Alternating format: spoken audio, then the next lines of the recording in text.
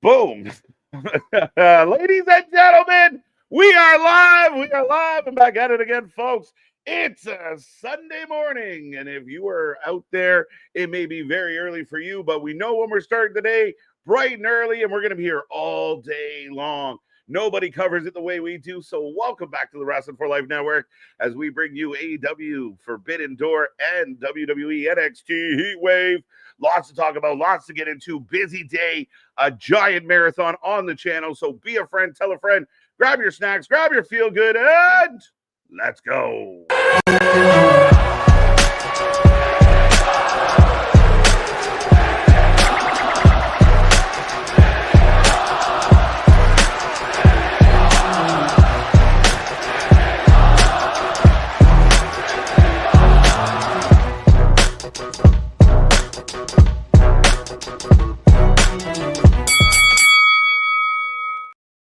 Ding, ding, ding. We are live and back at it again, folks. Like I said, we are the Wrestling for Life Network. This is another live stream as we bring you yet another marathon stream ready to go today. Lots to talk about, lots to get into. And the good news is we're all here all day long, all for all the fun.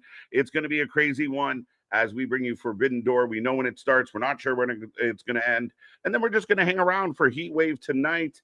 Again, some people might do one, some people might do the other, some people might take a break. Not us. We're going to roll right through all day long. It's going to be an insane show here on the channel. Again, we know when we start, which is now, and we don't know when we're going to tie it all together. But tons of matches. Tony just announced a handful of matches for 0 hour, couple all-stars. We're going to get into all of it. We're going to break it down, blow up that chat, take this link. Let's see how many people we can cram into this stream today. So take our link, pass it, spread the word. We would appreciate that. But for those out there who don't know, I am Mr. Every Night KJ White, the Iron Man of YouTube. That is Big Nick.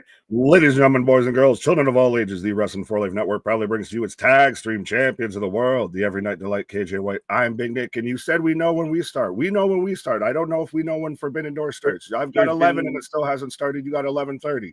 Yeah, there's been some misinformation. It was posted originally from AEW at 11 a.m. Eastern time. You have it still on YouTube listed as 11. Mm-hmm. I have it listed here at 11:30. So that means we're about 20-ish minutes away, 23 minutes.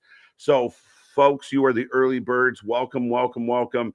We will have our predictions title on the line today. We'll take a prediction on every single match as long as you give us your guess in the window. Follow along at home. We're going to add up both pay-per-views. So you got to watch both if you want to be the new champion. So make sure you're here all day long and get your predictions in. We might throw some bonuses at you. We'll see. But again, it's a crazy day here on the channel. We're going to break it all down. We got a little bit of time to kill, and then we will kick this off. We have a 90-minute pre-show, and then we're here now. So we'll talk about the show. We'll talk about the card. We'll run through some of our predictions. But be a friend, tell a friend, share the link, click the little reaction buttons down below. They help the algorithm. And the best thing you could do is let the world know we are live and ready to go today, bright and early. Some of you, I'm surprised you're up in here. Well, speaking of surprises and everything, we should talk about the biggest surprise that's come out on the wrestling world of Karrion Kross, or now Killer Kross, and Scarlett showing up in GCW, attacking Matt Cardona. And then even the whole little promo he did afterwards with the violin of, I lost my dream job. And then Scarlett pipes in, and it's not a work. Well, I mean, the more and more we see Kross take bookings, do bookings, be involved in other things, the less likely it feels like a work. Like, unless they're going to the utmost degree of like, yeah, go, work 7 other places. We'll bring you back in a month. I mean, that's the level of work we've rarely seen. You haven't seen it since like Pillman, or, I mean, some people thought it was Austin when he went from WCW to ECW. Yeah. But is it interesting that it's GCW, which is loosely affiliated with WWE? I'm still hoping we're going to get that Crossroads back over there. Right. But it's GCW, who's affiliated with WWE, Matt Cardona. That's a good point. And Matt Cardona being the victim. So, I mean, he comes out, Scarlett throws the low blow, and Shotzi wins the beer garage title. The garage beer. Yeah, brought to you by, I think, Jason Kelsey. Travis Kelsey's not mother. Yeah, so unexpected. I mean, we know that Cross has been out there, telling his story. A lot of people aren't sure if it's real, if it's fake. What are we doing? How does it, where does this go? And more, it seems like the crowds are getting quieter. Not a whole lot of we want, Cross out there. The hashtag seems to be tapering off.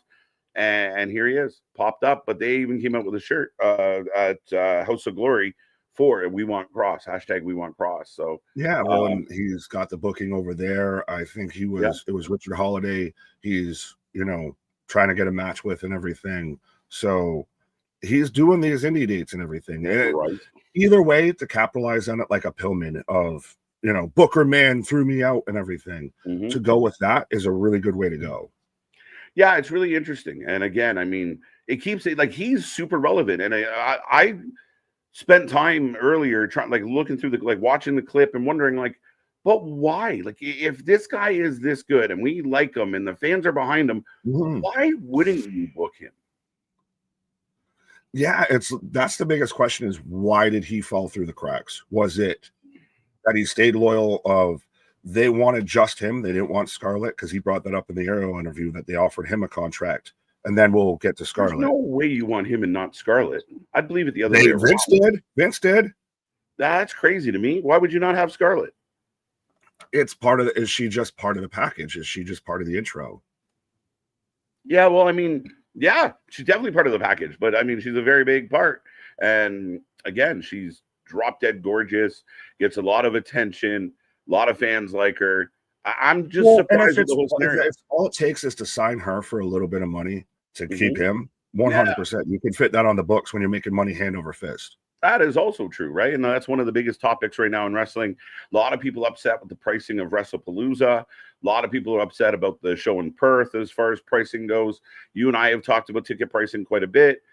I talked about this on Friday night yesterday, about the dilemma they're running into. And I find this, and we've talked about it, the domestic crowds in the States, now that the ticket prices go up, you price certain people out, which they don't care because they're still selling. But I find the atmosphere in the building is getting very quiet. Because these aren't, dudes dare say that they aren't wrestling fans because you have to be a wrestling fan to pay $6,000 for front row seats in Indiana. Yeah. But at the same time, those are now probably mostly taken up by celebrities, by, hey, look at we can say that we have in the crowd. It's almost become more of an event than it is the wrestling fan, the diehard, that has the We Want Cross sign and everything that isn't going to be able to afford $1,000 seats or anything. Yeah. I said that happened very much in my neck of the woods. In our market here for Toronto, the Maple Leaf tickets were so expensive and so on demand. They're hard to get, but the crowd that was going to the games were very corporate, very, up in the lounge, making business deals instead of down in their seats cheering for the team. So it became a very flat arena to play in. The Leafs have better road record than home record because it lost its feel when you start doing that. And that's a really great point to bring up because everybody likes to do they're pricing everybody out. Yeah, but people are still paying it. That's it. The fact that it's now gotten, like you said, it's gotten almost dead silent at times. It's like a New Japan crowd at times, respectfully, even when they were just in Boston not too long ago. Yeah. It just felt that really off. Everybody's silent. Good shit's happening, but everybody's kind of just quiet because it's more people who are there for the event to say that they went to a WWE show than actual diehard fans. Yeah, for sure. And I mean, again, I think it's something. I said this all week long. I think WWE fans, if they're mad about things like that, they have to speak with their wallet. I suggested to the AEW fans a lot of them are very pumped about Forbidden Door. I saw one fellow this might be the best card we've ever put together. Let's be real. Let's be honest.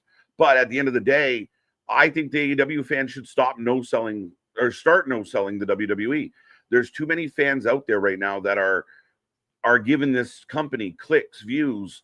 They hate the WWE, but they're helping contribute to the success, whether they know it or not.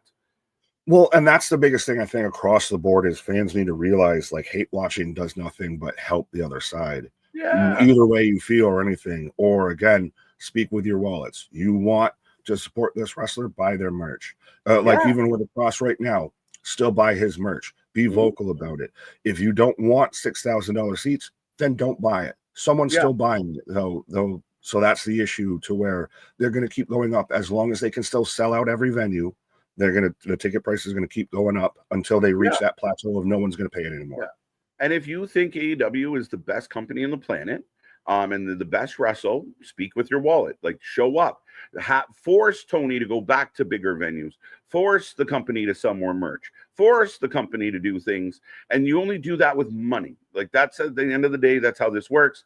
People talk about, WWE is gouging, and I do feel like TKO is definitely at the point of gouging, but they're selling. So if anybody wants change, if you want AEW to be the number one, if you want WWE to have better ticket prices, if you want to change anything, you got to speak with your wallet.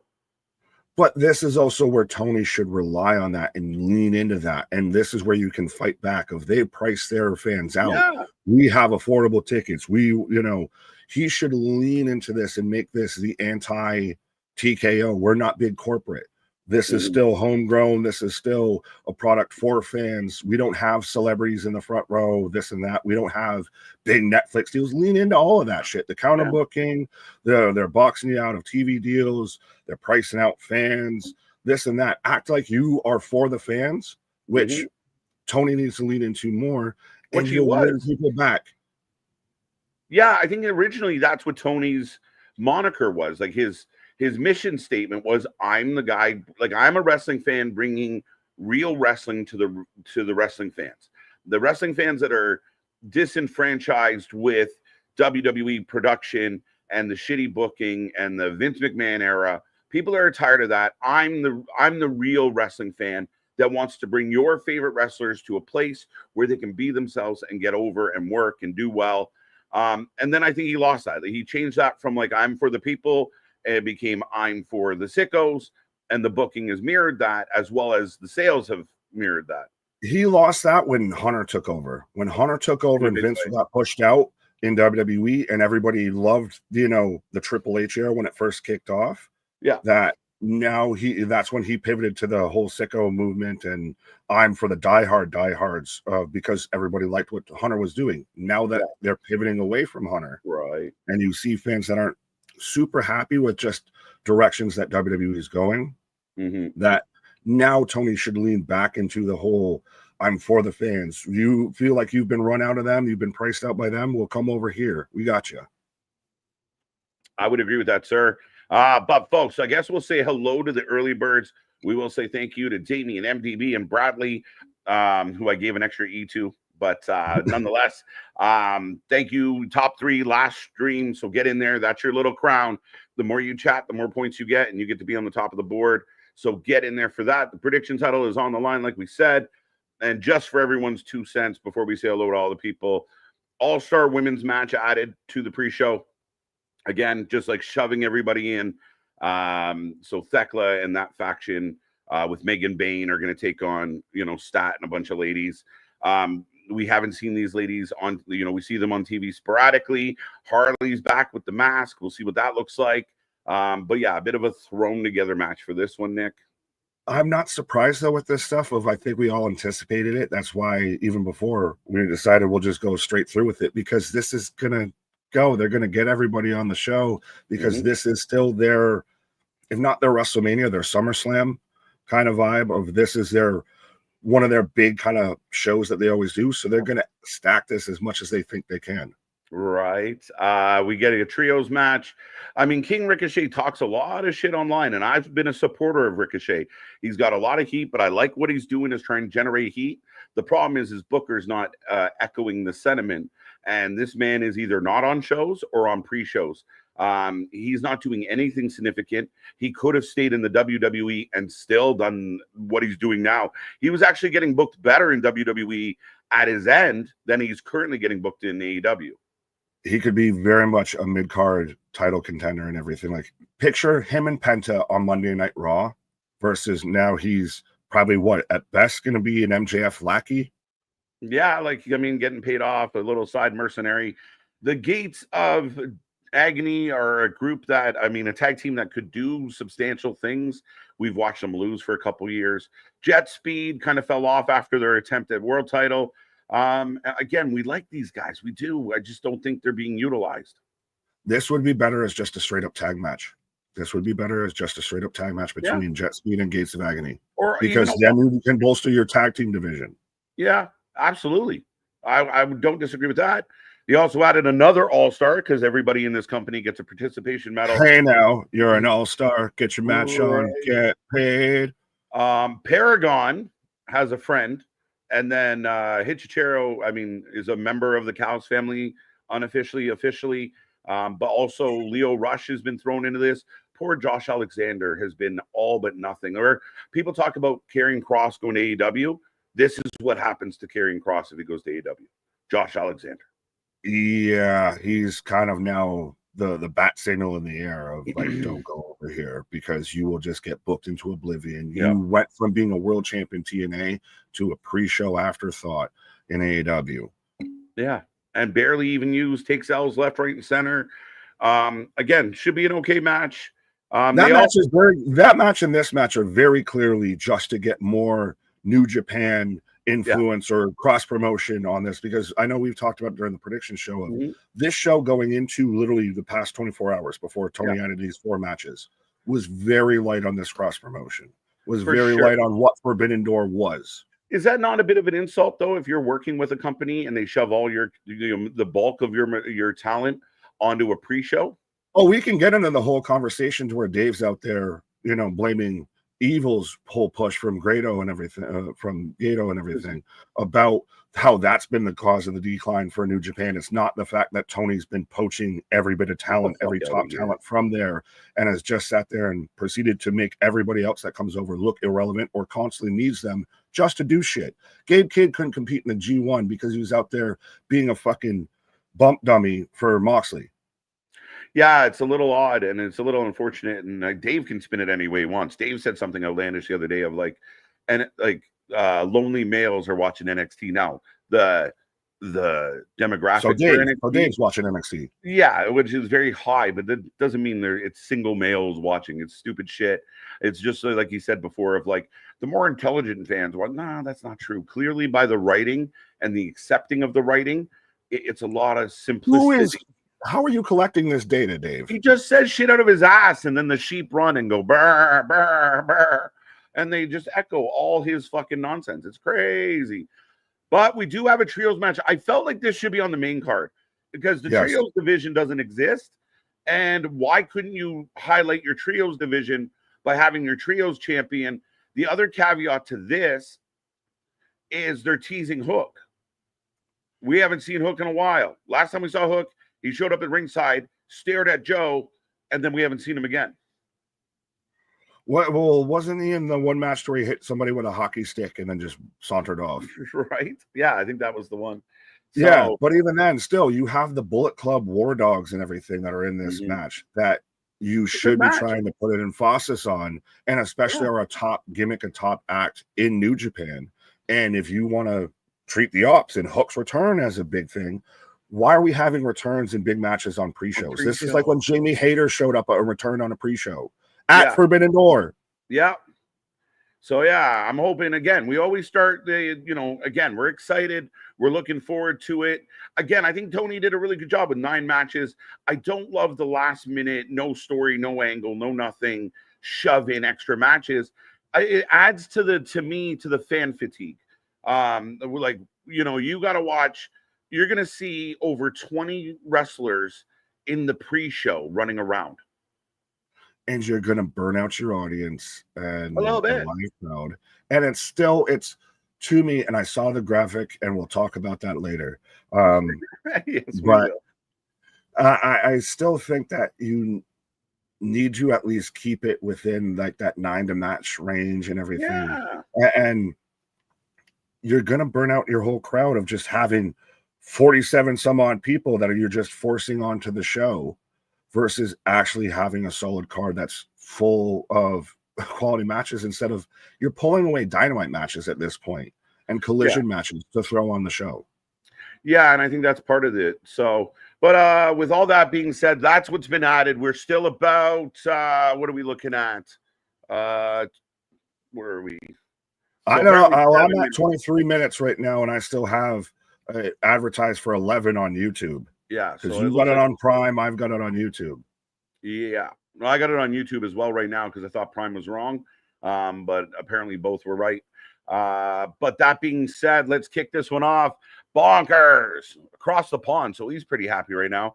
Karen Right. Cross with that GCW helping out Shotzi match versus Cardona, then cut a promo. It ain't a work. Definitely does not feel like a work anymore. I'm still hoping again we cross that bridge because it's again you're working with Matt Cardona. You got Shotzi involved. Oh, well, granted, Scarlett and Shotzi already had the YouTube channel and everything. Yeah, but it's GCW that's still tied to WWE, has the working relationship with them. Now, if he shows up in TNA again, has the working relationship with WWE. The House of Glory thing and the Richard Holiday matches to me scream it's not a work. Sorry. Yeah, it's really interesting. 4 matches for the pre-show, absolutely. National Waffle Day and National Peach Pie Day. I love me a waffle. Pie? Big fan of pie, big fan of peach. You're saying all the right things, Zach. Welcome. Bonkers, let's go. Did you watch Rod and Todd? What? No. Bradley, how you doing? Michael Spikes back with us. Cooper over on Twitch, I believe. Big Nick, I believe is yeah. Well, he said everything just backwards and then shouting out Anthony too. And yeah, don't hurt yourself reading that. I think you hurt yourself typing that. Yeah. Hello, just kidding. Right. What's up, Cooper? Damian, welcome back. Good to see you. Looking forward to Hangman and Adam Page versus MJF and Athena versus Tony Storm. Always looking for Stuff, the leader of the Hopium tribe. And we're going to get into all that as we move forward. Josh back with us. How you doing? Feeling all the AEW vibes. I like it, sir. Dennis, good morning. Gonna try and watch most of the stream. Today, needing a little laughter. My depression has been has the best of me this week and not much. Well, that's what we're here for, sir. Again, hope you're doing well. Keep that chin up. Remember, just in this moment right here, right now, you're okay. And keep that chin up. Be a friend, tell a friend, hang out with us as much as you possibly can. And if we can make you smile, we're pretty happy about that. Right. We're here to, open the doors as I've got Forbidden Door 0 hour starting, or at least graphics at 11:26. Oh yeah, me too. I'm getting in a commercial, so. But welcome, sir. Like I said, keep that chin up. Like Nick said, we got you, and hopefully we push through. And again, you're never alone, folks, as we say all the time. And go check out our mental health video. We're working on more. And Joe's back. There you go. Hi, Joe. Dennis, gotcha. What's up, everyone? Looking forward to Forbidden Door and NXT Heatwave as the current predictions champion. It is my obligation to be here and to be a fighting champion. Christian, let's go. Throwing down. I like that the championship has now gotten its own gimmick of like you got to show up to defend it and everything. We had someone that vacated it. Yeah, I like it. So yeah, I got the 0 hour graphic there getting ready. Christian, thank you. MDB, the Knee Pad Patrol on the loose. Also in the top 3 yesterday on Friday. So Forbidden Snore, he's not exactly feeling the positive vibes yet. Well, we talked about this again on Thursday during the prediction show of questionable of how we're excited going into this, but I always know that AEW will outkick its coverage somehow. You will have some really good matches that show up out of fucking nowhere in there. There's potential for a few matches to be really good.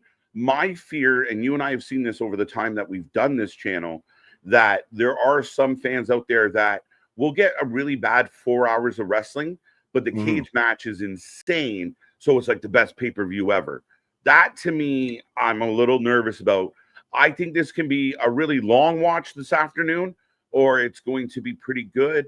But it's up to Tony to deliver right now and up to the wrestlers to bang it out between the bells. Does the cage match being, we assume, the main event hurt everything? Because you got to end on that, and that's going to just be fucking chaos. Yeah, we know it's going to be chaos, but at the same time, as much as this main event, if it is the main event, I imagine it is, Yeah. I mean, there's a couple bodies in there that I'm not. Tanahashi can barely walk. Ibushi blew out both his legs. We don't know what he can do. We haven't seen, like, I've never seen a 10-man tag where like half the people in the 10-man haven't been part of the build. Yeah. It's a rare thing. They just got mentioned. Oh yeah, they just got roped in. We don't know how they feel. Da da da da. Like, oh, you're in. Like, it's just kind of odd. You didn't have that big blow off. Could that have been the end? The way you end Dynamite on Wednesday night is have both men. Sorry, walls against each other. Go ahead. I feel like that's Tony made a mistake on Dynamite or on Wednesday, as the women's main event was a good match, wasn't a bad match, but you had a 20-odd person, like even the Op showed up to set up their pre-show match against the War Dogs. There was over 20 men brawling everywhere, all over the arena to start the show. And then you went about business like normal, and your main event ends up being the women's match.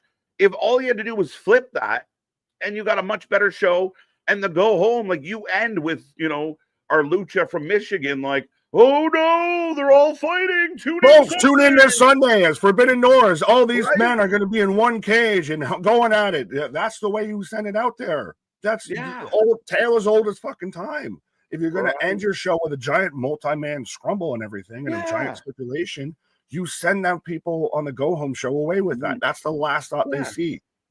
Yeah, it was really weird to do like this melee and then just be like, and up next, a tag team match. You're like, what the fuck? Coming up next, Cream Amanada versus Sky Blue. Mega, good to see MDB. We got you. Dale, the OG in the house. How you doing, buddy? Elm Street Survivor. Great name. Welcome, sir or ma'am. I don't want to. Well, I saw him. He mentions in the chat and everything about, where's Geekbox and all of that and everything. And don't worry, you might be seeing him sooner rather than later. But yeah. Tune in this week. If you like Geekbox, be here this week, because we got all the box stuff in the channel. Found us from, not this Nick, but the other Nick. Right. Nick on Nick action here this week. See me Nick on Nick action, folks. Fighting Frizzies at 11. How's it going? We got Bonkers Cooper. We got you. MDB over at Twitch. Welcome. Just fans are still getting into the arena, and I can't wait till everyone uses this picture for the ticket sales for Forbidden Door. I don't care. I really don't care. I just want the shows to be good. Look, like it's become so petty. Like even on the shows, like certain shows, they got like 20,000 tickets sold or 17,000, and like some fan will take a video of like the one section that's tarped off because someone puked over there or whatever. They weren't selling that one. Stop it. You sold 60, but you didn't sell 70. Like, what are we even fucking arguing about? Shit. So ready, gotcha, Cooper. What if it never ends? It could never end. We might be here at 8 o'clock being like in the main event. Ashley, welcome. Thank you all for giving us updates, because I can't watch Forbidden Door. Well, we'll keep you abreast of the situations. We'll keep you up to date on all the fun stuff. As right now, we do have the panel: Jeff Jarrett, Renee Paquette, RJ City, and Madison Rain. When you mentioned staying abreast of, she's got them things hanging. Yeah, is she wearing like chaps, or did someone just rip her pockets? Did Moxley like hashtag her? Yeah. No, it's an interesting look. It's an interesting choice of, she just has upper thigh showing in a random slot. It's kind of like navel rain. Yeah, she has thigh cleavage today. There you go. Yeah. What up, Sun's out, thighs out. What? I said sun's out, thighs out. Yeah, let's go. Pre-show matches don't count for votes. Yes, they do. We did. You don't make the rules. We make the rules. Yeah. Explain this, Mega. Pre-show matches count because it's the reward for the loyal ones out there that show up bright and early. The ones that are here first, they get an extra head start. Now, the good news today is there's like 20 matches. So even if you miss a couple pre-show matches, you can get a comeback real quick. So that's why we do what we do. That's why today we are doubling up on the pay-per-views. Instead of putting the title on twice, we are going to put the title up once. And it's our kind of way to make people hang around and watch if you really want the title. Exactly. You got to earn it. You got to earn it. Right. as now we are getting the updated card that we already ran through. Z-Man, welcome back. The Elm Street Man, we got you. 20, you 20. Cracking some, right? Dominguez, that's what it is. All right, okay, that was good, Nick. Feel like we're playing bumper stumpers. Cracking some moon. That's an oldie, folks. Moon Blues for the lads and lads. I like that. Early morning boozing with Wrestling Day. Let's go, day drunk. Woo! Or just continuing the last night and everything for some of us out there. We're just keeping this party rolling. We've been going since last night. Right. Paul's with us. 15 matches. I thought it was 13 matches. It is right now, according to bad at math. Did I miss someone? No, I'm looking at Wikipedia. Wikipedia, we got 13 total, including the 4 pre-show. 4 pre-show, 9 main show. Yes. Got you NXT at 5 p.m. MDT. Yes, it is. And we will be, like I said, we're staying around. We're not going anywhere. We will be here. Once we finish up with Forbidden Door, we'll transition into Heatwave pre-show. Or we might be watching both at the same time at this rate, I feel. Yeah, right. Yesterday was crazy in college sports, football, Ireland, doubleheader, final, Little League World Series. You guys love that shit. WF, talk about that. All the 18-year-old Puerto Ricans. X-Mega, how you doing? WFU. I'm Canadian. I can say that shit. Yeah, he said it nice on it. Shows up. A lot of people have asked this, Nick. Cross. I don't think Cross is a good fit for AEW. Yes, and also even just Don Callis is still a thing. So Don Callis is the fucking Forbidden Door with Cross coming over. Yeah. But I agree with you he's not going to do a Young Bucks match. He's not going to sit there and, do all the super high spots that Ospreay does or, jump off rafters like fucking Darby and everything. He's a pro wrestler. He's going to have big man pro wrestling matches. Yeah. And the only people that in this company, I feel right now that can have those matches is kind of Hangman, MJF, and Bobby Lashley. Right. You don't have a lot. And I think he's so story driven. I'm worried that they don't have the chops to pull it off. My big fear is if Karrion Kross went to AEW, ignore the Don Callis issue. I do think he ends up like Josh Alexander, where he's just another guy in a group of fucking people that get thrown out there and don't do much. What if Karrion Kross brought back the Dark Order? That'd be cool. That'd be cool. Okay. Yeah, that's a out there idea. If you did it right, if you did it right, I mean, you had to do it right because the Dark Order has spent the last, ever since Brody passed away, where I think Tony had an opportunity to kind of do the Dark Order in honor of Brody. They became a joke. They became they were Adam Hangman's, loser buddies. And they've never so that would be the hard part there, but it would be interesting. That would be a good option. It's background player. And so they're showing the cage now. And yeah, that is so big, so great, so huge. We have the biggest double cage. Yeah, they're showing the cage up there, and that's a blood and guts cage. That's what this is. So this is what they're doing without calling it blood and guts. Yeah. So it'll be interesting if they do blood and guts. Rumor is in this year they might only do a woman's blood and guts because they're doing this match now. Depends the fans are demanding. Yeah, I'll be interesting. That's scary thought, but we'll get there. We want to talk. You want to talk about this real quick? This is insane. I woke up to this and literally it was one of the stories where I had to flip through other things to make sure it wasn't bullshit. But yeah, Rampage Jr. Raja shows up at an indie show, doesn't like being worked, and beat the living shit out of a wrestler.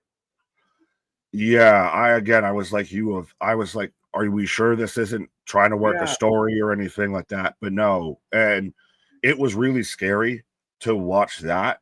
I mean, granted, the kid's got what?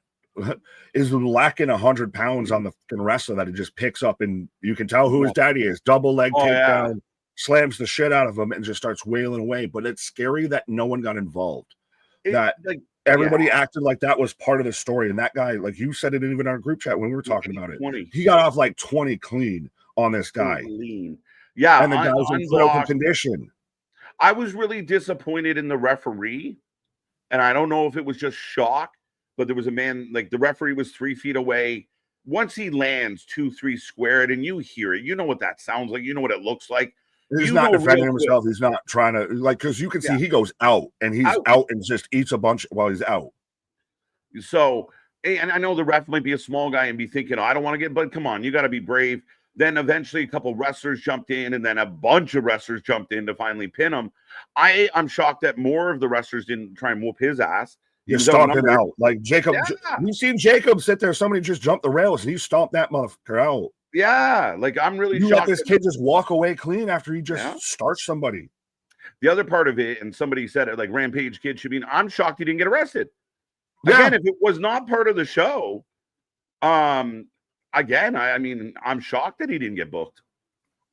Well, and the fact that you have somebody that records everything, that sits there and has everything on video, has him even on the phone afterwards talking to Papa and everything like that. Yeah. But the man's not behind bars. Like he literally documented assault nothing. Now, and I mean, again, I think there's a level of, you got to be reasonably within the confines of what the expectation is. They were screwing around outside, and I know I got the impression that, he took the pop can or whatever it was on the side of the head as a goof, and you could hear one of the guys instantly be like, he's not a worker. Stop it. He's not a worker. He doesn't play. And it pissed him off. And I guess the sentiment was, well, you can get some payback in the ring, and they misunderstood. There was something didn't connect. But that's still being adult in that situation, everything. And on one hand, I guess I can get the whole, if somebody's not into it and everything, like if you're out there and you have a birthday, then you got the fucking clown that shows up and everything, and he's making balloon animals, and the one kid's not feeling it, maybe walk away from that kid. But at the same time, make me a bicycle. Right, but at the same time, be an adult in that situation. If you're his kid and everything, don't sit there and just think that we're going to be, it's okay if you can just get some fucking shots off and it's all good. Like that's the level that you need to get comeback on because somebody played a goof on you. Yeah.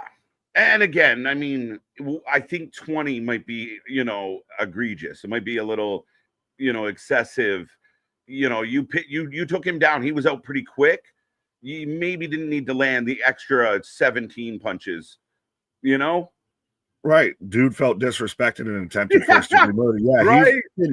That's the thing is the guy was clearly out and he still got off like another 10 clean. Oh, it was at least 10. And I mean solid punches. And again, it doesn't matter how tough you are. If you're down and you're eating ones to the face unprotected, it's a rough day. And I guess it took a while to wake him up because you hear Rampage like he's still out. He's still out. But the fact that even his father's like cool with that, like, I mean, Rampage did put out a statement. So I will say that Rampage said like Rampage's statement was I haven't seen him put out a statement. Oh, yeah. So Rampage put out a statement basically saying not proud, not happy, but his biggest concern right now, more than anything, is just the well-being of, I feel bad. The gentleman that took the punches. It's like Psycho Sid or something like that. Psycho 6? Something Sid or something. Yeah. I feel bad that I don't know the guy's name that just got rocked, but I mean, he's an independent wrestler. He's not a guy that's, out here on Forbidden Door or anything. Yeah. And again, he put out a decent statement, which is good in the sense of at least he addressed it. And, well, RK Shuttlesworth out here on Twitch saying his dad said it was a work that went wrong. Yeah. Don't know how accurate that is. Yeah, I want to clear up the misinformation of my son Raja. I've been confirmed that the wrestler Stuart Smith, aka Psycho Stu, is awake and stable. Raja was unexpectedly hit in the side of the head by him moments before the Smith match. Raja was told he could get payback in the ring. Blah blah blah blah. So essentially, the guy broke kind of worked him, hit him in the side of the head. He was upset about it. Somebody had mentioned, he could get some payback. He misunderstood the definition of payback. It's not. That's a big fucking misunderstanding, though. Like that's not one of those of, oh, well, you said I could have 2. I didn't know I could have, and I took 4 type of thing. Like, what the fuck is that? That's a huge misunderstanding. And Right. he got like tapped in the side of the head with a soda can. It wasn't like he got hit with a chair. He got punched in the head for real or anything like that. None of that. It was, he got tapped upside the head with a fucking soda can and decided, I'm going to just commit assault and everything on this poor man. Yeah, 100%. And Ghoul's letting us know Psycho Stu, not to be confused with Disco Stu, might have actually killed Disco Stu. But no, T's and P's out to Psycho Stu. I'm sure he had no intention of getting in any type of physical altercation with an aspiring MMA fighter. Sometimes you rub somebody the wrong way. I just don't think there's justification for. Again, I think there's a code of honor when you fight, and when you get a guy down and out, you get up and walk away. You've done your job. If that's the case, that's if both guys are in the fight. Now the other guy, I don't think Stu knew what was coming. But regardless, you dropped him, you hit him a couple times, and you're like, okay, I got my revenge. It's like he was very clearly out. Yeah, like you see those videos of like somebody gets brushed walking down the sidewalk and like side kicks the guy in the mouth for it. Like it's it's got to match a little bit. Like can't be right.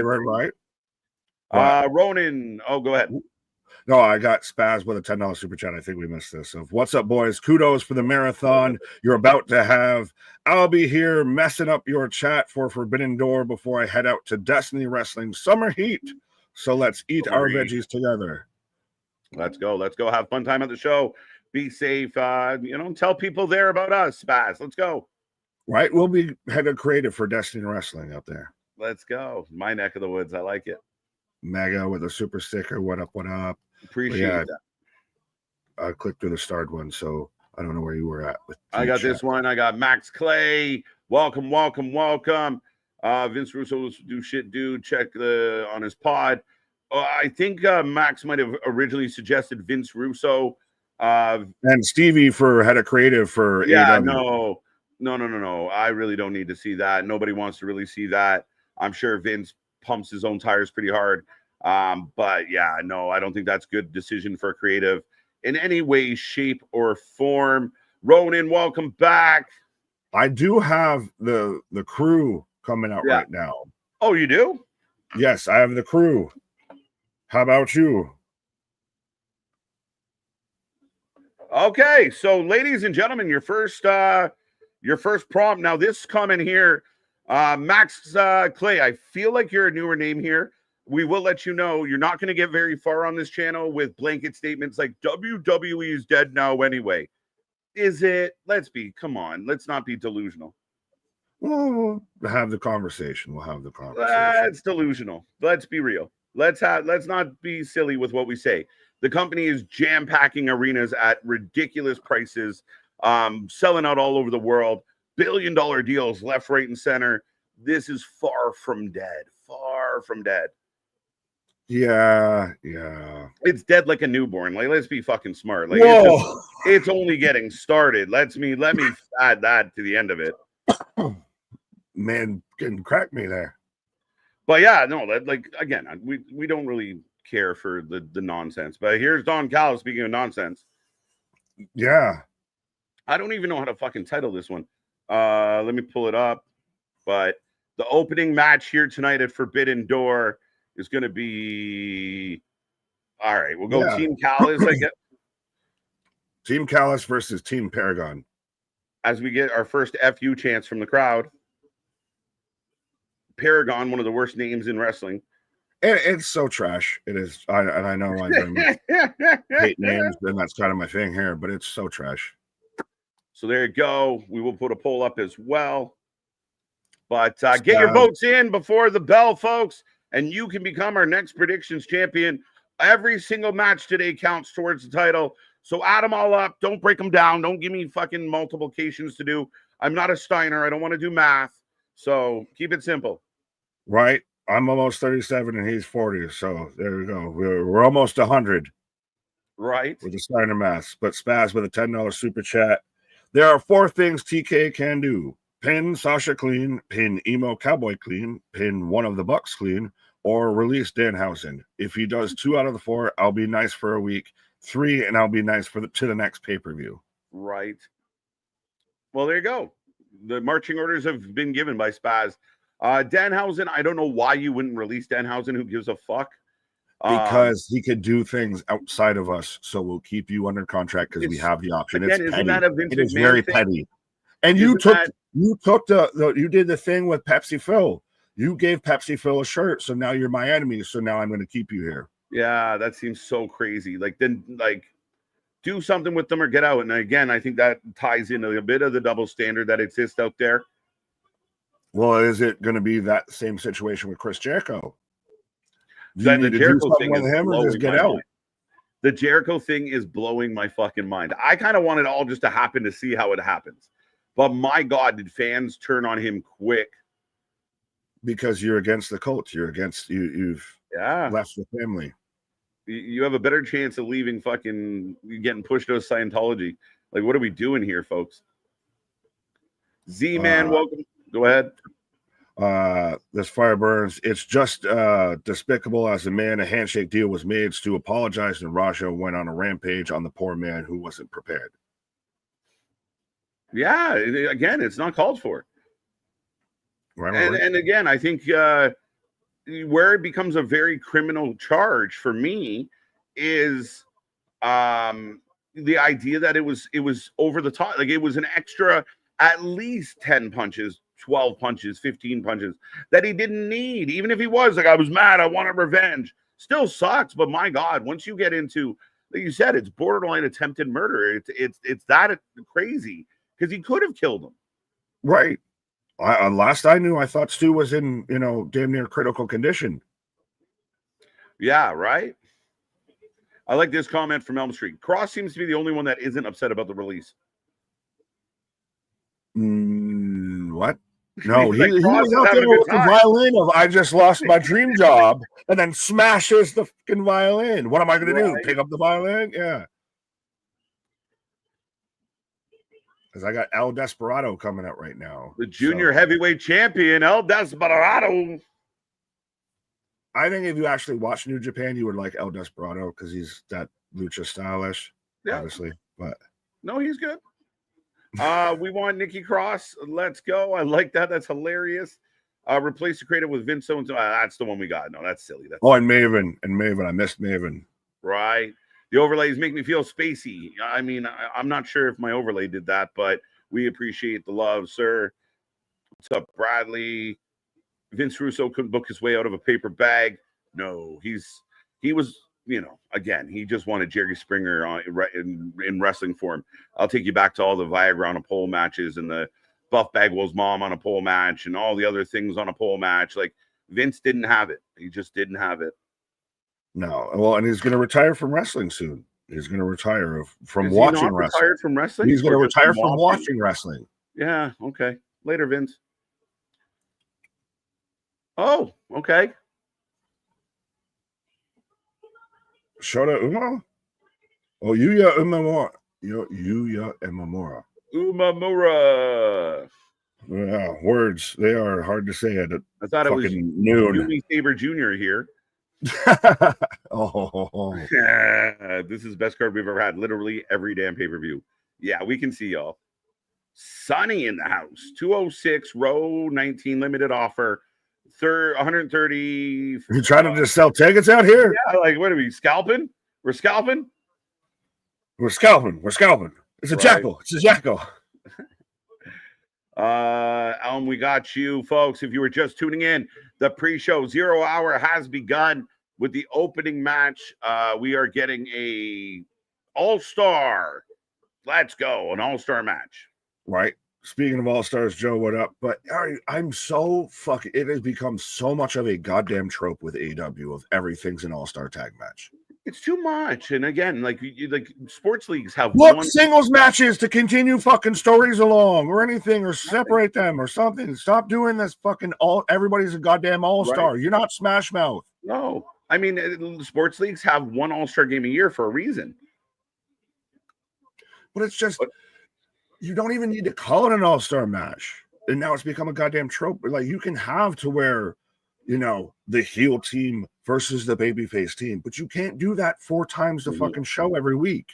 Well, ladies and gentlemen, the predictions are about to close. We have heard the ding ding, so get your prediction in before I hit the button.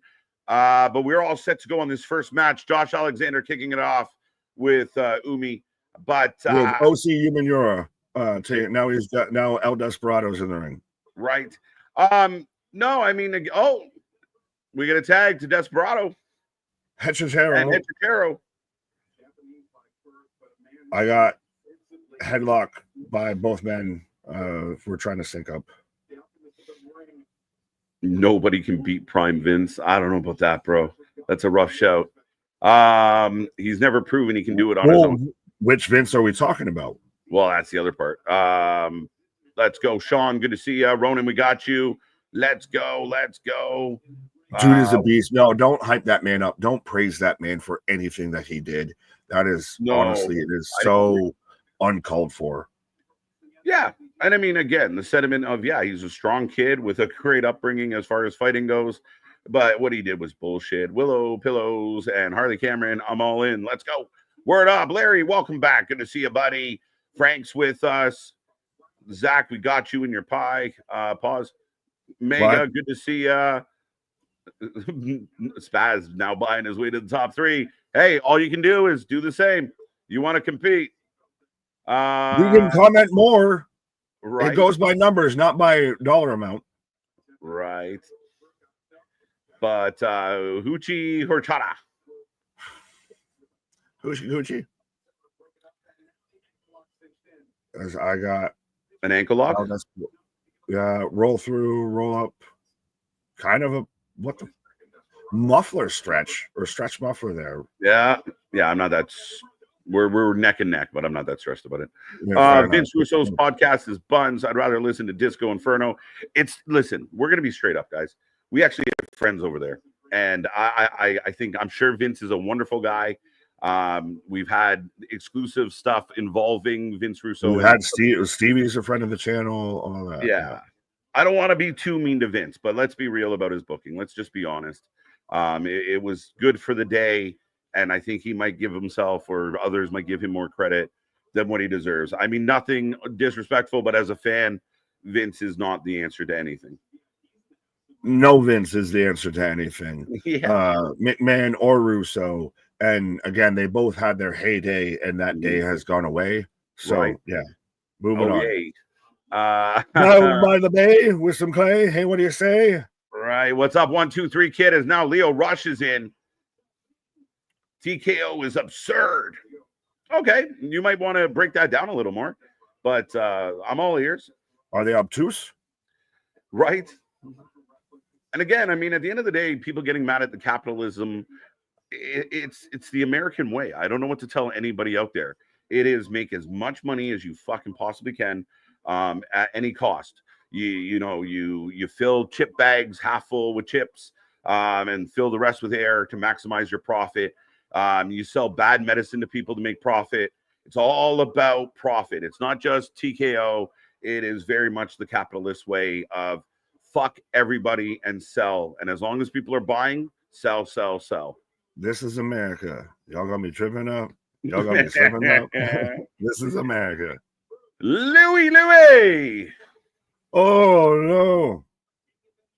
Oh, Kyle O'Reilly eats a fucking shining wizard from not many people. Ready. I had to fucking remember. I got so starstruck because Jericho put that man over so much that I was so starstruck that he was in the ring in a pre-show match, mind you. Mm-hmm. Frank Isla Dawn made her debut, AEW debut, and lost. Yeah, I saw someone out there going.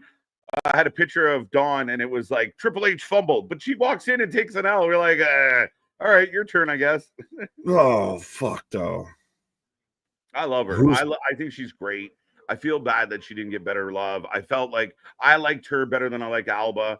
I don't know why they let her go, but they think Chelsea could have had 3 Hervis members. Yeah, it 100% should have been there, and she was still good on her own. And it felt very much of like, hey, we're in Scotland. Who's a free agent Scottish wrestler? So we'll bring in Grado and we'll bring in Islandon. Right. Who's taller, Leo Rush or Microman? Well, Microman is actually officially the shortest wrestler of all time. He's 3'3". Right. Microman. Yes, well, clearly. Kid Rivos, you guys are on, so I know how I'm spending my Sunday. Well, absolutely, my guy. Appreciate you. Let's go. As we're still sitting around 60 out here. Let's see if we can get this up to triple digits here before Forbidden Door opens up here. This is like watching little kids wrestle. It's the cruiserweights. It's the junior heavyweights. 100%. Win. It is nice to have AEW on Prime, but you have to do a search to find it. Prime isn't exactly advertising it. Well, that's been the issue with Max. That's been Christ even now on YouTube. The best deal that they had was when they were on Bleacher. Bleacher still is very much on the Tony Khan, if you get what I'm saying. Right.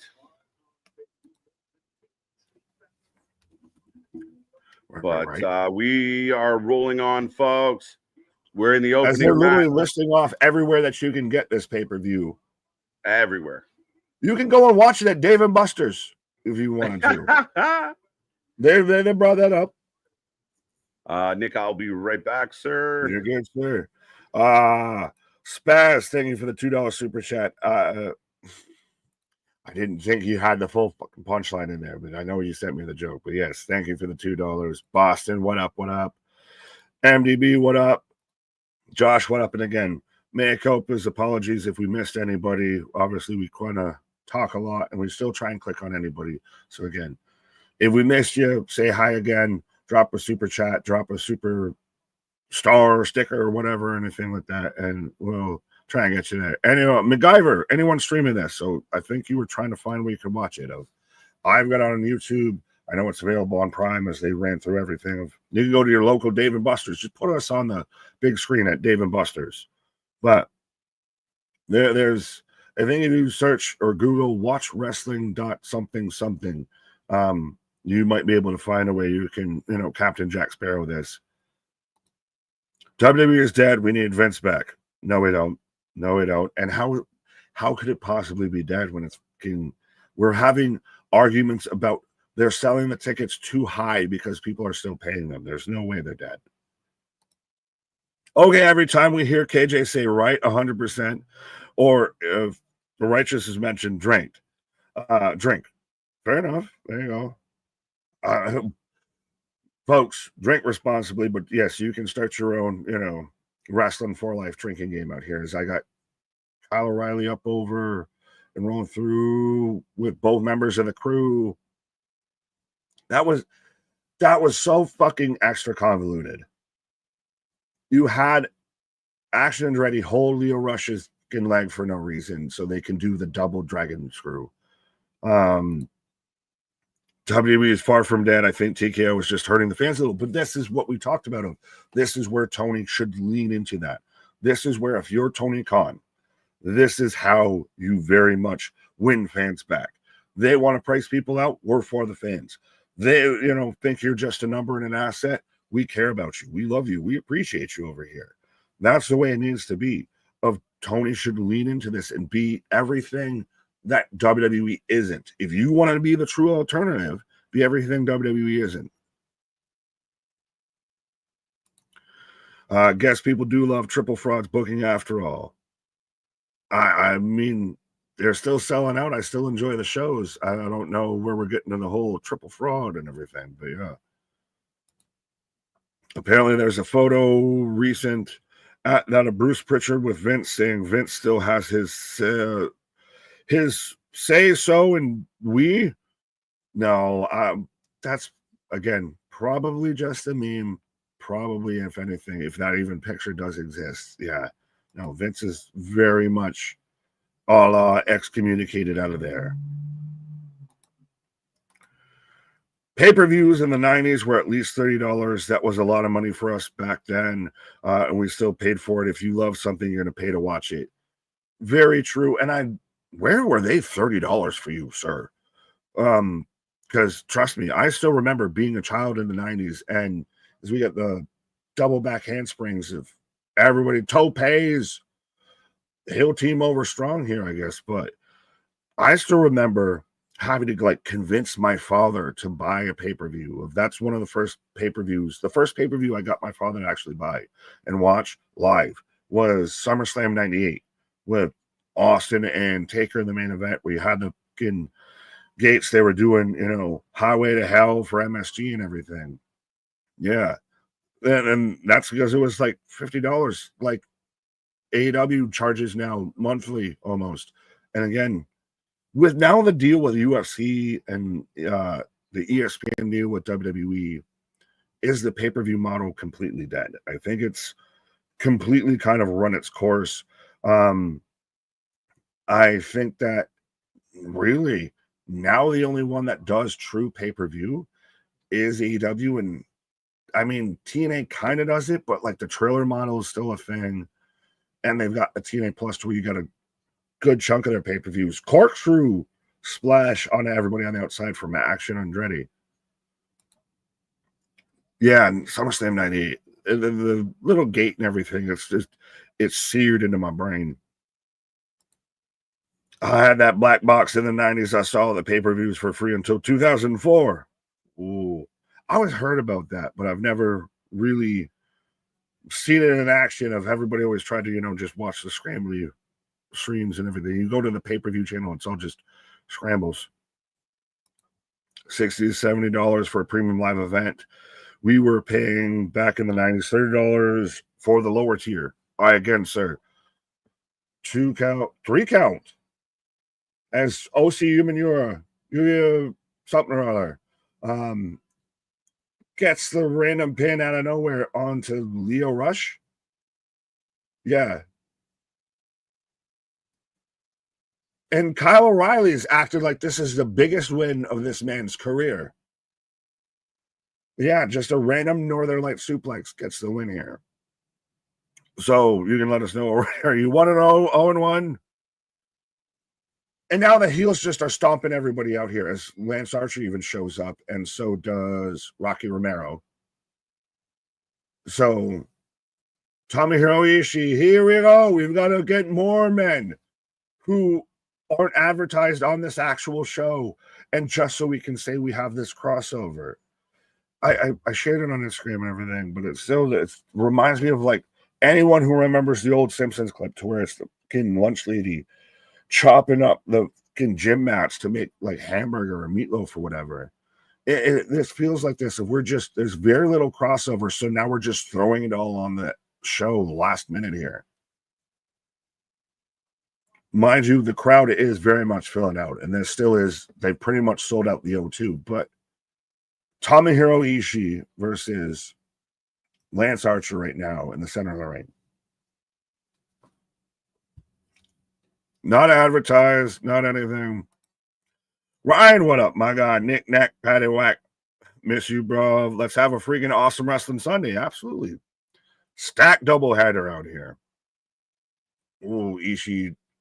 Yeah, and Ishii's gonna take out Archer. And Ishii looks like fucking Danny DeVito next to Archer. They're just the size difference and everything. And the fucking shrunken neck. Super Pro Suplex. Spaz with a $10 super chat. My issues with the people complaining about WWE cost. One, clearly never lived in the pay-per-view show era. They pretend WWE is the only expensive one. You can tell they never paid for anything ever. Well, that slowly devolved, but yeah, there was when WWE was on pay-per-view and it was, priced at least like $50 or so, I feel, every month, maybe 40. The network was kind of the prime option for everybody, I feel. And we didn't appreciate it when we had it of $9.99, and you can watch anything. You watch the library own one, you can watch all the pay-per-views there. I remember people clowning WWE when they went to the network. And now those same people are opining over the network. Kirby Baxter, WWE could have came back with $60 pay-per-views. Everyone is so spoiled. Fair enough, fair enough. Well, honestly, I think if you went to that level, especially with how frequently WWE does it, you would have priced people more out. Then is it surprising that you can price people out more with the pay-per-views than you can with ticket sales or seats? Like, someone will still pay $6,000 for a pay-per-view or for a front row seat, but they won't pay $60 for that pay-per-view. Christ, UFC did it. That's why they moved to fucking Paramount and everything, was why I'm asking if the whole pay-per-view model's dead, because no one's paying $80 for a pay-per-view or anything like that anymore. You're seeing people struggle to pay $50 or to justify paying $50 for a pay-per-view now for AEW. They are the last beacon, the last bastion of the pay-per-view model. Hell no, I love the network. You know how many pay-per-views I was doing my taxes to? Oh, thanks, MDB. Anthony, I watch free pay-per-view APK. Pirate Yosh. No, 100%, as I got the Gates of Agony and Ricochet coming out here. Why do I feel like Ricochet's whole little shtick here with the fucking jacket and everything is probably a reference to some anime that I don't remember? But yeah, as the Gates of Agony, Toa Leona and Khan should be much more prominent. They could almost be mercenaries for the Hurt Syndicate if the Hurt Syndicate was actually heel and everything, or at least they're a viable size-wise, competitor for them. And instead, they're just Ricochet's lackeys. Who wins? Team Ricochet versus Team Speed. Yes, folks, let us know who you got for this match. As we're getting, does Team Ricochet have an actual faction name now, or are they just kind of a thing? But we got Jet Speed with Michael Oku coming out. Ricochet for the win. Team Ricochet. Hey, what do you say? Nick, Ricochet is literally a mix of Andrew Tate and Cody Rhodes. That you're not wrong with that, as we're getting the one representative from Rev Pro. So we had to have a little bit of British representation out here, as we got Michael Oku out here. Cut to the one fan cheering for him. But yes, again, all of your crossovers, all of your inter-promotional matches are all on the fucking pre-show that you just added the day before versus actually built to actually made sense, which is what I thought Forbidden Door was supposed to be. One to where it builds up and it shows the whole cross promotions. It was supposed to strengthen the relationship between AEW and New Japan, and it's pretty much just killed it off. Who the f is Michael Oku? Well, he is from Rev Pro, and he's out here with the missus. The jacket MDB is very Cody Rhodes attire. Well, I was halfway thinking it was some goddamn Avatar animation attire, because I don't get the weird piratey can take my strong hand child thing and everything. Cameraman, why are you helping him? Mm-hmm. You're not wrong. Christian, would you like the opportunity to give your Yankees the pep talk before facing the Red Sox tonight? I mean, I don't think they'd ever play it, but I mean, just fucking win. How about that? Can we just fucking win, maybe? Instead of getting blown out of, what was it, 12-5 or something like that, or whatever last night, to where they're talking about bringing in position players to pitch because it was such a blowout and they don't want to waste, pitchers' arms. Rico for the win. Netflix is starting to Netflix to start blocking VPNs with an error code. I have not seen that, sir. I hope that is not the case. Otherwise, this might make Monday a bit interesting. But yeah, no, I haven't seen that at all. I've been still using mine pretty fine. Team Ricochet, as we are underway, as I think I will close the predictions, unless the voice beyond wants to do it. But yes. But the predictions are closed right now. There we go. As we are underway. Speedball, RJ City, and Excalibur can use the exit door anytime now. Ooh. What the fuck is that? They're doing this like it was a goddamn commercial spot. Oh, that was cheap. They had all three members with Ricochet and the Gates of Agony just sat there on the apron, like when DIY does the back clap spot and everything, and then just eats, 2 drop kicks to the side, and so we can set up the triple slap on the bald spot. Yes or no, turn Daniel Garcia heel tonight. How so? He attacks Nigel, and I mean, you'd have to talk to KJ about how he feels about, continuing a whole story with Nigel. I appreciate me a good Nigel, but I got Michael Oku firing up right now. Double drop kick.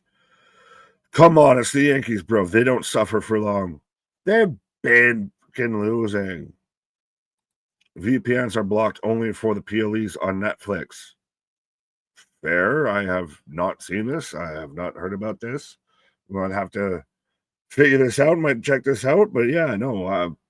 Is there any source to this, or is this just conjecture? So we got one guy without knee pads, one guy without shoes, a bald guy, and some lady in a dress. So excited. Yeah, it is. Again, Ricochet is supposed to be one of your big heels. And remember, he's out there, he's fighting a good cause and all that. But he's now just pre-shows. He's a afterthought. He's a lackey at best. The source, Netflix. I haven't seen it. I've been here talking to y'all, so I don't know if I've actually seen them say that or anything.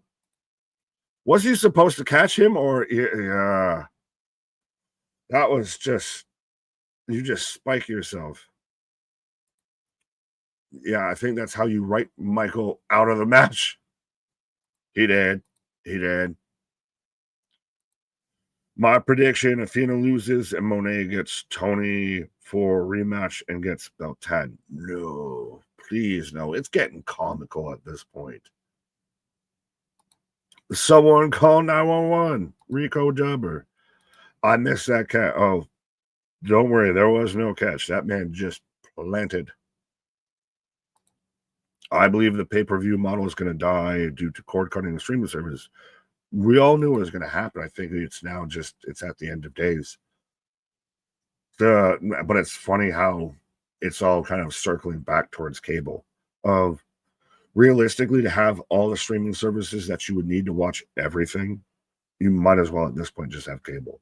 It's the same price you're paying for a cable package. Ricochet with the hair pull and the fall back. Both. So Khan's technically the legal man, even though both men of Gates of Agony are in the ring. That could have been so bad. Yeah, it's surprising he's so good. Yeah, that's we mentioned Steve Hero. That's one of those what went wrongs. Got that one. Streaming services have become just as expensive, if not more expensive than cable. Cable cutting is a trend that never had any legs.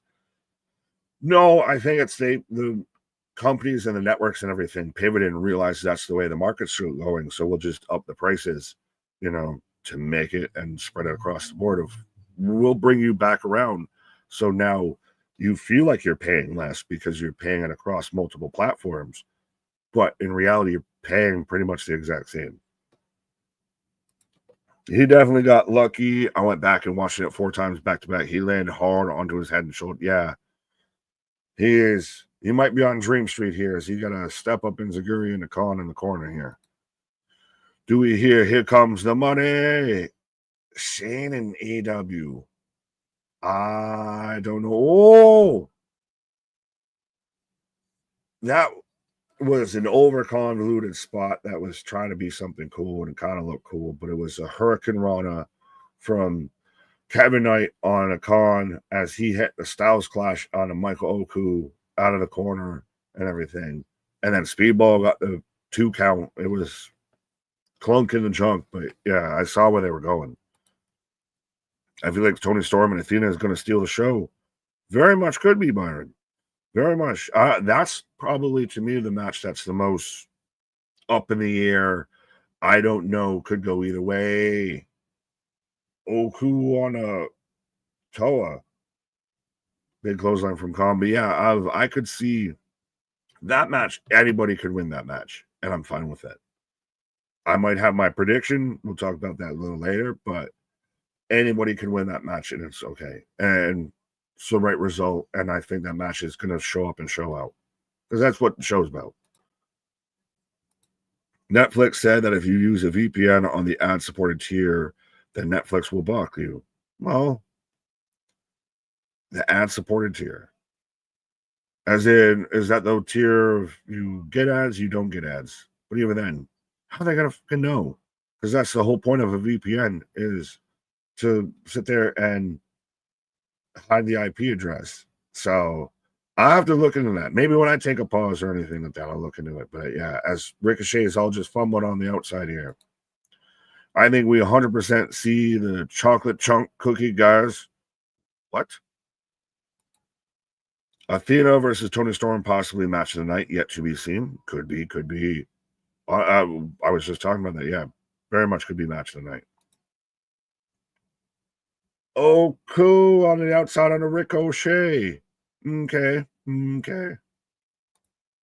Michael Oku tagged in. Kevin Knight has always impressed me 100%. He's so talented that I don't know if I like the fact that he's in the tag team with Speedball. Hi, sir.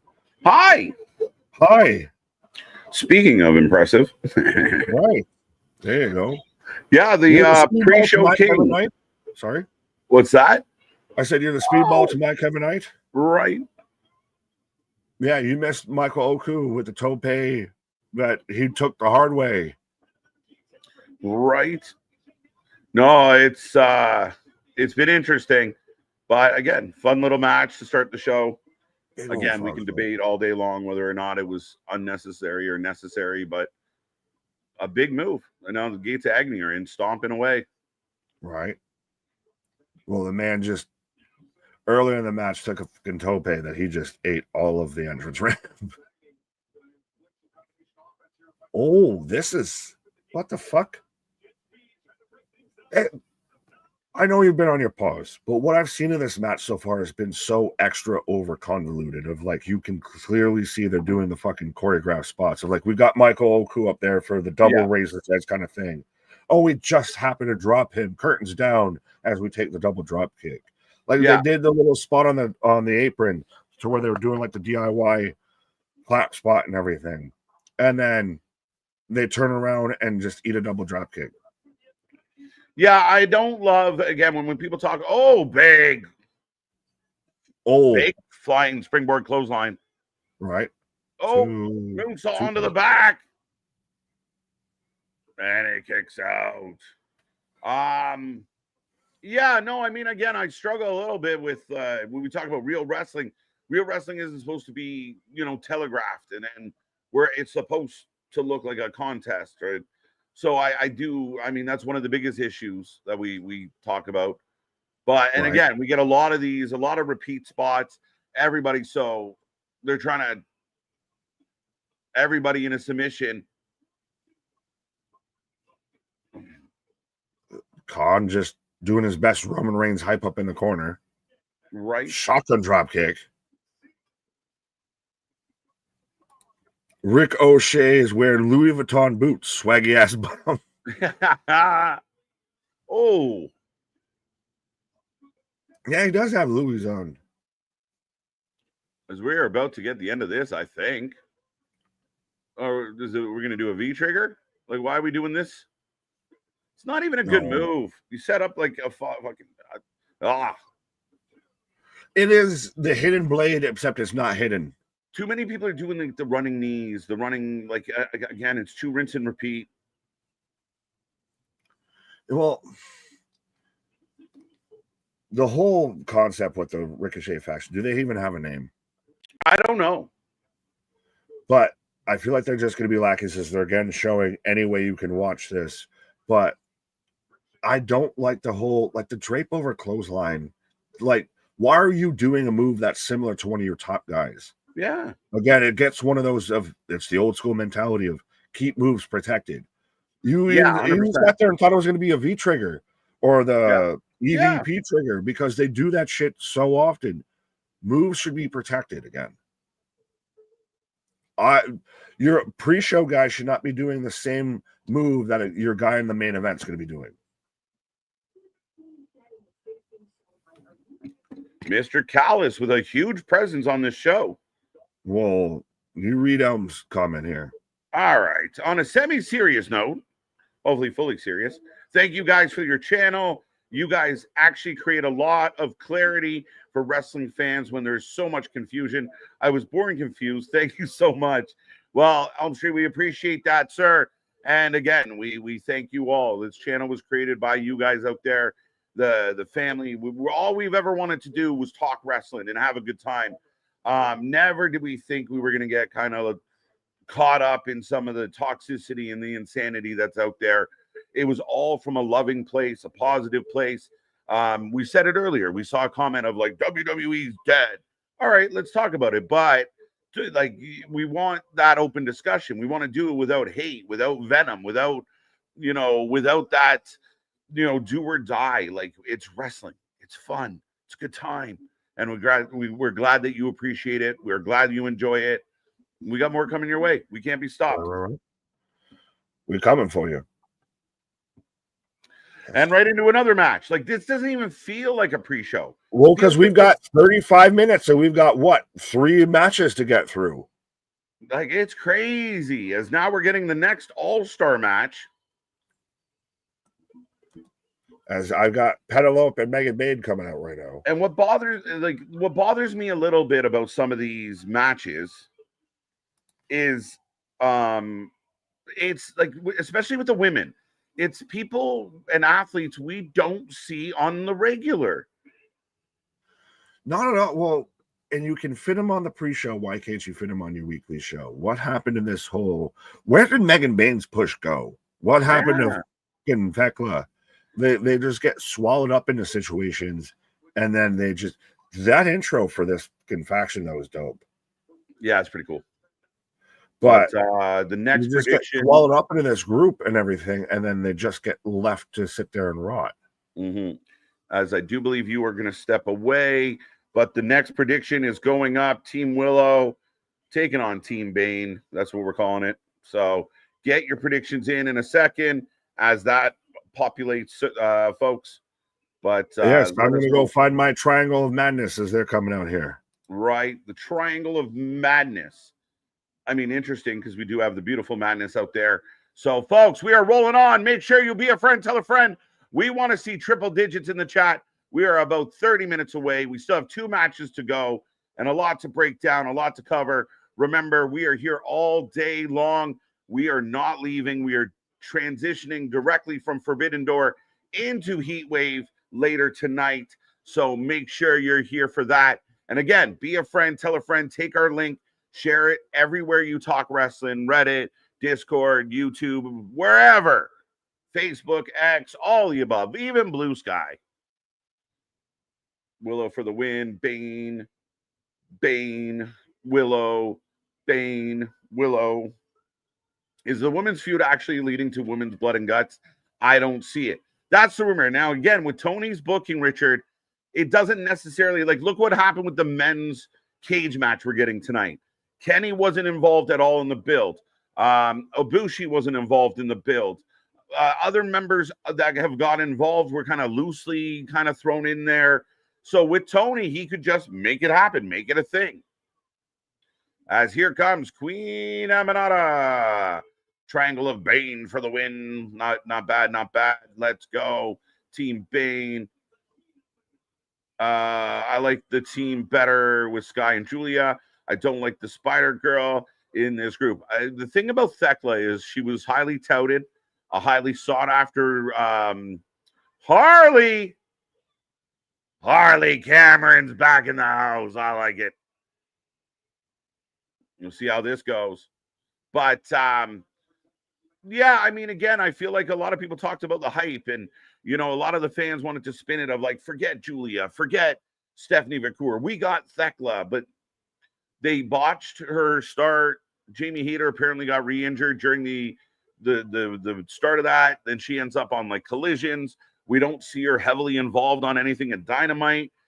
Again, it's the same thing for a lot of these women. It's like an all-star match, but we barely see any of the talent. Team Bane for the win. Spaz, best part of Wrestling for Life Network. I know I can tell you guys I disagree with you, or come here and say something I know you guys disagree with, and still all love. I'm not kidding when I say you are the standard. Spaz, I appreciate that. We really do.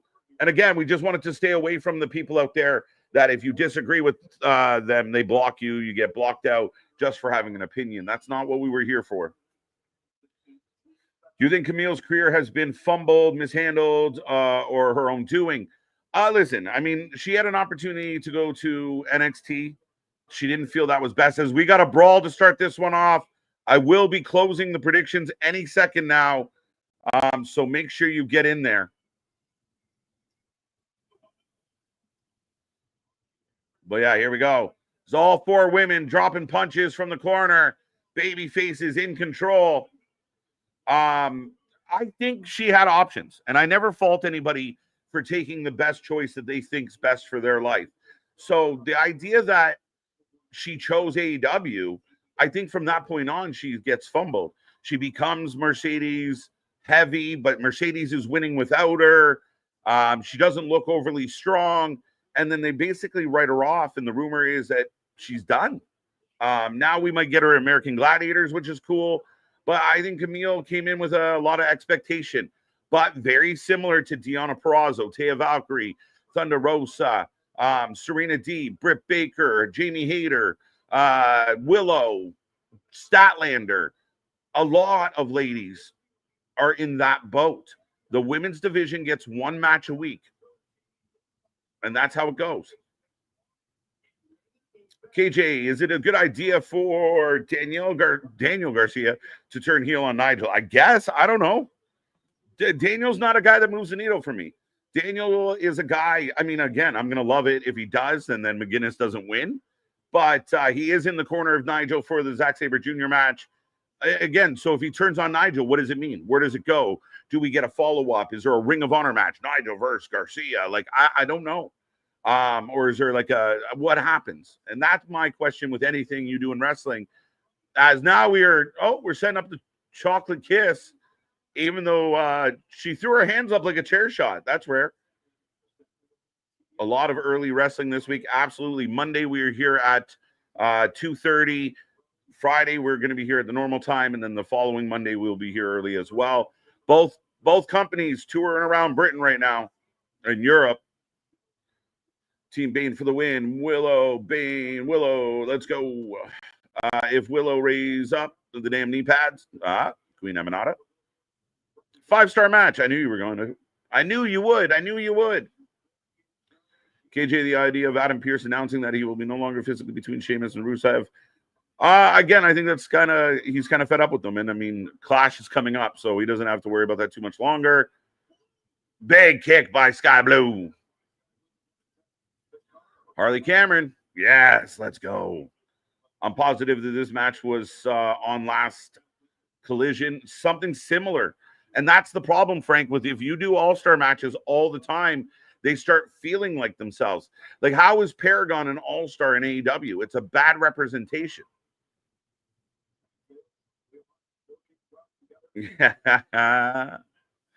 As stat up and over. It goes down hard. I know personally I would have enjoyed an AEW storyline, including Bane and Camille, and lasted months, if not years. I would have loved the old school shit. Listen, they had it all there, right? Mercedes is Shawn Michaels, Camille is Diesel, and Diesel keeps Shawn safe, right? So Camille does everything in her ability to keep Mercedes champion. And then Camille gets sick of being bossed around and bullied by a little guy, like in Shawn, right? Shawn gets arrogant. Oh, we get a moonsault tope combo. Okay. Penelope and Megan Bayne are great together. And Penelope is one of the best wrestlers in the women's division in this company. And again, now everybody just walks back to their spots. We get a tag, thankfully. You have it all set up. And then Camille turns on Mercedes. Mercedes runs away. Maybe Mercedes gets a new bodyguard that Camille has to deal with. And eventually Camille beats Mercedes, becomes champion, and you build from there. Then could you get into something of Camille Bane, Camille, anybody? Camille is a very talented woman, the longest reigning NWA champion. It was cool. Like I said, like multiple companies wanted her services, and she went to AEW. Tony has failed to do anything of note with her. So Willow and Stat are just cool working with each other. Yes. So they hated each other. They love each other. They hated each other. They love each other. Heel, babyface, heel, babyface, heel, babyface. It's been back and forth, back and forth. And now they're good again. So your guess is as good as mine, sir. Wrestling for Life is the only place where I can actually have a debate and nothing is ever taken personal. Love and respect the boys. Thank you. Thank you. Thank you. We appreciate that. Again, we're not always right. We have our own opinions, but we are the most unbiased, unscripted, uncensored channel out there. You want it all, we're here for it. And that's what we do here. We come in without our bias. I mean, Nick has things he likes. I have things I like, but we try and be open-minded about everything that we go through. We're uncensored. We say what we want, when we want, how we want. And, I mean, within reason. And, of course, we're unscripted. We don't have notes. We don't have somebody making notes for us. We don't have lines. We don't have teleprompters. We don't have anything. We just making this shit up as we go over 300 days a year. That's Harley with the head scissors.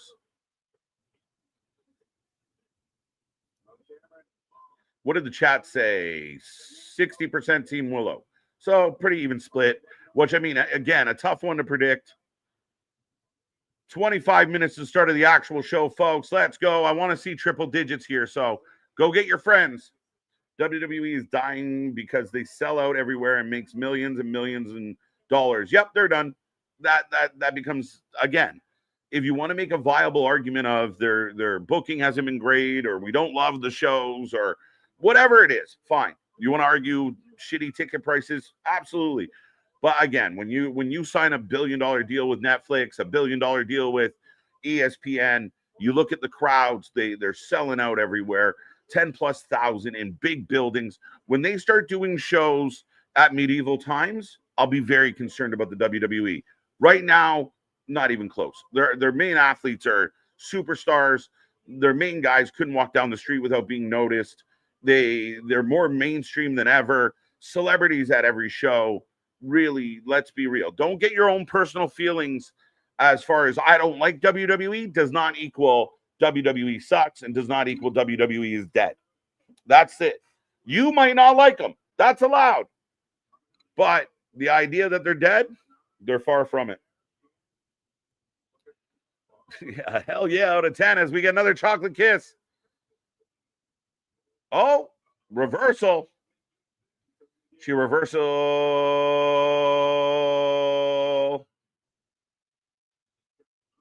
She got Aminata. Oh, reversal again. I would love to see Harley Cameron make a puppet of me. Like, we can all hope, Christian. Collisions last night made it like Mox is turning face. He went and got Statlander money for her, but I could be wrong. The idea of Moxie going face right now, that's a hard pivot. That's a hard sell. We haven't closed enough doors as far as I'm concerned for that one. Does the Ring of Honor title mean anything? No, Anthony. The Ring of Honor title is dead. Ring of Honor, as we know it, is dead.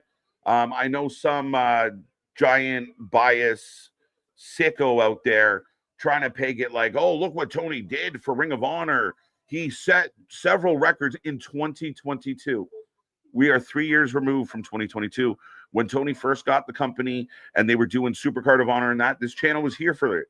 This channel watched Ring of Honor. This channel became an Honor Club member to watch Ring of Honor. And then it was garbage. It was wow. It was AEW Dark transferred into Ring of Honor, and they pillaged what Ring of Honor was. Ring of Honor really could be AEW's NXT, where you train, develop, and prepare talent for the main roster. But like everything else, Tony, I don't feel like put the work into it. Ring of Honor is dead. As Queen Aminata and Thekla are fighting up the ramp. Drops in. And TK can't book big guys properly. He doesn't even try to strong women, i.e. Bane Camille stat properly. Then he could. I wonder, and I always wondered this, does Tony Khan favor the smaller wrestlers because he finds the smaller wrestlers easier to talk to? Does he like the smaller guys because they feel more like his buddy and he finds the bigger gentlemen intimidating? Or does he vicariously live through the smaller wrestlers? Like if I was a wrestler, I would take down Goliath. Oh, DDT. She got there. Took a while to tilt-a-whirl. I agree wholeheartedly. KJ, I believe TK and AEW is unfortunately, sadly handling the women's division when there's so much female telling you you could hang the company. Well, and that's my biggest thing. And you hear from the diehard fans a lot of best women's roster, best tag team roster, best this, best that.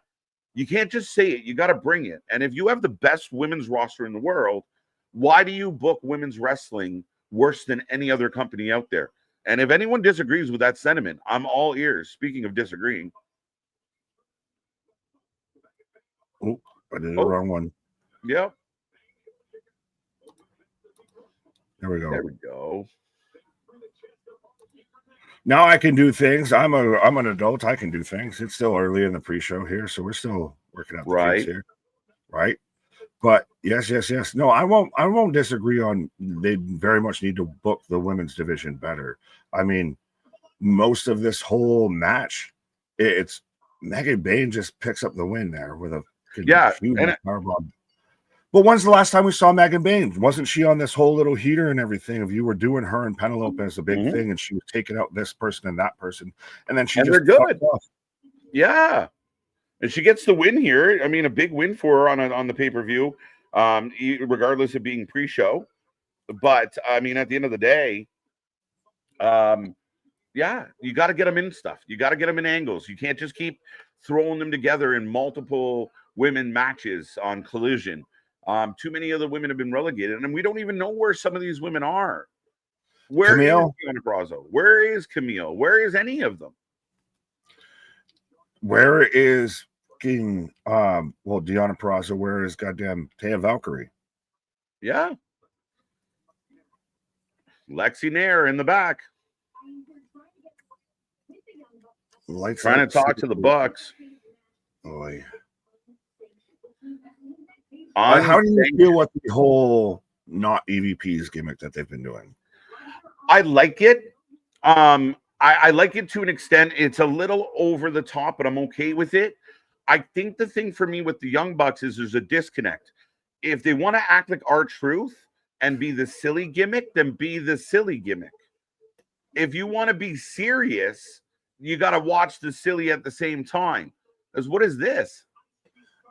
They're arguing with the fucking stage. Is he like, are they showing how they make all the fucking gimmicks for the match? Like, why is all this here?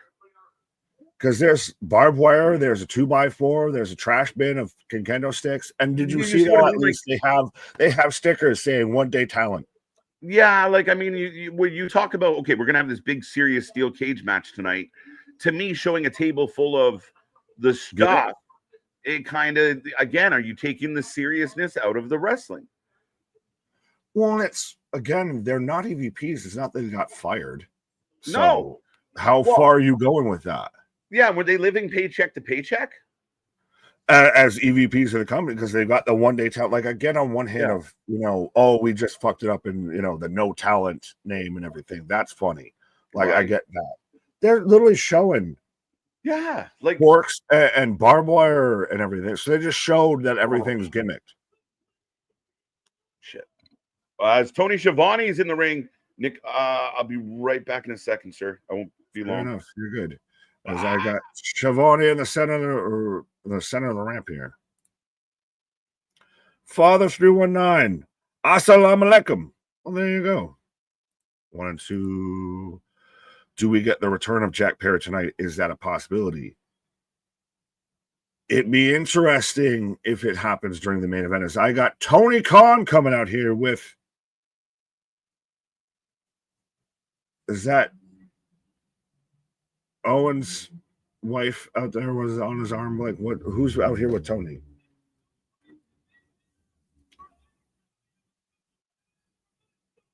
As AEW and New Japan Forbidden Door is what he's calling it, which I don't feel it's so much a New Japan Forbidden Door. As this is the biggest wrestling crowd in the history of the O2, says Tony. Again, he understands that like a microphone amplifies your voice already. Like you don't need to yell. Like I know if I yell on stream or anything, my mic might even tap out here. But like he's just constantly yelling. Tony is such a dork. No, he's our special little friend. Tony, but again, I will say this. To me, Tony Khan is a needed thing in pro wrestling in the ecosystem that is pro wrestling. If AEW falls, no one else is going to try and do anything like that again. No one else is going to sit there and try and step to the titan that is WWE. We saw it with Turner. Now we're seeing with Tony. Tony is a needed thing in the ecosystem. AEW is needed. And we want it to survive. We want it to thrive. But you just keep fucking kneecapping yourself. You keep putting the fucking stick in the spoke. Kevin, what up? Cooper, Tony doesn't know how to talk into a microphone. Why are you yelling? Exactly. Why are you getting all loud? As again, if anyone can fill me in on what they're chanting right now and exactly who's out there with Tony, I just kind of see Tony out there and I'm wondering if that's, a Martha Hart or anything like that.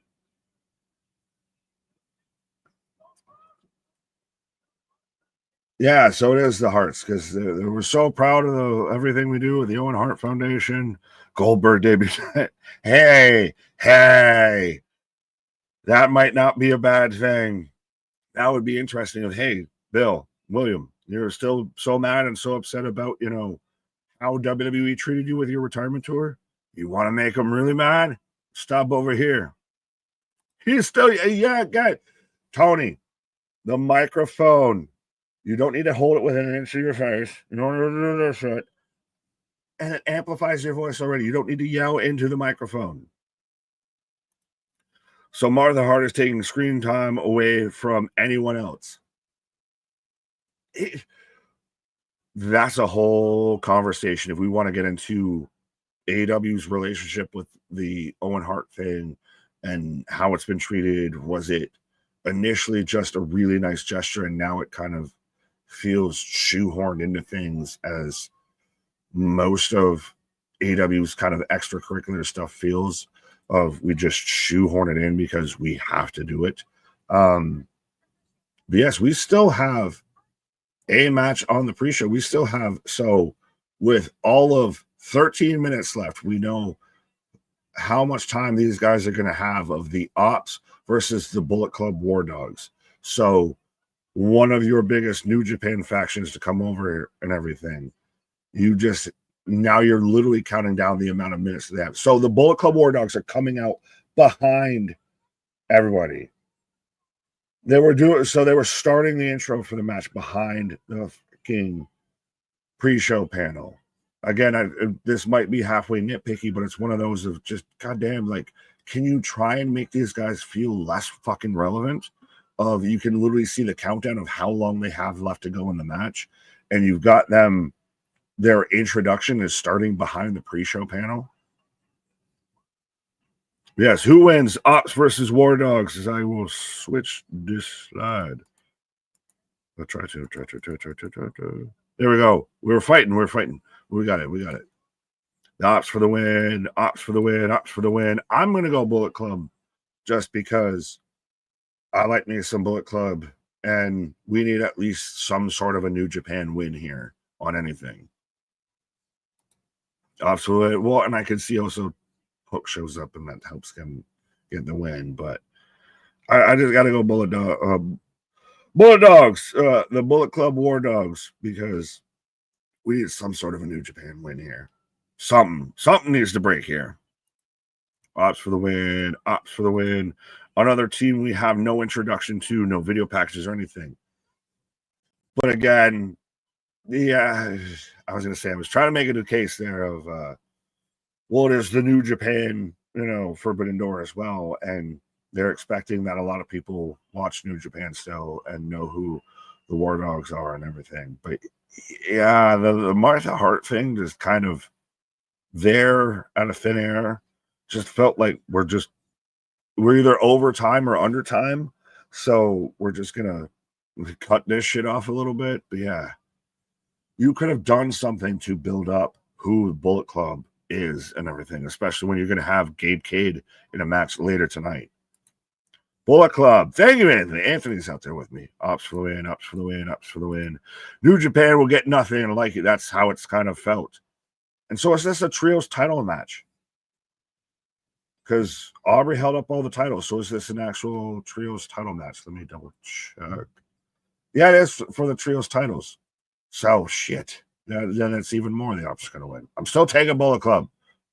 I still want them to win. I still think that you want to have some bit of an influence. You can bring over, I mean, it's eroding New Japan again, but you bring over Bullet Club with Gabe Kidd, all of that in the AEW, especially if Moxley, if the Death Riders fall. Speaking of, well, not falling, but. Well, what do you feel about the teasing of Moxley as a babyface? Who the fuck teased that? Collision. What? Why? They hinted at it. Huh? You mean the guy that was supposed to be taking down the company from the inside? The guy who took over the production truck? The guy whose whole fucking MO? The guy whose whole faction is about taking down this company and what AEW isn't and everything? Is the guy that's going to instantly turn babyface and what? Be the company fucking guy? Yeah. That makes no fucking sense. As I got Shibata just throwing Clark Connors around here. Did you catch any bit or anything of the Martha Hart segment? Yeah. So they used Martha to announce, like, they set a record in this building. So, that's a W for AEW. So, shout out to them for that. You got to give them credit where it's due. I know we kind of laugh at some of the fake numbers and such, but apparently today's show is an attendance record for the O2. So that beats every company that's been in that building. But the Martha thing, the Martha relationship's odd. And it's one of those weird things where, like you got your whole fan base chanting for a guy that never worked in your company, who had passed away decades before your company was ever a thing. To me, it's beyond nepotism. It was one of those early decisions that Tony made as a haha F-U WWE. It's the same thing with them signing, the first ever female ref for a year and never using her. Like they've made some decisions. I don't get the importance. If you're a current modern fan, Owen's wife coming out doesn't mean a whole lot. At this point, it just becomes one of the extracurricular afterthoughts that they just signed and did. And initially, like you said, it was in stake it to WWE, and now, oh shit, we signed up for this, and now we've got to still use it. Just going to leave the poll open like this. There's a breeze coming. I don't get it. Do we have a pull up? I don't know. We do have a pull up right now. Ops versus War Dogs, 79% for the Ops. As big pop for Joe doing the step away. Joe walk away spot. Yeah. Well, and how do you feel with the whole? So Martha Hart took away from this whole match starting of we had the Bullet Club coming out behind the goddamn, pre-show panel. That this feels flatter than a fucking piss on a plate. We know for a fact there's 7 minutes left in this match. Yep. Yeah, I'm a little surprised. And again, like you said, and I think the fans say, like, give us a little video package. Have 3 matches, not 4. Like, I'm really surprised. We did the Women's All-Star match. Not a whole lot of New Japan presence there. Like, we've managed to get New Japan into, we got New Japan, announcers. We couldn't find 1 or 2 women to throw in that 8 women's match that would represent New Japan. That's interesting. But give us a little video package. Tell us why the War Dogs are so cool. This is when you're booking for the niche of the niche of the niche, and the general fans like, oh, who are these guys? We know. Does New Japan get a win on this show? I didn't they not win the? Did they not technically get the W in one of the previous matches? Let's see. Yeah, like the what's his face? Umi got the pin. Oh yeah, Umi. OC Uminura got the pinfall, so that's your one big win for New Japan. Yeah, because you already had you had the GOA, the Gates of Agony, their match, and right. That was still AEW on AEW.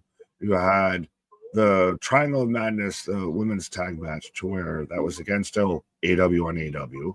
Yep. And then we've got this match to where, especially because this is for the trios titles, probably going to stay AEW. Yeah, I can't imagine the War Dogs are going to win the trios titles. I mean, the trios title has been relatively underbooked, not used. The trios division, I think, should go away. Because you don't utilize it. I like the ops. I love Joe, but this ain't it. But right, and I'm saying, I think going through the rest of the show, there's not a point to where a New Japan or anybody that's not an AEW talent gets a win. Yeah, 100%. Like, it doesn't feel as much of a forbidden door as in, a house party with everybody already in the house.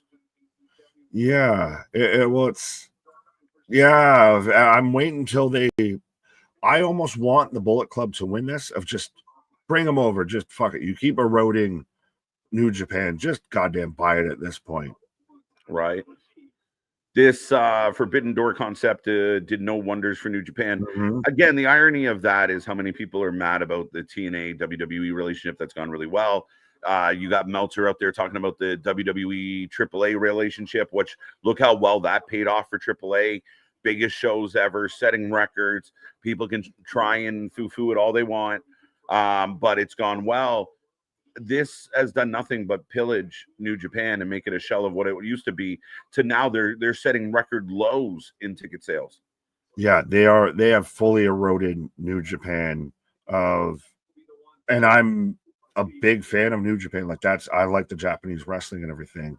And it's gone from, I used to watch every big pay-per-view or anything that they did. Right. So now I'll watch one, maybe two. Like, I'll tune into Wrestle Kingdom now. There's people that are still crashing out about, I'm ignoring all of the chops, but there's still people that are crashing out of the fact that Takeshita won the G1 because he's an AEW guy. He's a DDT guy. He's not a New Japan guy. So you didn't have a New Japan guy win the G1.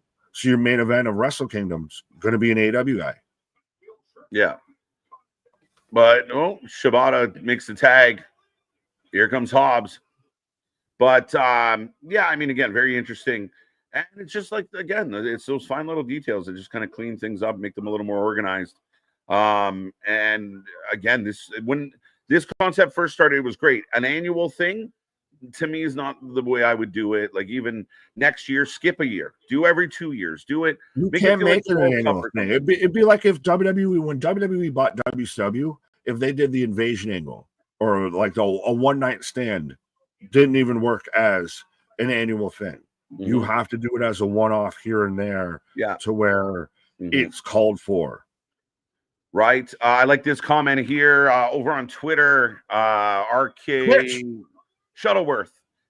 Rich, the Forbidden Door thing makes me more aware of wrestlers in Japan. Not sure why anyone would consider that a loss for New Japan. Because I don't feel like the awareness is what it should be. Like, again, how many people are going, the War Dogs? Like, again, if they come out for a match and lose and go home, what did you really accomplish?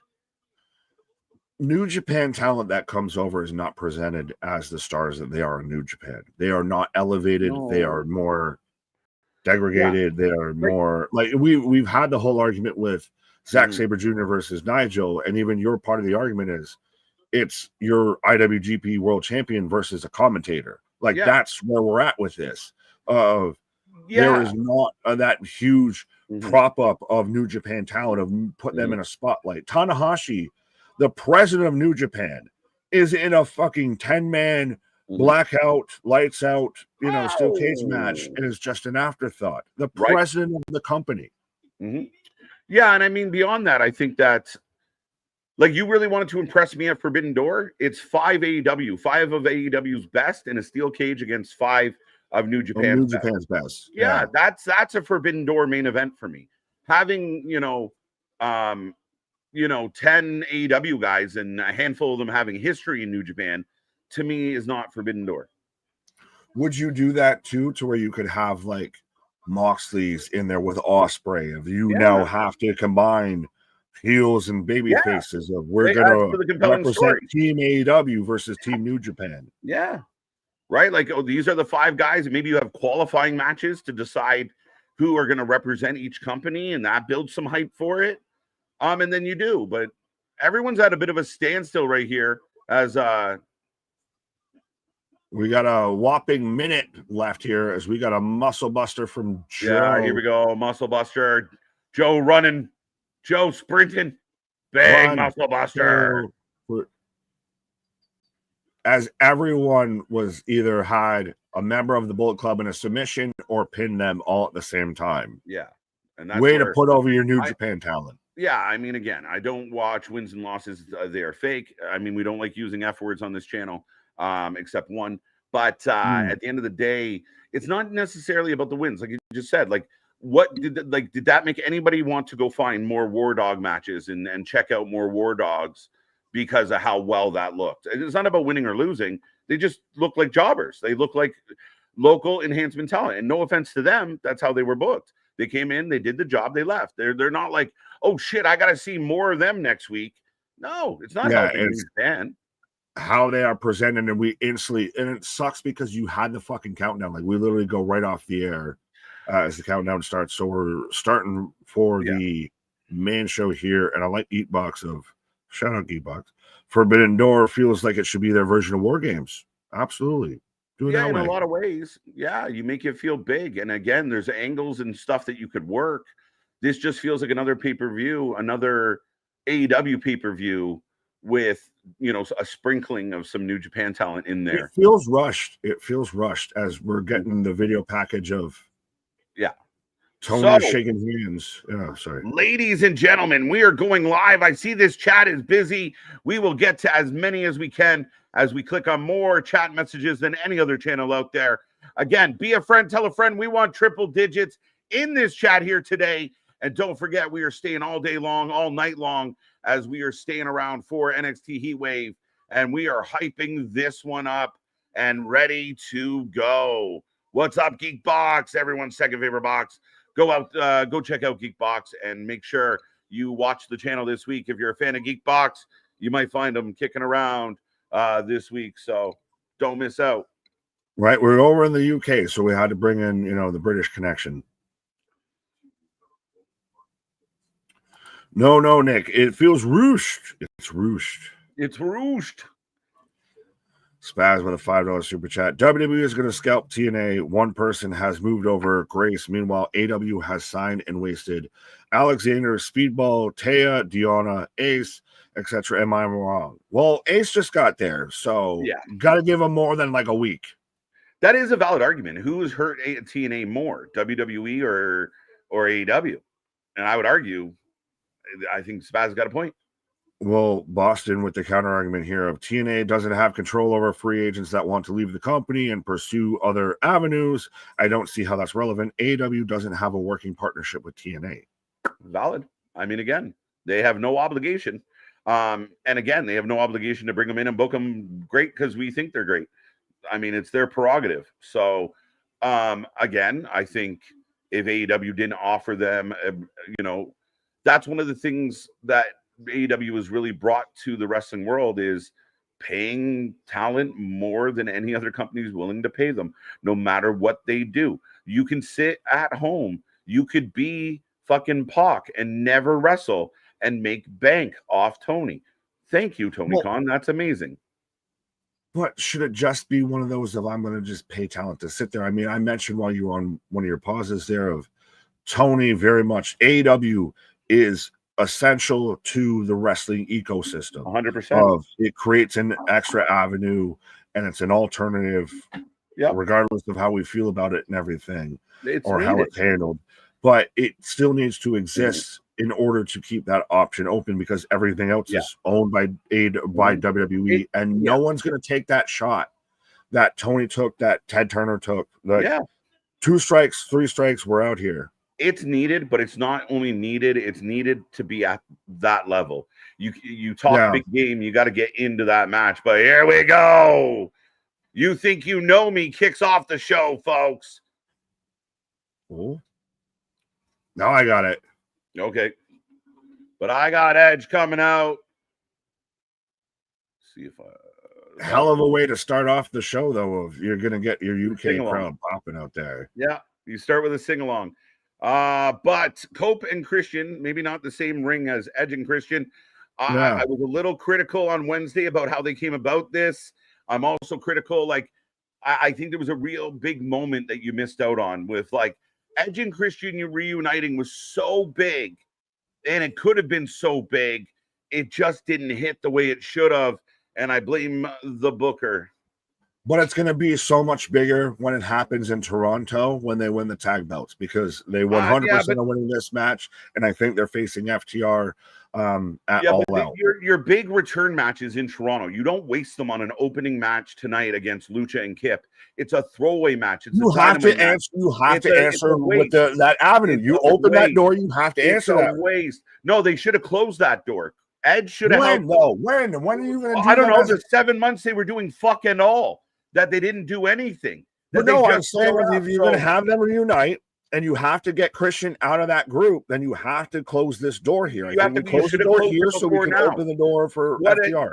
What you would have done, and what I would have done, is you have the Patriarch start turning on Christian.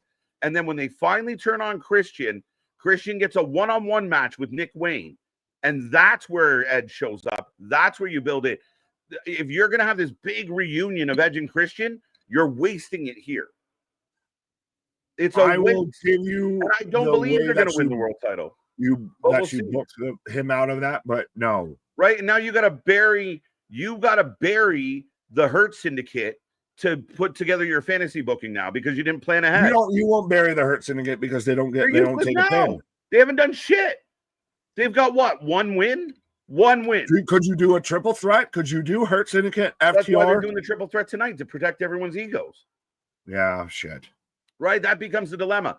All you had to do was end the one story, and then when Edge and Christian, like even when they came out on Wednesday, it was very much Christian's still an asshole, and Edge is his friend trying to be nice, and they haven't even agreed to be friends again. It was just, we have common enemies, therefore we're going to work together. But that shouldn't have been it. It should have been the big hug moment. It should have been like the holy shit, they're friends again. They've, the relationship has been saved. And then you go on to FTR. And that's when they make the return. So you have them just hug it out in Toronto, not they win the belts in Toronto? No. They wrestle in Toronto. And I don't know that they're going to win the belts. We'll see how this plays out. Because it could be them. They're winning the belts. It could be them. What if the Hurt Syndicate retains tonight? What they've had set up right now. What if the Hurt Syndicate retains tonight? What's that? What if the Hurt Syndicate retains tonight? Then we get a triple threat. We get another triple threat. We don't know that, and that's shit too. I don't want another triple threat. I know for a fact you're going to have Edge and Christian wrestling in Toronto at All Out. Against FTR. I agree with that. I think it's going to be for the tag belts because that's where you have. Well, there's no guarantee. To counter you wanted them to have the reunion then. I don't want to have the reunion then. I never said that.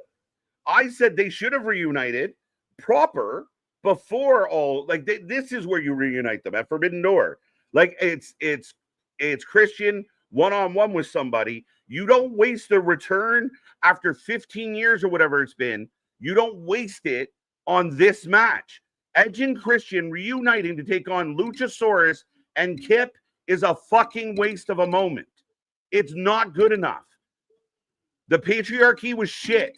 This is underachieving. This is beneath them. It's a collision match. That we are a big deal. It's being wasted. But do they not need to close this door on this chapter here? It should have been closed. It should have been closed proper without the tag match. Right? Fair. You have Edge help as Danielson's on commentary. Okay, I'll dig it. So what is it? Shivani, Excalibur, and Danielson? Right. But so if you're not gonna have the moment you've pitched, is not them winning the tag belts the second best moment you can make with that? I don't know, because again, it's not like, I guess, but now you're forcing FTR to win today just to set up this moment, and then FTR gets to be champs for a month, and then they win the belts off them. Now you're just devaluing your tag team division. They've already done that. They've already done that. Well, I guess. So why not why not just send it? Just fucking send it. I guess. Now, again, could they win the tag titles at All Out in Toronto? Yes. Are you shoehorning a bunch of shit to make that happen? Yes. Planning ahead. If you want them to win the tag titles at All Out, then work backwards and decide what they need to do so that you don't waste. Like, if you could put on advertising, Edge and Christian in Toronto back together for the first time, that's a much bigger deal than back together for the second time, challenging for the belts. Better match, Edge and Christian versus FTR, or Edge and Christian versus the Hurt Syndicate? FTR, just because of the history, and I think overall, I mean, FTR is probably a slightly better tag team. Fair enough. But we are underway with the matches. I got Cope versus Kip, and yeah, that doesn't have the same kind of ring to it. I got Cope versus Kip in the ring. All right, but we're excited for this one. It should be fun. Edge and Christian back together. Cope and Christian, and Cope starts this one off playing a little keep away. Yeah, well, we do still have, think about it. We have Edge and Christian reunited. We have the Dudley Boys reunited. We have the Hardy Boys out there in TNA. We're going to see all three original teams from TLC wrestle in 2025. Right. Goldberg. I say it. Goldberg versus Jericho. Let's go. Do you think Jericho's ever going to show back up? I don't know, man. I think this is what Meltzer's done in the past, though. Meltzer would talk about so-and-so is going to be a free agent, and the WWE is really interested. And then when they sign or re-sign with AEW, it's a win for AEW, even if the other guy wasn't involved in any negotiation or conversation. Right. Mm-hmm. Whenever KJ and Nick put on their glasses, do you think they sing "On This Day I See Clearly"? Maybe. You never know. I think that guy might do it more just because he's in Toronto. Yeah. Mm-hmm. How do you feel about Killswitch's just random comeback? I think it was necessary because Nick got hurt. But again, and that's why I think if you had done this a couple weeks ago and Christian tags out, and Christian's still being Christian. So we'll see how we feel about it. But this is how you have to grow them as a team. You don't get that full Edge and Christian back. We have to grow Edge and Christian as a team? Get the fuck out of here. Come on. We have to get them back together. If you sit there and hit me with Spike between the huevos, we might have to talk about it a little bit before we get back together. I'd rather see them win the belts. And I never said they couldn't reunite and win the belts. I don't know why that got exclusive. And their first match back together in Toronto. Just my opinion, of course. I want to see them build their way to the titles, not handed to them. Yeah, I just feel like we're going to play a lot of fucking hot potato with the tag belt to get where we need to go. And they could reunite, and how epic. Their first match together in 15 years, they win the belts. Hey! Right. In Toronto. It's a nitpicky thing, guys. I'm not that mad about it. You can have that. That ain't even what I'm mad at. Oh, kicked him right. Why are they still calling him Kill Switch? Should he not be Luchasaurus? They are calling him. Are they calling him? Yeah, they are calling him Kill Switch. Yeah. They should take away the nickname that Christian gave him. Yeah, he should be back to Dinosaur. Did you see the theory that Jack Perry was the one behind the scenes that resuscitated Luchasaurus? Yeah, I did see that. Where's Gangrel? Gangrel just won a title. Sorry? Do we see a Jack Perry today? Possibly. A lot of people have been talking about him. People talk about Jack Perry returning like he's the second coming. Jack Perry does not move the needle. Jack Perry's not going to help this company. Jack Perry's not going to sell more tickets. Jack Perry is just another little guy like all the other little guys. As Lucha throws Kip into Cope. He threw a little guy into Edge. A bigger guy. Yeah. Yeah. Cope and friend for win. 96% of the chat going to Edge and Christian. Has to be. Oh, on a quick side note, Mama Wayne, she got it going on, folks. Nick Wayne's mom has got it going on. Been the best part of this whole angle. Mama Milky. Yeah. Jack Perry is a wanker, right? Listen, I mean, if they find a way to book it and prove me wrong, I challenge Tony Khan. But I don't like. I mean, it's not like you're bringing back like a big deal. It's a fucking Jack Perry. Yeah, but you could have. The thing is Jack Perry could have been such a big deal. And then you had it, and then you put him on the fucking sidelines for so long that he's now an afterthought. Yeah, do we even know why he hasn't been in wrestling? Just because. Right. But Edge has been doing all the wrestling, so Christian has barely broken a sweat yet. Is this one of those of you got to actually prove that Cope can still wrestle after, the time off from the ankle injury and everything? If he's got to just kind of get his lick back? Yeah, maybe. Jack Perry with help helps the Young Bucks tonight. There you go. Damien's got a little prediction. Right. Well, that's where if I was going to bring him back, you bring him back in the main event, but that depends on how you think the main event goes. Right. Maybe. Real quick, I like this from MDB. Mama Wayne got me doing the Miss Parker thing like Nick. She don't even know. Right. Jack Perry will only move needles if his character gets enough traction. They turn that shit off real quick. And Kip Sabian's now barking around Luchasaurus. Luchasaurus is gonna fucking turn here. No. He's getting barked around by Kip. Like, I'll take this from Nick. I won't take this from you, you little shrimp. Right. Perry is the savior of AEW to the sickos because of the Punk stuff. That's very true. That's part of he was a martyr. He was the martyr. But that's where you could have gone with that gimmick. Yep. You could have gone with that and ran with it. He could have been AEW's Raven, almost, to the sense of, I'm the outcast, I'm the scapegoat, I'm the one that took the blame for everything. Mm-hmm. Look at Matt and Nick. They still got to be EVPs while I got, the outcast. I got shipped away. I got written off TV. As Kip at ringside getting a pep talk from Mama Wayne, and Lucha continues to work down Edge. Good. Yeah, on a quick side note, folks, Luchasaurus had a serious medical issue. He was taken out legitimately worried about his life, never mind his wrestling career. So it is incredible to see Luchasaurus in the ring tonight. Kill shot, if you will. It's a great story. It really is.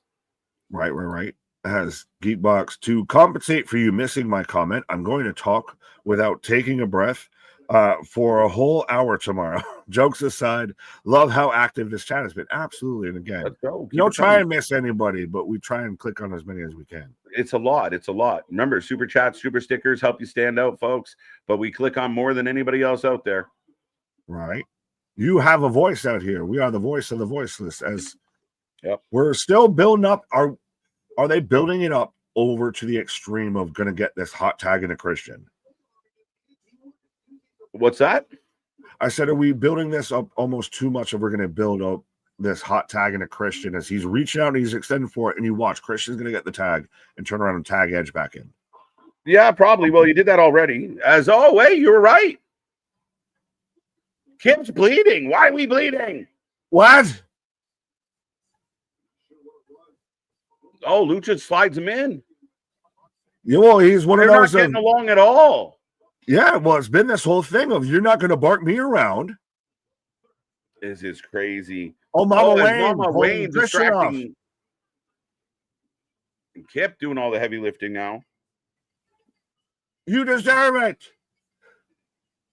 The patriarchy turned into the matriarchy. Is it bad that Nick Wayne's not even still the leader in this fucking group, even though he turned on Christian? Mama Wayne's taking over? Yeah. Ole, ole, ole, ole, as we're setting up for a superplex. Oh, the towering. This is going to be interesting because now Lucha's got Kip up pretty much for the Tower of Doom spot.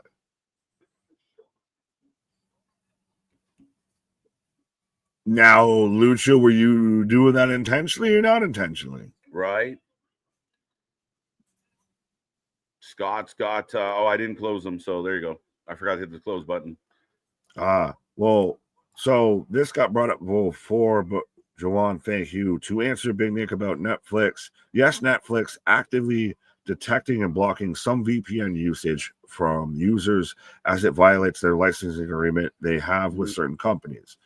Because that was brought up before of Netflix blocking out all the VPNs, especially for like WWE PLEs. It's not, I mean, Netflix has had like really kind of, big tag to Christian.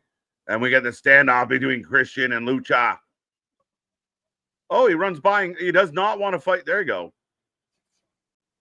Pot shot. Pot shot. Yeah, and there was rumors out there too about Max coming down harder on sharing passwords. It used to be you just give someone your password and you were good to go, but now it tells you, nope, you're on another device. Well, I know the whole crackdown on like the password sharing and everything. Mm-hmm.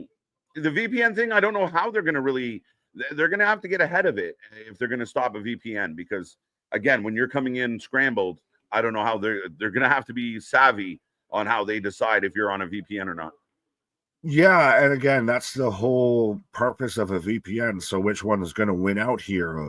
Do you come in and you can come in undetected, or are they going to have to sit there and pick out stealth bombers? Mm-hmm. As Christian is standing on top of Lucha on the ropes. Christian standing on both of them. I'm not. Am I wrong? Like, I mean, this is okay. It's been all right. Again, I knew they were building to the big tag Christian. It just doesn't feel like it was a super hot tag or anything. It doesn't change the momentum of the match. You hot tag to the asshole. You're supposed to hot tag to the less, like, the happier guy, the nice guy. Right? Well, do you do it and you get it pulled away a couple of? I mean, they did it, but you get it. Oh, Christian up and over, down on Lucha, pulled away into where Cope finally at some point has to make that tag, and it finally happens, and that's probably where you end the match. Yeah, I mean, Cope now gets the second hot tag. No, crowd's just chanting away. Good energy. What's that? The man's just sitting there laying on the mat. But yeah, no, the crowd's just chanting to chant. I don't think they're chanting anything exactly related to this match. Yeah, I don't know what they're even singing. They're doing the hey, baby. Ooh, I want to know. Be my girl. This is where the negative fan goes, everything's a derivative of WWE. Yeah. Do we get Jurassic? Go ahead. No, I was just reading. Jake, you had him up. So, do we get Jurassic Express returning in 2025? It's hard to say, right? Because now Lucha right now is in the patriarch or the matriarch, and you assume if you bring back Jungle Express, there's going to be a pop for that. So it's a bit. The biggest question is, how do you bring back Jack Perry? Where do you slot him in if you bring him back? Like, he's been so gone for unknown reasons. Where do you bring him back in? Christian goes for the tag or goes for the pin. He's not legal. Small package. 1, 2. Oh, it was Lucha that wasn't legal. Oh, nice. Reverse DDT. Right. Ramsberg out there with the gloves. Kid Rivos with a $5 super chat. The tag match to end Christian's story, I don't mind. How fast these two got on the same page for the match bothers me. I would agree with that. And I mean, again, remember when Sammy and KO were getting back together, and it took weeks of like these, weeks to convince each other. Right. Oh, Christian Copeland. Bring back Marco Stunt. Good luck. Can we find him? I think he retired. Can you retire from a thing you weren't doing? Oh, that was beautiful. Oh, 2. That was a nice finish. Again, a bit of a match. Like, it was a good match, but it was and It is the first match, and it is meh, and it is the first time that you get these guys back together. You still can see working through the gears and all of that of how we're going to get through there. The ending was a good spot. It's the first match. It's the first match. Yeah.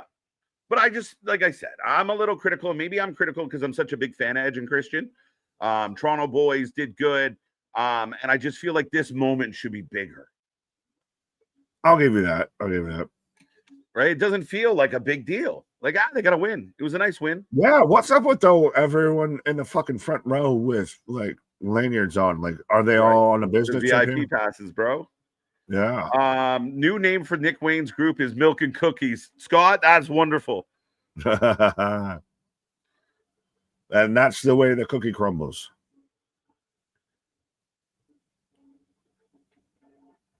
And so they're just soaking in them kind of chanting right now. And Edge and Christian turn to each other.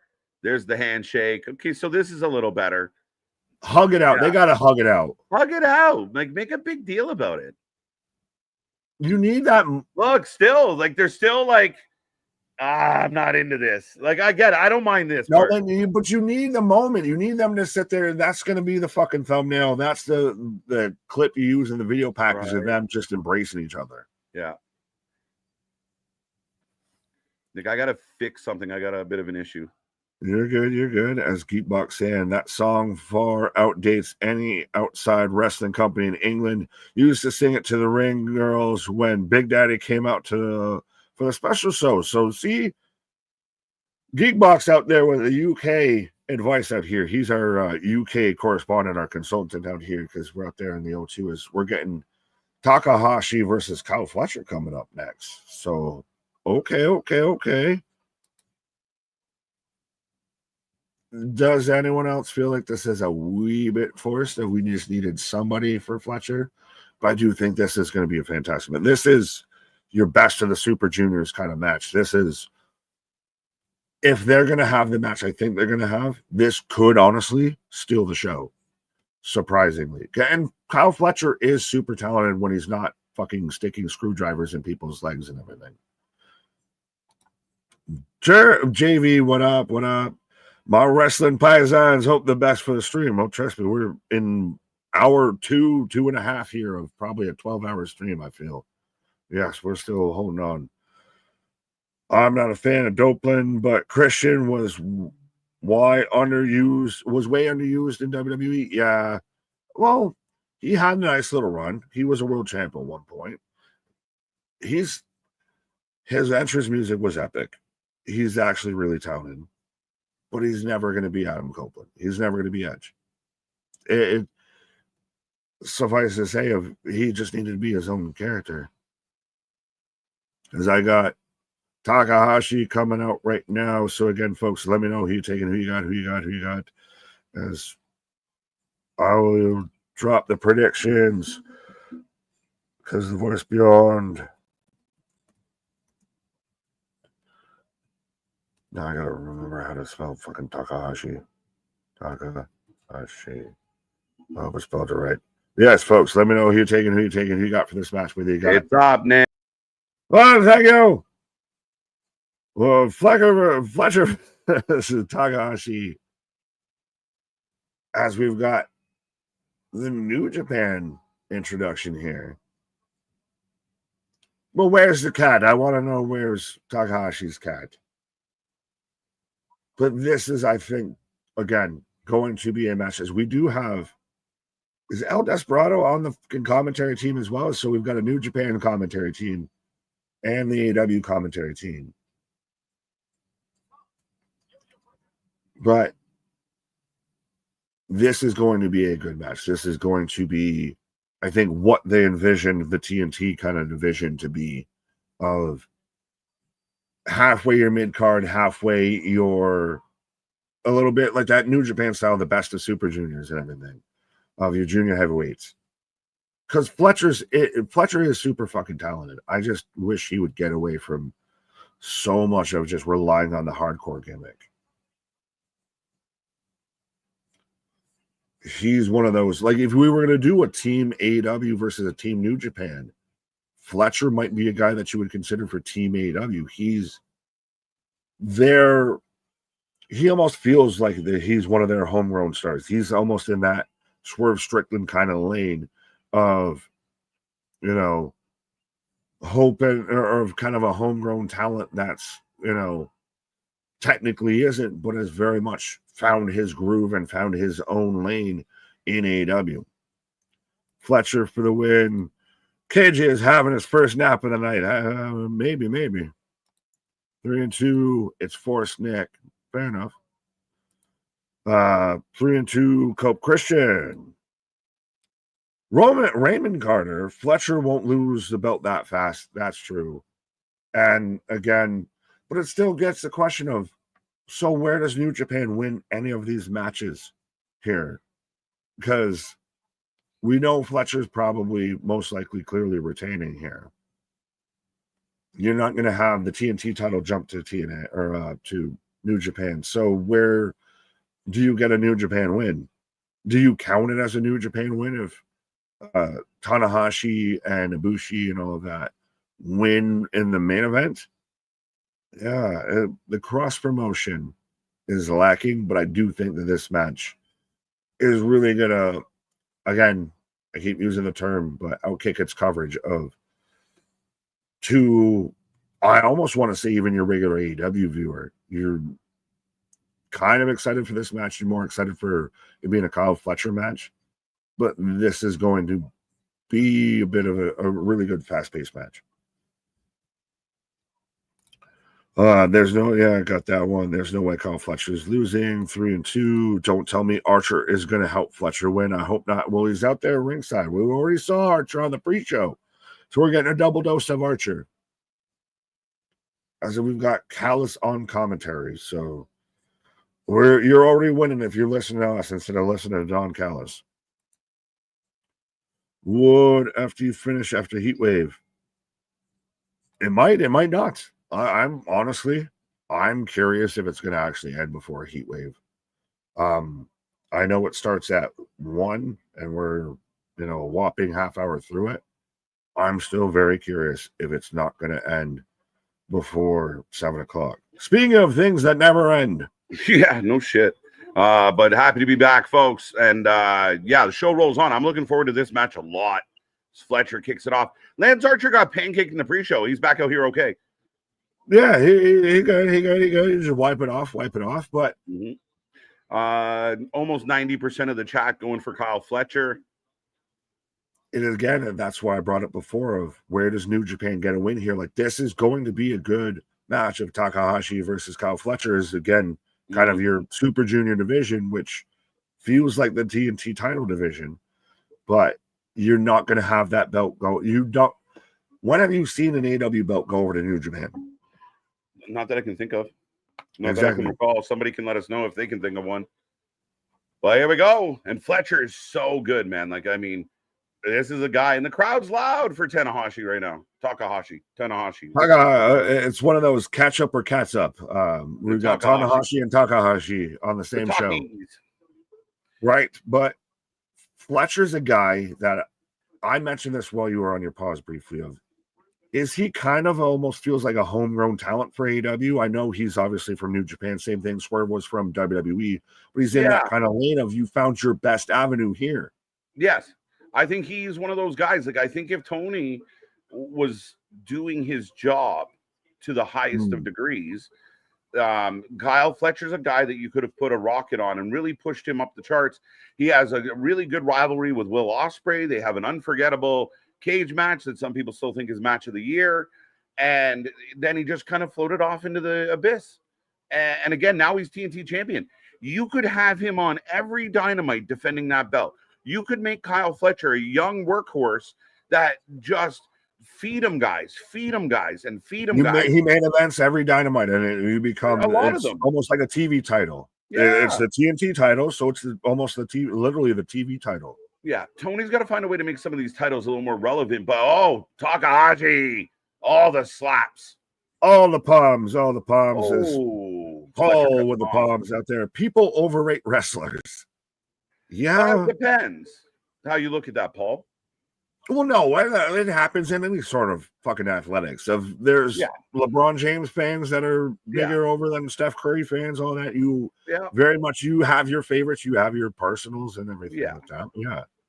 Yeah, that's what I kind of agree with that. Like you know, if you're a real big, like I think that's happening a little bit with Cross to an extent of like as much as we really like Cross, does it go away if I mean we've seen it before with other talent of like we're really mad they're not here, and then they come back and we're not really happy that they're here. So what do we do? All right. Well, I don't know if I want to transition that way from this, but Spaz with a $10 super chat of the wrestler Rampage's son Mauled is an ex-military forces guy. A very cool story about how he came to pro wrestling as a way to reintegrate into civilian life and cope with his PTSD, get the kid out. Yeah, again, the fact that cops were involved in that situation is a huge indictment and a huge detriment of if I was any wrestler, I wouldn't work with that company again. Oh, no. I mean, again, I think it's a big deal, and I don't know if the story is quite done yet. I mean, we're talking like potential lawsuits and such, right? Like, there is a lot to be figured out with this, and it's not a good situation.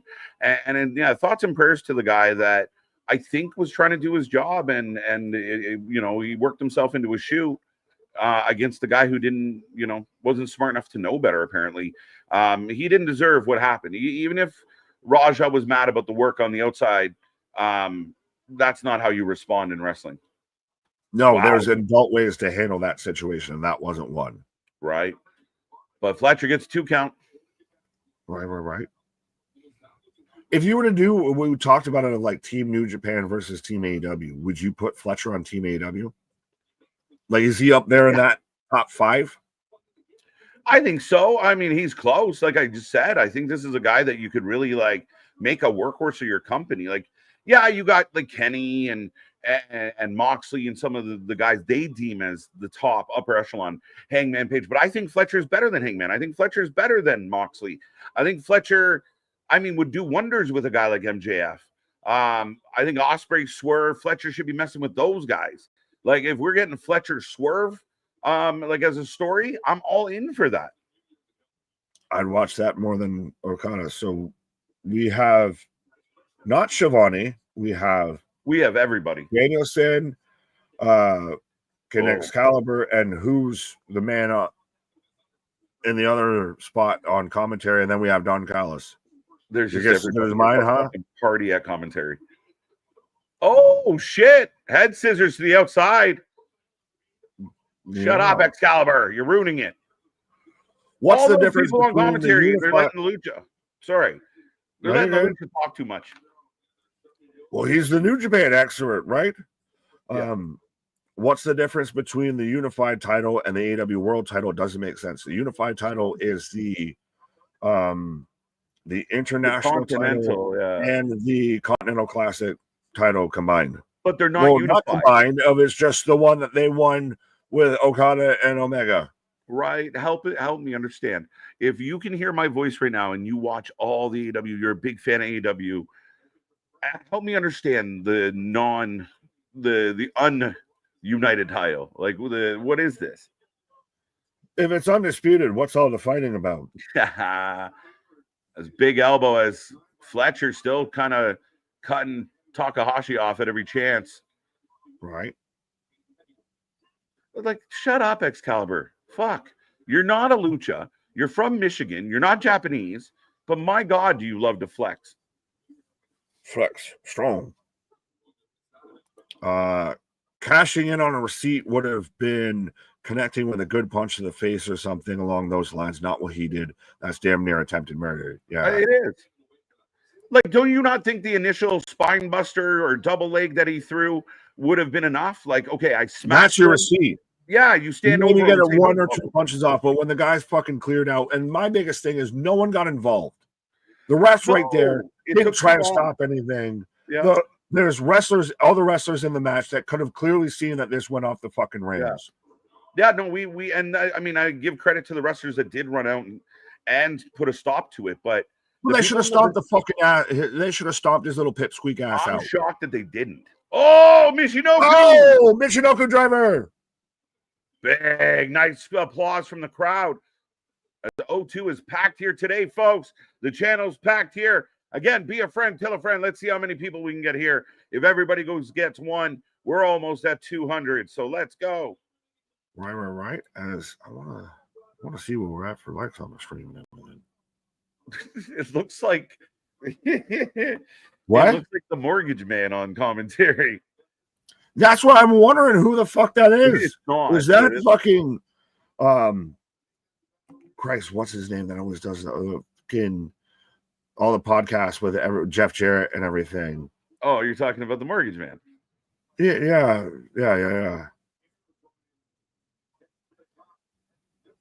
I'm pretty awesome. Yeah. There you go. What? 273 likes on the stream. Let's go. Let's go. And actually, like I think I mentioned it while I was on my pause, folks. We are just a handful of people away from our next milestone. So be a friend, tell a friend. Let's see if we can get to our next milestone. We need 9 subscribers to hit 7.4K as we head towards as we move towards 10K. We head towards 10K, 8K. Hey, what do you say? As yes, I was thinking of Conrad Thompson, and there's also though too out there on Twitch. We're out there close to partner and all everything like that. Of go and watch us out there on the Twitch and everything, and it'll help us be cross-platforming. 2, another 2, barely a 2.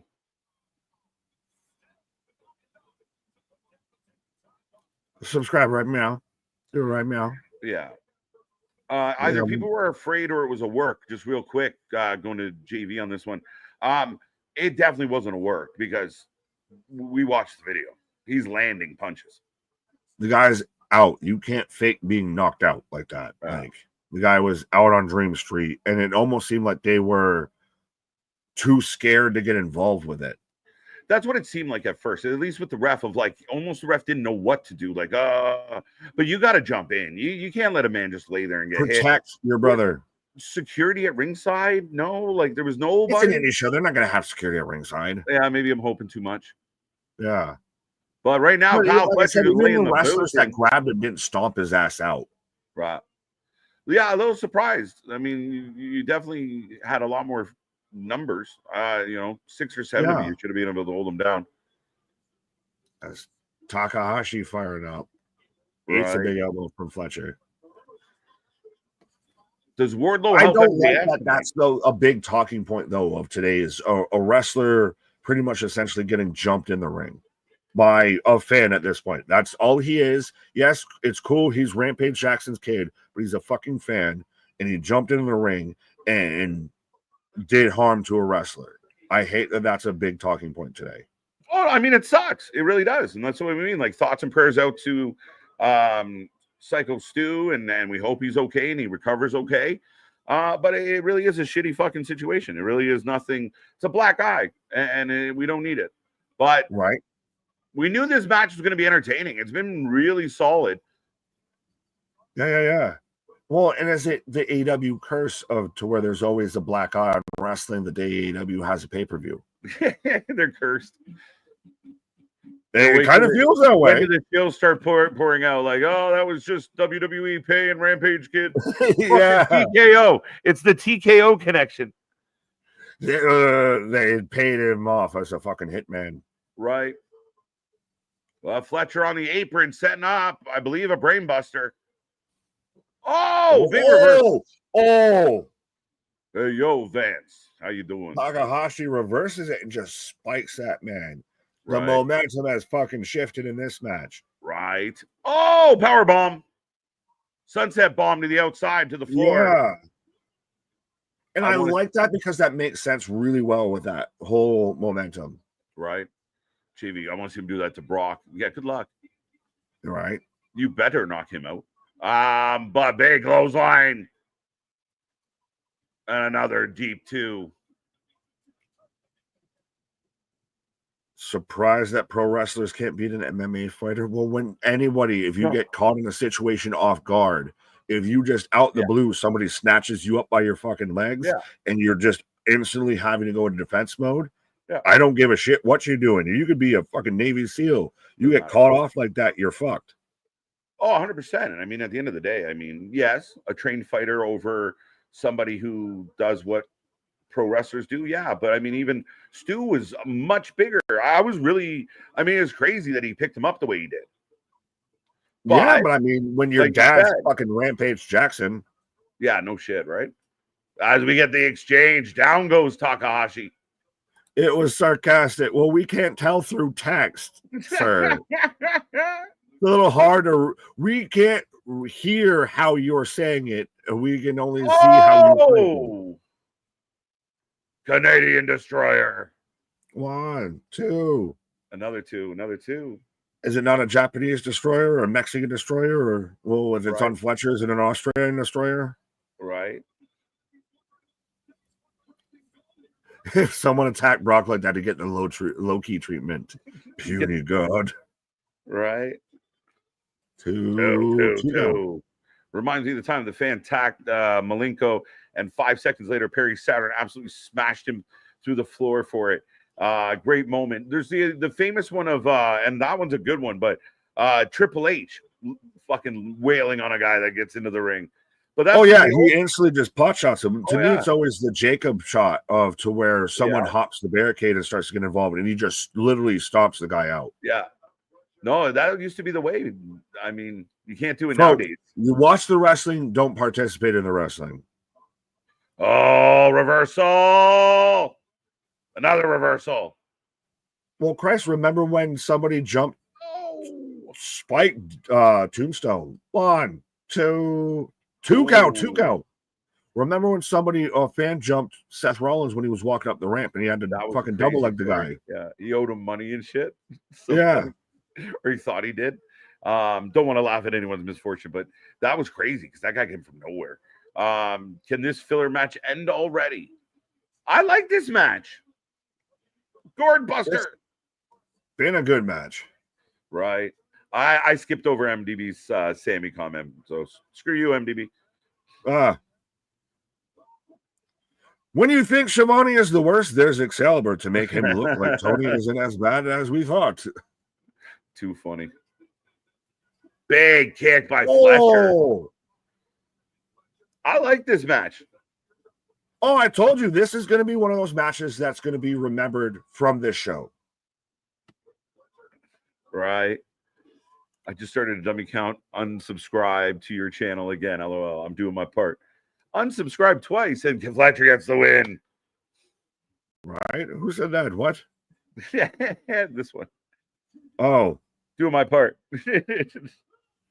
Well, no, he even said whoops and subscribe to your channel, not unsubscribe. So he's correcting himself. I dislike you guys so much. I unsubscribed twice. Big win. Good match. I enjoyed that match. Too many people on commentary, if I'm being picky. But good match. Big win for Fletcher, and I like Fletcher. Why is Archer there when he didn't do anything? Poor Archer. Like I said, Archer just got pancaked in the pre-show. So then leave him fucking back there. Yeah, right. Sell us a little that he actually got beat up. Now he's walking around. You have 19 members of the Callis family. Bring out one of the other guys. All right, bring out Rocky Romero. Don't bring any. No, Fletcher should be his own fucking act. And would you rather like it I get him out. if it was Fletcher and just Don Callis? No. You don't want the Callis family? No. Get him out of the family. But let Callis mess around with all the fucking. So you just keep Callis as like mid-card manager? Outside of Fletcher. And Takeshka, but we don't see him anymore. Like, why is that? That's a good thing. That's almost a good thing. Why is Takeshka not why are we not championing that guy? Takeshka could be your world champion right now. Man, the guy is one of the best talents they have. As we're setting up the fatal 4-way next. You mean the Alex Windsor wins match? Man, I'll throw up publicly. Well, I guess I might need to take a pause in it before then, but yeah, don't let me be here alone for that. Exactly, but I Alex Windsor wins this match. We've got to knock off one of the 9 belts here. I feel like she has more. Did she win 2 belts this week? She just won a match or won a belt last night. So she's 9 belts Monet. Yeah, it's insane. I told you she's going for the 10. She wants to be Ultimo fucking But it's Dragon. fucking comical at this point. It's so forced and everything. It's not like, even when Kenny did it, he at least seemed like he was having credible matches, and you still would air the fucking matches and everything. When Christian did it, when Ultimo Dragon did it, like, when you're gonna do the fucking belt collector shit and everything, have credible matches instead of just literally half of these we just find out through fucking stories of she just happened to beat so and so. Right. She just wakes up in the morning and somehow it's like the Goldberg streak. You just throw up another sign. She's gone from 9 to 18 fucking championships. Yeah, and again, it just, I've never seen somebody with so many belts that feels so irrelevant all at the same time. Well, remember, she tells everybody of, if you don't have a passion for this business, then you should get out. And if there's anyone that has a passion for what they're doing, it's Mercedes Moné. Right. But here comes Alex Windsor. She's out first. Maybe that means she wins. But I am to get your predictions in, folks. Who takes home the TBS title, and why is it Mercedes Moné? And there's going to be Alex Windsor, and I got to take my pause before this man, up chucks on stream. And it's also, no, it has to be. It has to be. It's in the UK. Ospreay. And at least has she got new ring gear since she debuted? Because it feels like it's always, she's just been wearing the same ring gear this whole time. But I will be back. All right. Nick taking a pause for the cause. The show rolls on. Don't forget, folks, we are back at it. I mean, when I say back at it, we're not leaving, but we will continue to be here for NXT Heatwave tonight. 6 matches. We're going to break it all down. We're going to be here all day. We are just sticking around. So every once in a while, Nick or I will pop out, stretch our legs, grab a drink, and re-up. But we are getting the start of the Fatal 4-Way. Our prediction title is on the line. So get your predictions in before I close them up. And good luck to all for that. Heatwave will be included in the Predictions Championship as well. It will be a cumulative score. So make sure you get in there and give those predictions. Bozilla coming out. I don't know if we've talked enough about her. Great talent. This could be a fun match. Fatal 4-Way, TBS title. I know Nick said Alex Windsor, but I will ask the chat out there. Let me know how you feel. If I personally worked in the company and I busted my ass for a year, 2 years, 3 years for some, and some person came into the company and seemingly based on their relationship bypasses me and goes right to the belt, I'd be a little perturbed. Am I being petty? Am I wrong? Like, the fact that Alex Windsor comes in here and is doing what she's doing, it just seems crazy to me. When you had so many other talent, arguably better than this lady, that deserve to be in this spot. And no disrespect to Alex, it's up to the booker. But I mean, my God, I don't think it's I think it would really bother me. It's like getting passed up for a promotion for the boss's kid. It's impressive to have that many titles and some little talent. So little talent. I like it. Again, it's just been a weird thing for Mercedes to collect these belts. Mercedes is the absolute worst. Mercedes Moné for the win. Mercedes Mona. Big CEO chance, though. Even though it's not her turn. Oh, what is this? It is her turn. I'm wrong. We got the trumpets. Oh, and they got all the belts. All right. I see you. So we got the dudes with the poofy hats, and each one of them have the way we're bringing out the belts. So she's got 9. There's 4 on each side here. So 8 of the belts are on display, and Mercedes has the 9th. I mean, I got to give some credit to that. I'd rather watch paint dry. Mercedes is close to beating Jade Cargill's TBS record. That will 100% be a thing. They want to get Jade off the record book. So, and again, I don't think Mercedes ever going to lose. Like, I don't think she loses today. She can't dance. She's okay at wrestling, and she couldn't cut a promo if her life depended on it. That's my take on Mercedes. So if you're out there listening to me right now and you disagree, tell me what I'm missing about one of the most pretentious people in all of entertainment. Spaz. KJ, I get what you're saying about Alex stepping over people with so much longer for a deserved spot, but Sasha is more guilty of that than her. Sasha does just that to 9 different divisions. I had touche. Touche, my guy. Thank you so much for the super chat. And you're not wrong, Spaz. I mean, she very much comes in, and I wonder how these promotions feel. Like, is it the idea? I mean, I can't say for certain, and I don't want to be like Uncle Dave, but money has to be involved. There has to be an exchange of something, some type of gratuity to the other company for giving up their world title. Now you have all these companies that don't have a champion, don't have a women's champion. It's crazy. Now, does Mercedes do a go give the belt back to her and put 9, 10, 11 women on put them over and give their belts back? Or does she just relinquish them all? That will be the joke. That will be the punchline. This is a joke. Mercedes 9 belts. I mean, I kind of like the entrance. If you're going to do it, do it. But ladies and gentlemen, last call. Your predictions. Let's go.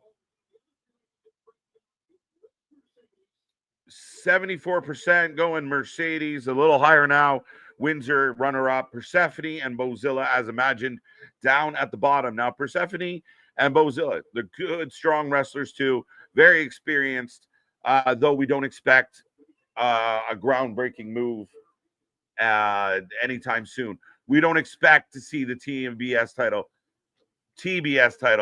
go to any other company. She's taking so many opportunities away from other girls in those companies, indies that could be champ, but CEO has to just have all the titles for no reason. Again, it's about to prove a point.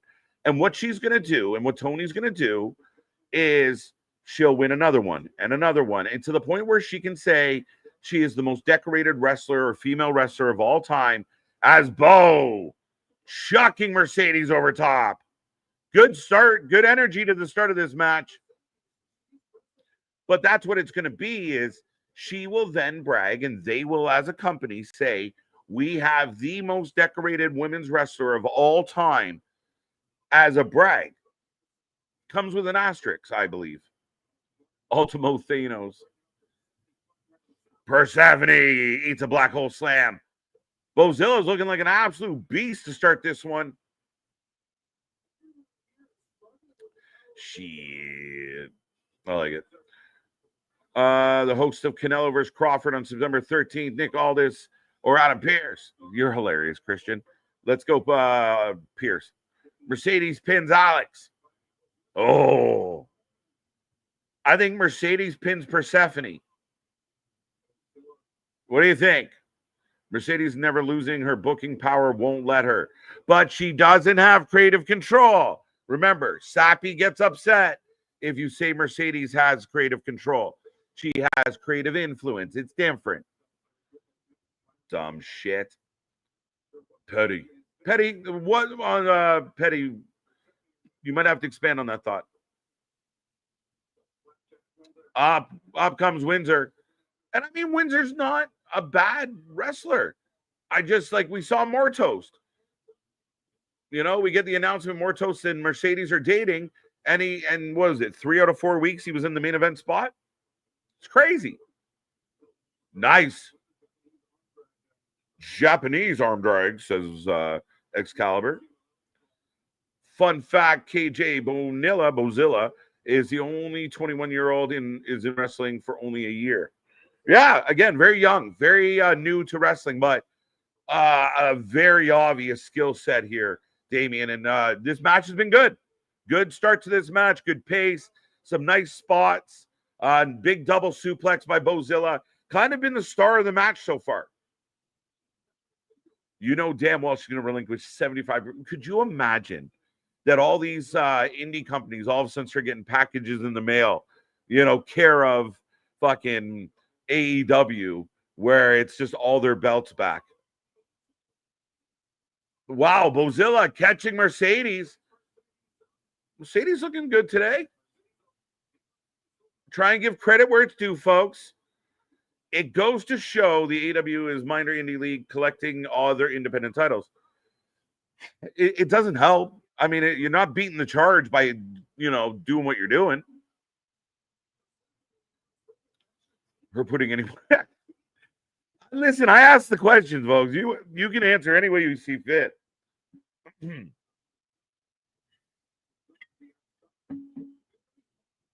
Mona, it's going to keep the belts forever. Look what they did to poor Athena, right? Tony, Athena gets a nothing match, loses, breaks her like 565-day winning streak in a tournament. And then Athena goes on to fight Tony. And, to me, it's just Mercedes crossing names off the list. Tony, I want to fight this lady now. Done. Now I can say I'm better. I beat everybody. I even did this when I did that. But right now, I do have Persephone Monet backslide. Oh, into a bridge. Almost got the spot. Bozilla is taking the pin for Mercedes here. No way Miss Ospreay is taking the pin. I would agree, but I mean, Nick thinks she's going to win. She could be right. Nice spot there. Arm drag. Mercedes with her very off-putting, cringy dance.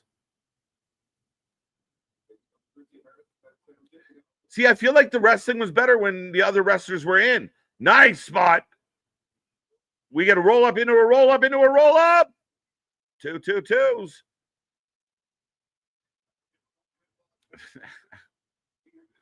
Oh. Mercedes trying to set up that finisher. Oh, there was a bit of a slip. Again, I think the wrestling looks a little smoother with the other ladies. Tell me if I'm wrong, folks.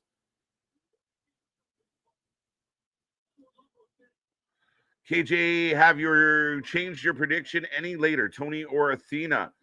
I'm still leaning Tony, especially with Athena about to fight Mina. I don't know. I can't see her winning the AEW title and then what? Defend both? Only defend the Ring of Honor title? Kind of working backwards. Good or bad or negative, Mercedes creates a buzz. She reminds me of Dallas Cowboys. Listen, that's a fair statement. As much as I bag on Mercedes quite a bit, that is an extremely fair statement. Same thing I say about Logan Paul, Punk. If you are generating buzz, you're doing your job. So, yeah, does she turn it up a little and she's a bit more arrogant to help push her? Is she actually maintaining kayfabe better than some? Do we have to give her credit for that? Yeah, I think where we get frustrated is it's similar to the Young Bucks for me, a little bit of just overhyped, right? A little bit. That's my take on it as far as like all this accolade when you didn't really deserve the accolade that you were given. But again, you're right. You're getting buzz. Sasha Meteora from second row. 2. I would be happy to take Excalibur's job and show it can sound a little better. Byron, I'd love for you to do it. It's why we are the alternative commentary here at the Wrestling for Life Network, because my God, Excalibur gives me a migraine. Oh, Persephone. I think Mercedes will end up having to defend all 9 belts in one night. Yeah, we'll have a battle, a gauntlet match. The dances, yeah, I'm with you, bro. I'm with you for sure. Mercedes Wilton, the goddess of the underworld, isn't that what Persephone is in Greek mythology? I do believe so, yes. My name is Zeus, like father of Apollo. I'll shove a lightning bolt up your ass, Zeus. Anyway, we get the trio. Whoa, everybody gets thrown. Super spot. Windsor holds on to the rope. That's pretty impressive. Big spot. Big cheer from the crowd. A good match. Speaking of a good match, my good match. Pause on that. And I don't know if I want to come back on, lightning bolts and asses and everything. Right. Yeah, I had to make sure I was here for when Alex Windsor wins this match. Because I want to see how this plays out, dude. I listen. I can't refute it. I can't even argue with you of like, no way. I think it's a possibility. I just think it's an insane. It is definitely not Bozilla or Florilla, Gorilla. It is not Persephone, Epiphany, right. any of that. Wait, she's dating Mortos? Yes. Mercedes and Mortos are spreading it. Oh, we got a bit of a... See, I feel like the match slows down and is a little sloppier when Mercedes is involved. Just my 2 cents. And people can tell me if I'm wrong. She's got the NWO fucking gear. But no. Right. She's very passionate about what she does. No one else really enjoys it, but she's very passionate about what she fucking does. I'm not reading this, Spaz. I appreciate the $5 super chat, and that is actually kind of funny. But you still got to pull it up. Right. No, I had to pull it up. He paid. I mean, I like the guy, so. But, yeah. Thank you, bud. All right. Well, I got pronouns, pal. Propunzel, let down your comments of top of the morning to you. Oh, Windsor setting up this weird contrived spot. Double sharpshooter. Like, too much of this, right? We were really... They all fell over. Is you can see cooperation and cohabitation and everything. And then it gets sloppy, and then you get into it, and it doesn't look good. Who's hurting here? Yeah, it's... Oh, Bozilla is about to show you who's hurting. Stepping on the hands. You not bringing up the submission hold, step on the hands so they can't tap. But right. There we go. And Windsor, who just stands there like nothing's happening, eats a shot to the back of the head. Again, I'm just being critical because what we do here, it's just if the spot can't be done smoothly, do a different spot. Yeah. It just looks like you're not going to execute it and it actually seems believable, then why fucking do it? It's a good match. I'd rather you keep the pace and keep the match going than slow everything down to try and do something that looks silly. Right. Well, it's like how I always hate the top rope into nothing. So, what were you going to accomplish if that actually ended? Yeah. Oh! Tony begging for the end of the match. Cover the girl. Cover. What are you? Like? Well, at least Shivani's out there instead of fucking Conrad. Because when you're watching sports, you hear the commentator go, "Get that guy." Like, what do you mean? Get that girl. I mean, you've honestly, depends on if it's the home base and everything. You've seen that at times, Oh, moonsault! Sasha breaks it up. Is she always going to have the Sasha connection? Yes. Yes. She never just fully breaks away and becomes Monet. Over time, I think like everything else, I think over time kind of heals all. So, I mean, eventually we're going to be calling her Mercedes for so long that Sasha moves deep into the background. But right now, she was Sasha a lot longer than she's been Mercedes. Well, and isn't it interesting that Naomi has everything that happened with her? It almost seems like she's the better out of the two when everyone thought she was just the catch-along. Oh, that was a fucking 3. Wow. And I don't like that Mercedes had it, but yeah, that should have been a 3. Windsor's up. Rosilla didn't know where to come. No way. No Do way. It. Do it. Fisherman. 1, 2. 2 count. Bozilla has a great case. Well, right. And then I like this of anyone else think KJ would make an amazing cosplay of Zeus, especially in a toga? Maybe Halloween. We'll see. I'm in. Well, and then Elm Street out here of KJ would make an amazing cosplay of Kevin Owens. It's true. It might have been said a time or two. I've accepted it.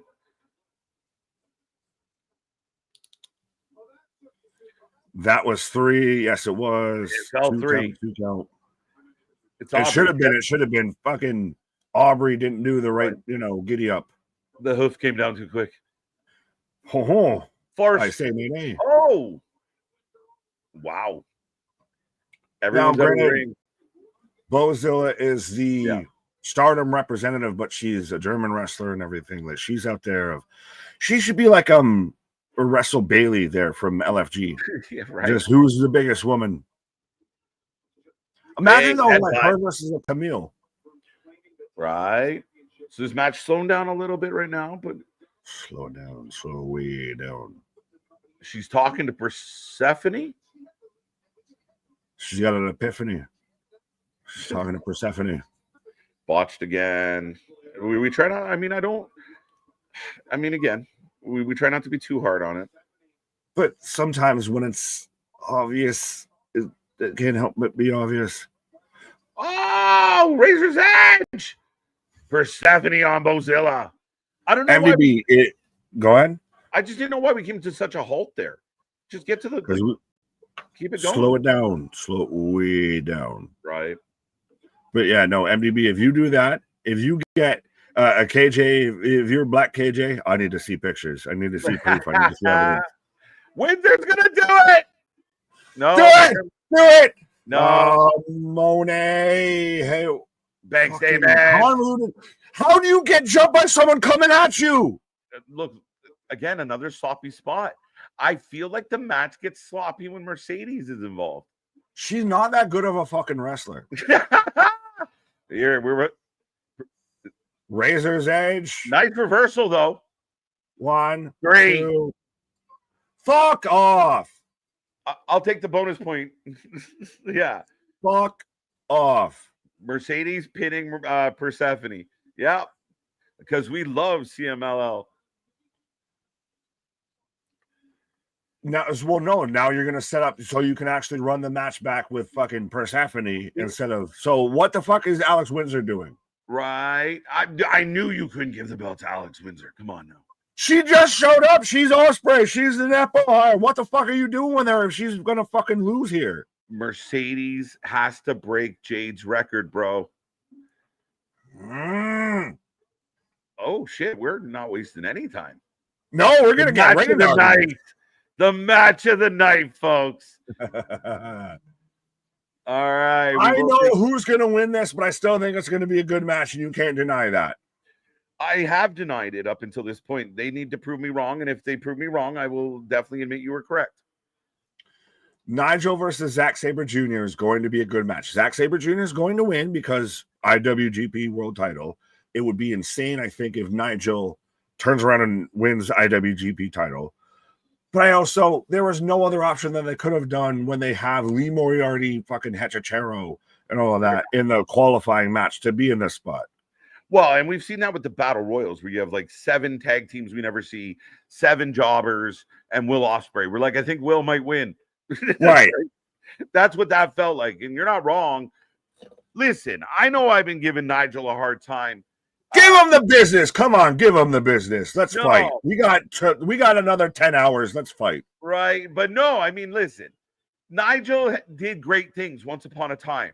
I'm not taking anything away from what Nigel was. Yes, you are. Nigel has not been good because he retired due to injury, and he's not who he used to be. He's not. Anybody could have had this match, and it's a better match. No, this is, especially in the UK, this is the passing of the torch and everything. The torch. Top British guy to the next top British guy. I mean, the only way I think that this could have been done differently is if you would have put Ospreay here. And I honestly think Ospreay could have won if you were doing it for the title and everything, if you put Ospreay in this match. But no, Nigel here is the best bit. It's in the UK. It's in the O2. You get the passing of the torch. They just show the whole video package of literally hitting each other's moves. Nap time for KJ. Yeah, this is what. Remember, wait, you said you were going to take a pause for this whole match. No, I feel challenged. But I said, oh, look, we're getting like.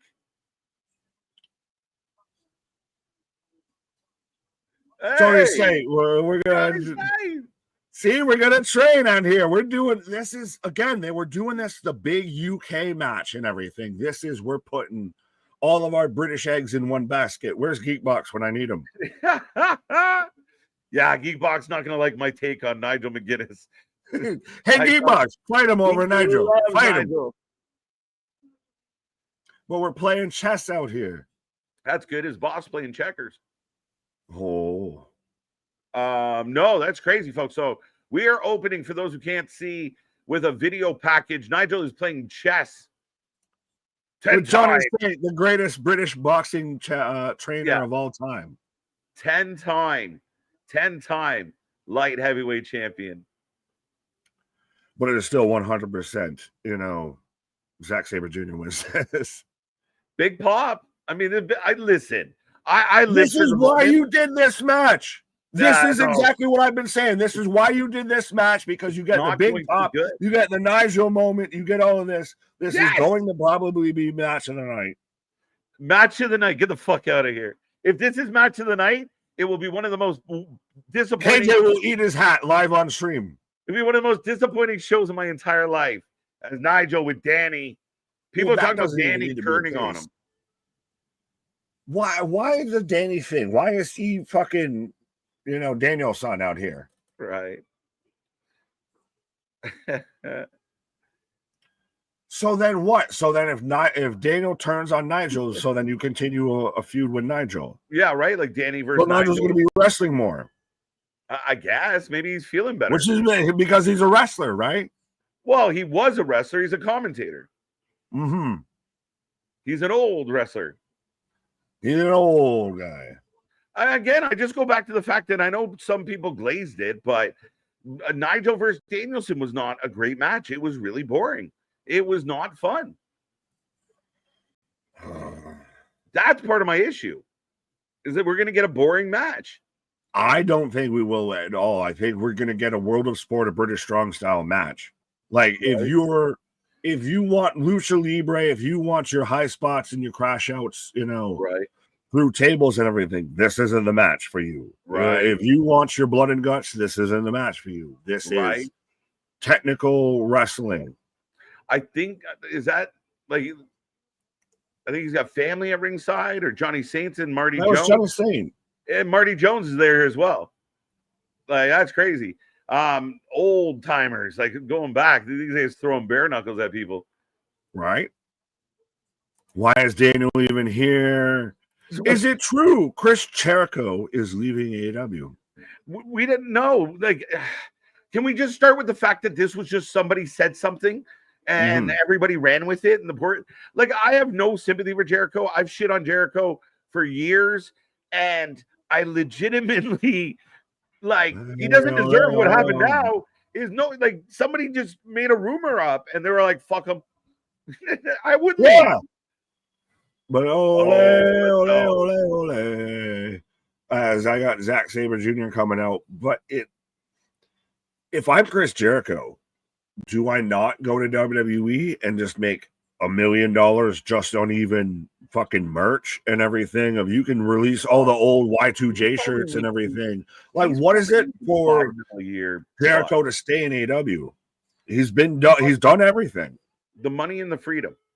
That's the only issue. That's the only thing, is how much does Tony need to pay Jericho to keep him staying?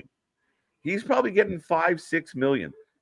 Right. So does Tony need to pay him $10 million to stay there? Because, I mean, he goes to WWE, he shows up in the Royal Rumble, he has probably some sort of a match on WrestleMania, and he can just sit there. He probably goes into Hall of Fame, if not this year, next year. A Hall of Famer. Right, but then that's how you bring him in and everything, and you can just do Jericho merch till the fucking cows come home. Do you reintroduce the countdown? Right, that's how you bring them back. The countdown clock returns. That would be interesting. That would be a cool way to do it. You just completely, because there's an audience there that watches WWE that doesn't know Chris Jericho has been wrestling. There is still that audience. Facts. Yeah, the Jericho thing's funny, but I think it's just a rumor. I said that Jericho would be a lifer for AEW just because of the freedom. Like, he does, like, he's not going to be able to say, hey, Hunter, I'm going to do the learning tree and just be good with it. Like, you're going to have to go through creative control to get your ideas through. But I will close up the predictions, folks. But they do the countdown and everything, and I see Alan out here of, tell me when I'm telling lies, but I'm actually enjoying Forbidden Door so far. I'm not hating it. It's been a good show. I'm enjoying it. The best Forbidden Door. I wouldn't even say it's the best. So far, it's not the best AEW pay-per-view we've watched this year. It's been a good start. Like, I mean, if you kind of like, I mean, the pre-show is what it is. It's how many people can we get in the pre-show in 4 matches, and they did that. Let's ignore that. The opening of the show was strong. There've been good matches. I thought the Fatal 4-Way with the women were good. It was a good match.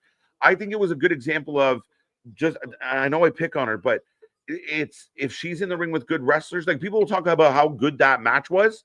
Like she carried that match, and Bozilla was the star of that match. Well, it wasn't Persephone. Well, she ate the pin, so her spotlight. Well, I mean, what did Bozilla do in that match?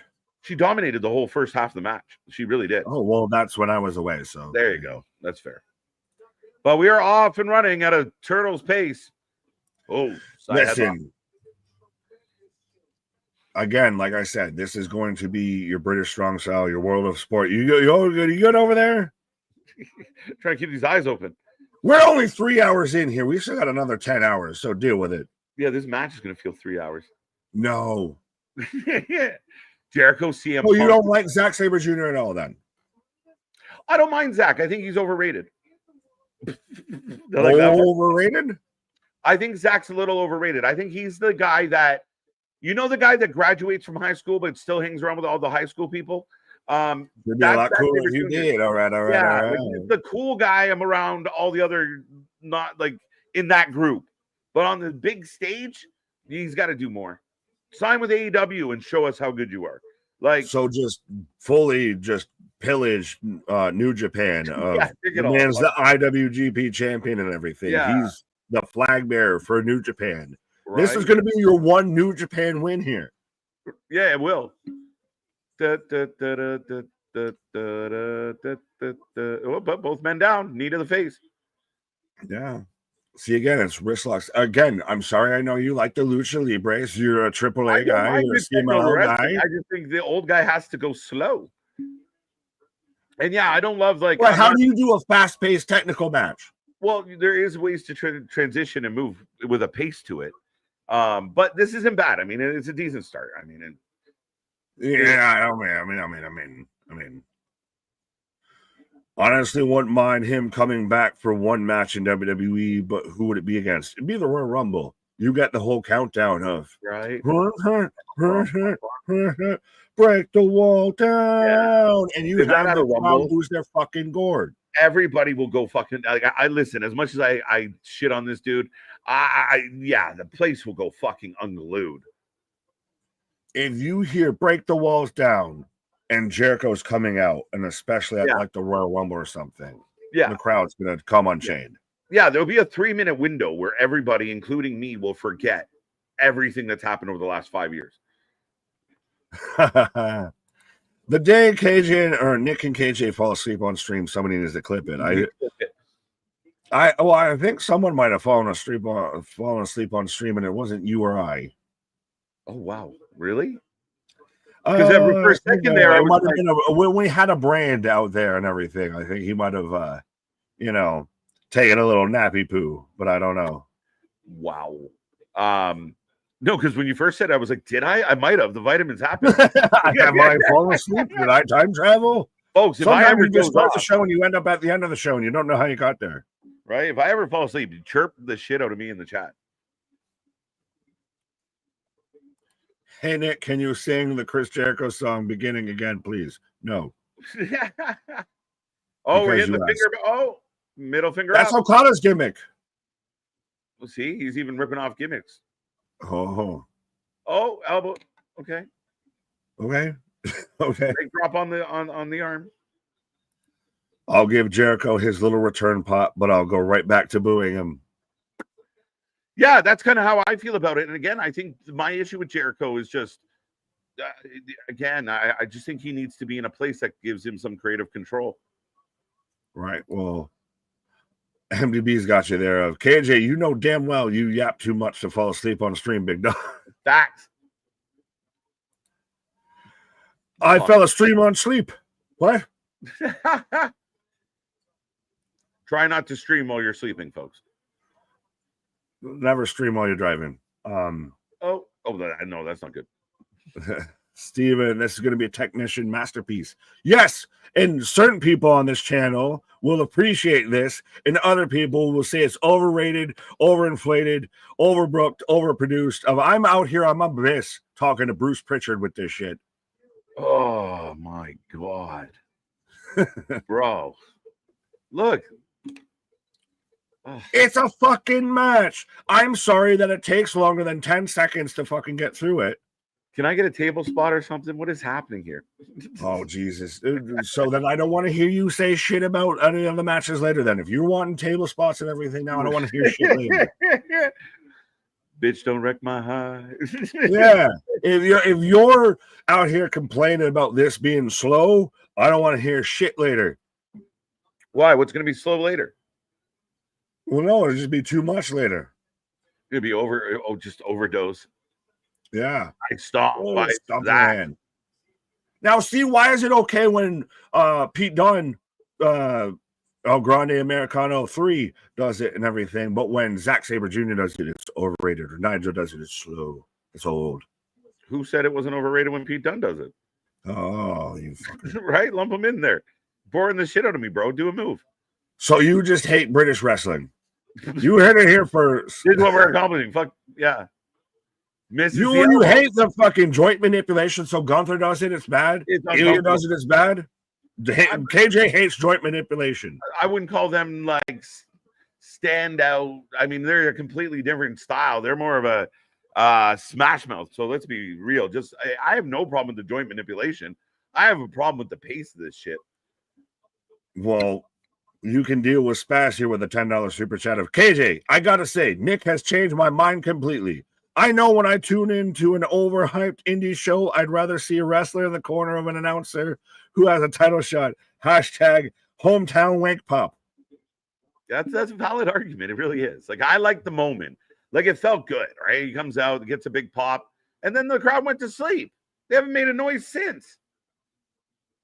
The only other British wrestler on this fucking show is goddamn Michael Oku that fucking planted himself on the apron in the pre-show. Yeah, you do an American company versus a Japanese company in Britain. With two British wrestlers representing both companies. All right, so both men are taking a rest in the corner.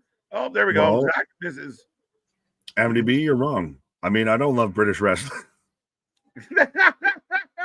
I mean, I might not, actually, now that we think about it. Yeah, I think we've now exposed this of get the tables and chairs, some color. And some color. It's not the same without some color. I like it. No, we don't need no color. We had that in fucking with Kip Sabian got color in that Sabian match. bled. Yeah, that was unnecessary. I think that match didn't call for that. I think it was I honestly think that might have been a potato though. Really? Yeah, I think he caught one. Ooh. Well, speaking of caught one, Zack Sabre Jr. just caught an elbow in the fucking corner. Oh, that's all right, that was good. Hey, it's a good match, huh? Is it boring? Is it slow? Yes, it has been slow. Two things can be true. Yeah, and Alex Windsor was out there on the show. So yeah, but no, you got away with Alex Windsor getting the win. So you got to entertain my Nigel match. That was nice spot. Zach comes out of the corner. Nigel catches him with the big clothesline. Almost that 6 cents kicking in. One spot don't make it a good match, Nick. But don't make it a bad match. It could be a slow, boring match with a good spot and still be true, but in both cases. Ooh. Danielson having a fun time here. Well, Gabriel saying Moss will win today. Do you think that this needs to be the end of the Death Rider shit? We've gotten 10 people. We have 20 people involved in the fucking match. We've been saying that for 7 months. Oh, okay. Just drags him off the turnbuckle. That was uneventful. Oh, a little pop off. Oh, nice spot. Thank God for Zack Sabre Jr. in this match. I will admit that was a little Nigel's walking into the spots and everything. The arm drag and everything, the arm bar. Right. I can't deny that was, you just walked into that, my guy. When you're 25 and young and you do that bottom turnbuckle spot, you run into it kind of quick. You pop out of the turnbuckle. It looks good. You have you're a bit of commentator, momentum behind you. That's just, yeah, I feel like I'm walking fast, but you're walking at a brisk pace. right? It looked like a strong breeze would have blown him out of the ring. Fuck you, Nigel. You're making a liar out of me. Welcome to the channel, folks. How we doing out there on a Saturday? We got 111 in the chat right now. And remember, we are just a handful of people away from our next milestone. So make sure you hit that subscribe button if you're enjoying the banter of us two. We're here all day long. Literally, we're in hour 3 of probably a 12-hour stream. Me and KJ on your ass about Nigel McInness today, Nick. Pause. Get off my ass. What? I'm just not excited about this match. Like, I would have been happier if it was Danny Garcia versus Zach. No, the fuck you wouldn't. No, the fuck you wouldn't. Yes, I would. Nigel turns. A lot of people talking about Garcia turning on Nigel. Sorry. No, you're good. So then, if it's such a bad match, does Garcia turning matter? No, really, not to me. I'm equally. Does he help it? So he helps Nigel. So he fucks over Nigel, right? Who right now has not looked at all in control or in any sort of dominant position in this match. But he fucks Nigel over. So then you get Garcia versus Nigel for the next couple of months. Yeah, Sunday. It's Sunday. Yes, these Sunday pay-per-views are fucking me up. No, trust me, it feels like a Saturday. We're time traveling. This is yeah, you're just saying that to get me going. Get the fuck out of here. I mean, we want to talk about it. This has actually been a competitive match. This is a wrestler versus a wrestler instead of a wrestler versus a commentator. It's definitely this isn't just selling chop, and then you get some little bit of momentum back. That old guy is definitely not good. It's definitely a commentator. We just talked about the corner spot. It looked terrible. Oh. We're back down to the swinging forearms. Yay. But so then Corey Graves never to wrestle again? Well, if he comes out of retirement, he's going to be a commentator unless he's dedicating himself to wrestling. Nigel's not becoming a wrestler again. He's just getting a hometown pop match. And what if Nigel becomes a wrestler again? If you can support Nigel wrestling, you have to support Pat McAfee. You have no choice. There again, it's not fair to foo Pat McAfee's efforts. One's a fucking wrestler, one's a punter. Yeah, this guy here's the punter. As Zach's nose is bleeding. Oh, we got color. Those much better match now. Fuck off. Spaz with a $5 super chat. Garcia out here looking like Action Andretti and Brooks Jensen's love child doing an MGF cosplay. Yeah, with the fucking towel. You're almost setting it up too obviously that Garcia is going to do something and be involved in this match. Unless he just came out to watch, I guess. Oh, as he turns that man inside out with a clothesline. I will laugh all the way to the bank when somehow Nigel McInness is your IWGP World Champion. I'll shit a cat. Like, let's get out of here. What are we doing? Come on. But does this feel at all like a New Japan AEW crossover? It just feels like AEW with some New Japan rentals. Ooh, ripcord clothesline, short arm clothesline. 1, 2, dos amigos. At least WWE had Jerry Lawler have the occasional match. It wasn't treated given 20 plus minutes on a pay-per-view. Right. I only support Pat. So CKY out there, he's only for Pat. Only for Pat. Almost looking like match of the night. Hey, what do you say? Almost. If this is the match of the night, it's going to be a very low scoring Forbidden Door. All right. Well, what would be the better match so far that we've had? The last match was better than this match. You're just gonna say any match? I enjoyed the Fatal 4-Way more than I enjoyed this. Oh, submission from Nigel. Hey, fuck off! You can't say incredible mobility as Nigel has to do like the dad spin around shit and everything. I love me some Nigel. You can't say incredible mobility. Why is this man's eking and creaking, needs some oil like a tin man out there. Yeah, well, like, why is the ref like what? I don't understand. For no reason, the ref's having issues with Garcia. Like, just starts talking to him. Like, what happened? That's so weird. And keep I in feel mind, like something was supposed to happen that didn't happen. I guess it's so odd. As we slowly put him on the top turnbuckle, I wish they would have had Monet defend all her belts in a gauntlet match. Yes, I said that earlier. That's jokes. Y'all talking about match of the night. First of all, it's still Dynamite. Dynamite, daytime. Oh, whatever. Garcia and Zack Sabre Jr. sharing pleasantries.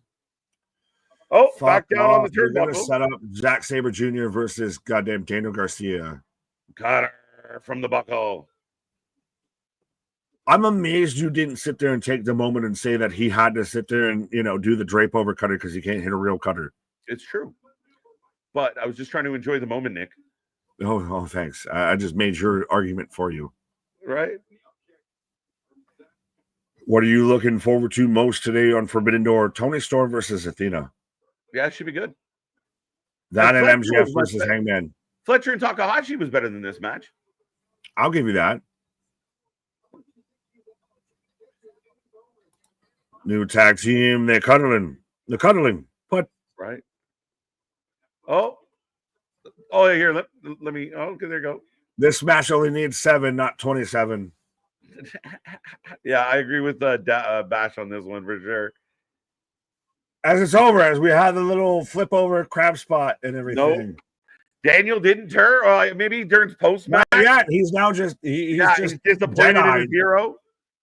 By your IWGP champion still. As it should have been, as it always was, is Zack Sabre Jr. In a not a bad match, not a great match. My heart is pumping, folks. Everyone out there at the edge of their seat for that fucking snooze fest. 5 stars from Meltzer. It would have been 7 in the Tokyo Sabre Dome. Jr. couldn't even do better than a roll-up on Nigel. I don't wrestle anymore. McInness, come on. They had the little crab spot. The whole match was a fucking meh spot. Now, but I'm still looking at Garcia because he's just dead-eyed this whole situation. Nigel. Are we going to get a hug it out or something? Look, neither guy's even tired. That's how shit the match was. Do you need to sell after the match of like, hey, I kind of got my ass kicked? No, they don't look like they got their ass kicked. They look like they. No, I'm saying that, but I'm saying they kind of need to. We got a handshake for the bows. Each other. They aggressively fondled each other for 27 minutes. You can tell that Zack Sabre wasn't meant to get actual color. Like he just got busted in that match. Yeah, he ate a little bit of one on the nose. Something a little stiffy there. I'm still waiting. What's going to happen with Garcia? Garcia gets in the ring. Is he going to attack Nigel? He's not going to go after Zack Sabre. So we're going to get more Nigel. Oh, fucking hell. And Shivani's joining in the ring. Why? Zack Sabre Jr. Because this is going to be Nigel's probably the last match until Garcia attacks him, and then we're going to have another match. They're hugging it out. He hugs him. Kick him in the dick. Twisted.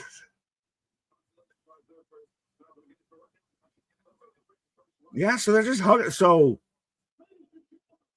this is going to be official. Nigel's probably retirement, and then I'm still keeping eyes locked on Garcia because we had a little weird hug. He gets out of the ring now. What the fuck?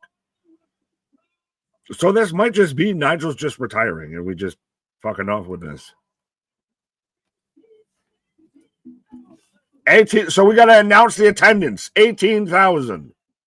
Thanks for coming, Nigel. Get the fuck out of the ring. Yeah, how about you fuck off? We're like, Tony's about to talk to Nigel. We're like, no. Can you leave? Nothing. But again, so that's it. Yeah. Looking back on it, that was kind of shit. No, amazing job. Shout out to AEW. Shout out to the people in the O2. 18,992. That feels good. That's a nice flex. That's what you call a W. Fight in the back. Amanada and Tekla. So we're using Forbidden Door to set up Dynamite. They've been fighting since the pre-show. Seriously? Yes. They started fighting earlier. Is that a fucking trend now in wrestling? Yeah. We're just gonna have everybody fight for fucking 2 hours. Yeah. We just the Peter Griffin versus the chicken. Yeah, and well, this is, I guess, gonna be the match that we're gonna unintentionally have that we should have had before. Does somebody come out? What would you do here? Like, who's a debut, who's a signee, who's a return, or anything that shows up here? Right. This is now just awkwardness. So yeah, for those who can't see, Queen Aminata and Thekla were fighting in the back. They've made their way out to the entranceway and everything, or through the ramp, and now Queen Aminata with a big ass headbutt. Oh, where were you guys? Why didn't you do that while she was still way down there? She done fought for 72 hours, and you just show up? Yeah, they've been fighting for, right? Where the fuck were you? Sky Blue trying. I feel like someone's got to be coming out. Oh, what? Who? Spider time. There we go. We got company. Jamie Hayter's back. Jamie, Scooby-Doo Hayter is back. So we didn't have her debut on the pre-show. We just have her in a segment that was on the pre-show. Right. Let's go. She is that the only time they give a fuck about Jamie Hayter's when they're in the UK? Yes. We've talked about certain people having that, certain occasions. But Jamie Hayter looking good. Scooby-Dooby-Doo, where are you? Why are they doing this? But so you've introduced her into a fucking trio and everything. Like, again, every time they bring back Jamie Hayter, it's always all in. It's always in the UK, and it's always kind of shit. Well, listen, Thekla was kind of the person she was going after when Jamie got hurt again, apparently. So at least that made sense, and big pop from the hometown crowd. But the tag match is up next, and dude, this is a very big tag match. Oh, we got FTR. They gotta.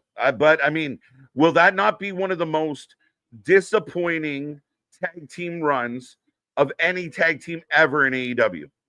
Yeah, I can't wait to listen to MVP's podcast about how he bitches about how bad, Tony booked them and everything, right? Because that's what you do, right? Right. That's what you would do if you would call a spade, or do you just, walk it back when it's the employer that you have? But if the Hurt Syndicate lose here clean, if they lose here clean, it's fucking terrible. Oh, it's they an elimination have to lose match. to where somebody else. It's an elimination. Oh, that's even so. Somebody's losing clean, so they're gonna have to lose clean. That's fucked. Yeah. So Shelton's eating a pin tonight, if your theory is correct. Yep. And on a side note, Brodito, awesome tag team. That's just came out of fucking nowhere. Let them win. Confuse everybody. It doesn't work. Storyline. Well, come on now. Terrible sense making out here. But Brodito's out there with that the Fenix and Andrade kind of combination of it shouldn't work, but it somehow works. Right. No, it's good. They kind of I wish there was a little more explanation. Maybe you give us a vignette or two to make us go, okay, they're friends because they both like motorcycles and hard rock. Like, I don't know, connect the dot a little bit, but they're great. They're really good. And you need the buddy cop fucking segments again to where they both just like fist bump and everything. Right. FTR for the win. Get your predictions in, folks, as we will close them up at the bell. You can be our prediction champion, have your name under Nick for a month or for a week this time. As I like that, though, of living legends, and they have how many times they've won the tag belts. And all the stars. Like, it's a good way to go the old school Heat gimmick. For sure. But folks, we got more coming your way. Don't forget, Heatwave tonight. We are not leaving. So go get your snacks. Do what you got to do. We're here all goddamn day. Excuse my language. I'll be right back. Right. But KJ is taking a pause to go and get his snacks as I got Raw out here saying MJF cost them the titles. The MJF thing's really interesting because that still feels like it needs a payoff. Was it all a ruse? Do they help him win later on tonight? That's interesting. I don't know if he'd show up and screw them out of the tag titles. I think hopefully we could just get actually FTR has a really good match because FTR versus Bandito was one of the better tag matches, one of the better matches that AEW's had in a long time. So this tag division has something. They just need to actually fucking figure out what it is. Because I got Brodito coming out, but yes, FTR for the win, Brodito for the win, Hurt Team for the win, Hurt Syndicate. Anyone other than MDB answer that? What did you ask, Boston? Christ almighty. How many matches are left? I will Google the Wikipedia box here. So we have 1, 2, 3, 4, 5 matches left, including this match right now. So after this, we'll have 4 left. So moving on at a bit of a breakneck pace here as we're about the 3 o'clock hour. But again, still, we have a fucking 10-man steel cage blood and guts match that they don't want to call blood and guts. So we're going to get probably more into some more great matches as I got the Hurt Syndicate. This is, ooh.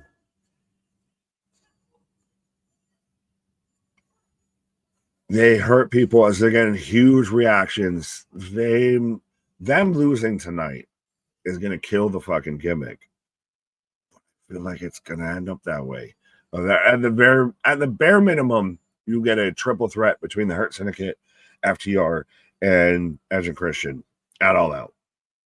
I know KJ thinks that you can just do FTR versus Edge and Christian at All Out, no tag titles involved, but why not have that big moment? Why not have that added to your tag division? FTR for the win, FTR win, FTR Brodito. I've heard there's an injury angle, Shelton Benjamin in this match. From who?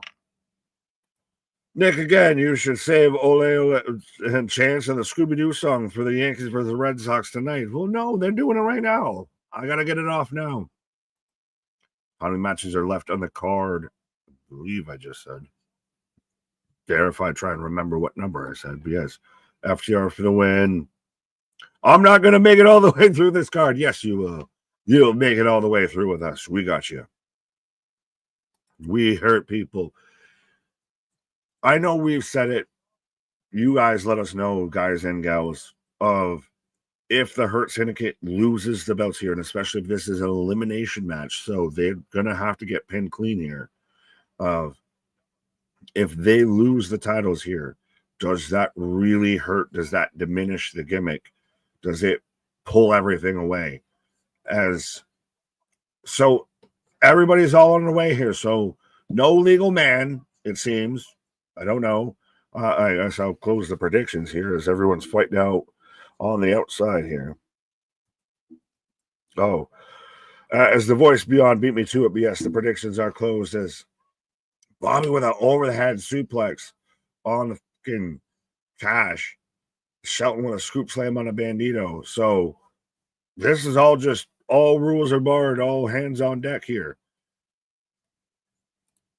Nick, I'll say, I got that. Yeah, Black Cats and Voodoo Dolls. Christian, I was waiting for you to make a fucking Ricky Martin reference. Dale, I'm not talking about the pre-show for Forbidden Door has only been on for an hour and 44 minutes.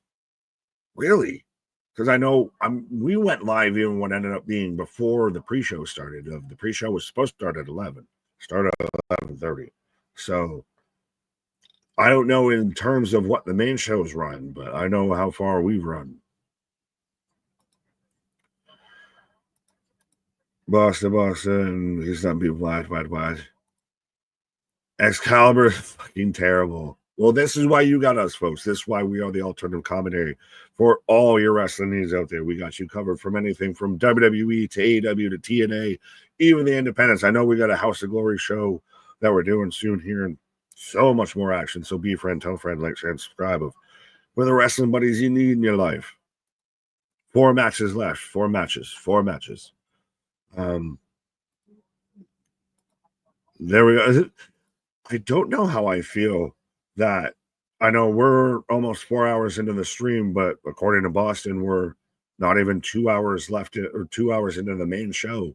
And everybody's how many people have so now we've got order. Now we've got tag teams. And I fucking hate why would you, and especially with an elimination match, would you have it to where you only have 2 members in a time, to where you only have 1 from 2 teams at all times. You don't have all 3 at all times.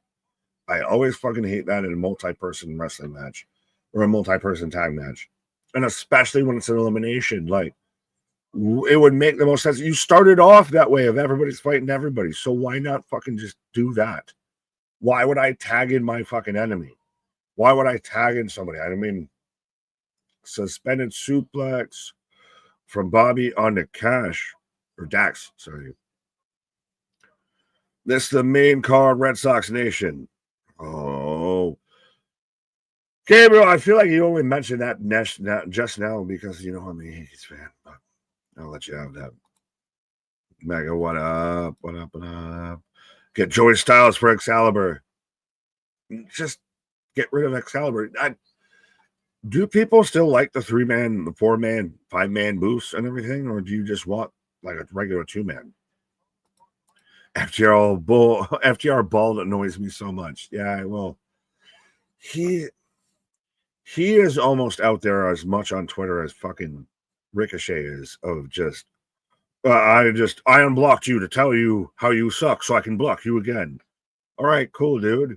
Tell me I live rent free in your head as Shelton gets sent out to the outside by Bandito. Tope. Excalibur is horrible. That's become the running thing. Bobby is still free. Well, he's still just got insane talent and everything. It's just the promos aren't there. If you would have kept MVP and Bobby right now in WWE, could be a world type gimmick or a world champion type gimmick. Big Nick, I myself am a fan of the 2-man team on commentary. However, I do like the guest commentators from time to time, especially the ones that know nothing about wrestling makes for great TV. So you want like the, what was it, Art Howe or whatever that was out there? How much does this guy weigh? I don't mind a 3-man booth at times can be all right. To me, do the 2-man. I guess maybe you can do a spot here or there, or specifically for a match of a manager ends up on commentary. Like if MVP is on commentary right now, that's one thing. But no, stick to your 2-man, stick to your kind of fucking tag team back again. Bobby Lashley. Bobby is so good in the ring. MJ, shout out. Yeah, he's talented, but I feel like he's one of those that nobody else, he doesn't have anyone else to work with in the company. Like, are they chanting for Bobby right now? Yeah, they're chanting for Bobby, but like Brody King and Bobby Lashley is a good pairing of it's 2 huge guys. MJF and Bobby Lashley, I'm waiting for that to be something, whether it's for the world title or not. But Bobby Lashley doesn't have a lot of guys that are A, his size, B, wrestle how he does, or can have a good match with him, I feel, in this company. Like, if Cross came in, Cross is a guy that could have a good match with Bobby, but those are almost kind of the only guys that they could have good matches with. Yes, Raw tomorrow at 2:30 Eastern Standard Time. We'll be out here in the UK. You might see, speaking of guest commentators and everything, you might see a guest out here when we're out here on Monday Night Raw Monday Raw for 2:30 Eastern Time out there in Birmingham. Out there in the UK, replace Excalibur with MVP. Is MVP not on commentary? I see Shivani, who Christ Almighty looks tired. You have Excalibur. Here's my routine and diet regimen. Well, thank you, Christian. I'll get back to you when I want some diet advice. I'll replace Excalibur. Well, Christ, I didn't go to that extreme. But Shelton and Bandito. So Dax and Cash are just now, they hop off the whole corner of we're not going to be involved. I mean, if you're going to do what's an elimination match, if you're expecting these two guys just to fight each other and just somebody beat somebody. But this is why I want at least a member from all teams involved. Because it actually makes sense then. Because now everybody's got a stake in the claim. Everybody's got involved. And it helps the action move, I feel. I want to, yeah, where's Taz? No Taz tonight. He didn't make the trip. Taz over at Excalibur. Yeah. No Taz out here. So this is slow down as Bobby's just working over Bandito right now. This is almost feeling like a goddamn gauntlet match of we're gonna just have two teams face each other and then we'll get the third team involved here. No. That's more PG. Yeah, well, still, I get the concept and everything, but at the same time, we do like being on YouTube. Perfect commentary team, Pat Graves, Morrow. Oh, no, because no one's the straight man. You would have what? Had Morrow be the fucking play-by-play? Or no, Graves would have had to be play-by-play then with that, because you'd have Morrow be the color, or you'd have Pat be the color, and Morrow also be the color. No, so well, let us know, folks, in the chat or in the comments on the stream of what is your dream commentary team. Bonus points if you save me and KJ. Bandito this Friday defends his title versus Hechicero. Well, there you go. What, daytime wrestling again? Yes, all the daytime wrestling. Graves as a play-by-play. I would see that. That's the only way you can make that work, as a fucking chokeslam powerbomb from Brody on to Dax. Where is MVP at tonight? Yeah, he's not at ringside. I could have sworn he came down with him. I don't hear him on commentary. I know I see goddamn Stokely. So yeah, where did fucking MVP go off to?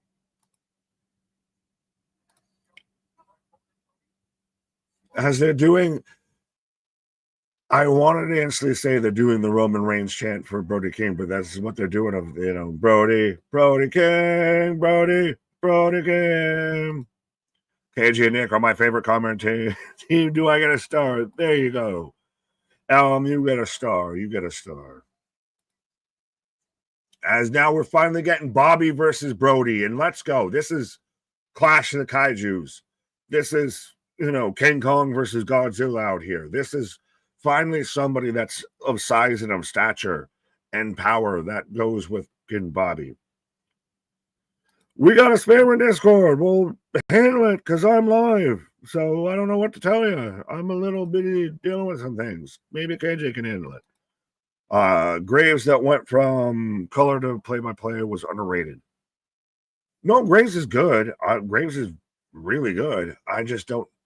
You can't have so much personality on one fucking team, I guess. Or so many people that would be talking over each other. I'll put it that way.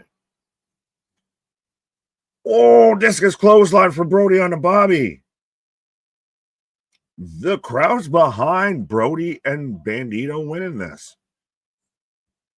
Dumps out Bobby on the outside. So Brody King gets the better of Bobby Lashley. Dream commentary team, Jim Ross, Chip Kessler, and Jerry Lawler. You have to remind me who Chip is. MDB finally gets his meaty man slapping meat. Yes. Big beefy boy slapping meat is now I got Shelton just going all Minnesota wrecking crew on Brody King. Excuse me. Low key, I'm enjoying Testator on commentary for the time being. Oh, Testator is good. He works really well as your play-by-play guy and everything. He adds that college football, that sports vibe to it that Michael Cole, I think, kind of lacks because he's so used to the system. Yeah. Chip Kessler from Smoky Mountain Wrestling. Well, good on you. I didn't even recall a Chip. So I'll have to go and check Chick's workout. What? Yeah.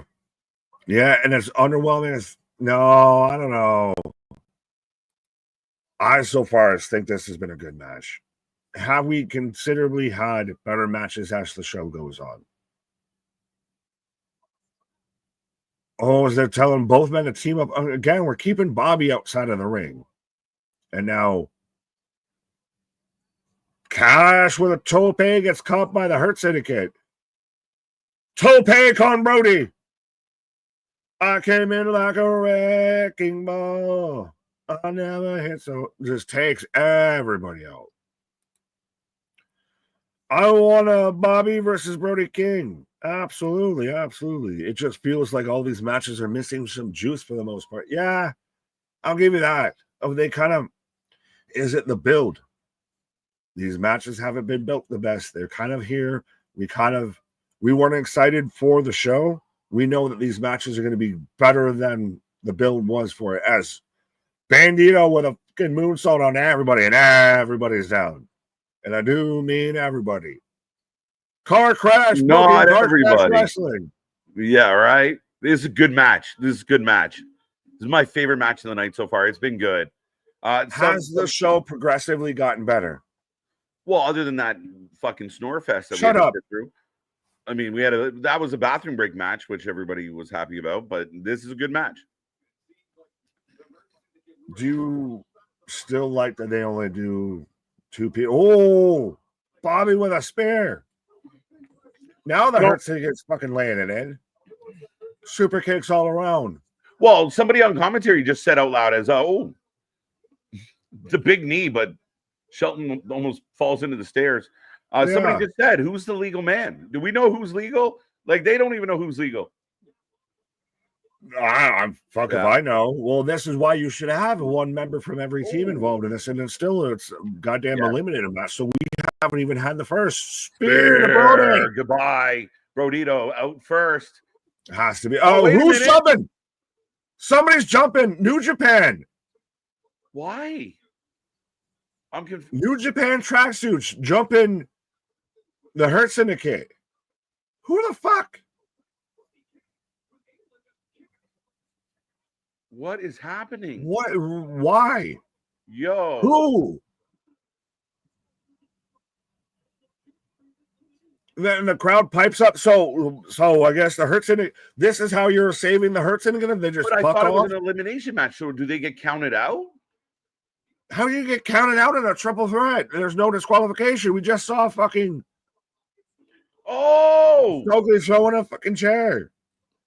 Power slam. Big boot up on Brody.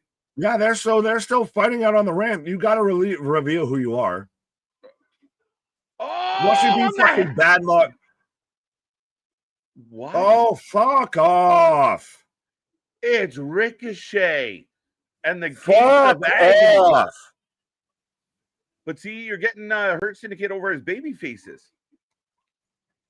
But just why? So that's what. So MJF hired Ricochet and Co. as hired goons, and they show up with a New Japan fucking attire. Remember, they're working with MJF. So does this tie back into MJF? That's what I was thinking of. That's the only way this makes any bit of fucking sense to be involved with the Hurt Syndicate. As now they're setting up Brody. The crowd has gone quiet. You watch, you're gonna have some fucking convoluted thing to where at the end they all working together or some shit. Big superplex. But so they're just out on the mat. Oh, big spot. Frog splash by Bandito. Yo, there's no way. Oh, monkey. Yo, that's such a good move. 1. Oh, 2. we were botching it. We fucked that all the way up. And new champions. They did it. No way. They did it. It was a real clunky, but they got there. As Brodito is your tag champs. Holy shit. What happened to this being an elimination match and you had the fucking tag champs just fucking fight off into nothing, and that finish was fucking awful. Now, correct me if I'm wrong, like, ladies and gentlemen, I believe, I'm just trying to confirm that this was advertised as an elimination match. No, it just says 3-way test. So, okay. I guess it wasn't. Fair enough. But either way, they fucked up the ending, and you just had your championships get run off by the Gates of Agony. Saving face, trying to save face. But this is you. I don't want to take away from Brodito winning and everything. Excellent. Because they're the team that they've just built organically. But now you get your wish of we get Edge and Copeland or Christian and Copeland versus FTR in Toronto, not for the titles. Yeah, and I actually expected Edge and Christian to maybe have an impact here. Instead of Ricochet, would have not been a bigger pop. That, I mean, you have an opportunity to do Edge and Christian screw FTR because there's been beef, and then Brodino gets the, whether they get distracted and Bandito and Brody get the pin on the Hurt Syndicate, but the Hurt Syndicate don't want to take pins. So they get run out by Ricochet, which it killed the crowd. Crowd went kind of quiet, like, oh. And then, Brody and... it was a good match, terrible ending. Terrible ending. Good match, good winner. I'm happy with the title change. But again, that will go down in AEW history as one of the worst tag title runs of anybody. Yeah, well, and do you think, though, now, like, does the Hurt Syndicate play into MJF's match with Hangman? Because now that they walked off the contract, he could turn around and literally have the rematch right after the match. Maybe. I mean, again, it wouldn't make sense now. Unless they cost MJF the title, that would be the only way. But still, what sense does fucking Ricochet and the Gates of Agony show up to take out the Hurt Syndicate unless they were sent by MJF? MJF, right? And then does that play a factor in the main event tonight? I don't know, man. Time will tell on that. But the next match is already being advertised, and we are rolling, folks. Get in that chat. Who are you taking as Swerve? Okada? Yeah, I'm not. We'll see how this goes. I love Swerve. Okada's been mailing has to be Swerve's house. Oh, yeah. I'm with you. But that means a title change back to back. Yeah, but this is moving at a bit of a breakneck pace. I know we're 4 hours plus in the stream and everything, but at the same time, how long has Forbidden Door actually, like the main show, been on? It's been really fast paced. Now, are they moving fast now because we got some long matches coming up? Oh, we're gonna have a 72-hour fucking cage match, right? And also, are they trying to quickly get everything in before the start of the WWE pre-show at 5? Does it start at 5 or I thought it started at 7?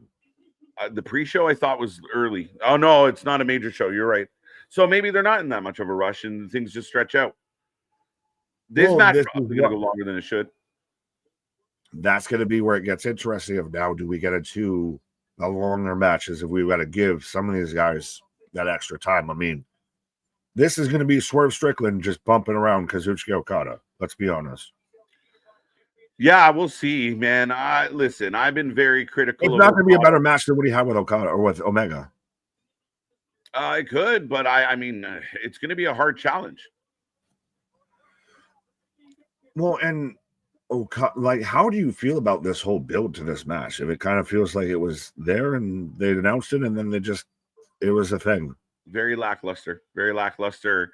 Again, when one guy only says "bitch," there's not much build to do, right? It's not like you can have a promo off. I think Swerve Strickland, I say this respectfully, should be the Jey Uso of AEW. That he's selling more shirts than anybody, that the fans are on their feet. He comes through the crowd. He's like your people's champion. You have a real opportunity to do real special things with Swerve Strickland. 7. Thank you, Dale. Does he need a title on him? It helps. And I mean, I want the AEW titles to feel more important. The tag titles don't feel important. The trios title don't feel important. They have propped up the women's 2 titles in a good way. Depending on how you look at one of them. But Okada's title feels meh. The TNT title feels not important. You need some Swerve would be an exciting champion. Now, does he get all 3 belts? Does he get 1 belt? Don Callis is on this show way too much. Yeah, and so he's coming out with all the belts. So who gets all the belts? But I'm going to go try and figure out this math out. I'll be right back. All right, folks. The show rolls on. Okada, Swerve Strickland Who are you taking? If you just tuned in, get in the chat. Let us know who you're taking. Let us know, who do you like? Who do you got? Okada? Do you got Swerve? Who leaves here with the unified championship or whatever championship is actually on the line here? But don't forget, at the end of this show, we break it down. We will take everybody's rating out of 10, and we just keep going. We're not going anywhere. We're going to watch this, and we're going to stick around for Heatwave. So again, be a friend, tell a friend. Let's see if we can get all the way up to 200 people in the chat as we move towards Heatwave. Let's go, as Okada is in the building. Okada will sneak the win on Swerve. Mega, I'm kind of with you on this. It's kind of the way I'm leaning.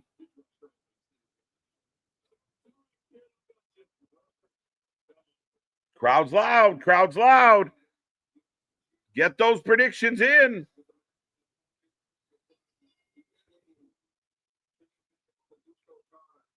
Last call, folks.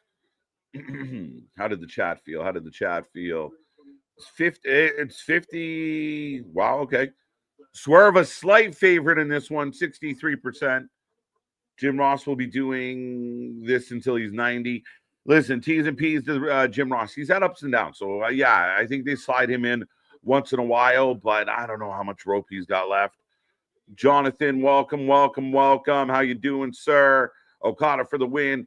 Hurt Syndicate might cost Hangman for MJF. Now, that's something I suggested, Bonkers. Would it be a swerve if, the whole breakup of the Hurt Syndicate with MJF was a ruse and they help him? I thought that up until what just happened with the tag match. There is no way the Hurt Syndicate is helping MJF in the main event tonight. There's no way. For that, yeah, exactly, Christian. Okada got all the pyro. He's not losing. Yeah, I got Okada stealing a win, which I don't know that's the right decision. Nice hip toss. Good pace start this match. Roll through into the suplex. Reverse it. Okada's showing a bit of pace here. Oh. Nice drop kick.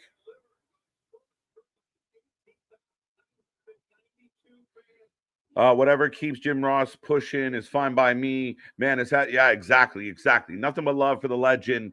One of my favorites. When I think wrestling, especially when I was growing up, I hear Jim Ross's voice. Those major moments, those big moments, especially the Austin years, Triple H as well.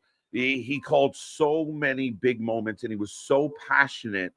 And that's what I think some commentators lack now. Passion, a true love for it. You're not just calling the action, you love the action. You're invested. Swerve up and over. Okada gets under just in time. 3 matches to follow this one. Yeah, Byron, I don't know, concerned's the right word. A little surprised. So maybe this goes. The next match starts around 3:45. You run that with entrances. Are we going to get to 5? Are we going to get to 6 o'clock? How late does this go? How many minutes do me and Nick have to cover in the intermission? Let us know out there. What do you think? If your Blue Jays win the AL East, do you like the idea of having a party at Nick Hall? Yes, I'm happy with a party anywhere if they win. For that, I got that one.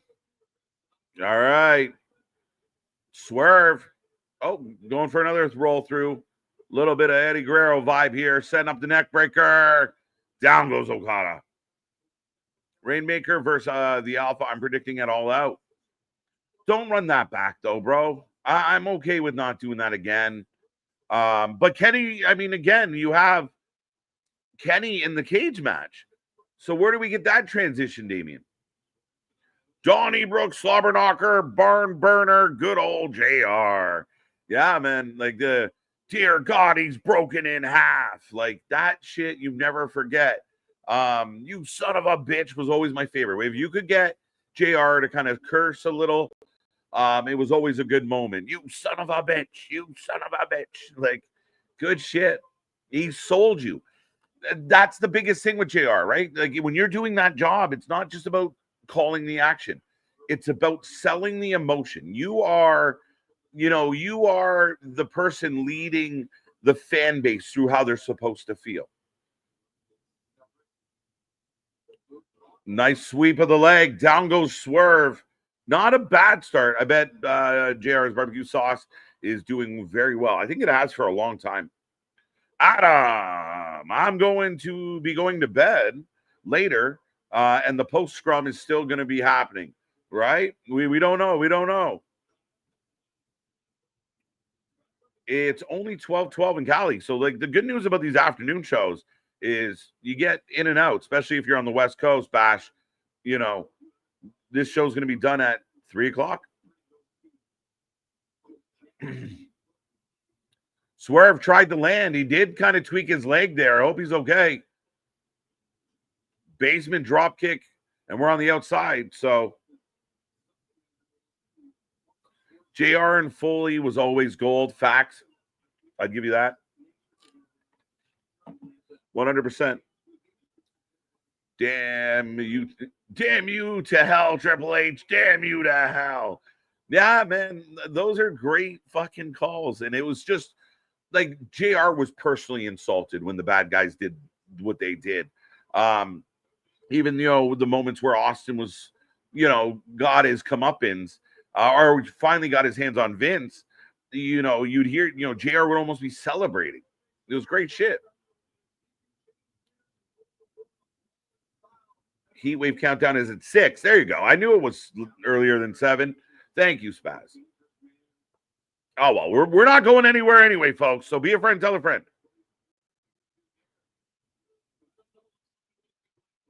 Who won the tag match? Brodito. New tag champions, folks.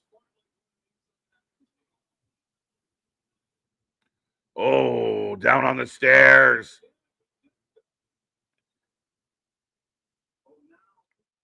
Dream Comp, JR, Mato, and Booker T. Oh, that's a lot. That's a lot. I don't know. Mato and JR would kind of compete to lead, right? So I like Mato kind of leading the way, putting someone on his flank like a Corey Graves. Morrow is another guy who puts his passion into it, takes it super serious. So if you have somebody like Graves countering that, that's good. Booker T is good though, but he's just having a good time. But Okada sliding Swerve back into the ring. Kevin, yes, he was.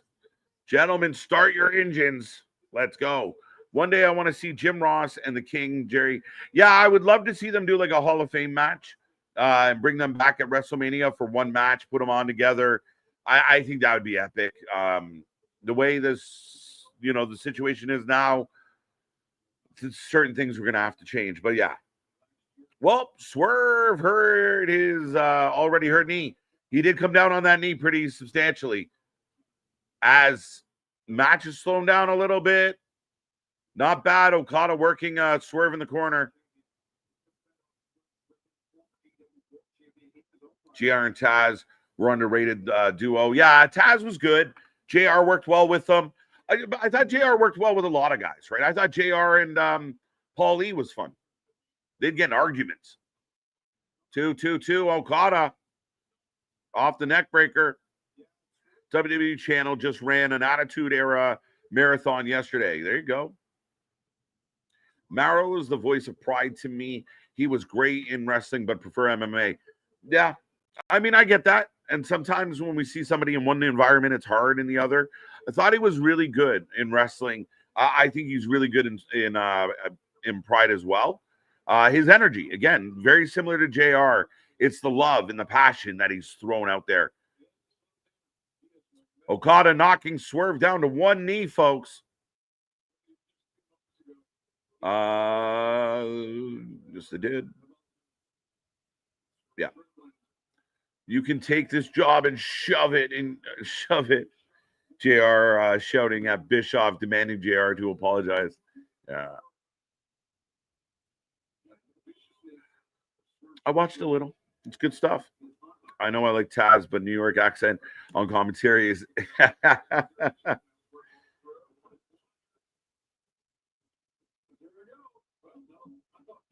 Somebody stop the damn match. Enough is enough. Yeah, I know. Again, classic. What I like about JR and AEW is he often just calls out things he doesn't understand, or his inside voice comes out, and it makes me laugh. I'm not quite sure what they're doing right now. All right, JR. Swerve back to his feet. This match is slowing down quite a bit. Crowd is starting to kind of keep their energy, trying to get a little bit of a chant going. Okada being slow again. That's the thing. That's the thing.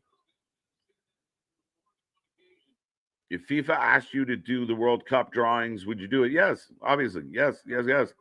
Do anything. MDB, tell me about it. Oh, from Queens. Oh, you're going back and forth about the accents. I like it.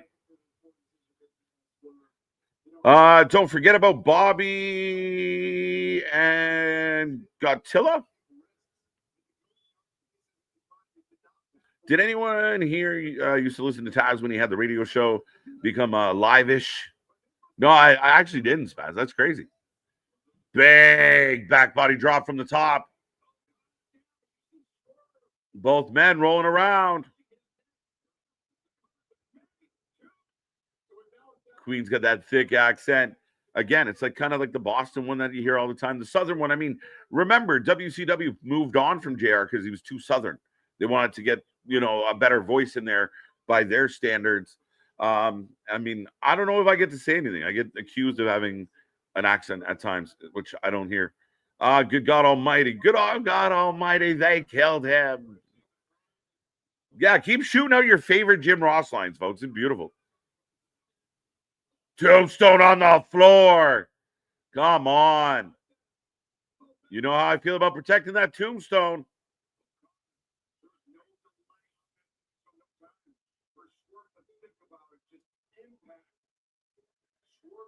That makes more sense. Bobby and Gorilla were a classic team, right? That was when I was super young, but they were fun. They played off each other very well. Very very Abbott and Costello. That's what I thought JR and King did very well. Is King played the guy that said the outlandish things, yelled out things he's not supposed to, and JR got to play it straight and try and pull him in.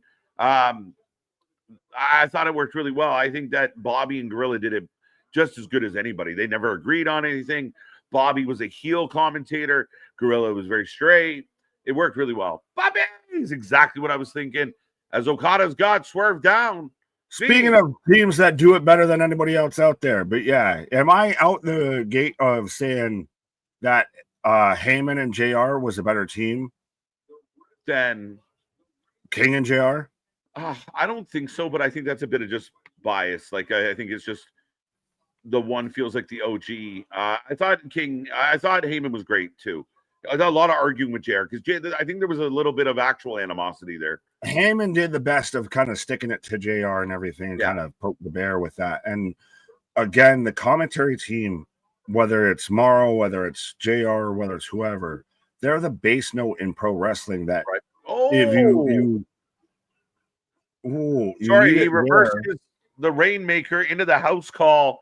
This again, very Okada matchish. Like if you might like this match more than I do because it looks like the Nigel match, very slow. Well, and randomly grabbing the wrist lock of they're like talking to each other without talking to each other. Never let go, Jack. Never let go. But yeah, but I was saying with the commentary team of in wrestling, it's always the base note of think about the Mick Foley Hell in a Cell, Undertaker Mick Foley. The match is still, the moment is still great, but you have those extra notes of, by God is my witness, he's broken in half. My God, that killed him. Yeah. Oh, he wants to go back up. Those are moments that those are notes that if they aren't there, the song doesn't feel complete. Yeah, no, 100%. Swerve setting up in the corner now. Okada getting up off his knees in the middle. And Okada, nice drop kick from Okada. That's what, his third offensive maneuver in this match? Oh, another drop kick. Impact move for sure. Sets it up. Ducks it. Oh. Nice. That was good. Ooh. That's good. And Okada's a big dude. That's good.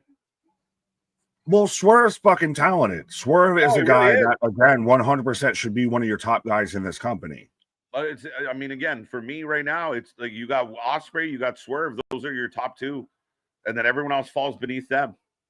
Meteor from the top, grabbing that sore knee.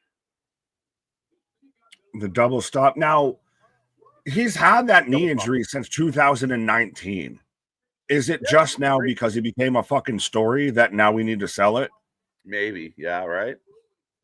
Because after he loses this match, he goes away for a while. Honestly, you maybe need to do that and let him reset. Let him have that big moment because long in the tooth-ish. But Spaz with a $5 super chat. Once they retire, you got to make one a manager and one a commentator. Punk, Jericho, who you got to give what job and what that person and job. Punk's a commentator, Jericho's the manager. Jericho already should be a manager. And Punk on commentary. I mean, he's done it with the little bit of the MMA stuff and everything like that. He's more with that. I would almost put Punk as an agent. Yeah, no, like if in this scenario from Spaz, I mean, I agree with you.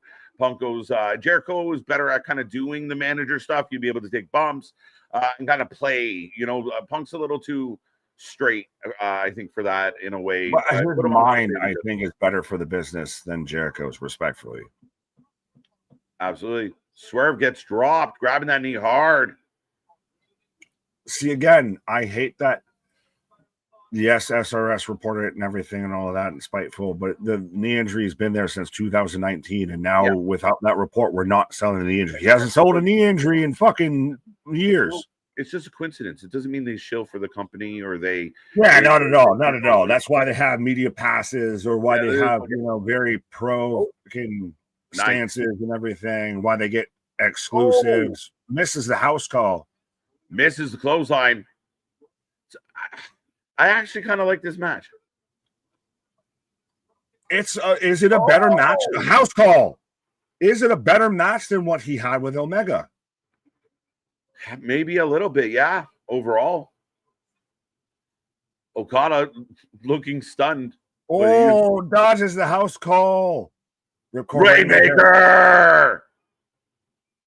1, 2. Beats him clean. And still. So Swerve's going away. And still. Are you kidding me? Wow. Swerve eats it. And clean. So Swerve's going away for a minute. Yeah. Again, not a bad match. It was a better match. Oh, he's still working the knee. He's still working the knee after the match. So you're going to write him off. He's going to go and get this shit fixed. Yeah. We're writing him off, folks. As Okada slides him out, does someone come out? Does Okada's next challenger show up? Oh, he fucking clapped that man. I thought he was going to do the chair to the stairs to do the knee spot. He's just clattering him in the chest with that chair. Right.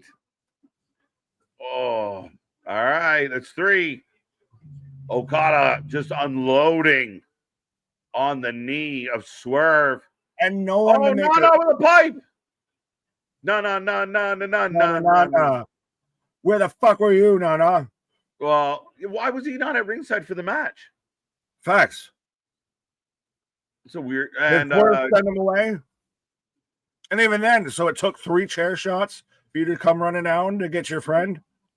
He had to put his sandwich down. It's like the Dave Chappelle. He had to put his coffee down. Clean it, lick his fingers clean. Come running. He had to put down the Prince Down on coffee. # not sponsored. Right. But no, I mean, again, big spot. And it definitely looks like Swerve gets the clean win, and it looks like Swerve's taking a little bit of a sabbatical. Right. As 1, 2, 3, get Swerve out of here. Goodbye, Swerve.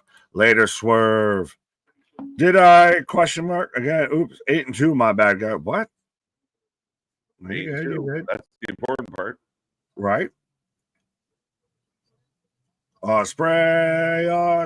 So wait. Wardlow! It's Wardlow! Wardlow's back! It's Wardlow! Holy shit! Look, And he just clotheslined Nana.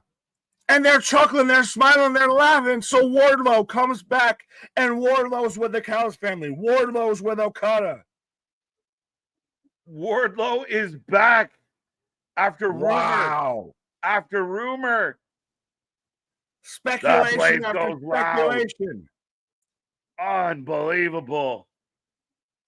And he's just laying with Nana. Beat up Swerve. And the crowd boos. They go from chanting to booing. A little surprise. The initial shock of holy shit, he's here. Definitely surprised. Did not expect this to be the place we saw Wardlow being all over Nana and really sending a message. So Nana and Swerve are now both gone, but Wardlow is back. Whoa, and Swerve's just looking at him, you son of a bitch. That's crazy. Wardlow is back. And here of all places, you didn't expect, like, I almost thought maybe you do it with MJF or anything. No, you have Wardlow with Okada as he's just taking out all the security guards. He should be used to this. He had a match versus 20 of them. Yeah, again, we've been down this road with Wardlow. F5. Wardlow laying waste to everybody. Someone refresh my memory. Is there any, I don't think, why would Swerve be the target? I'm not sure. I'm wondering if it really is Okada with Wardlow, or if it's with Wardlow going at Swerve. Why not have Wardlow come out and take out Swerve instead of having Okada hit him with the chair 3 times? Why not just have Wardlow hat on a hat? Yeah, it's a little doubling up where all he beat up was security and the manager. Have him be the reason Swerve's sitting on the shelf. That's my only objection here. Fair enough, unless you're going to do it So Okada and Callis have been waiting the whole time, so they're going to embrace him. Too many, dude. The Callis family is turning into the NWO at the end. Not only it's got me doing this shit, but it's got me doing this shit. Just have Swerve get laid out by Wardlow. That's the one who writes him off. They're all coming out. They're all welcome. They're all shaking hands. The Don Callis. It's going to be another fucking afterthought. This faction should be, if you're going to have all these guys in this faction, you got to have them booked to the point where they're fucking badasses. Lance Archer isn't taking bumps for everybody. Fletcher's moving up the depth chart. He's already got the TNT title. Takeshita looks like a boss.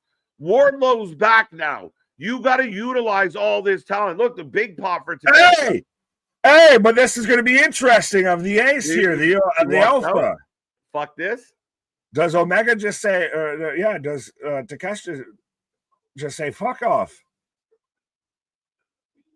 These two to get face to face, though. Look at this. Let's go. Sign me up for this. But that's the thing, is make it matter. As now they're just okay. You're gonna tease it down the road, but this is your Ospreay, your Fletcher down the road is Wardlow versus Takeshita. Oh, Wardlow's back, man. I thought the next time we see Wardlow, it would be anywhere but AEW. But Wardlow has returned. He joins the Don Callis family, which may be disappointing. But you see how many people are in this goddamn faction, like you were saying, of this needs to be the one that dominates everything. Fuck the Death Riders and everything. That's the family that runs the ship. Yeah, if you're gonna have this much ammunition, use it. Use it. Right? There's no reason for them not to dominate. There's no reason for them not to be the top heel faction. Who's gonna stop them if they really push them? Well, and does it really hinder?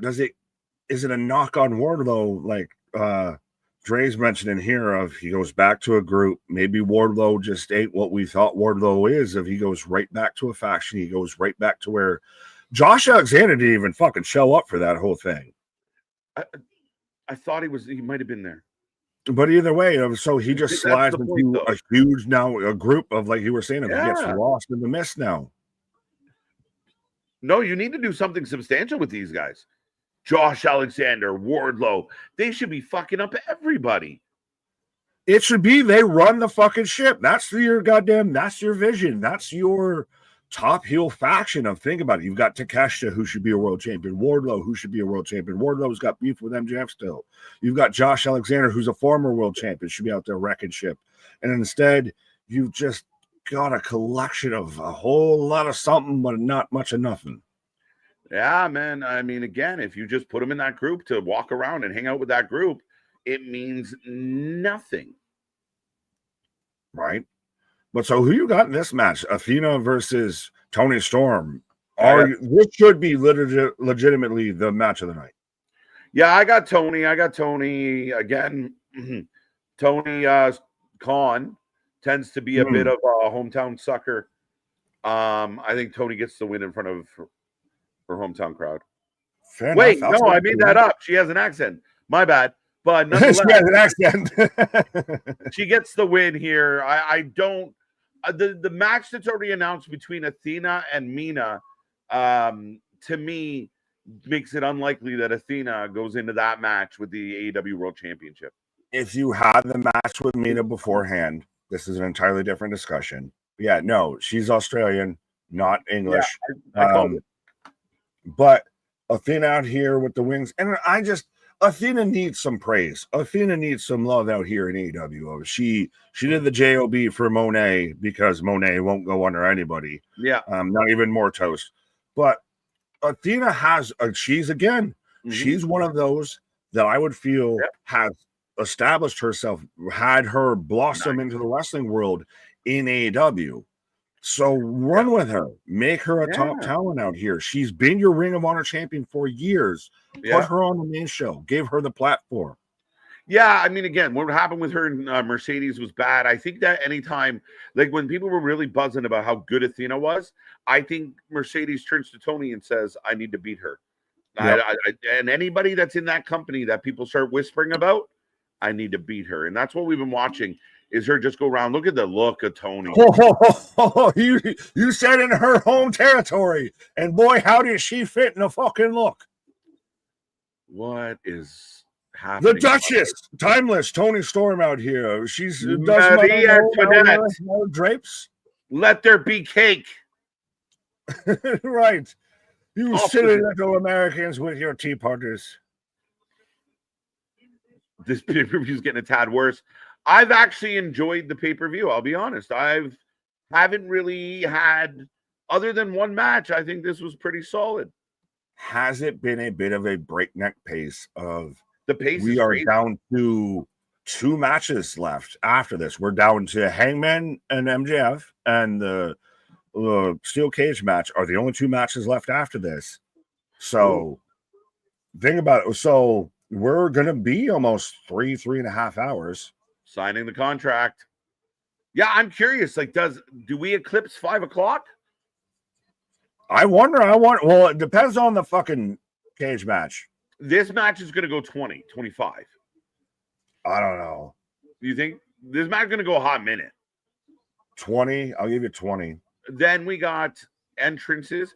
Now, have you noticed? Like, they instantly jump into the next package. Like, they haven't wasted any time. That's what I'm saying. It's moving at a pace. It's moving at a clip. But we are off and running. You don't have enough time to soak anything in. Sorry. Not really. Jesus, Tony. She looks like she got shot with fucking Homer's makeup gun. Right. All right. Predictions are closed, folks. Keep it going. Remember, we're here all night long. We're not leaving. There's 2 matches left here tonight, and we're just staying, no matter how much minutes we have to fill. Are we filling it, or are we just embracing it? Are we just, making it greater? As Benny's saying, there's no storytelling with AEW. It's so random trash. Not all of it, but that's been one of the knocks, is that a lot of it is just random. Wow. This has story. Granted, Toni Storm, it was a mess. Christ almighty, pale face, but yeah. The situation's been a bit of a mess. Like I said, you don't bring Athena up, Ring of Honor champion who hasn't lost in over 500 days, have her drop a nothing match to Mercedes to then go on to the world title. That's crazy. That's silly. No, that shows. Wait, how can I say this that SRS won't make a tweet about it? creative influence, not creative control, is what Mercedes Moné has. And she very much said, "Of I ain't losing to her, but Tony can lose to her." Because Athena's a fucking star in this company, and why they haven't used her to her full capacity is mind-boggling to me. This is why I'm very intrigued by this match, which off to a good start. Athena taking control right away. See, it's if Tony loses, what does she do? Athena, you already have the match with Mina. You just go back to Ring of Honor. But how much does it knock Athena if she's not only lost to the TBS champion and the world champion? So now you've tried twice at the big belts. And they said nay.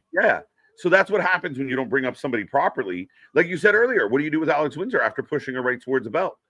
Right. Is she relevant now? No. Well, CDS saying exactly another disappointing family member with Wardlow out there. Does he just become another filler? I don't know. I don't know. And you would hope not. And maybe you are building towards Wardlow and Takeshita. I believe they said something about Wardlow and Takeshita both being involved in the next G1. I don't fucking know. But nonetheless, I thought Wardlow was moving on. We expected Wardlow to leave. We haven't seen. What's it been? 2 years?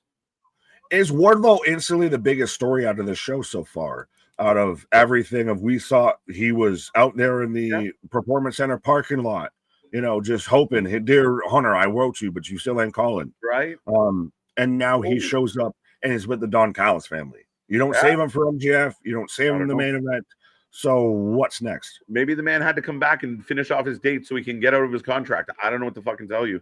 It will be very curious how this fits in. I don't love the fact that he came back to join the Callis family because, like you said, this is a guy who should stand alone, right? Tony's head into the ring post. That's different.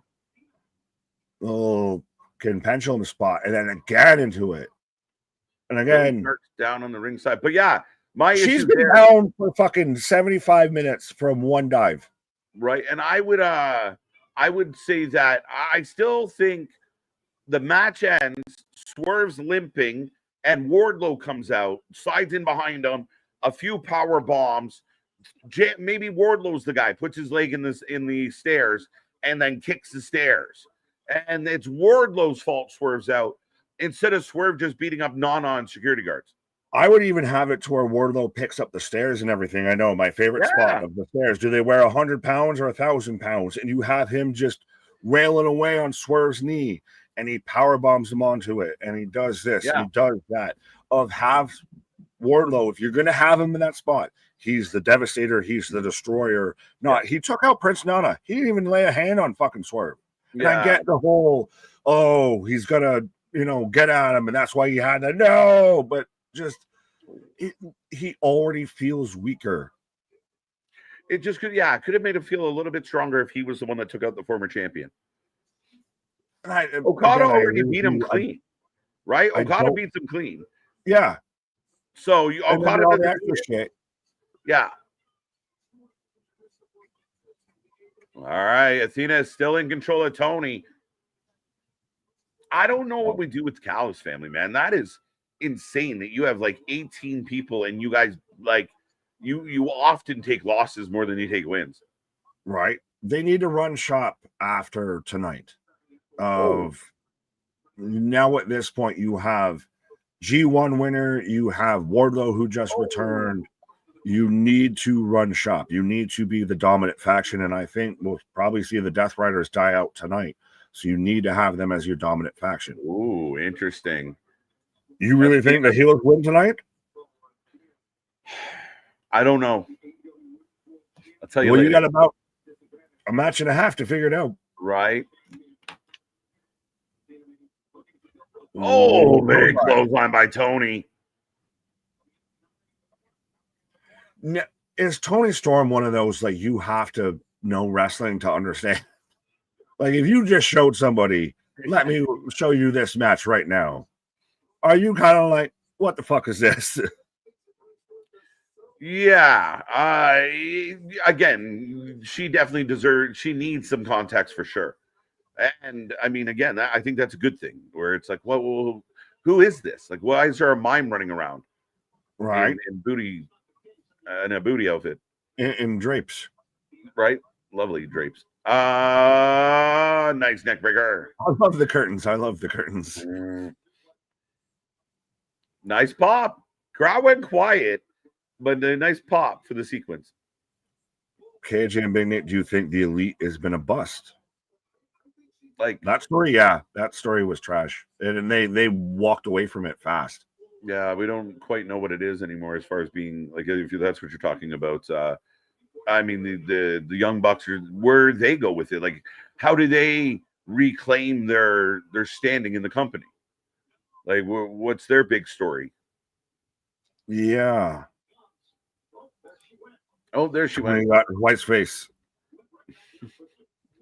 Can you have white face on a white face? I mean, she's proven you can. Steven saying, let's go, Tony Storm. Why don't they make the Callis family stronger? Questioning minds want to know. Trust me. If we had Tony by the ear, we'd let him know. Right? That would be one question I would definitely have for Tony Khan is okay, you have this great faction. On paper, it's phenomenal. If you list off the names, it's huge. Right? These guys are all going to work together. You'd be like, I mean, how do they not dominate the whole company? So we'll see. Right. Oh, Tornado DDT. Let's move on from that, Mega. Thank you. If we had Wardlow return tonight, now we're going to get Jack Perry tonight, I think. What's a bigger return, Nick? Jack Perry or Wardlow? Jack Perry. Because of the placement or because of who it is? Both. Because of Jack Perry, what he's already been built up in this company and everything. Wardlow's more of a shock of we thought he was all but done and dusted with this company. Again, we joked about he was just out there circling the performance center. Dear Hunter, I want you, but you still ain't calling. Right.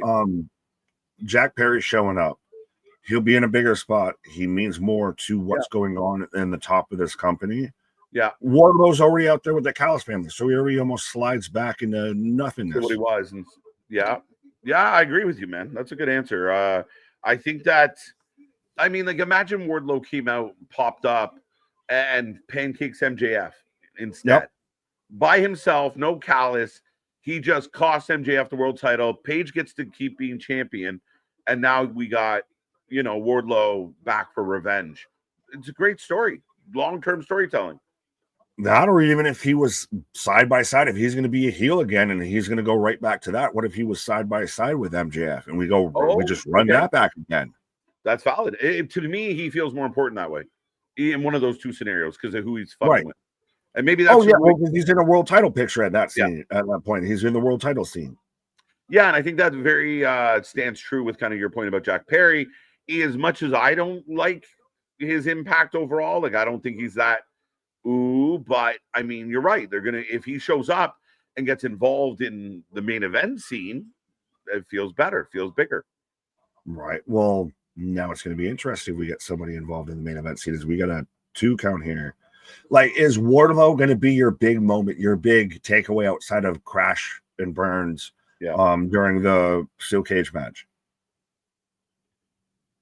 Because does MJF become new world champ? Do we get a new world champ here outside of this? Wardlow is your big moment of tonight so far. So far. Now, we don't know what else they have in store as Billy's back to life. Oh, nice drop kick by Athena. Wow, she got fucking ups for a little one. Oh, Athena's fucking talented. Remember, she sits there and hits the eclipse and everything, or the O face now she calls it. But the O face. She's fucking talented. Oh, shit. Muscles are up through a power bomb, 2 count. She's one that I would say she's again in that vein of like a Swerve, etc. that WWE didn't capitalize on. What? I don't even know what you call that. I don't know, but I got a good view. And she rolls it into the submission. This has been a hell of a match. I feel like the crowd's been a little too quiet for what's happening in front of them. But it's Matt technician and everything. It's Right. stuff that's not big pops. What have I missed? I had a 2-hour safety meeting telling us not to run over people. They're Noob. It's jokes. I smile when Noob says stuff like that because I grew up with a truck driver, so I was privy to a lot of that kind of stuff of like, I got a fucking drag in the office just to say don't hit people, don't drive your shit into a building. We're good. So like, you heard it here first, folks. Coming soon to the Wrestling for Life merch store of Son of a Trucker and Son everything. Of a trucker. A mother trucker. Like that, what was it? The KO shirt of Son of a. Oh, that's right. Canadian electrician's, assistant or something. Wardlow is back, Ronan. Did we click this? I don't know. You can read it. If the Callis family rushed the main event, took out the Bucks, took out the Death Riders, took out the Team Broken guys, good guys, facts, right? And stood tall to close the show, they'd still be the island of misfit toys. Imagine that's how you end the pay-per-view tonight, is all the Callis family runs out and just wipes out the entire main event. Honestly, I would give Tony credit for that. Might be kind of cool. You have established them as the dominant force, the dominant faction. I think too many egos and too many feelings get involved in booking in AEW, and it really hinders storytelling. Well, look what happened with the Hurt Syndicate tonight. They were nowhere near that fucking pin. You tell me that's not backstage politics? Well, no, they had the whole moment to where they had the backstage video with Speedballs, so they're all good, right? Yeah. WC. Storm Zero! 1, 2, dos amigos. I get you. Oh. And if you do hit someone, don't have drugs in your system. Yeah, fucking A. No, don't drive impaired, folks. It's one of the saddest, most disappointing things people can do. Don't do it. Just watch us impaired because we're impaired. Just stay home. Like you said, hang out with us. We can be impaired together. The trick is get everything you need for the adventure prior to. Facts. You just stay home and have fun. Bro, can't fuck up I have anyone. No idea how many times I gotta get all of this shit before we go live. Right, let's go get all the things. We got things to do. But we're out on the apron, and Billy Starks pulling the apron. I think they were trying to do a trip spot, didn't quite go well. They put the apron up for no reason, then yanked it back down for no reason. Fair enough. Distraction by Tony or Billy. Oh, the face. Clubs! But she's on on the outside. Yeah. Is it part of Billy Stark's gimmick to look like she's from the 1990s? Maybe. Time traveler. No. We got to pop. Mina! Mina's going to hit Where's Tony. Shirakawa? Will Mina hit Tony?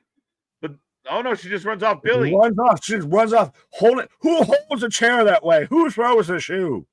Who runs at someone like this instead of holding it by the fucking base like I'd actually hit you? Can we rewind and watch that again with the music, the music from Baywatch? I'll be there. Slow-mo, Mina. And there we go. Roll-ups. Kicked out. European. I like this. Dominguez up there. Crack another round. Home faded. Yes. Home faded, cross faded, all the faded. Home faded, cross faded. We'll be here for Heatwave in 5. If you stay home, it's a lot harder to get in trouble. Not for all of us. Block off. It's over. Crossface chicken wing. Bob Backlund would be proud, folks. Tony Storm retains. Thanks to Mina Shirakawa. Who's going to beat Athena? But he has to know. Because she just shook off Billy. It didn't play too much into that match. I think Mina's going to beat Athena at Supercard of Honor. Is it the next one? Yeah, what is the hardest match for Mike Tyson to say? If Mina is going to beat Athena at Supercard of Honor. Mina is going to beat Athena. Tony Storm with the W. A good match. It was a good match. My only small critique is if they shorten it a little bit, it doesn't have that lull. But it was a good match. Big win for Tony. Continues to carry this division. She's one of your best talents, period, male or female. So shout out to Tony for a big dub. What? So you just killed Athena? Exactly. Quick pace, quick time. No downtime, no nothing. Just on to the next. Is this, like you said, we're going to get in and out before WWE? Yeah, I think so. And folks, this is technically your main event. Co-main event. Well, the main event, because the next one's unsanctioned lights out. Ah, so it's post-show. Right. We're being wrestling picky. It's post-show. So this is technically Forbidden Doors main event here. As we will take your votes. MJF versus Hangman. But did you just neuter Athena? Did you just now she has no bark in the bite anymore? Right. So then you took her as your top champion, as your moneymaker, all draw, and you just took all the teeth out of her. You fed her to Mercedes. Yep. You gave her a little bit of a heat up. You lost her to Tony, and now you're going to have her lose to fucking Mina. And if she doesn't lose, she was probably going to lose to fucking Alex Windsor. Right. You may not be wrong. Yeah, I mean, I feel like this was an opportunity to build up somebody that's really got a lot of equity out there right now for the run she's had. And I just feel like to me, it's like when Trinity Fatu got hot and then she went back to the WWE hot. And then she came out to the big pop. She got a good vibe. And then she parlayed that built over time into this champion moment. I think that's what you could have done with Athena, where she did her thing in Ring of Honor. You bring her into the main roster and you build her up for a few months. And then she gets that world title and she wins it and it feels good. But no, what do you do now? Yeah, she was Ring of Honor champ for so long. She broke all the records that now her with this, it feels like you've just kneecapped her of, all right, so you're only as good as Ring of Honor. You're not that much.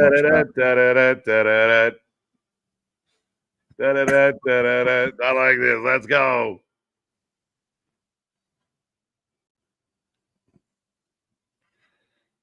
And he's got the Ric Flair kind of vesty and everything. I could see a way to where MJF, and it's not just the scarf, I could see a way to where MJF leaves here tonight as champion. Nice. He's looking great.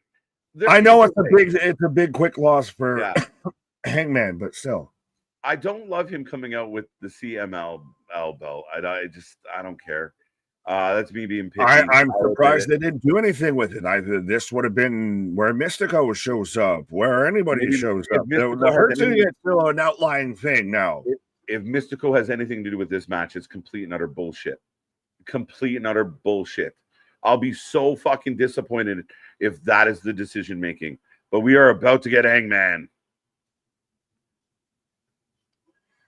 I do really like Hangman as their champion. I just wish they had something better for him coming out the outside of Moxley. Well, he's their guy. They want him. He's their Cody Rhodes. He's the guy that they want as champion. But they needed something better for him to come out of that tunnel with. Yeah. MJF running his mouth. Paige going right after him. But the ref getting in between. They're doing so on the nose. You're a little bit country. I'm a little bit fucking city, all their shit. They should have had some pyro there when he lifted his fist, but hey, that's just me. When he did the whole fist up, nothing happened. Right, but still, so this match now, no disqualification, or disqualification can decide the championship. Countout can decide the championship. And also, MJF isn't using his contract for this, so he can turn around and use his contract after this. Man, it was so mad because the baby faces in AEW take the short end of the stick a lot.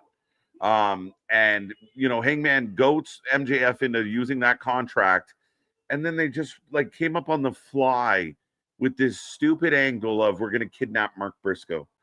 Get the fuck out of here. Well, it was a great moment to where, and I'm saying this as a clear diehard MJF fan. That was a great moment to where you goaded MJF into doing something out of character and everything. I'll fight you at Forbidden Door. That should have been in. Yeah. Then you can play into all these fucking stories. If you could have a Mystico, you could have the Hurt City run out. This instant disqualification changes the title. count on changes the title, and I'm not counting in my fucking championship or my contract. You're adding fucking caveats at the last minute. Yeah, it's weird. But MJF looks like he's in phenomenal shape. I feel like it's been a hot minute since I've seen MJF wrestle. So, well, because they didn't capitalize on him being in Happy Gilmore too, and then he's been out there in CMLL. My bigger shock than that is not you. If you put somebody like MJF in the Hurt Syndicate, you do that for a payoff at a later date. And if the payoff is just, we don't like you anymore, that's crazy. That is what the fuck. Yeah, they just fucked off with that whole story there. As MJF's picking up feathers as big pop for the announce of the match here.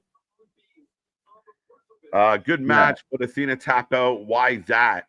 Mm-hmm. It's a good question. Same thing with why Hurt Syndicates of we don't want your cheap ass Temu Rolex, and then that was it. Right.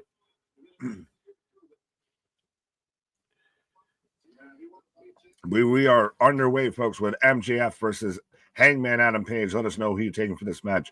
Who you got, whether you got Hangman retaining, whether you got MJF as a new champion. What calamities, schmozzes, anything that might happen in this match? Again, you know what? I would just love a really good match. Like a really strong match. Like deliver. Give us a great one-on-one match. And then, again, do we have to shenanigan it all up? No, I wouldn't, because the final match, the match beyond, is going to be all shenanigans. So now is where you need to have not shenanigans. Predictions are closed, folks.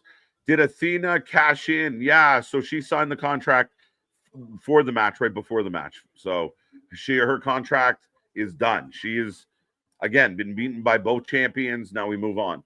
Right. This is one of the better PLEs from AEW in recent memory. No, I would agree. Because All In was better. You agree? Well, I think it's one of the most decent ones of this year, actually. All In was better. So that doesn't... Right. We had the midlife East where Revolution was almost better. Okay. And everything. So there's already two that are better than this. Okay. Just off the rip. So if it's third, it's not one of the best of the year? Oh, right. So, well, if it's 7 out of 6, does that not mean that it's still good out of the year? It's one of their better shows this year. It's definitely in the top group, especially on how it ends. What is the top group? Is it out of 6? Is it out of 2? Is it out of 1? What do you mean? I mean, All In was really good. It's one of the better ones. Revolution, Forbidden Door. That might be the three best shows. I mean, I still think his statement, his sentiment, or his idea that it's one of the better PLEs from AEW, PPVs, is true. Yeah, I guess I'm looking at it as it's the best. It's one of those, I guess, if we're going to do top 5, it might be top 5 out of 6, but yeah. Well, I mean, how many have they had this year? Dynasty was man. That's my exact point. But again, I think it's one of their top shows, one of their better pay-per-views of 2025. Well, right. When they've only had fucking 5 of them, it's going to be in the top 5. We're in August, bro. It's one of the best shows they put on in the 8 months that we've been in 2025. I don't know why that's such a arguing point. Like it's literally one of their better shows. Fight through it, Nick. Fight through. Yeah, my voice came back. I had to get through the cough. I got you. Right. This might be Forbidden Door score tonight. What?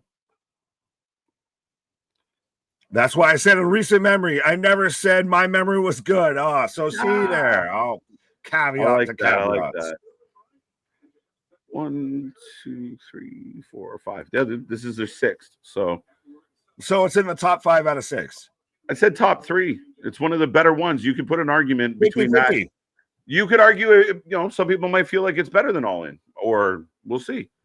A lot of people were disappointed with All In. So that's where it's one of their better ones. It's not one of their worst ones. Well, we're always one of the best ones. My guy just focused on the semantics of this. Literally makes no sense. Well, I wouldn't be an AEW fan if I didn't argue semantics. I guess. But Adam out there, I've been sent out to get groceries, relying on y'all's commentaries. I got a backdrop from Hangman, and now he's smashing the stairs. Let's go.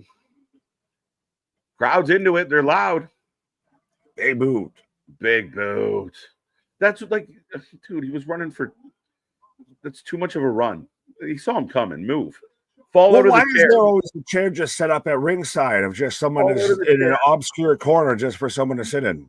He ran from way over there. You saw him coming at you. I use semantics. Yeah. Constant. Right? Well, and then, drop toe hold in the ring post. But again, count out still counts here. Yeah, if Hangman gets counted out, he loses the title. If Hangman gets disqualified, he loses the title. If he gets pinned or submitted, he loses the title. The deck is stacked. Right. Well, and then Elm Street, man, oh man, see what I started. I think you just laid the tripwire for us to just start arguing. I never thought that would even be something that we like again. Like, it's so silly. It is what it is. That's what makes the channel fun. They're having a good show. No one said otherwise. Are you saying it's the best? No, no one said that. You saying it's 5 out of 6? No, no one said that either. You said it was one of their best. They've had 6 shows. So if it's in the top 3, it qualifies for me as one of their better 50-50. ones. It's not in the bottom 3. Well, moving on. That's not a hard fucking hill to climb when there's only 6. Chat, help me. What are we doing? It's Adam Page. Get back to his feet. Ooh, dragged down by the hair. Oh. This is good classic wrestling. Yank him down. Right. KJ and Nick, how do you feel? How do you like the idea of Triple H hosting the FIFA World Cup drawing on December 5th? I didn't know that was a fucking thing. Is he actually doing it, or are you just throwing out possible wrestling names to do it? I think probably the second option. Right. And if Hangman wins, his next match should also be competitive. Yes. You got to keep them competitive. You got to keep heels lined up to keep your champion exciting. That's the biggest thing, as I think he got through the Moxley tunnel and then didn't have anything fully on the back end coming out of that. Right. See, Paul gets me. If they had 6 shows this year, it's in the top 6. No, he gets me. He just supported my thought. Yo, you don't even know you're arguing. We're moving on. My God, my guy. This is the silliest shit. It's one of their better shows. Out of the 6 they've had, it's in the top 3. Yes, but I'm saying that's not a fucking hard hill to climb over when you've only had 6 of them.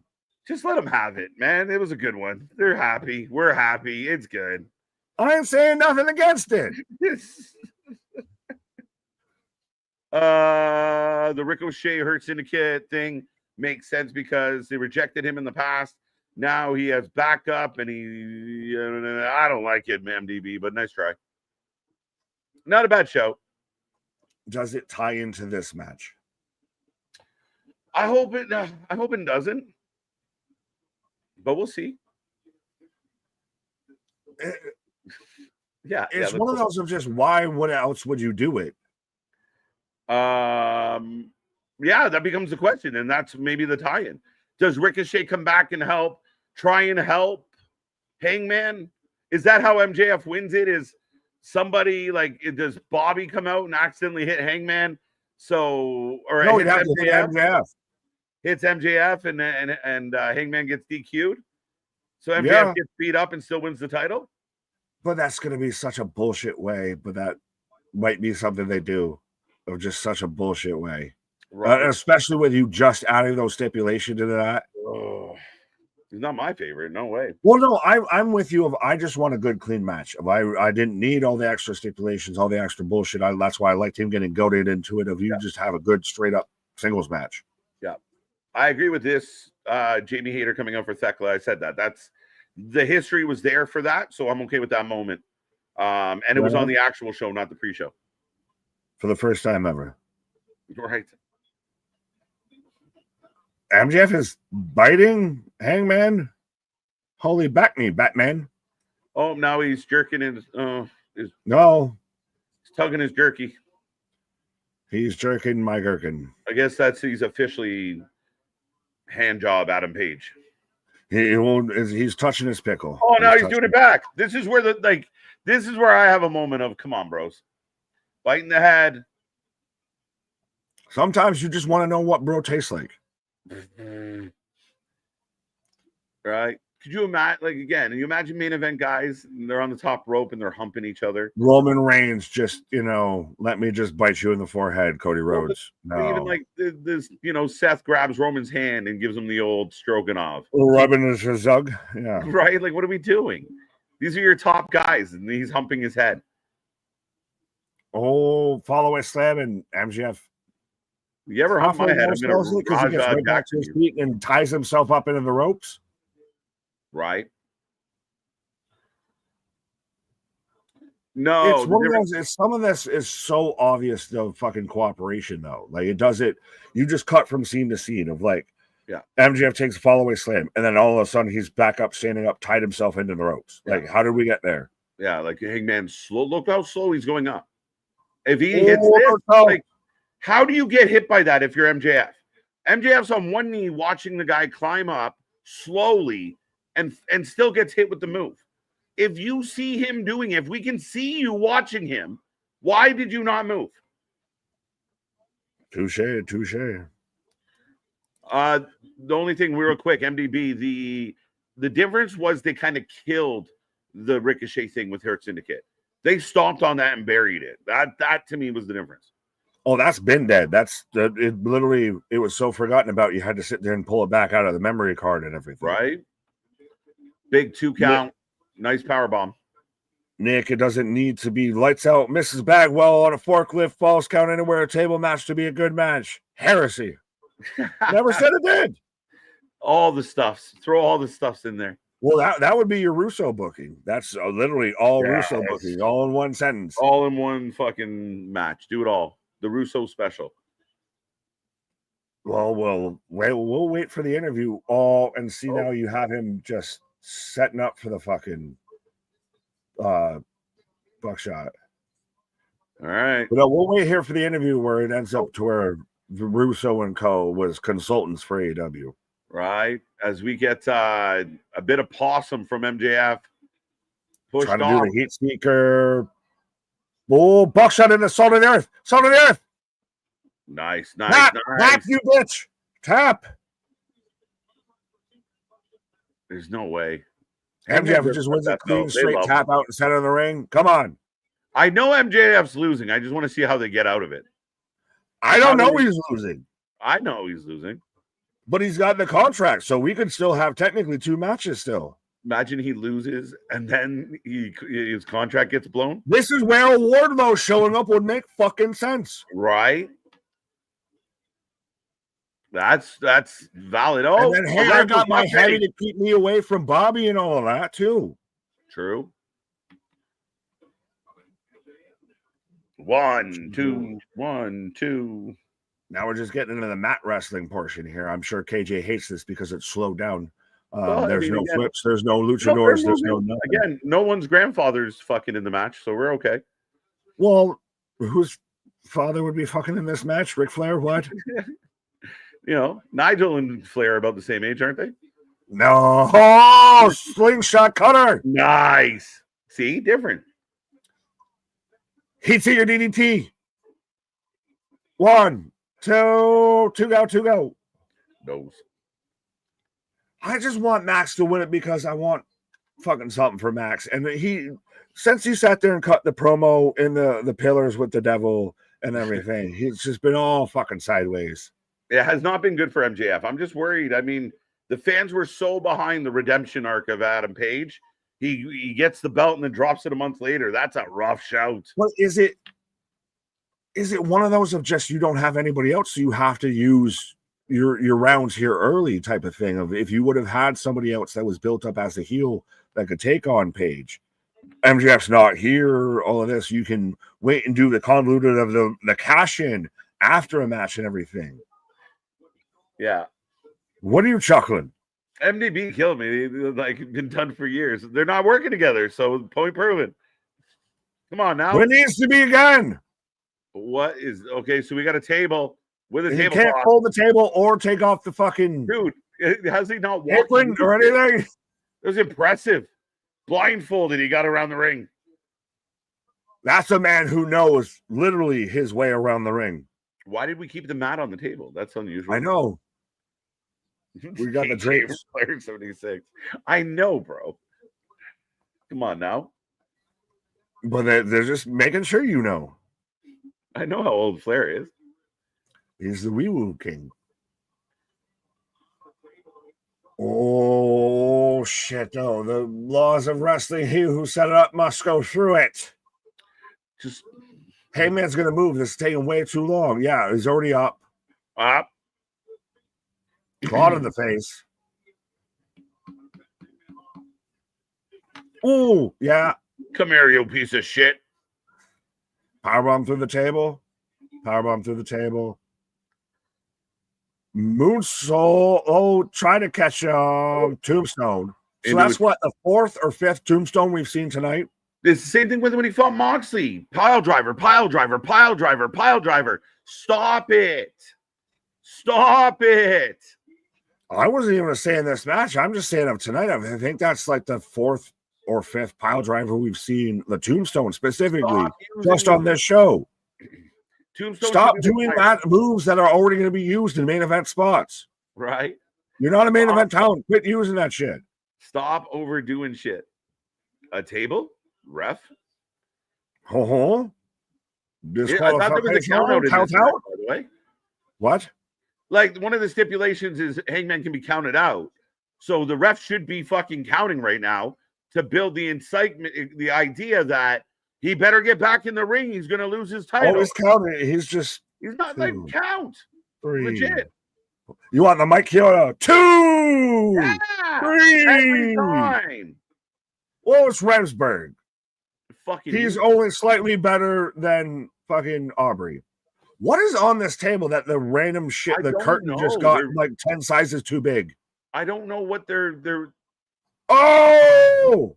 Dead eye. Through the table. He who sets it up must go through it. Get him. No counts, though. No nothing. No 1. No 2. No 3. MJF with a boot to the head out of this. Like, why did they work so hard to keep the tablecloth on the table? Is that a Slim Jim table? They didn't want to know. Hitting? We don't have no Slim Jims. Right? Is that a Slim Jim table? Put on the rope. Be very, very quiet. We got a WWE table. I feel like the crowd's been a little bit quiet for this one so far. Yeah. I mean, again, it is what it is. I don't know why. They've been jived for a lot of things. This just isn't quite their biggest. Are you saving all of your reaction for the last hour chaos and calamity? Fuck, how long is this match going to go? Bro, it's 4:00 now. We started, the main show started at 1. We've been here over 5 hours already. Mm-hmm. Oh, we're halfway there. Do they need to bang on the fucking stairs to prove that they're real or something, or what? We're doing the same spot we did earlier in this match. Why? Oh, drop to hold. There we go. I was about to say, why are we doing a repeat of the same fucking spot we did earlier, but the drop to hold in the chair?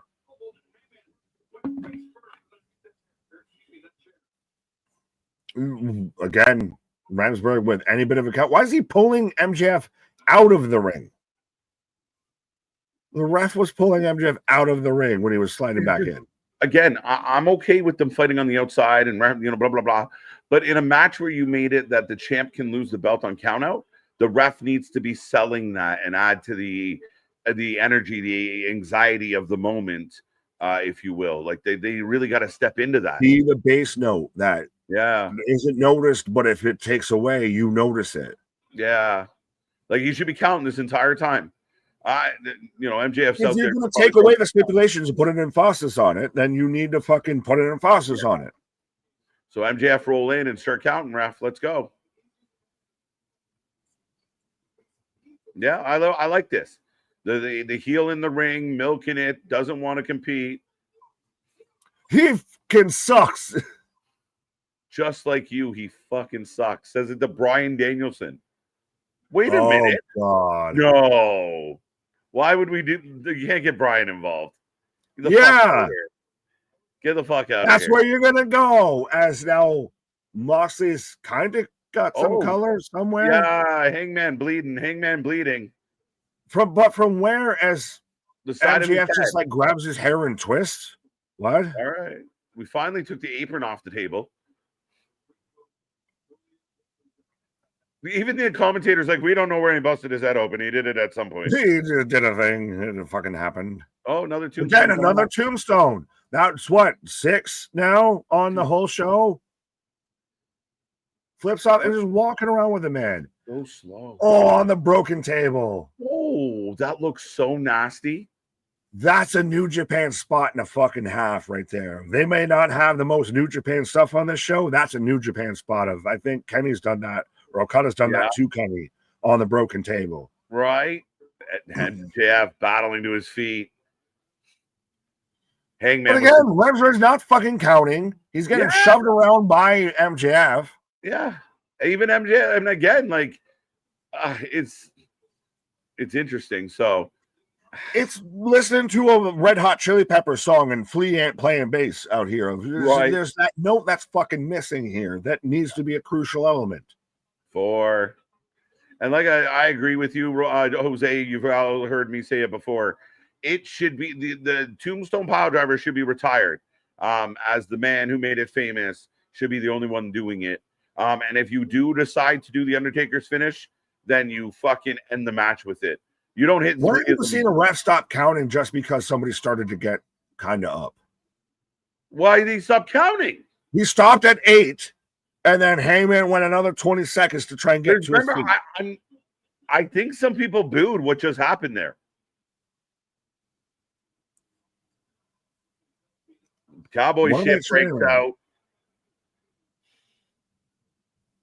But I know I'm a stickler on those of the rules of, if you do the count out, don't stop at 8 and then give the guy another fucking 20 seconds to get himself back together. When have you ever seen someone stop counting because they started to come back to life? Yeah, is Rensburg a heel official that we don't know about? Like, what are we doing here?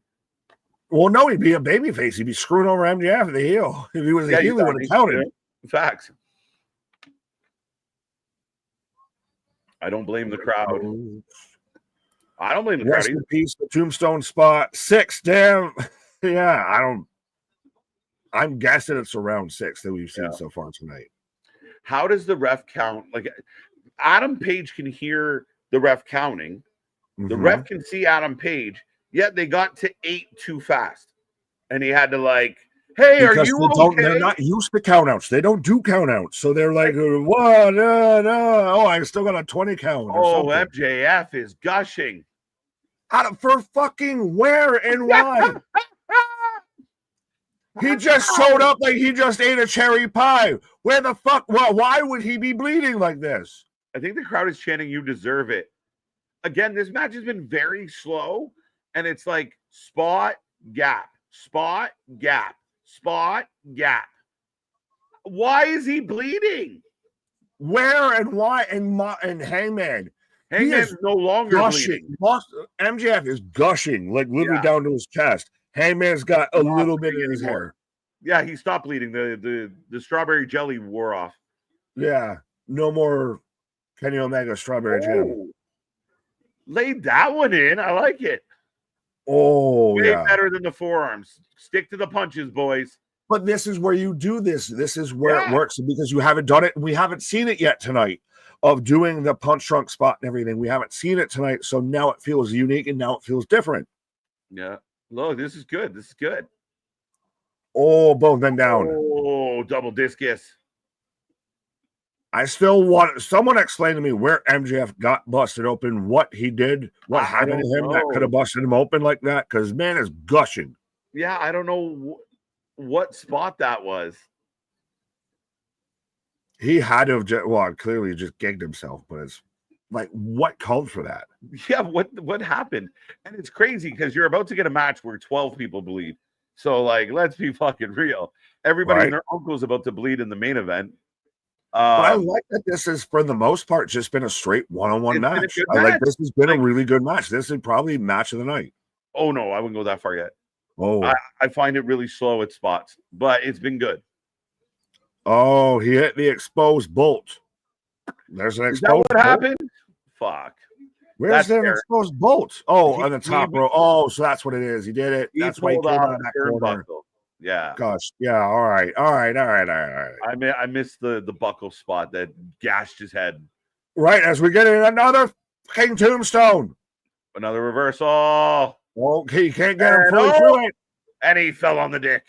Whoops. Slip, landed. Whoa. And that's what happened. We did this already. Figuratively, you did this in literally exact spot in another match. Yes. Fucking, why would you do this spot 2 matches? 1, 2. Rensburg's running out of fucking gas. 1. And Melcher just filled a tube sock. Oh, and we haven't even reached climax. Dude Buster! Climax. 2 count. Okay. Where there's a max, there's a hope. Right. What am I watching? Yikes. The crowd went nuts. Is there a match after this? There's a lights out steel cage 10-man tag next. Right. Whew. This isn't the main event? No. Technically, it is. Technically. As we got an AEW chant. Now, do you do this over in the UK because they don't get it all the time, so you get the bigger reactions, the bigger pops, the bigger responses? Like, if this was in Chicago, is this getting an AEW chant? It's getting a Fight Forever chant. No. I haven't heard one of those in a long time. Fight Forever. The people are going to praise this match. It is a good fucking match, though. It is a good match. It's been like spot, gap. LOL. Like, that's what it's been. Oh, he's got the diamond ring, and MJF just lays it down, saying, "Do it. Take me out with it." Like, this is where we start boiling down, and we start like, fuck this. He wants Hangman to get DQ. But that would be a disqualification. Yeah. Get to the match. It's a good match. 2 talented guys. This would be better if you didn't have the extra convoluted bullshit added to it. Oh. Do it. Put me down. And he's hot in his face. Give the ring to the ref, and when the ref goes to get rid of the ring, you kick him in the nuts. Even if you are the baby face. Ha ha. Right. Oh, hangs him up on the rope. Still got the ring. Red ball.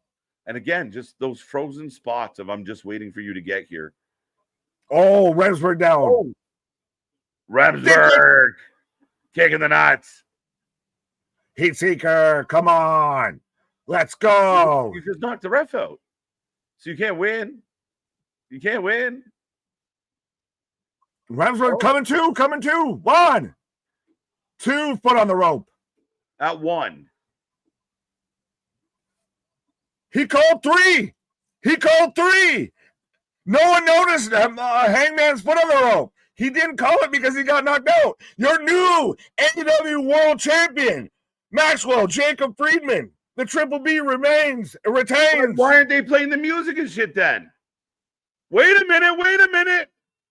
What are we doing? Mark Briscoe. Why? The match is over. Security's running down, chasing him. Mark, no, you can't do this. You can't be out here. He just lays out all the security, but the match is over. 1, 2, 3. 1, 2, 3.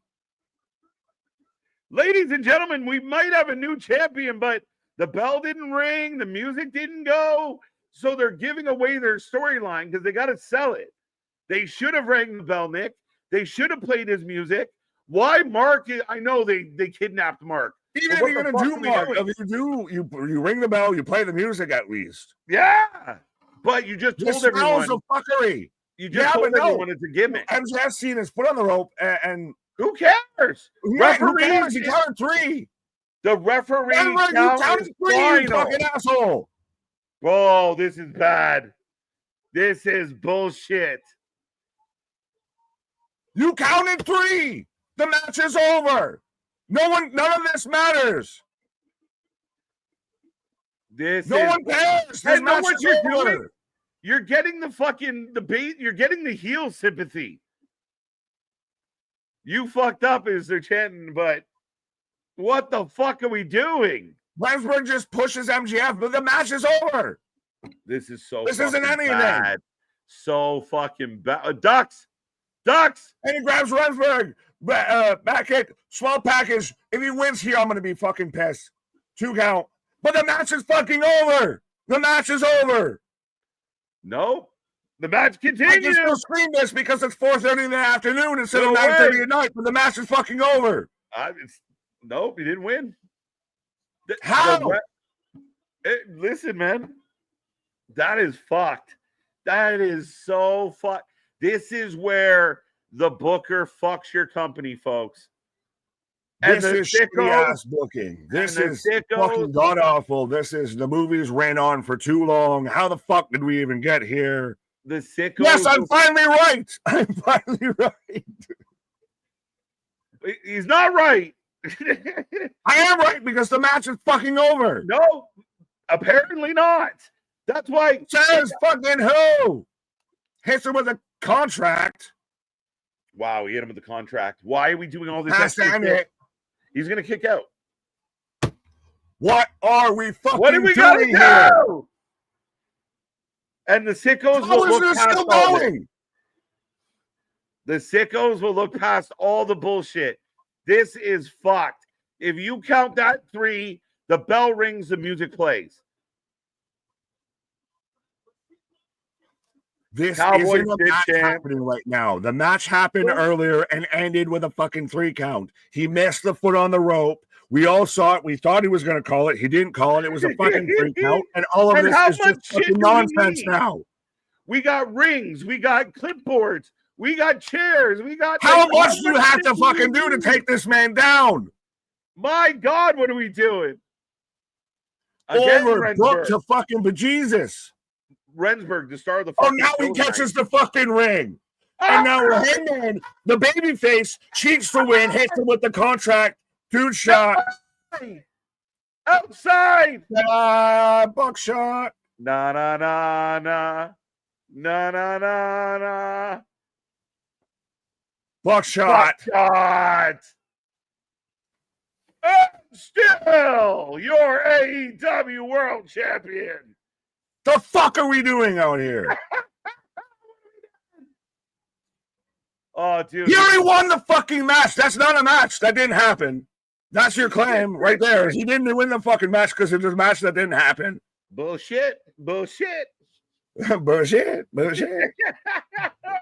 Ladies and gentlemen, what a clusterfuck we just witnessed. We got at the main event. Fuck. Rensburg counts to 3. Rensburg was so involved, and even though then he catches the foot on the rope, changes his mind, but nothing like, dude, it's so obvious that the ref doesn't look and say, ring the bell, I was wrong. The match just restarted. Like, it's the detail. Is that a fuck up by Rensburg of I missed my spot? Yeah, all of it's a fuck up. It's all. Well, I know that, but is it one of those of it's so much of he wasn't ever supposed to count 3, and then we just had all of this that makes no fucking sense. I feel it. No, dude. If he wasn't the fact that they didn't again, it is so poorly done. You're like, did they fuck up? That's the craziest part. They did what they meant to do, and it felt like a mistake. And it drops the contract. But again, the fucking contract's still a thing. Like, it's again, to me, why did we have all the extra bullshit that didn't matter?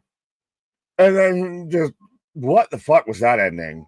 Oh my God. Like, all right, you wanted to argue before about this is in their top shows of the year. How you feel now? How you feel now? Is this your king? Fuck, man. That's what we get. That's for crazy awful. Again, and then the sickos will look over it and they'll act like, no, you guys are idiots. You don't get it. Damien, the leader of the Hopium tribe out here, saying this was a cluster. It was a clustery, a full nuggety fuck. Period. Maybe we need a snack out here, a full nuggety fuck. again, the concept was all right, but the ref has to count the foot at 2 because poor ass execution. Yeah, he counts that 3. And again, if the ref counts the 3, you have to act like he just won. And then but that's why I'm wondering. And was he not supposed to count that 3? If you wanted a huge pop, Tony Khan come walking out of Gorilla and go, hey, this match can't end like that. That's what it should have been. And then we start back up. I would take that versus fucking Briscoe walking down, and you have the security chasing down Tony of, hey, Tony, we don't want you out here. We don't want you to get involved or anything like that. And no talk of the contract. Like, you put this thing in. So now MJF technically still has a title shot hanging in the balance. I almost feel like I need to get a breath out here to fucking get my life back together with all of this shit, because just what the fuck was all of that? It seems it was poorly handled. Remsburg was almost never supposed to count a 3, clearly counted a 3. Everybody saw it, so the match is fucking over. And it felt like that because they had that little awkward thing to where Briscoe comes out, and I agree with you fully. If Tony would have came out there then and said, no, we're not going down this way, and you can get back to MJF feeling like he's gotten screwed over by Tony Khan. Fire me, you Mark. You go back to that. Yeah. You made us feel bad for the bad guy. You made us feel bad for the bad guy. It became such an obvious clusterfuck as Danielson's leaving commentary now. Why would he be there all night and leave during this one? He's gonna get fucking involved. He's gonna get involved. Is it easier to get involved if you're already at commentary? Is there a bump him and get him involved?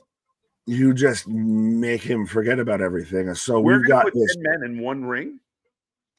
One ring, but the cage is 75 miles wide here. That's what I was worried of. I thought it was going to be one of those like where you do the cage that only circles the ring itself. I was like, that's a lot of people in one spot. Right. This is going to be interesting. All right, folks, the last prediction shout out for Forbidden Door. Do not forget, as you see on the screen, Heatwave. We are not leaving. We're just going to hang around. So the 115 people that are here now, go get your friends and let's get this up to 200 for Heatwave. Let's go. But all we got left, lights out, unsanctioned, everybody's injured, cage match. Generals gathered in their masses. All right, Nick, taking a pause for the cause. I'm putting up the last prediction. I guess I'll call it Team Darby for shits and giggles. But who you taking, folks? Get your votes in.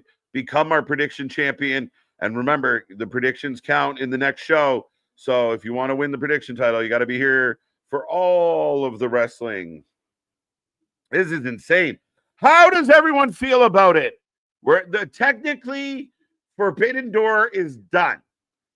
This is a lights out after the show, unsanctioned match. But how did you feel about the main event? How did you feel about MJF and how it all played out? Do you like it? Were you happy? Hangman gets a win, which I thought he would. But they kind of didn't do it well, I think, unless you disagree with me. But I don't, that was so messy.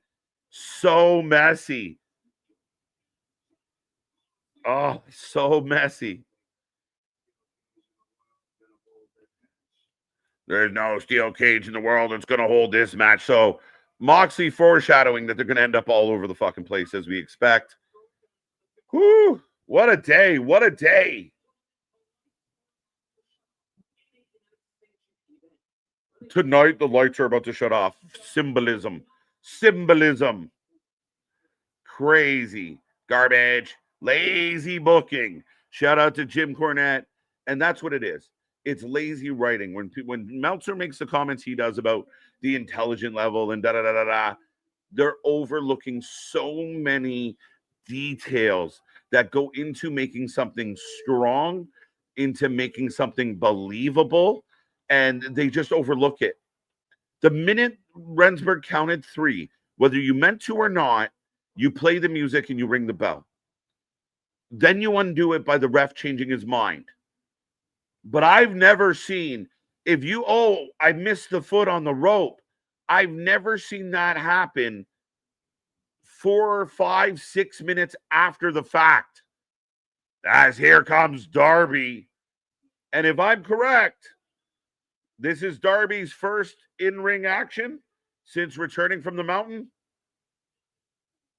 Horrific. That main event was a match. I thought the match itself was okay. I have an issue with, I felt like it was very stop and start. And the little details are like, Hangman takes 8 minutes to get to the top turnbuckle and then hits a moonsault. I don't love that. That's picky. I get it. But I don't love it. But the writing flaws, that I don't get. I don't get that nobody thought, shit, that's not a good look. I'm satisfied with the result. The only hilarious thing about the match is the ref not ringing the bell. Yeah, I mean, you knew it was going to be a work because nobody sold us. The commentary should have sold us. The bell should have sold us. The ref should have sold us. You make everyone believe, as my screen just went green. We're back. You let the whole arena know. You let everybody out there. I went green again. Anyone else blinking green? As here comes the ace. You let the whole arena know that we have a new world champion, even if it's for a couple seconds. Then the ref goes, oh shit, the foot. He goes to MJF, yanks the belt back, and everyone's like, oh, they caught it, right? Ladies and gentlemen, this match is going to restart. And I said, instead of sending Mark Briscoe out, send Tony. Send the hero. Send the Sicko's leader.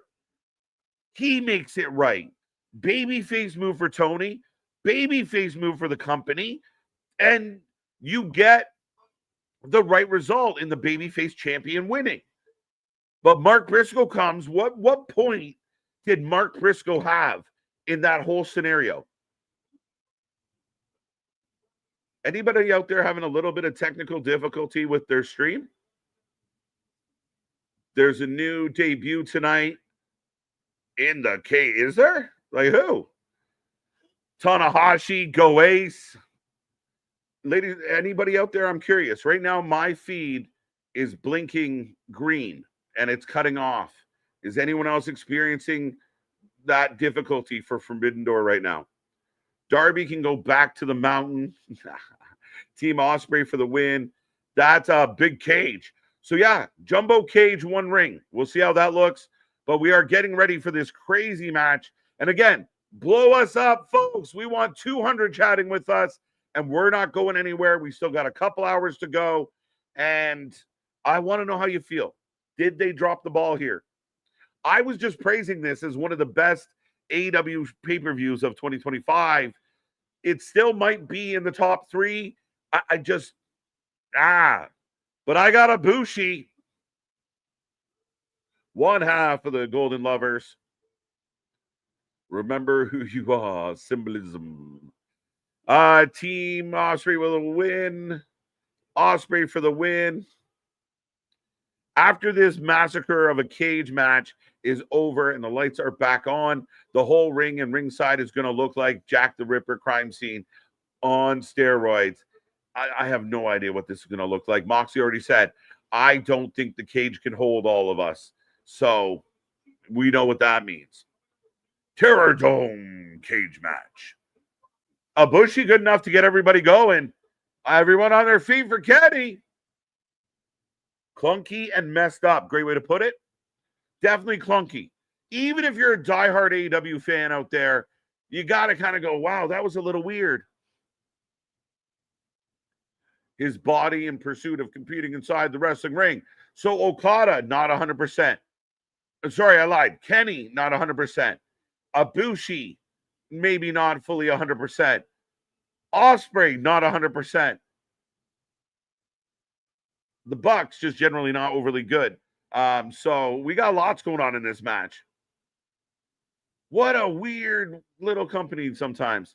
I wonder if Will Ospreay will make an entrance cosplaying Jacob Fry since he's in London. I expect some type of big thing from Ospreay. He loves it. That's why right now we're at 4:41 on my clock. So this goes. So the show probably end around 6. By the time entrance is 5:45, Danielson showing up. If Danielson sat on commentary all night to go to the back to get an entrance to come back out, guys, really? We're not doing that, right? We're not doing that, right? Darby going in the cage last. I think everybody goes in at the same time, no? That's a big cage. Darby can go back to on the mountain. We heard that one already. TK could have come out and screwed MJF, and I think it would have made MJF the sympathetic figure and TK the bad guy. It was a bad ending overall. That's a good argument, Jose. Would it have backfired? That's fair. I felt sympathetic for MJF, which isn't supposed to happen. 2 and 10. Ospreay team needs to lose if Ospreay needs time off and injured. But there's so many moving parts, Bonker. You're right. But what if it's overcompensated, right? Try refreshing. Ooh, what? Oh, me with this? It's working again. It's hard to refresh. Julian? Pay-per-view's been good. Overall, I would argue that this pay-per-view has been good. Some glaring issues that we're currently talking about, but overall, this has been a good pay-per-view. I'm entertained. I've had fun as we're going back to the life and times of William Ospreay. Lil Willie. Do you think AEW saves Moxley versus Darby for All Out? Yes. I'm surprised that they didn't get right into it. I don't like any of the Moxley stuff. And I don't like, Darby runs his car into Moxley's crew. Then instead of continuing the story, Darby goes and climbs a mountain. Then Darby comes back. You think he's going to fuck with the Death Riders, which he is. And you think you're building towards Moxley. And instead you're building to this random cage match. I love a cage match. I love a good cage match. I love chaos, carnage, excitement. But I also like it to kind of, why? Like several members of this cage match weren't involved in the build for this cage match. It's a little baffling. Well, again, Christian, no love for Tanahashi, apparently. Is this a Hell in the Cell cage? It's like a roofless cage. It's not a cell, but it is a very big cage. So, yeah, kind of the size of a Hell in the Cell without the lid.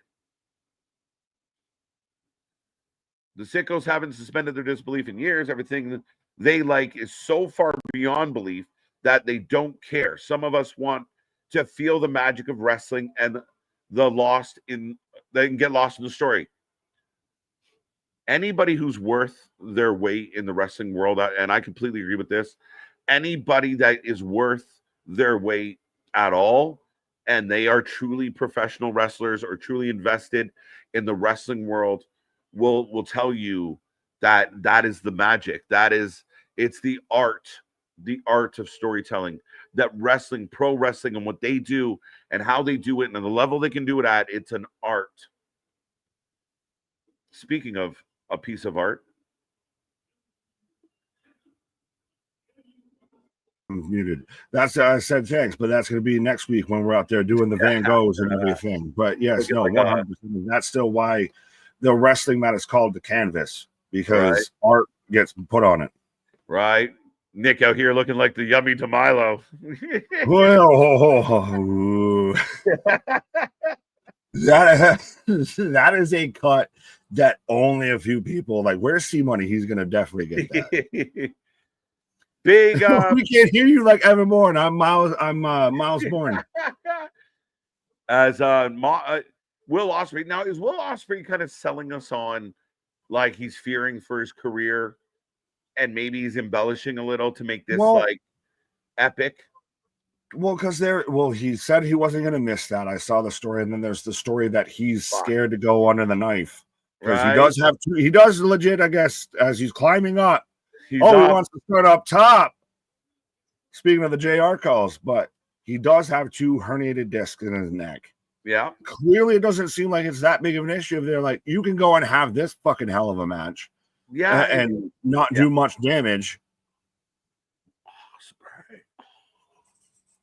Let's go. He is the heart and soul of this company. So if he's out, I hope it's not long because, my God, there will be people that don't tune in if his name's not involved in the company. He is the best you have. Is he the last thing that's kind of keeping that? Not the last thing. Yeah, for some people, yes. But there are people out there that, I mean, they could walk poodles out and there'd still be certain fans that are like, AEW. So it doesn't matter what they do. Like you said, you're going to see everybody, the online arguing over what just happened with MJF and Hangman Page.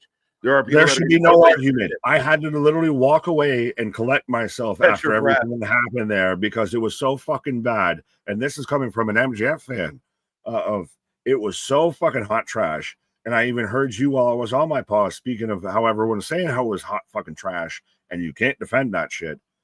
No, there should be no discussion about that. That was hot ass. And we're hoping that this will be better. This is really kind of your team, I guess, Forbidden Door versus your team trying to tear the company down. This should be your fucking climactic end game, but it doesn't feel that way. It's just, again, I love this. You do a lights out unsanctioned thing and everybody gets a custom entrance. Like, again, we got to think details, folks. Right? Both teams should have shown up like it was the Greasers versus the Socias, and we were going to have a throwdown. Especially with the Death Riders, you would have thought they would have came out like Moxley does and everything and just sneak in and everything. Yeah. Like you have the Death Riders kind of come in from everywhere. The Bucks don't get the jobber entrance again. Like literally Justin Roberts told everybody we're going to flick the lights on and off, and that means this match doesn't count. Like it's so childish. Oh, yeah, 3 clicks means you need to stop watching the porno. Slick Nick and Mr. Everyone's gonna put your hands on your head. Mr. Instant Replay. No EVPs. And the commentary loves it. Their first ever music, bro. Bad they went all the way back. Especially. So they got an entrance. Titantron. Wow. Yeah, look, the baby faces are laughing. Kenny's having a great old time for this death match that's about to happen. Well, they're making fun of the Young Bucks and everything. That's a good time. That's a good time. Yeah. I'll be right back, Mr. Nicholas. Fair enough. This KJ's taking a pause for the cause. And for those of you under 30 years of age, that was an Outsiders reference. Stay golden. Yeah. That's it, bro. Let's go. Stay golden, pony boy. We don't even just talk about literacy. Right? We try and put it out there and put it to the forefront and everything. Say that last part again. I said we don't just talk about literacy. We try and put it to the forefront and everything. We try. Right now, 66% of the chat is going Team Ospreay. I don't even know. This is so scrambled eggs. I don't even know what the most important story you're going to come out of this with. And if they took Danielson, I said this before I go on my break. Yeah. If they took Danielson from commentary and put him in the back so he can have an entrance when he runs back out, I'm going to yell. I'm going to be like, what the fuck? It's going to happen. It's going to happen. And this should be this to me should be the end of the Death Riders. This should kill all of this. This should feel like your fucking Captain Avenger and Thor and Iron Man taking down Thanos kind of feel, but it fucking doesn't. Gabe Kidd. All right, I'll be right back, sir. Why did Gabe Kidd suddenly become Tyson Tomko? That's my biggest question. Why did they take an actual world champion in New Japan and turn him into fucking Tyson Tomko? Like, they're doing this like House of Horrors kind of shit of like as they walk out through the tunnel, more people get involved. And why is Gabe Kidd doing the crawl shit? But yeah, do.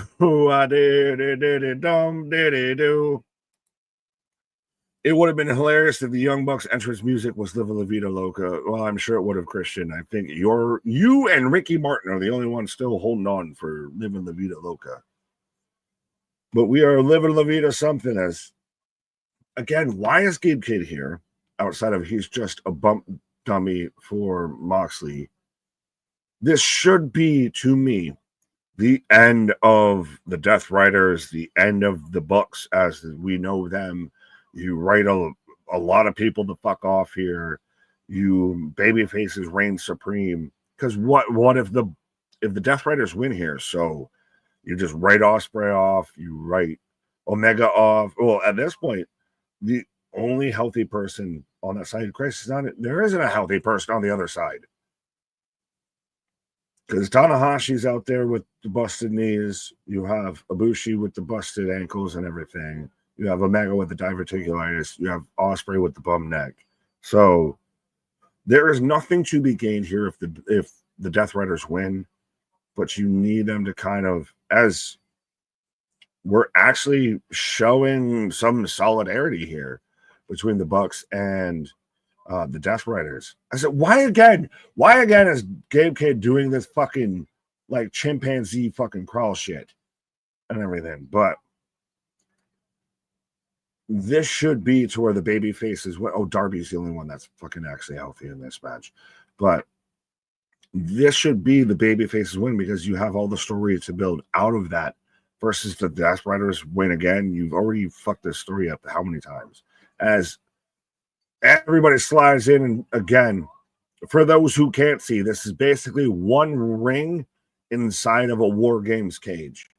It is that big. It is that spacious. Of we've got whole ladders and tables set up around outside of this as everyone's instantly fighting outside. Young Ducks bag they asked for earlier might get filled with straws. Interesting. Fair enough. Danielson is the type of guy who is not going to be able to give up. He will be in this match. Yes.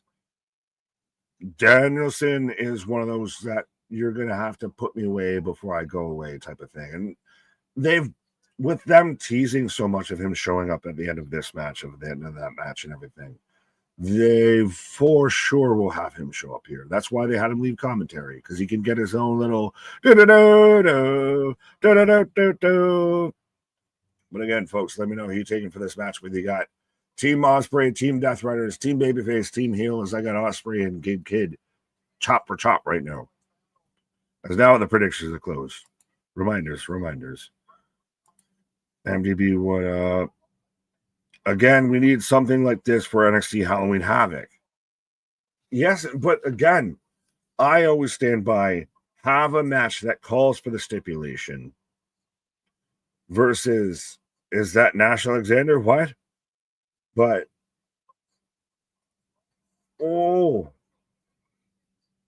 handspring on the outside from Ospreay. But to me, it's more of have a match that fits the stipulation versus have the stipulation and build the match to fit the stipulation.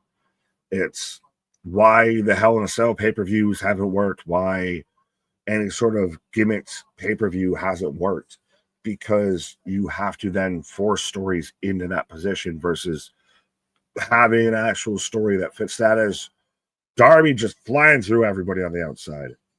Moxley still hasn't even taken his vest off. The Golden Lovers versus the Young Bucks in the center of the ring here. Thoughts on the Fire Devon T Gaming. Thoughts on MJF versus Hangman match? I thought was excellent. The booking was not. That booking for that match was atrocious. They killed any bit of momentum that this whole pay-per-view was going with that, because it was so bad and so obvious and so what the fuck is going on. Like, I have not heard anybody actually give that any bit of praise. Like, saying the match was excellent is the highest praise I've heard for it. But the ending result of that, the booking, the conclusion was atrocious. Is Darby handcuffed somehow suddenly as Golden Lovers holding court here. Oh, double moonsaults onto the outside. As Jim Ross is on the commentary team here. I just noticed we got JR out here. How do we feel about JR still in AEW? Should I know KJ, I think, mentioned earlier, maybe bring him, if you could get him, bring him. He does, a Saturday night's main event. Imagine JR and King do John Cena's last match together. That'd be interesting. But yeah, how we feeling with JR and AEW? Still. Oh, what the? So, why was Darby handcuffed to Moxley or something? Why did Moxley take that whole bump too? I get the whole Pop Rocks thing to Claudio, but why did Moxley sell it too with the wrist lock? Because we got Gabe Kidd and Kenny Omega.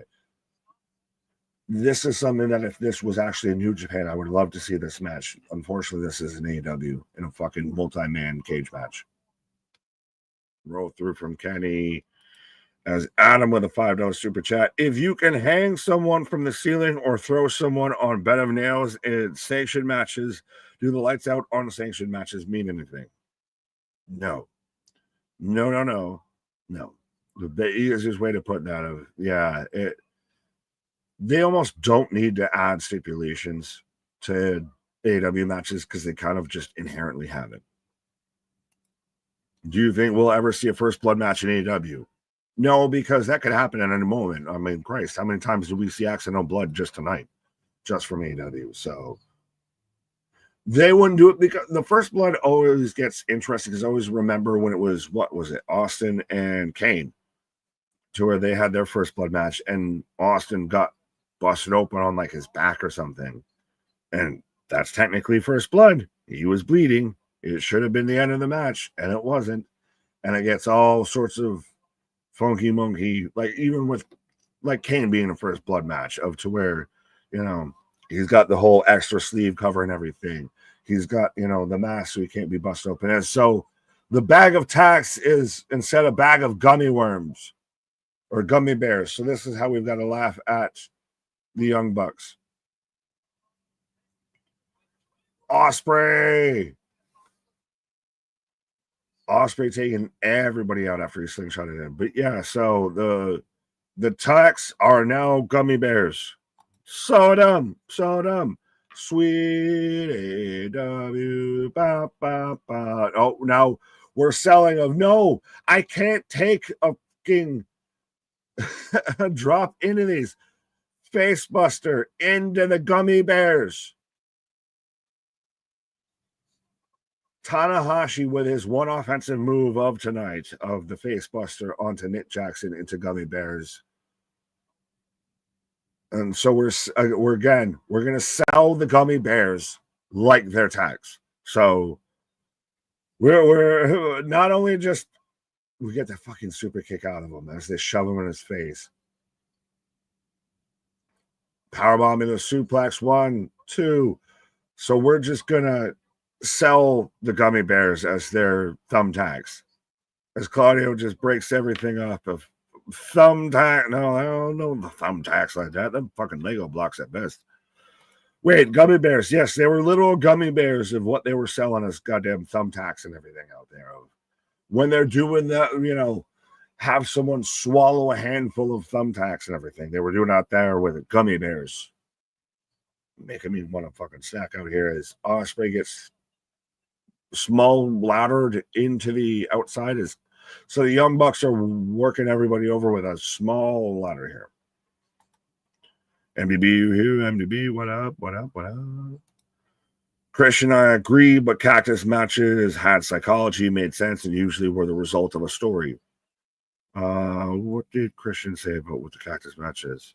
Everything. But yeah, if we're going to compare, I mean, Christ, going through and just watch the matches that Cactus had with Triple H from the street fight at Royal Rumble to the Hell in a Cell at No Way Out and everything like that of had psychology, had story behind it. Moments weren't done just because. They were done with a purpose and a presence. And we got gummy bears getting sold as thumbtacks. Just saying, there might be a difference there. They're actually transdermal activated vitamin gummies that will get you high, so they're dangerous. They are, they're the vitamins we keep speaking about and everything. That's what they're doing out there. A deal to bring WWE content to Peacock is in the works. Announcing coming soon. So are we getting a new weekly show then?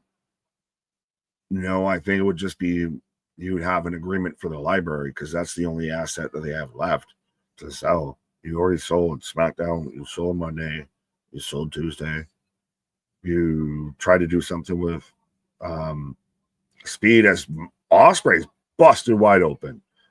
You already sold the PLE right, so it's just got to be a library thing.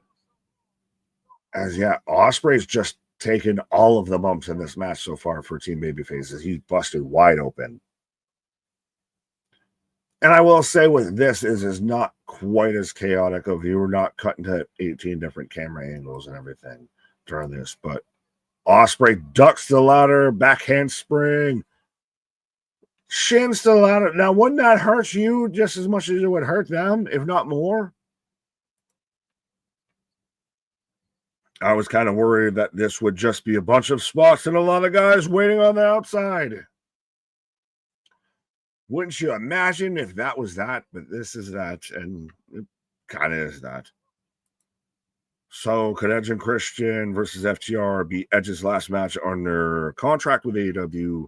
Would you be down Last Dance, Edge versus Cena? I've seen that theory thrown out there. I don't know. I've also seen it out there to where, could you imagine if it was John Cena versus Chris Jericho, his last match?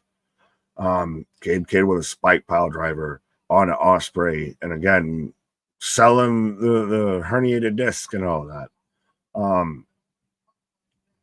Edge leaving AEW in the midst of this run with Christian, I don't buy. I don't think. It certainly wouldn't be, because it would be World's End in December, so it'd have to be before that because John's match is December 13th. So, yeah, I don't know. It's one of those. It's a really nice outside theory. I don't know how much it really works out. As we're setting up Omega draped over the top rope, stomp into the fucking powerbomb here. Now we're going swinging.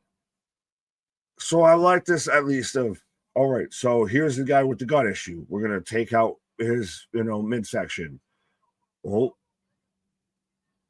Matt Jackson with the misstep and then the follow through on the splash or the swanton on the outside here.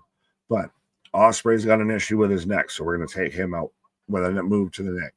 We've got Omega out here with, intestinal issues, so we're hitting all the stomps. We're doing all the swinging. We're going to throw his whole system on. This is a nice little kind of dissection here from Team Heel. Do we have any tables yet? Well, we have tables on the outside. None have gone through yet. It's bloody blood, mate. It's bloody blood. Michael, Big Nick, does TNA get their belt back tonight, in your opinion? Ooh.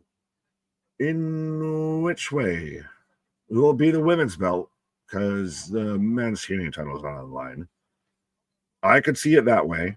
If it was the men's title, might be more different, but be interesting. I could see it. Oh, Meltzer driver. I hate that I still call it that, but 1, 2, Darby breaks it up. Darby's been fucking absent, but yeah, I could see where maybe Ash wins it and JC loses, at least the TNA title, and then she's got to worry about the NXT title because you got double champs. So I'll give it that.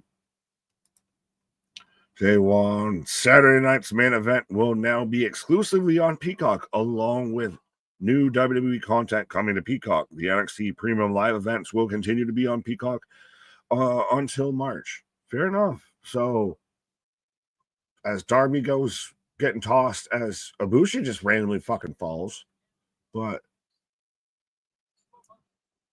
Darby just gets yeeted into the cage.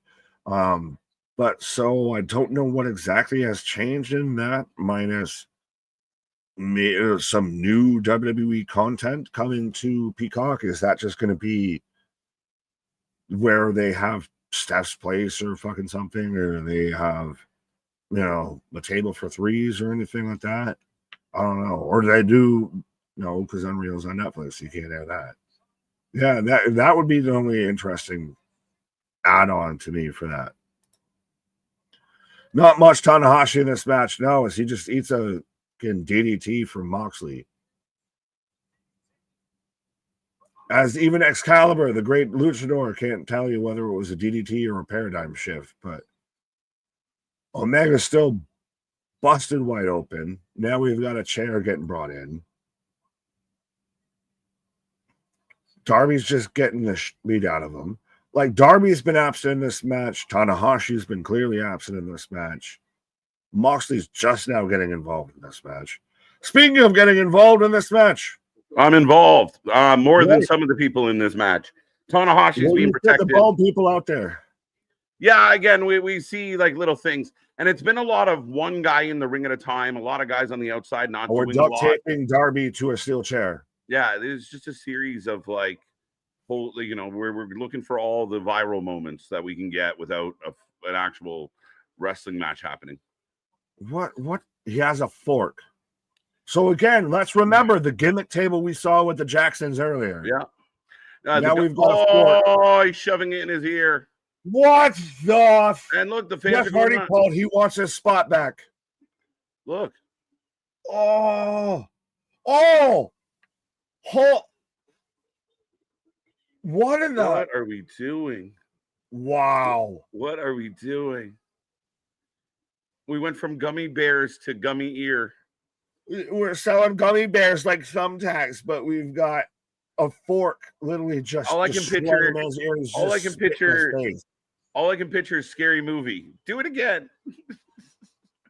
Claudio's got Darby up in the chair and just slams him. Now, but does the story call for this? Again, like, why are we sliding extra shit in here? We already have tables and everything. What are you doing? Oh, we're going to set up a tower of tables. Someone's going off the top of this cage. Yeah, I'm grossed out. I just shoved like a bunch of munchies in my face because we're doing this all day. My snack wants to come back up. Oh, trust me, I was looking away, and I'm still more of just talking, just trying to get the oxygen back in and keep that at bay. Like, no. That's the thing is, we sit there and we'll watch death matches. We've sat there and watched people get stabbed in the face with light sticks or with light tubes and everything. Right. That was just unnecessary. Oh my God! It looks like we have a barbed wire table. The ladders, like the matches come to a standstill, Nick. The matches come to an absolute fucking stand. Look what they're doing. Look what Darby's We're setting up a huge Marina Shafir, and they're going to kill Darby. But nothing else is happening right now. But everyone else is taken out. I did like that they took out Omega one at a time. All the gut spots. You did everything with Ospreay with the neck shots and all that. Darby gets away, running like a scalded dog. Oh, out of the way. Claudio down. Well, also, we were talking about it. We got good old JR out here on this match. How do you think JR is feeling about this? I love JR because he doesn't filter himself or doesn't know how to filter himself anymore. So he just says random shit like, are we really going to do more? You're like, yes, JR, we are. On the Lord's Day of all days, too. Oh, Tanahashi. Oh, looks like a buck's about to... Tanahashi. He who sets it up must go through it. So this is what? The second, third time Moxley just rolls in and kicks a guy in the gut? Lazy prick. Watch it. Again. Oh, he's Moxley's face first into the barbed wire, but the table's just there. Yeah. I think that was supposed to be more. They just showed Moxley gigging himself. Nice, good look of it. So Moxley's going to be gushing. This has been a lot of, all right, you come in and do your spot. Yes. All right, you come in and do your spot. Oh, two sling blades by Tanahashi. Takes a minute, but Claudio had to wait for him to get up. Those poor knees. Who's been slower tonight, Nigel or Tanahashi? Tanahashi. The Nigel match wasn't that bad. It's so fun. It's so fun to just make me angry until you realized how angry. Yo, if I would have known the MJF match was going to go that way, I would have been nicer during the Nigel match. I swear to God. Fucking hates me. Too. Tony Khan hates you, yes. Yeah, as Ospreay breaks this up so I get it with the Ospreay and the nudge to break it up, but Claudio did that earlier and it didn't feel necessary. Very rude. Yeah, I mean, your French fries with ketchup may have a second look right now. Y'all do ketchup on fries? Yeah. Yes. What? That's not a fucking Canada thing. I don't know. Y'all weird. You do poutine. You do gravy and cheese curd and everything. That's your shit. Dude, I'm hungry. Stop it. Facts. I missed y'all do malt vinegar. Should we do malt vinegar to be out there with the malt British? Vinegar is good though. Yeah. Yeah. No, I missed the Nigel. You didn't miss much. It's okay. You missed a lot. You missed the most crucial match. Everybody's standing around still. Just this is Nick, a 10-person cage match, and it feels very standstill. It feels very static. As Moxley gets driven through the barbed wire table, if everyone was just in a chokehold, if we're all just standing around and watching, if we can look like we're doing something. Snapdragon. Buck comes in for his turn. Snapdragon. Next Buck. Snapdragon. Feed. Feed me more. No, that'll be next month. Right. Snapdragon. So that's I'm still mad Gabe Kidd's involved in this colostomy. Right. I'm surprised no one has gone through a flaming table yet. No, Darby's going to take a huge bump, I think, on those tables on the outside. No, those tables are still set up outside. So Ibushi back in. Anybody remember Ibushi was signed in this match? I just remembered. Yeah. Tandem Snapdragons. And the crowd goes wild. And the crowd goes mild. Right. Oh, how do you do a slingshot on the outside and still almost come up short? Right. Like I said, I mean, there's no reason why other people can't be kind of scrapping in other corners while the key stuff is being highlighted. I hate the breakdown. Oh my God, Kenny almost didn't make it, but he made it. Yeah. But no, they started that way of everyone would just be still halfway fighting on the outside, and then they brought it down. Everybody slowed down, way down. Everyone hugging or everyone just taking a knee while the things are happening is not my favorite choice. Claudio is it looks like he's wiggling his foot trying to get feeling back in it. Fair enough. He hurt his ankle. But Ospreay's been out for most of this match, still trying to hold on. Nick, right now, you have Claudio sitting there on his ass, right, coming off the bump. Kenny's standing right there looking at him. They didn't kick him. He didn't poke him. He didn't, he's just there. That to me, those are look, Claudio's right there. He's just so winning. I can't throw a punch. I can't do a thing. If you were in a brawl and the guy, you were on your knees like that, would you not reach out and at least try and grab him, pull at his right? But is that an agent thing? Is that what the fuck is going? They're trying to stop Tanahashi from going up top. Yeah, are they tickling him? Oh, the good guys pulled Tanahashi. What the fuck? Are you crazy? You're too old. Will going up. The guy with a broken neck. Going up top with a broken freaking neck, Nick. With a broken freaking neck. All I want is Tanahashi's with freaking laser beams on their freaking heads. Moonsault! Everybody down. They caught him good. Yeah, but you had to have everybody just randomly collective there. Yeah, why did they all end up there? And again, the biggest thing with all of these matches is continuity errors. It's just little details that make the match so much better. You remember when the guys would walk they were going to set up a table and they get one leg up, and as they go around the table, they just throw it a lazy kick at the guy, right? Just stay down, bitch, and then keep going, right? It Act adds like you that actually in level. a fight, not at a performance. Yeah. Like Claudio was right there, didn't even attempt to do anything. You're not dead. You can't just even just halfway Oh. pretend to throw a punch. Gabe Kidd and Kenny squaring off. Now we know there's no love lost here. But this would be so much better if this was a New Japan match versus an AEW match. They gotta put Gabe Kidd and Josh Alexander in a tag team, bro. I saw you say that earlier, and I was Josh like, what are you talking about? If he wore a headset, he'd look like Josh's twin. Yeah, except for the fact that he's British, not fucking Canadian. And I don't care. They look alike. They're both bald men. Right? Well, this is why everyone says you and KO look alike. Right. How do you feel? I mean, I've accepted it at this point. Right. Oh, Right. V-Trigger. As long as he stopped calling me his dad, we're 10 months apart. Another V-Trigger. Not fair. Third V-Trigger. Yeah, everybody. As for anyone who was wondering how much this was going to go into NXT, it might be close. Right. Well, I think we got another 15, 20 minutes left of this nonsense. But again, we're back into that. Like, everybody slide in, take your turn, taking a move. Claudio with the big suplex. Tanahashi has done fucking Calais. well in this match. And he's the only person who's done more than him somehow. Right. The next closest is Ibushi.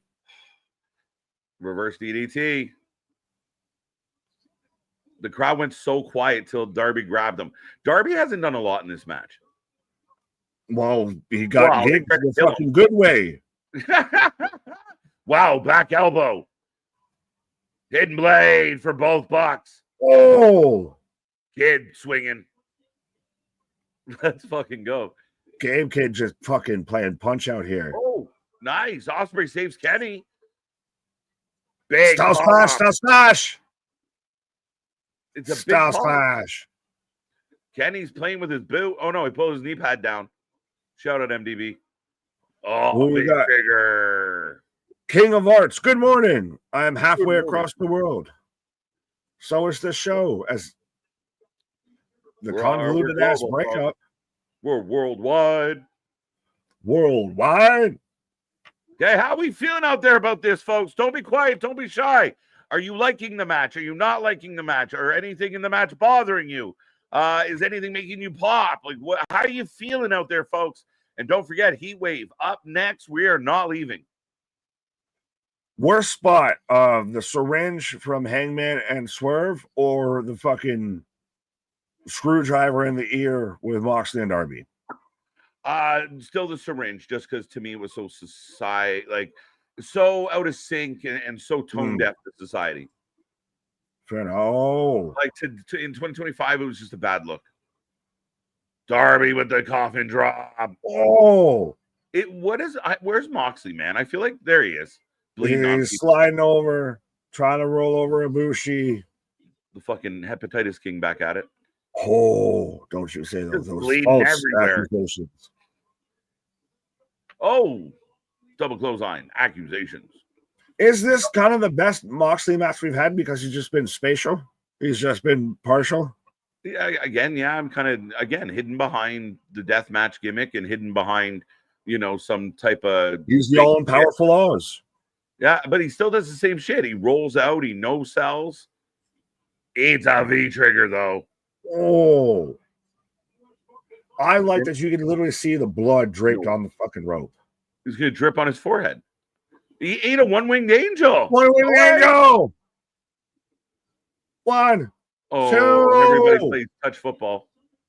Yeah. What? How does that fucking break it up if I just touch you? If I have to touch you, you have to kick out. Somewhere, and again, it's not AEW, it's all wrestling. Somewhere along the historical train, all of a sudden it was decided that just touching somebody involved in the pin ends the pin. No, it was called breaking up the pin once upon a time, where you had to break it up. You had to stop it from happening. You had to move the guy off of actually being in the pinning position, guy or gal. Just touching his back, he still gets the win. Yeah, if anything, you're helping him. You're helping the momentum. You're helping him fucking typing it up. Right. As Wheeler is meeting Moxley. Oh, yeah. Oh, I forgot Shaggy Dog wasn't in this match. No, he was not allowed. Two stupid dogs. Darby's on his way up. Moxley climbs out. So Is I'm this not a guessing win? the escape or the Jesse Ventura rule does not apply. Yeah, how do you win this match? Oh, he's Darby's pulling got you in. Yuta. Hilarious. Moxley runs away so Yuta can take the big bump. Dude, Yeah, Yuta's going through one of those announced deaths. Yeah, he's going through that one. Right. The one that's getting everybody cleared out the way. Right. There. Oh my God. Oh my God, he broke him in half. As God is my witness, he is broken in half. They're fighting. They're fighting right above us here, folks. He bounced as Darby jumps down. That table had no give. He just bounced. It was crazy from that angle. Well, it's so close and it's so shallow. Of like, there's it's the cage, that table, and then the crowd. Like you have all of that much room. Right. Scott saying this whole match is boring. Oof. I'm enjoying some parts of it. It's just you kind of got to take the piss out of it. Like they made it silly. You're in this hardcore death match. You're the gummy bear spot, and then selling the gummy bears like they were taxed. It's not the time for the jokes. Yeah, but how do you win this fucking match? As now Darby's going up top. Pinfall or so submission. Climbing the cage doesn't happen, but they're fighting right above us here, folks. Darby going up. No. Bro, this is going to get bad. This is going to get really scary. Marina saves Moxie because Moxie's not taking that fucking bump. No. Darby. Going to push him. Hit him in the swinging berries. They're about to kill Darby. T's and P's. Be okay. Gabe Kidd, sorry, not Claudio. There's too many bald guys in black trunks. Spoken like a bald guy in black trunks. So we've got Gabe Kidd and Darby fighting up top here. Is Gabe Kidd going to take the spot, or is it going to be Darby? The both. I think it's going to be like both. Right, them both out. Oh, dude, no. We're going to go together. Don't do. Darby's awake, dude. This is big. This is going to get scary. And both men on the ground. Oh, and they caught all of half a table.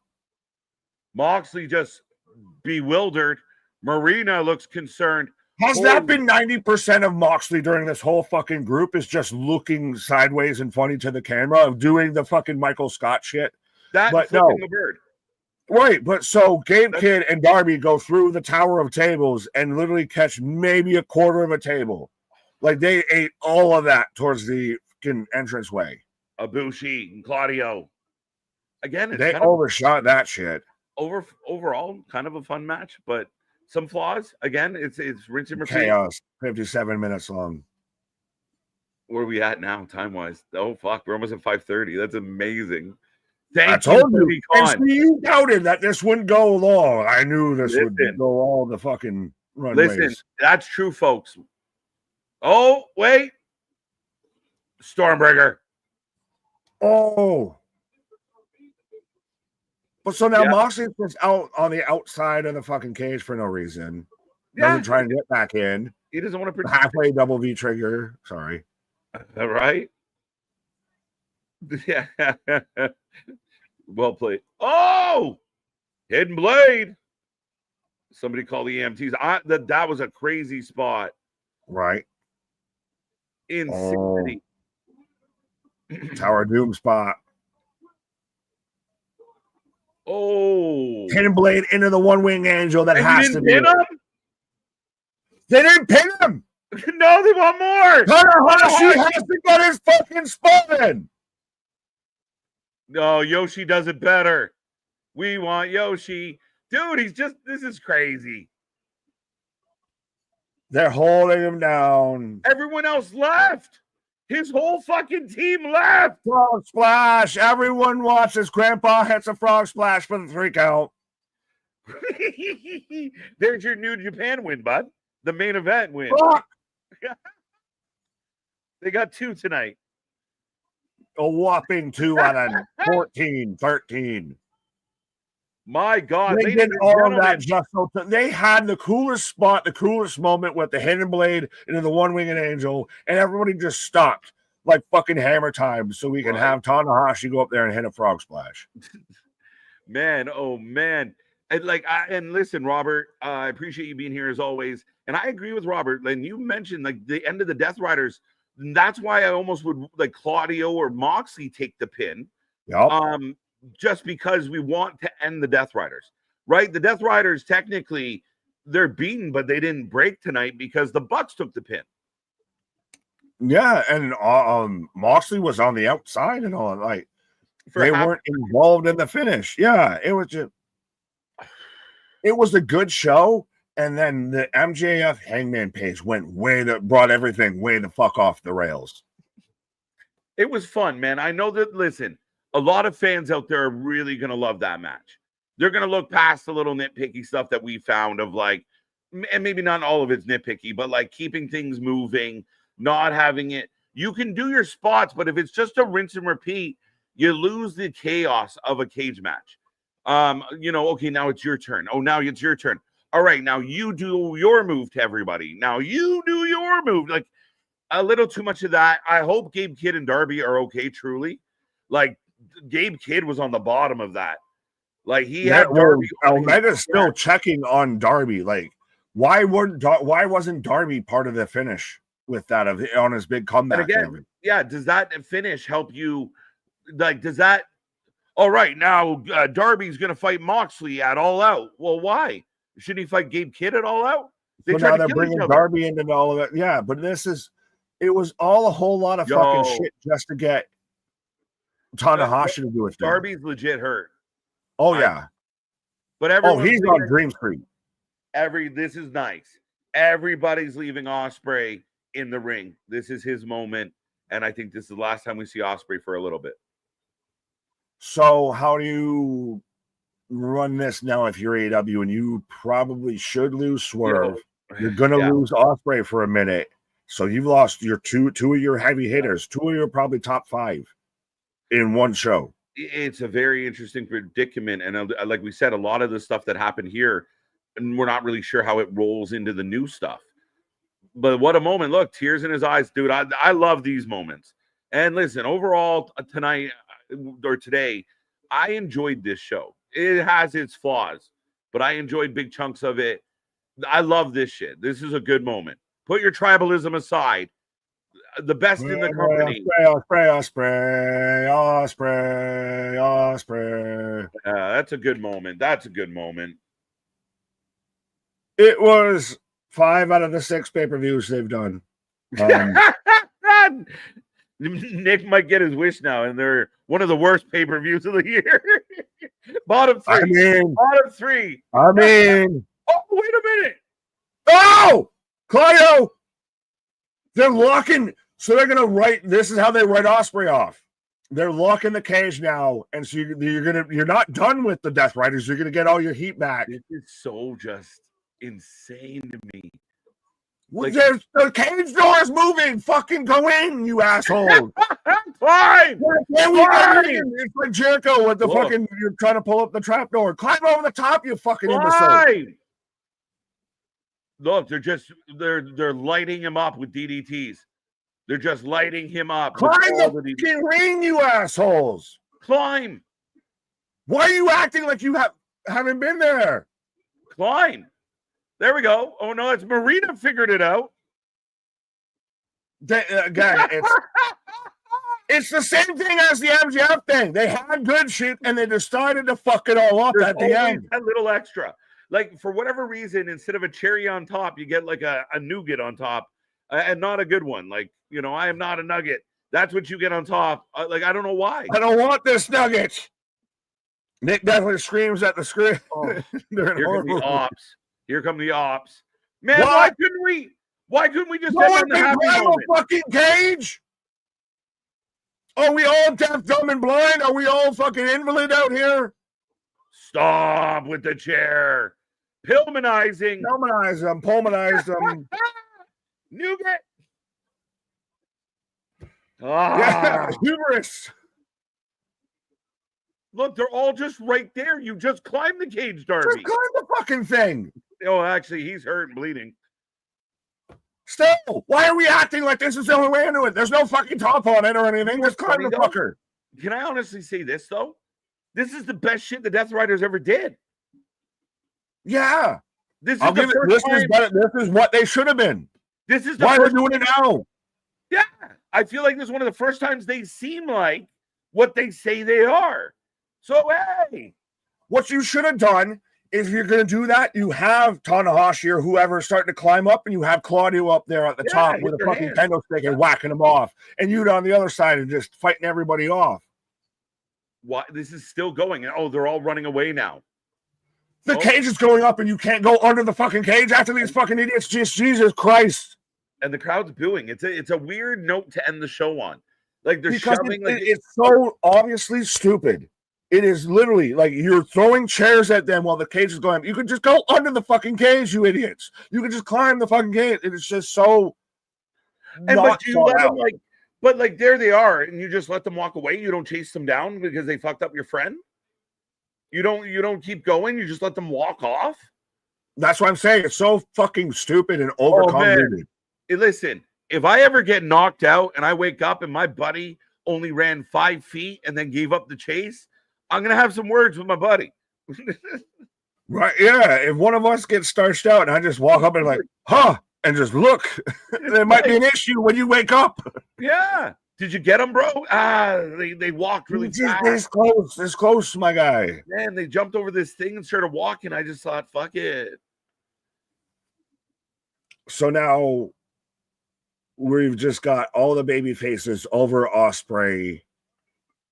We already knew you were writing him off. He already sold the neck injury. Why are we doing all this? This was so like. Did they brand a fucking T into him? And that's how you end the fucking show. I like it. Moxley looked tough tonight. Let's go. Bullshit. That was honestly one of the worst Forbidden Doors they've done, let alone one of the worst fucking pay-per-views they've done this year. Oh, come on. I thought it was great. That Nigel match sold me huge. Yeah, we can start to talk about this now. We still got the afterbirth of everything as we've gone off the air, but we're still on the air. As we're getting a neck brace. But no, it's the same thing with the MJF match. They did so fucking good. And then they just overdid too much of why are you still putting fucking pepper in this shit? Like, it's already seasoned enough. Listen, there was good and bad in this show. Let's be real. Like, again, it wasn't all bad, folks. It wasn't all bad. There was some highly entertaining parts. But I feel like when people say, AEW focuses on the wrestling and it's not about the storytelling. When they do introduce storytelling, I feel like more times than not, it doesn't go well.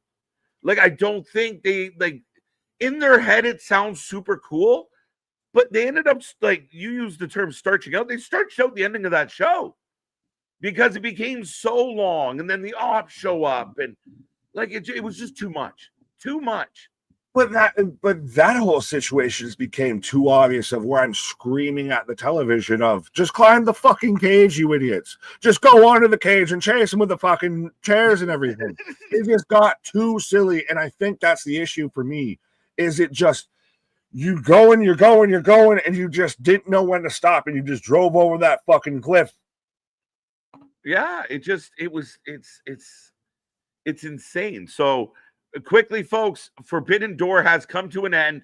Nick and I are going to continue to break it down. We're going to walk back through what happened tonight, and then we're going to transition into our NXT Heatwave coverage. I guess we're going to catch part of the media scrum, which seems to be starting any moment now. Good, because explain that shit, Tony. Explain that shit. They're going to say it's great. Again, the fans out there are going to say that was the best pay-per-view of the year. But, I can't wait for the, Forbidden Door greater than Mania fucking, they're coming. They're coming. Right. Well, just on a side note I do have Heatwave pulled up already on the Peacock. And anyone else getting just a WWE Stanford 707, like almost kind of Wyatt shit of just, it's literally like the old, like, oh, wow, recording went off the air and it was just the loud, sound. Did someone hit the camera button and not realize it? Someone went live and didn't realize we were live, pal. But ladies and gentlemen out there, we thank you for joining us. Again, give us a rating out of 10. Don't be quiet. Don't be shy. What did you think of the pay-per-view? What did you like? What didn't you like? Again, if I'm curious of all opinions, you're allowed to have it. Nick's already painting the air, so Nick the hate man Hart over here is. Hey, I'll be bitter bitches with him 100%. But you can't tell me that that's not like you said they did six shows this year. Yes, this was 6 in the top 5 of the 6 shows this year. At the time, I felt like it might have been. It was good until it wasn't. It was going great until they kept driving off the cliff. And I mean, that's including Wrestle Dynasty. Revolution was good. Dynasty was better. Great. Revolution was better. So it's already at minimum top 3 out of 6. So we're already halfway. Wait, keep going. I bet you we can pick one slide down. Easy, Scott Steiner. Dynasty wasn't great, and I think for me, I thought this was better, at least at the time. We'll talk about how it ended. Double or Nothing wasn't a good one for me. All in, yeah, okay, maybe again 3-4. But again, Nick. By the end, it kind of slid off for sure. There's little details. There are people out there, Nick, that are gonna love it though. Like that's their cup of tea. That I mean, even when you point out how stupid the gummy bear spot is in that particular match, you want to do a playful gummy bear spot, fine. That wasn't the match to do it in. And selling the gummy bears, putting the gummy bears in the mouth, and it was silly. It was silly. Not when you're going to turn around and have fucking come on the top and gouge somebody's fucking ear out with a screwdriver and everything. Yeah, right? Little bit of a fucking, big swing there in the motions. But AEW chanting, O'Doyle rules, O'Doyle rules, O'Doyle rules. Right? Yeah, a little bit. I mean, we're not going to go so far back as that, but you like this match. I thought the match was okay. I thought it was a bit of a snoozer. It wasn't that bad now, was it? It was okay. It was like, it was a good match. It was a good match. It was better than a lot of other shit. Right? I thought this match was, the tag match was not bad. Pretty good. It was a really good Dynamite main event. Okay. That sounds about accurate. Okada Swerve was decent, actually. I thought it was really good. I thought it was better than I expected. Okada's best match. Did we have our big moment of the night outside of what we had in the main event with this of Wardlow's back? Wardlow shows up, is siding with the Callis family and everything. Yeah, that's going to be one of the biggest stories coming out of this one. And I felt like they kind of fucked it up in the sense of you have an opportunity to have Wardlow show up and be the reason why one of the best in your company is on the shelf, and you beat up the manager instead. And we've already seen him have a match with 20 security guards, so that didn't work for me overall. But it's good to see him back. We thought we'd never see him in AEW again, so shows what we know, shows what the dirt sheet knows. Again, a lot of us out here guessing. Well, we got a lot of people out here saying, KJ, I'm glad I didn't pay $50 for all this bullcrap pay-per-view. 4 out of 10, and I feel for Athena that she lost. Yeah, Athena got jobbed out. 6 out of 10, says Dro. Yeah. Now, I don't think, again, under the circumstances, I feel bad for Athena because, again, you move her up to the main roster, you throw her in a title match, and then another title match, and outside of the matches, she's getting really over. The fans like her. In the matches, she's doing well, but I understand her losing to Toni Storm. It wouldn't be so bad if she hadn't already lost her Mercedes. You know what I mean? And she's going to lose to Mina.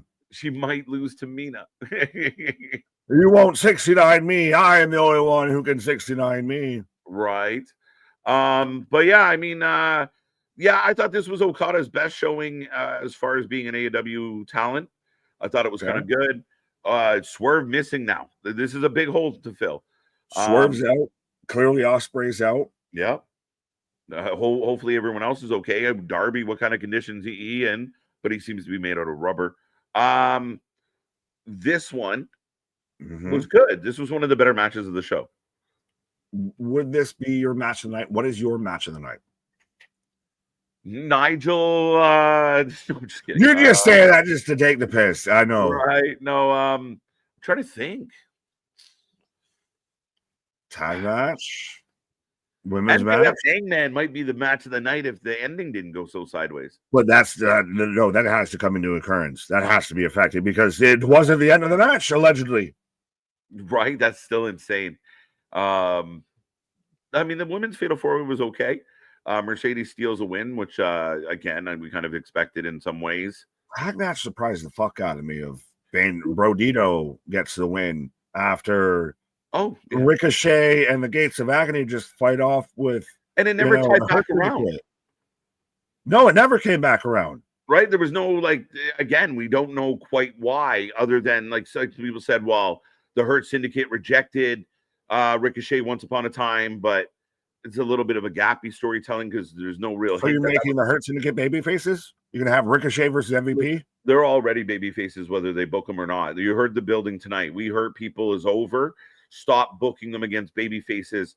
Let the fans cheer for them because they want to, and book them against some good heels. That's all you got to do. And maybe that's what Ricochet represents. Maybe, baby, but it's not great. It's not good. Was today the day of we had good in ring until it wasn't? It just, again, I think what ends up overshadowing the good stuff is the nonsensical stuff. People aren't going to be talking about the really good match between Athena and Toni Storm. They're going to be talking about Darby's earlobe, or they're going to be talking about the bump between Gabe Kidd and Darby, or they're going to be talking about how, you know, that beatdown went on forever and nobody could figure out how to get up over the cage. Right. Well, trust me, Misfit was out there. Oh, raise the cage. Just fucking climb, you idiots. Yeah, climb it. I mean, you just did. After Forbidden Door, no matter the company, every championship reign and match must be competitive. That's 100% should always be the case in pro wrestling. Well, again, I mean, yeah, I think I'm trying to figure out what Byron means here, but it is one of those shows where, and I mean, on a pay-per-view, you kind of want that, but again, not every match should go 25 minutes. No. I can't believe we made it to fucking 5:45. This is insane. Oh, I again, we were started to talk about this, and then we actually were saying, I said, this is going to go fucking long. Yeah. Don't worry. You wanted to sit there. Oh, we can take a break. No, we can't. No. Yeah. No, it's AEW. It's going to go long. Right. Oh, listen, folks, full disclosure. I suggested we do this in 2 streams today. We'll take a break in the middle. And Nick's like, when's Tony going to stop? And I'm like, shit, I guess. Exactly. Okay, I guess we're here. Right. So we're rolling right into the breakthrough from Forbidden Door into Heatwave. As Jaden saying, what happened to Will? Will got taken out bad tonight, and he'll be on the shelf for quite a while. If he didn't have herniated disc before, he definitely does now. That way, again, it was insane. Insane. Well, and now you've very clearly written off 2 of your top guys, 2 of your young guys, 2 of your homegrown guys out of the way. And with all of the counter booking and the counter programming argument and everything, so why would you take 2 of your top stars out when you're about to go toe-to-toe with WrestlePalooza? Again, it's interesting. You're in a tough spot. I mean, you're going into All Out in Canada, so you're going to get a good crowd. You usually do. And it's going to be they're going to have to put on a card. And like you said, no Swerve, no Ospreay. Those are guys that sell tickets. So what do you have planned? How are we going to work this out? You know, the Hurt Syndicate are no longer tag champs. Are they going to move on? Do they still want their belts back? They didn't really set up anything for Edge and Christian and FTR tonight, which I expected. It didn't play out. You know, what else? Like, where I really feel like we talk about Forbidden Door. This feels like locking the door. Like, I don't, like a dead end. Like, where are we going? This was more doggy door than it was Forbidden Door. But well, yeah. We got Mark out there, and strange feel to that show felt like a lot of the originals are getting old. Misfit saying MVP doesn't want to put people over. Kiwan even saying there's going to be a big discourse of the Hurt Syndicate not putting over the other groups in the cesspool called X. Right. But Dale giving it a 6 out of 10, 6.5, just 6. I mean, I can go higher than that. I think overall I give the show 7. No. 7. Yeah. No. 8. Yeah. 6. I mean, 6. You think it's a 6? 6. Okay. They overdid the and I get it was going good into that beforehand, but it also wasn't super great. It wasn't anything to write home about. Yes, we got Wardlow. Some maybe if I was feeling fancy, I'll give it a 6.25, 6.5. Okay. But how they ended that show of both matches just ran right the fuck off the cliff. Right. The crash out I even just had from the MJF match, and then everything that happened at the end of the Ospreay match and all that, the 10-man, that it's just, it's so overdone and over the top. Right. It tracks from everything else that happened before it. Now, with like you said, I mean, Ospreay does the big farewell moment. We already knew he's out. You just let him walk off, and everybody leaves the building in a good mood. I don't fucking know. They still just left him. Right? Is that not maybe a better spot to pull the plug and just let him go off? Like we already. Oh, if you just never did that where he was taken out, 100%. That's what I'm saying. That's where it went off the cliff. Then, that's when you got the stupid shit of where why don't you just climb the fucking cage? Like all of that, and it just looks stupid. And I mean, you already told us you have 2 herniated discs. We'll let you go take a break. You didn't need all the extra shit. We got it. We understood. We heard you. We're lucky to have you here. We get it. Right. 9 out of 10. 9 and 4. Nice record. 6.5 out of 10. AEW Forbidden Door. That's my rating. 7 out of 10. But Tony Athena was disappointing. Overdone ending. Hurt Syndicate lost their belts in a lame way. And too much ref involvement in MJF and Hangman. That's fair. Oh, absolutely. Well, and no one's giving it an 8 or a 9 or a 10 or anything. A couple like that. people. We're all in that 6 to 7 range. I see John out here with 5 out of 39. Right. The main event had a couple good spots, just was okay. That's not something you should say for your main event in a fucking lights out steel cage match. Right. Are we a little desensitized to like these they built us to be that way, though. That's what I'm saying. Like, is AEW overdone it to the point now we're watching this and we're like, we know what's next. We know we've seen it. Like, we know, and not every match could be the best match ever. They've done this match already. Just change the people. But even then, but it's still interesting to me if that's the best Death Riders we've seen the entire time they've been a faction. Was right there at the very where they should be ending, when they should be dead. That was the most aggressive. I know they did like the over the head bag spots and stuff, but as far as just like beating a guy up, and they hit several DDTs and then they Pillmanized them, like that was solid. It wasn't extra. It was, they looked badass until the cage opened and they all scampered away again. Like, it's weird. He's so weird. 7 out of 10. Oh. No, I was just saying, did the lights ever go out? Yeah, they flicked them. They did? They flicked them on and off? Yeah. Justin Roberts said, when the lights come back on, is unsanctioned. 4 out of 10. That's why everyone got their special. Hey, no Danielson, though. So Danielson just fucked off on commentary for no reason. He was only paid for the actual show. Right. 6 out of 10. Hopped off my sofa and into a cab. I'm off the summer heat. Have a good heat wave, guys. Have fun, buddy. Be safe. That sounds like the reverse of what we're watching. I'm going to summer heat, so enjoy your heat wave. But keep it coming, folks. Keep it coming. Be a friend. Tell a friend. Right now, I'm waiting for the media scrum to start, and we also have the WWE Heatwave pre-show starting any moment now. And we're rolling on. We're not going anywhere. Almost 7 hours live already. And we appreciate y'all for hanging out with us. Did I miss any other ratings? I probably did. But lots of good comments. Keep filling it. Okada Swerve was just okay. I was a bit disappointed, and the write-off felt obvious and long. Was there any match like that? Like I mean, the tag match was good. The ending sucked. Ospreay or Fletcher versus Takahashi. Probably best match of the night. Maybe and the match with the least bullshit. Storm. What's up? And the match with the least amount of bullshit might be the best match of the night. That's the thing. Is it became the show of bullshit. This match had bullshit.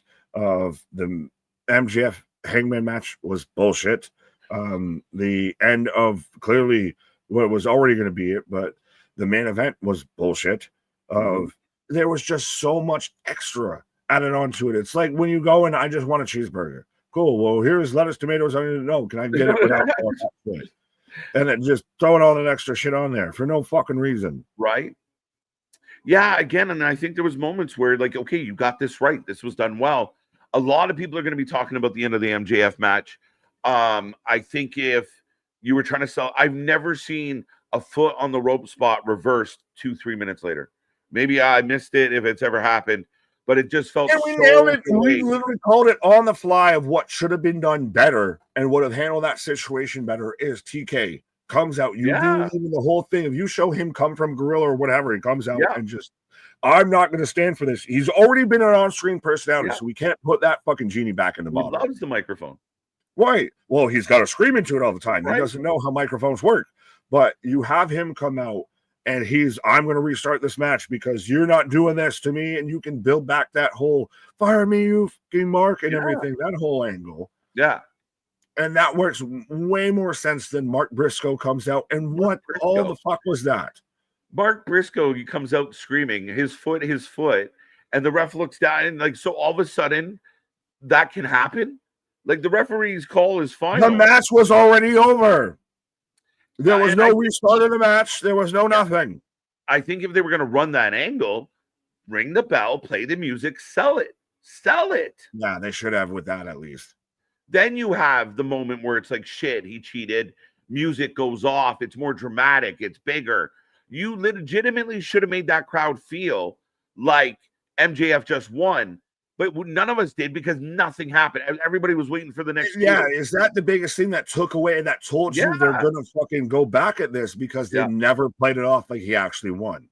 Yeah, like it was like we're just waiting for enter stage left. Like, you know, the next person. Oh, it's Mark Briscoe. Oh, you know, like it was just, again, I think there was really good matches. Tony sucks at ending shit. He really is struggling to get out the door. Speaking of doors, the Russo school of booking. I know how to just do some car crashes, but I don't know how people get out of them. Right? Like, it's great. Like, this idea is great. But I even think with Ospreay, if you would have walked off and just been, he took a really, like, it was a really hard match. He's already fucked up. Goodbye. I thank you for my moment. Tears in the eyes, and we'll see him soon. And everybody stands where they stand. It was an unnecessary annihilation of the best guy in your company. Well, this fits and ties in perfectly with Sleazus out there saying AEW tries to do sports entertainment and it's always weird.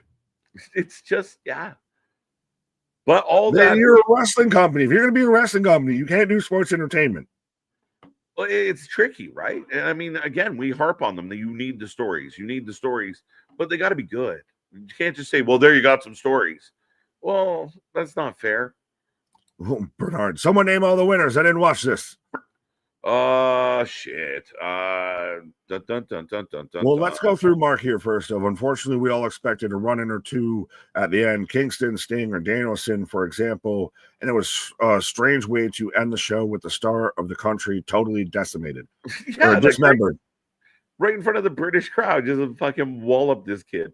Like, what? I was a little surprised.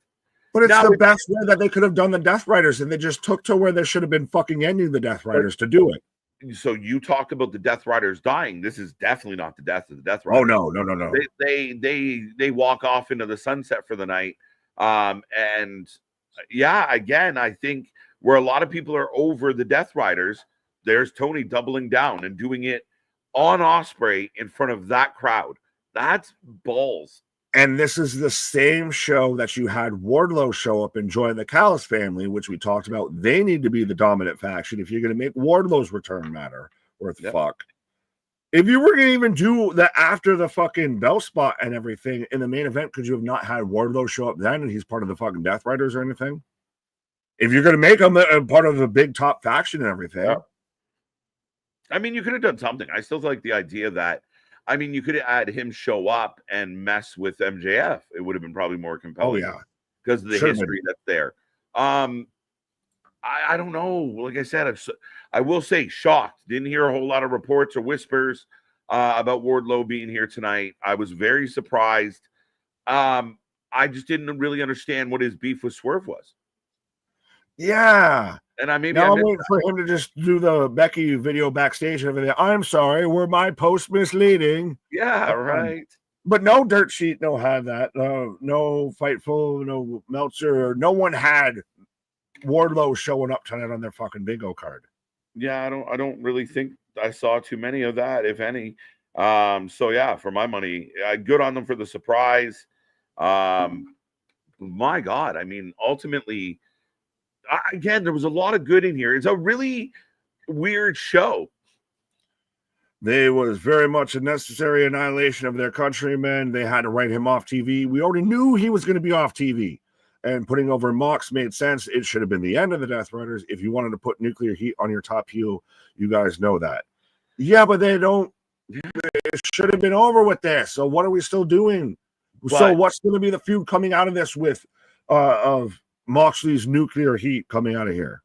Well, okay. So two separate questions. I definitely agree with the idea of like, okay, I know some people like us want the Death Riders to go away, but if Tony has decided them to not go away, this was a really good way to say, all right, they're still here.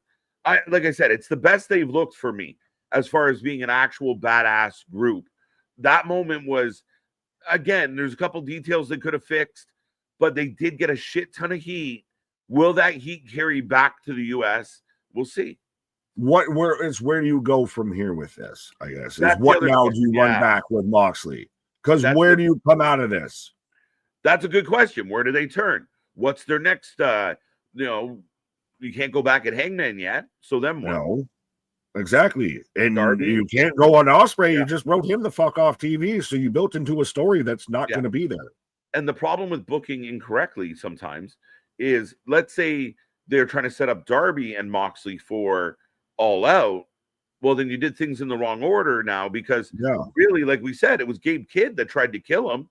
So it should be Gabe Kidd versus Darby at All Out, not Moxley. Moxley wasn't there. Right.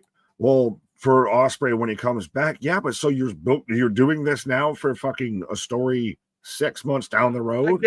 I get that. But then you need the plan is, upon Ospreay's return, he goes after Mox right away, right? Like that's what they has to.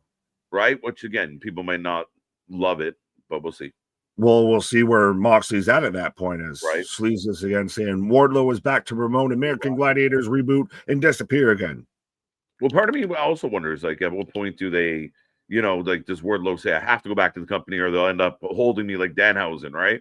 I got to work some dates here.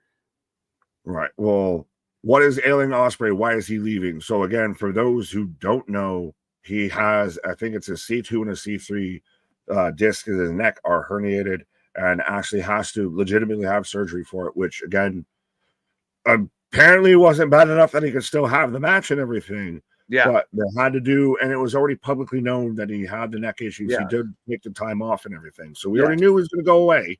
And then they do this to write him off. So he's got herniated disc. He's going to have neck surgery, not as serious, I guess, as KO's, but yeah. Yeah. And I mean, we wish him the best. I think he's the absolute heart and soul of this company. Losing him and Swerve at the same time isn't obviously it's not ideal. Ultimately, though, I mean, he did well. You would never know he was hurting the way he is. So I give him total credit on that. As said above, like, I mean, if your plan is to continue the Death Rider storyline and you want them to be still dominant or strong as the top heel faction, they accomplished that at the end of this show tonight. I guess the debate becomes whether or not that was the right choice, but we'll see where it goes, man. Wednesday's going to be interesting. So you overall still give this show a 7 out of 10? Yes, I'm at a 7. Okay. I think there was enough good in there. It was just like, I mean, it's just so many glaring little oversights. Right. It's only an hour and 44 into the show. Boston. It lasted an eternity. Right. Just way too many filler matches, even for a collab show. Fair.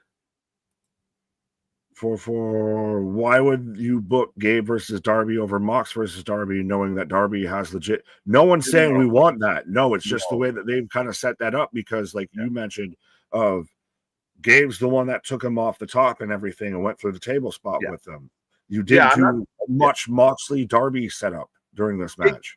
My argument is, if you're going to have, and again, Moxley's not going to fly off the top of the cage, but if you're going to have that big moment that takes Darby out of the match, it should be Darby Moxley that have that moment because of the history, and you want to build to that match. That's my only argument. I don't want them to book one over the other. I just think now, like, you look at that moment, that replay, that's part of a video package when you're building the next match. But Gabe's not his rival. That's my only beef. Yeah, well, and are you surprised that they didn't set up towards a bit more of Moxley Darby throughout all of this? Yeah, I feel like that was kind of not really present to the forefront kind of thing. It was. We talked about it throughout that whole match. It was a lot of somebody comes in, runs in. I mean, Tanahashi got all of 2 offensive maneuvers throughout that match, and one of them was the finish. Yeah, pretty much. I mean, again, and there was a lot of like, okay, now you hit the move. Now, okay, you hit the move. So it got very interesting. Right. Well, and you had Moxley that was in and out of there. I entirely forgot. Well, Gabe Kidd's whole contribution to that match was that one spot. Yeah, again, it was funny because there was a lot of guys where it was like, is that Moxley? Nope, that's Claudio. Is that Claudio? It's nope, the other bald guy. It's the other bald guy. Fucking hell. Again, like I said, the main event, like the lights out match, wasn't a terrible match, but I feel like a lot of it I'm not impressed by anymore. Like, it just doesn't resonate the way they want it to. At the end of the day, I think a lot of the matches had really good moments, and more than not, like, there was too many matches that just got messy and quite didn't make sense when you all worked it out. Right. As on a side note of Elm Street point out, if this gets 420 likes, I'm taking the biggest rip of vitamins ever. As we're 411, I see right now. So we're all but 10 away. Yeah, and right now we're, I believe, 4 subscribers away from our next milestone, our mini little marathon. 3 subscribers. So be a friend, tell a friend. Let's see if we can get over our next. We're almost at 7.5. So, 3/4 of the way to our first big milestone. There you go. And also we also got the Twitch out there and everything. We're ever so close to the partnerships and everything. Still learning the Twitches, but yeah. But yeah, no, definitely stick around, folks. We got a lot more coming your way. Again, lots to talk about. Keep the chat busy. And any moment now, we are getting the start. Actually, Heatwave's pre-show, I do believe, is starting now. Forbidden Door Media Scrum still hasn't started. So I don't know if Tony's just doing a raw speech in the back, or they're medically checking on. He's like, all right, guys, we don't fuck this all up. Here's the message of what we're going to say. Yeah, it's great. It's great. This was great. That was great. This is all great. Great. I know you're about to probably take a pause there and everything, but with the whole, Tony's the last of pay-per-views. Tony's the last of media scrums and everything. Mm-hmm. Are you either sticking with the times? Are you behind the times? What's going on here? I would highly recommend that AEW just let's forego the media scrums. They're silly. Generally, nothing good comes out of them. They're a little bit on the boring side. I've always said I don't love Tony sitting there all night, because then it feels like in that moment for those media scrums, the shows feel like this is all about Tony. It's not about the wrestlers. It's not about the fans. It's not about anything. It's about Tony sitting there like the little boy that he seems to be. Is everybody? He's the Chuck E. Cheese at the birthday. Yeah, right. So that's where the media scrums, and when you got to listen to everybody that is supposed to be a reporter start by like, oh, great show tonight, like that kind of shit. You don't get that from normal press. Ask your question, and let's ask some real questions. Well, Tony, I know you think everything's great, but have you noticed your venues are getting smaller and smaller? How do you feel? Like, nobody asked the right things, so just get rid of it. Well, WWE already did away with the media scrums. Yes. When Bork Laser showed up and everything. Yeah. So should AEW just move away from the media scrums as a whole, because it's done no help. The only highlights out of the media scrums is what does Tony Storm say? And even that, I would argue, is a little kind of pushing it some days. Right. But I will be right back, Mr. Nick. The Yeah. show rolls on, folks. And yes, we do have the Heatwave pre-show, so we will transition to that wonderful show. But be a friend, tell a friend, and we'll get these numbers back up. We got more coming your way as we just eclipsed 7 hours live. And we appreciate everybody for being a part of all the fun. Right. Let's fucking go. Hello, today is my birthday. Shout out, Julie. Happy birthday. Happy birthday, Julie. Lisa, it's your birthday. As KJ takes a pause, he's going to see Charles Entertainment Cheese. Yes, good old Chuck there. Yes, we've got the Heatwave pre-show. How is everyone feeling for Heatwave? Coming off of 7 hours of AEW here, and this is what I was worried about. Of if you're a wrestling fan, not a WWE fan, not an AEW fan, anything like that. If you're a wrestling fan and you've just watched 7 hours plus of AEW television, how are you feeling for Heatwave right now? Are you excited for it? Is this all right? Let's have our little walkabout and we'll pick ourselves back up here or anything, or is this a bit of an afterthought? Is this a fancy Tuesday night here?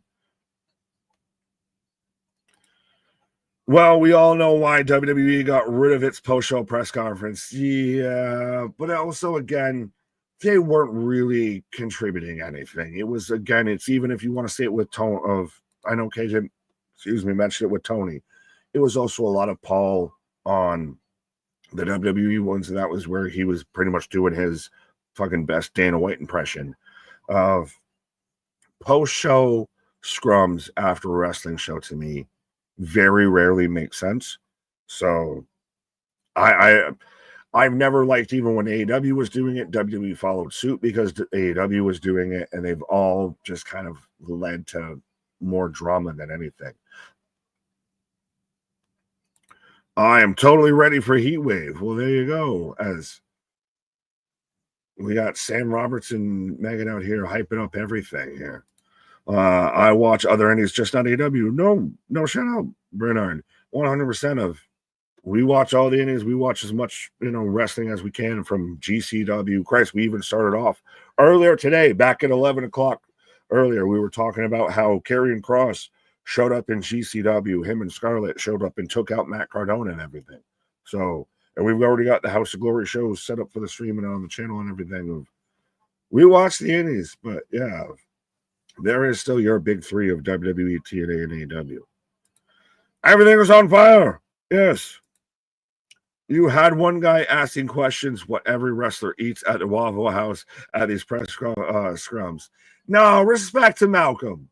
I can't even say it. I get why it was an issue. And again, it very much shows of it is not serious. It's one of those, it takes away the whole credibility of the situation of you're not asking legitimate questions. But I like Malcolm, and I always liked it it was one of those that would just break up the fucking tension. But yeah, no, respect to Malcolm, but I digress. You can't stop me now. I got my papers. Fair enough. There you go. We're going to smoke all the things. The best part about the scrum is when Punk was eating his muffin. Yeah, that's the only time a media scrum has fucking mattered. And honestly, if I'm Tony, why would I keep doing them after it fucking destroyed my company? I'm old. I'm tired, and I work with fucking children. Jordan Grace for the awareness. I got Lola out here and banging up her involvement with AAA.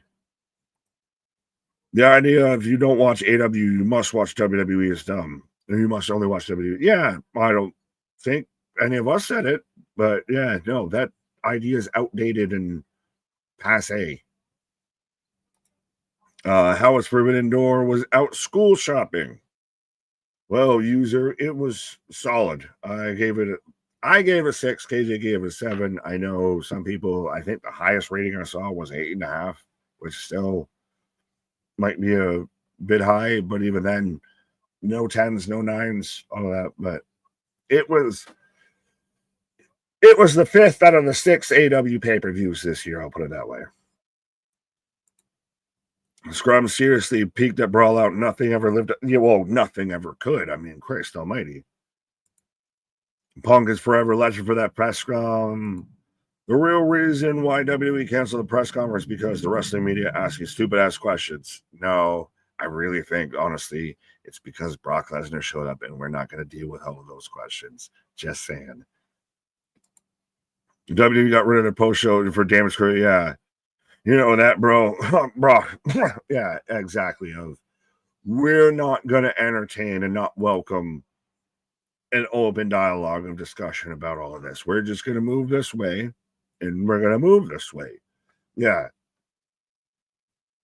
Christ almighty. You can see it even with some wrestling creators out there. That's why they don't talk to y'all. They don't want to talk to the chat and everything because they just keep it moving with how they want to be moving. But yeah.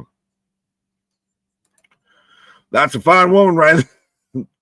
Lola's always got it going on. And now with the AAA kind of crossover and everything, she can go over there and really kind of run shop and still have that NXT, that WWE crossover connection.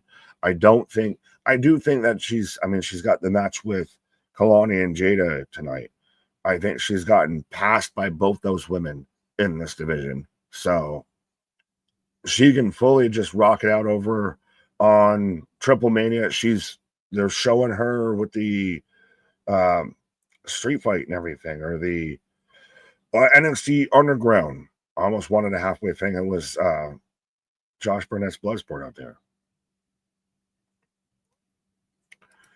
They also canceled the WWE press conferences to prevent the wrestling media from pissing off AAA. All right, Josh, thank you. Yeah, we need to make sure they don't piss off Triple H when he has this whole show and sets up a whole segment to where he's going to be out there answering questions on a fucking show and a segment he built up. Yeah, there's fawning for a company, and then there's fawning for a company, and yeah, saying some shit like that's fawning for a company. People still mad Brock beat Kofi. The children be childrening. Spaz. Yeah, no. I'll still say that was a stupid decision, regardless of anything. Of you just had Kofi Mania, and you turn around and just fed him to fucking Brock Lesnar because it's Brock Lesnar, and you just threw away a whole fucking WrestleMania moment and a whole WrestleMania build just because Brock Lesnar. People still talking about Brock, but no one talks about the accused sex pest that's AEW uses. Well, no, we've actually mentioned said person, even why we feel that, Karrion Kross ain't going to end up over there. Then beat Big E. Yeah. What match are you looking forward to tonight on Heatwave? Yes, folks, let me know what match you're looking forward to on Heatwave. Is it Jordan versus Blake? Is it Hank and Tank? Are we going to get, the triple threat of TNA title changes hands here of JC Jane versus Masha versus Ash? Triple threat here. Oba lose to Javon and Oba move up to the main roster. I mean, we've also still got Team USA versus Team Canada. Chelsea and Ethan versus Tyra May Steele and Tavion. So a lot of still good action to have here and everything. Media Scrum for AEW is not kicked off. But yeah, what match are you looking forward to most on Heatwave? It's not one person. What? Oh, well, we're no need to go into all that shit. Jesus, right now. I'm looking forward to hanging, tanking. But I think they dropped the titles. You really think they dropped the titles out there to the wannabe Death Riders, the wannabe Retribution out there to Dark State, out there to the wannabe Shield, that they're gonna lose that match? Oh, that might fully send me off to fucking stratosphere after everything that we had on Forbidden Door with MJF, and then turn around and Dark State wins the new tag titles. Nick, thoughts on Davis versus Jake Paul? Davis is gonna fucking rock his shit up.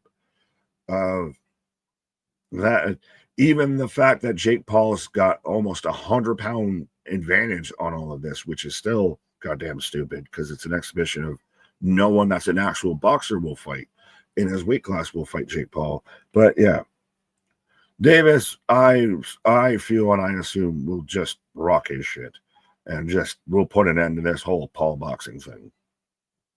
Grace versus Monroe. Have the same energy with that? I will. What are we going on about? There was Tyson as well, Flair, Darby, and not just Don. Fair.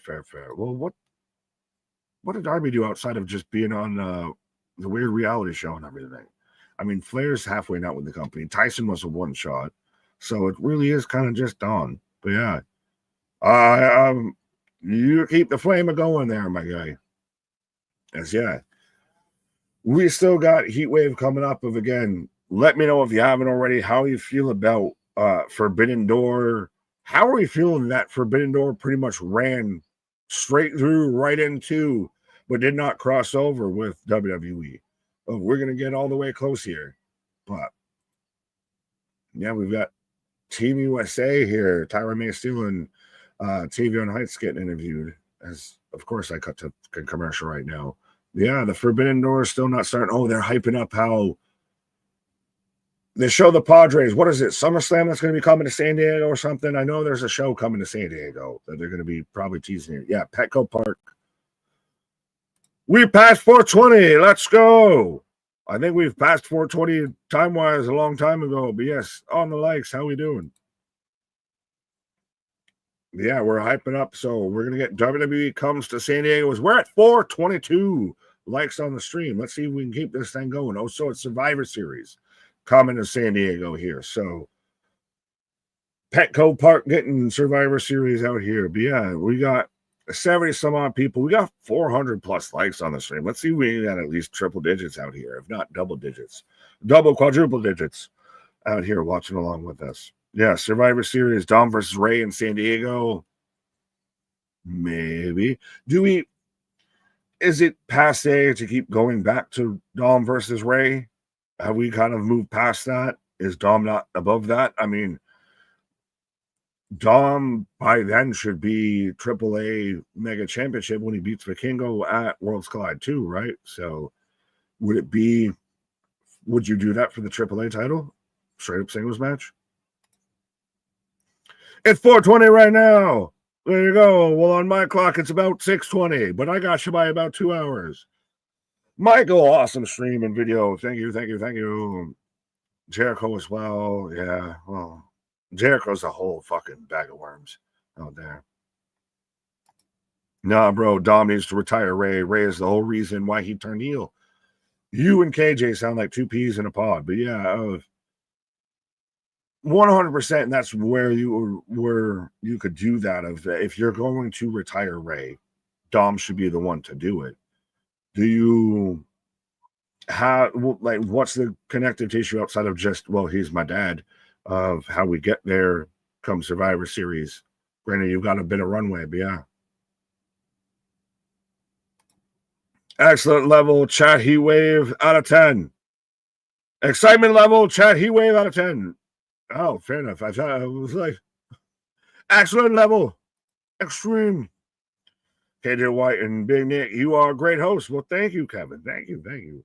Well, we're out here and we're just past the 7 hour. I was going to say we're tiptoeing closer to the 8 hour mark here. I figured we'd be at least 12 hours here tonight and all that, because we've still got the pre-show where I've got commercials going on right now and still no media scrum from AEW.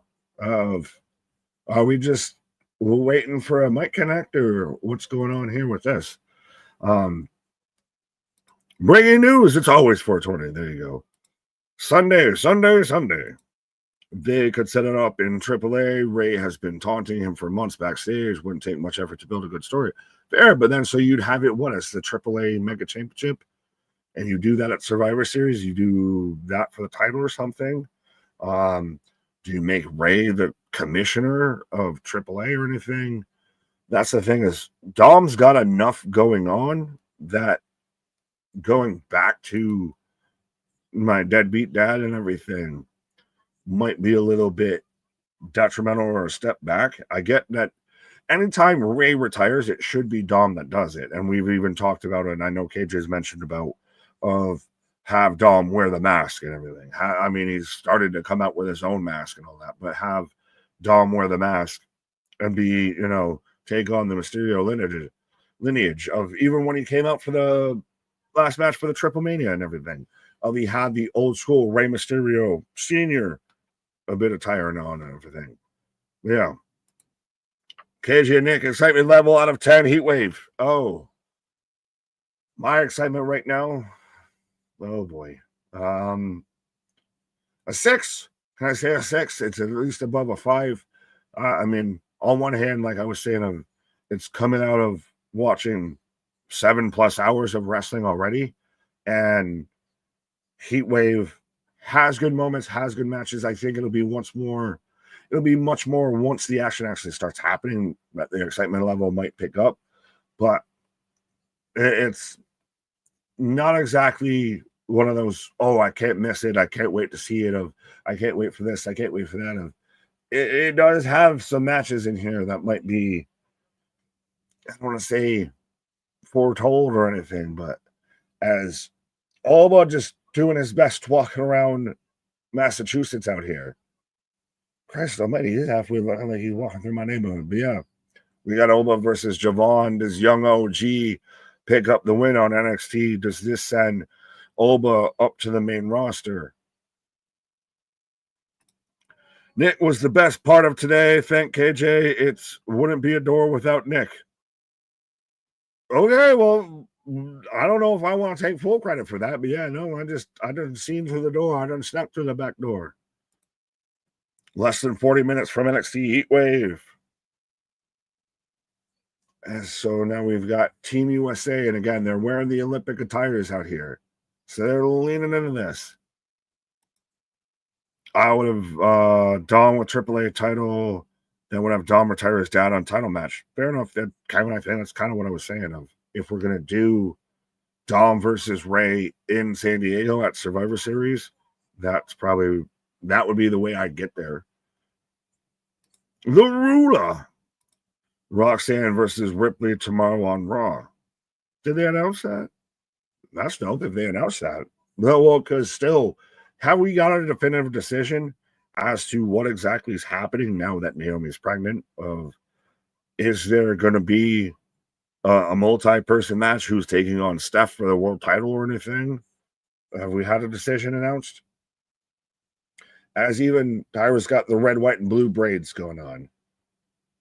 And the patriotic earrings, like they are going so hard into the Team America versus Team Canada. So, folks, this might be the match starting off the show tonight. So let me know whether you're taking Team Canada, Team Nick, whether you're Team KJ or Team Big Nick. How about that? Mixed tag team match. Yeah, USA. Yeah, USA versus Canada. That's very much what it's going to be. It's Team USA. And then I still find it interesting that Tavion's had to fight this long to get away from the quarter pound catch crew and then instantly just slides into another tag team, another group, another situation. He can't be his own guy for longer than this. And is this just going to set up Tavion versus Ethan Page for the North American title? Are we going to get a Tavion Heights North American Championship reign? Because we got Tyra, who just came off of LFG, and Chelsea Green, former U.S. champion, women's U.S. champion. This is the only match on the card I don't care for. Well, why? Explain. What a big deal that would be for AAA to have their title defended on Survivor Series. Absolutely. Well, and I think it's still going to be a whole moment when they've already had their tag. They had Psycho Clown and Mr. Iguana competing for the tag titles out there. They've already had their kind of influence spread over to WWE. Phantasma there. Garza and Berto were their tag champs until they lost at a Triple Mania here. So there has been that WWE main roster crossover. Team USA, LOL, KJ. Yeah, I'm taking Team USA. Tavion needs to get the win here. And I do think we're getting a Tavion versus Ethan Page one-on-one match.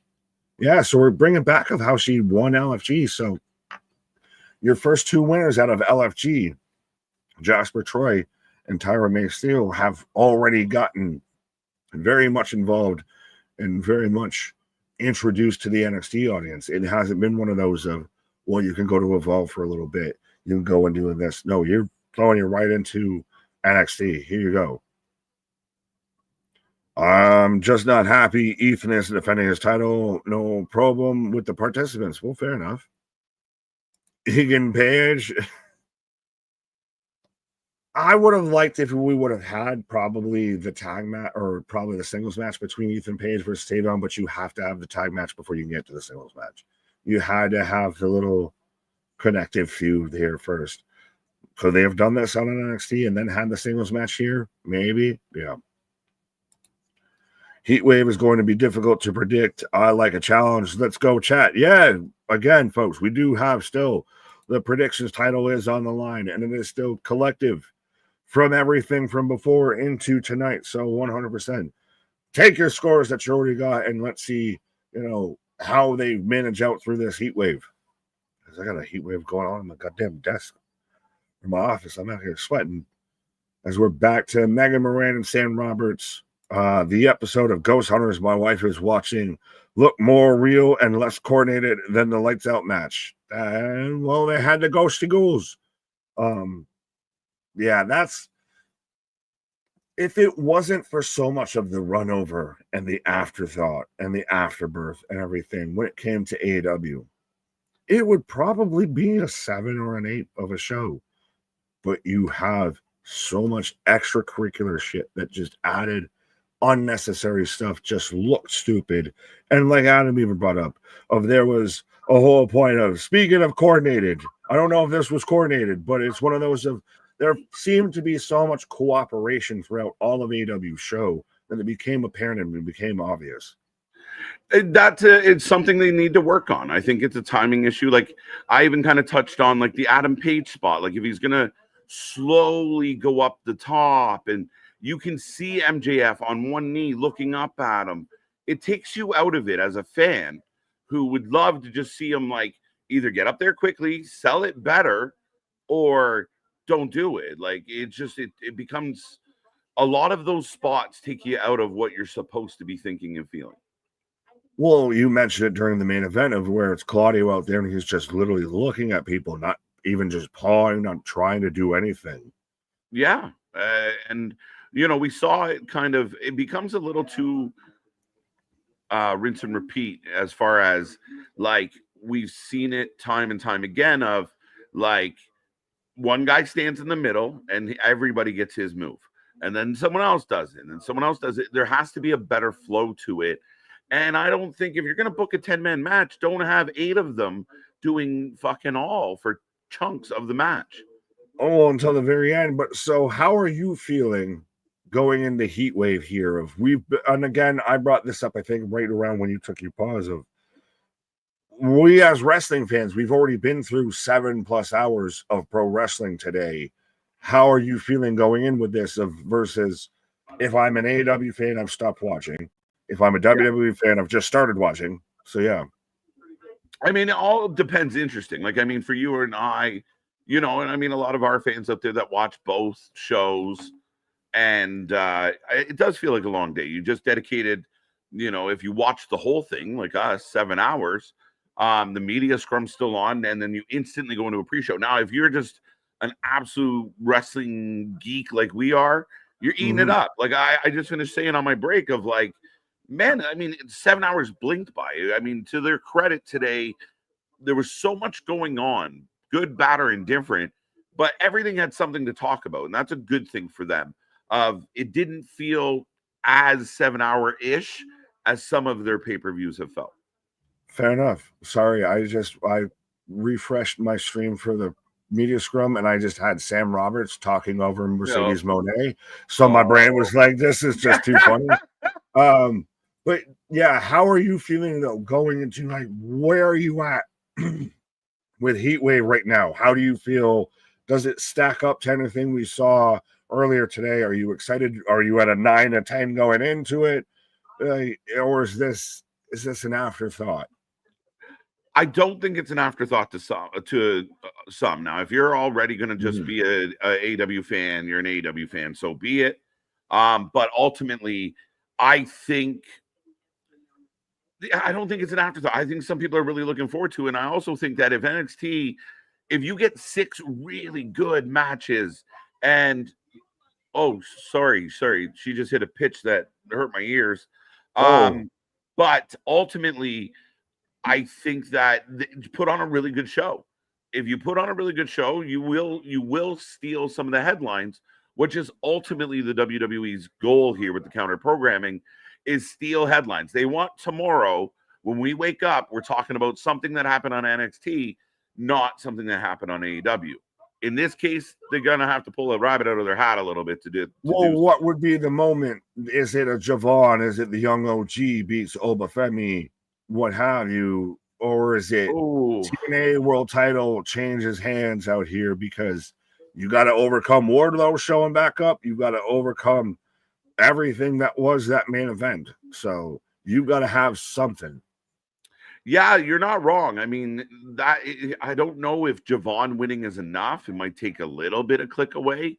But I don't know if that's enough compared to like Wardlow returning is going to get a lot of buzz, especially for a lot of people that already had him. Like we'll fully admit we already had him penciled in to the NXT equation and where he might work in WWE. We thought he was in the parking lot waiting for his letters to be answered.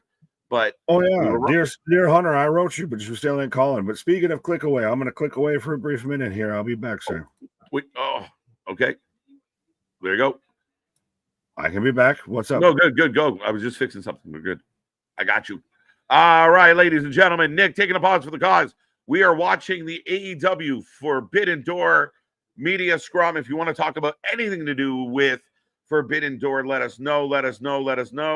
And don't forget, Heatwave is coming up. That pre-show is on as well. I have that on another screen. So let's talk Heatwave. Let's talk Forbidden Door. How are you doing on this Sunday night?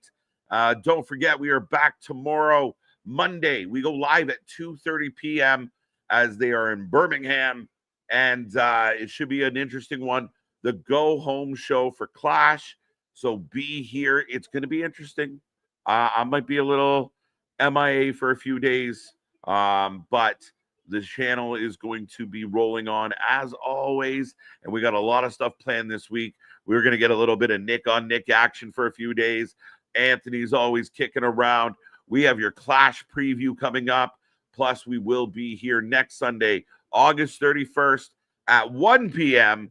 for Clash in Paris, another brunch with the boys. So much coming your way. We truly are the channel that watches more live wrestling than anybody else out there, sitting at 7.5 hours here today. And we thank y'all for being a part of it. We appreciate it. As right now, I do have Kyle Fletcher coming to the podium. And we are still, again, in the Heatwave pre-show, 25 minutes to the start of NXT WWE Heatwave. Let me know what you're excited about, what you're looking forward to. What do you think needs to happen tonight? Any surprises, any twists, any turns? What might NXT have for us tonight?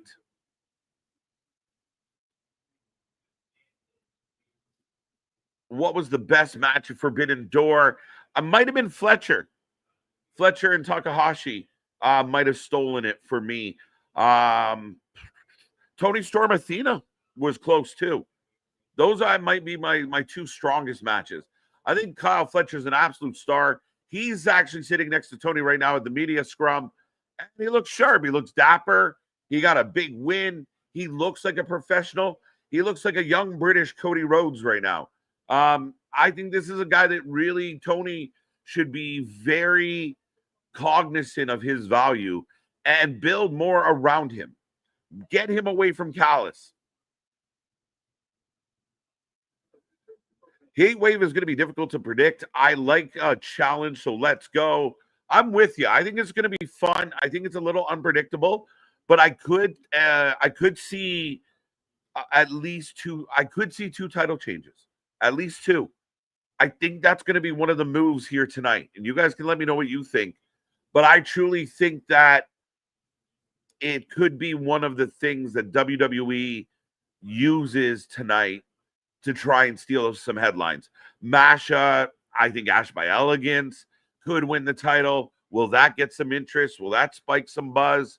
I'm not sure about Javon Dark State. I don't know if that's high click volume on Dark State winning the tag titles, though. Again, that's going to be a lot of fun when Big Nick's here for that match. Yeah, man, I think there's a lot of intrigue going into this one. Plus, they're in a very interesting spot with Mariah and Jordan Grace. How does this work out? How does this continue? Is this the first match of a few? Is there any finality to it tonight? We'll see. The episode ago, no, Nick got that one. That's too funny. I can imagine Triple H hosting Canelo. Very big interest in the hosting duties. I like that. KJ, do you think Dark State? Yes, I do. I just feel like that's the way they're being billed right now. I know Nick feels like they've lacked purpose, but I think if part of their purpose right now is to get some gold around their waist and get a big win here. Hank and Tank, I think, have been kind of quiet as tag team champs. I think Hank and Tank are great. I think Hank and Tank are pretty much ready. With how quiet the Raw tag team division is, I think you have a real opportunity where you could move Hank and Tank in there. It'd be a lot of fun. They're guys that I'd like to see in front of like a large Raw crowd and to see if they can really get them amped up. I think they have that kind of energy. But I think Dark State's done well. I think they've grown in there, like they're being used more and more, and they look strong most times. I think tonight they get a win to kind of give them some validity, to validate them a little bit. I'm going with Evans to beat Femi. That's a bold statement, but it's not impossible. If written well, I think what I hesitate with, Sean, and I think Boston might have brought this up this week on the streams. Can you stand, like, do you believe in Evans as the face of AEW right now? Or not AEW, NXT. Long day, folks. Could you really see that? Could Evans be the guy that is the poster boy for NXT? Is it a nice, good, young vibe? Kind of a nice baby face story. Maybe Oba moves on. But is Javon ready for that spotlight? There's a lot of potential matchups that could work, though. Does Fletcher move the needle? That should be AEW's concern. They need a needle mover, not an indie darling. I think Kyle Fletcher can be a needle mover, especially as a heel. I think if you actually pushed him against the Callis family to get out, and you used him leaving the Callis family as a way to push him babyface. He's a young, good-looking guy, good move set, strong. I think there's more potential there. He's only going to get better in the ring. And I think if you really, especially in the current circumstance, and there's so many members, because what it could lead to is Fletcher versus Wardlow. And that's a really cool sounding match right now. I'd be okay with that. But it really would help Fletcher kind of burst out on his own. And now you can line him up with some of the bigger names. Can Fletcher take on a Hangman Page? Can Fletcher take on, actually, he has taken on MJF as far as my memory serves. So there's potential there. A lot of potential there. I don't think Oba loses yet. I'm with you, I think, on that one. I really think that's where my head's at. KJ and Nick already said if Dark State beats Hank and Tank, he's going to blow a gasket. I mean, listen, I'm concerned here. I think Nick's had a bit of a rough day. Tony didn't do him any favors with some of the decisions that happened today. And I know Nick wasn't overly thrilled with Forbidden Door. So I don't know if I want Hank and Tank to lose tonight. I think my buddy needs a dub. I think this might be it. I'll take the L. I'll sacrifice for my bro. All month long during WWE programming, they have been promoting the fight between Canelo and Crawford. Very much so.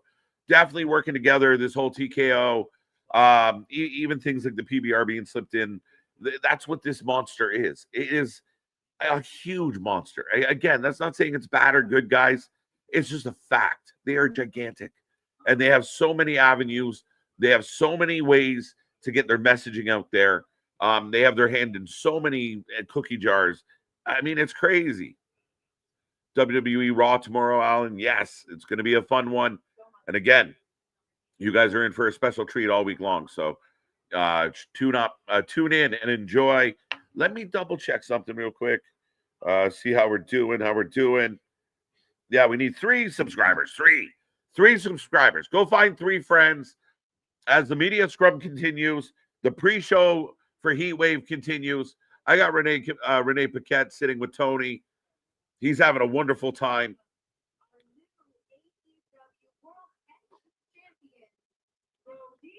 Brodito in the house. How do you guys feel about Brodito winning the tag champs? I mean, I think what was good for me was the team that I thought was least likely to win won. Again, if I'm giving them credit, I think, FTR, I thought was a possibility for the same reasons why Nick did. I think that I thought Hurt Syndicate could do it, could maintain their title run because they've had a lackluster title run. But I think Brodito got hot, and I kind of commend the decision to make that choice. I think they're going to be a lot of fun. If you book them right, you now have a really kind of cool tag team that if you just book them in matches every week, every second week, give them another good match, they could really ignite a fire in the tag team division.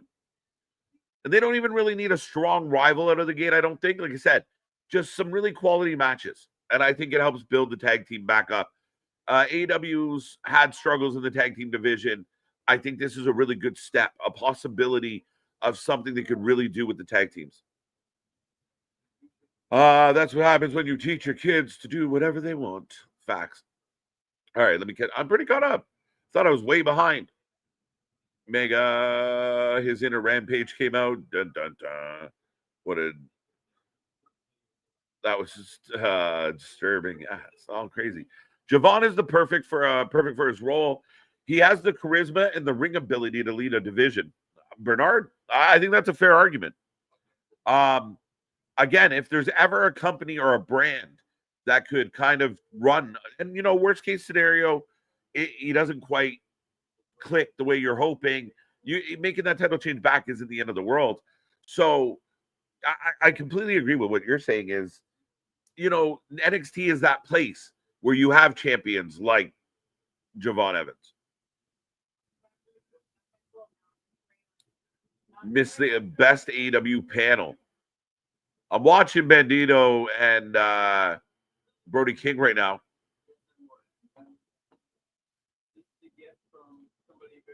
"20 minutes away. We're getting closer." I love Cranky Nick. Yeah.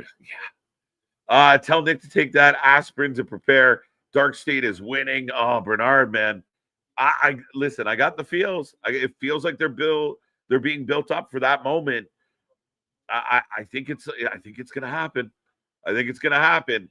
I agree with Nick about MJF match being absolute trash. Listen, he is a scarf carrying member. This is where I caution the AEW fans out there that get mad and kind of instantly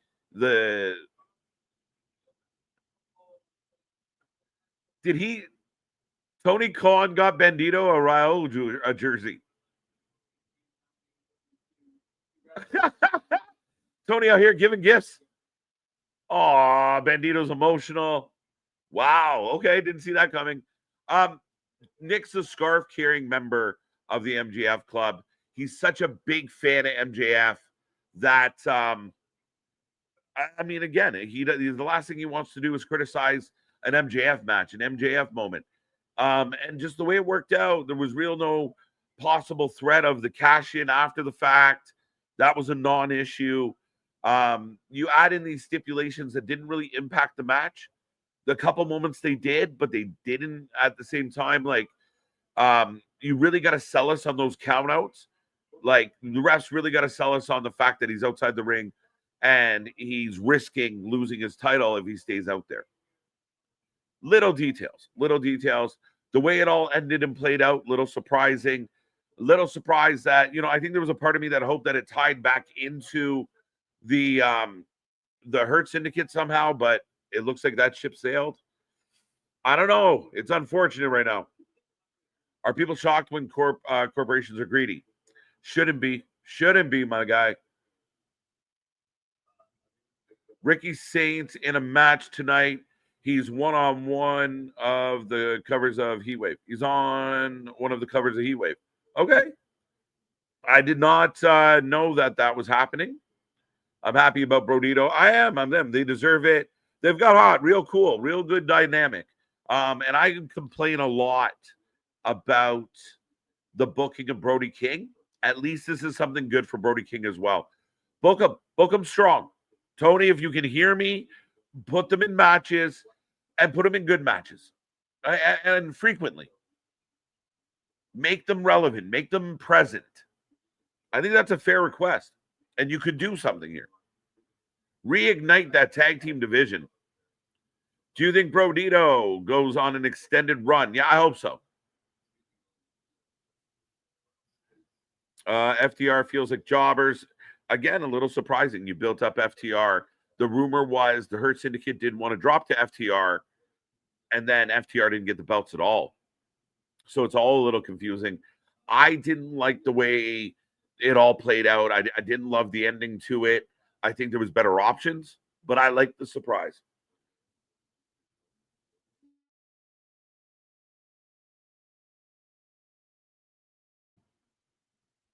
All right, folks. We still got the pre-show going. About 12 minutes away, so go get your friends.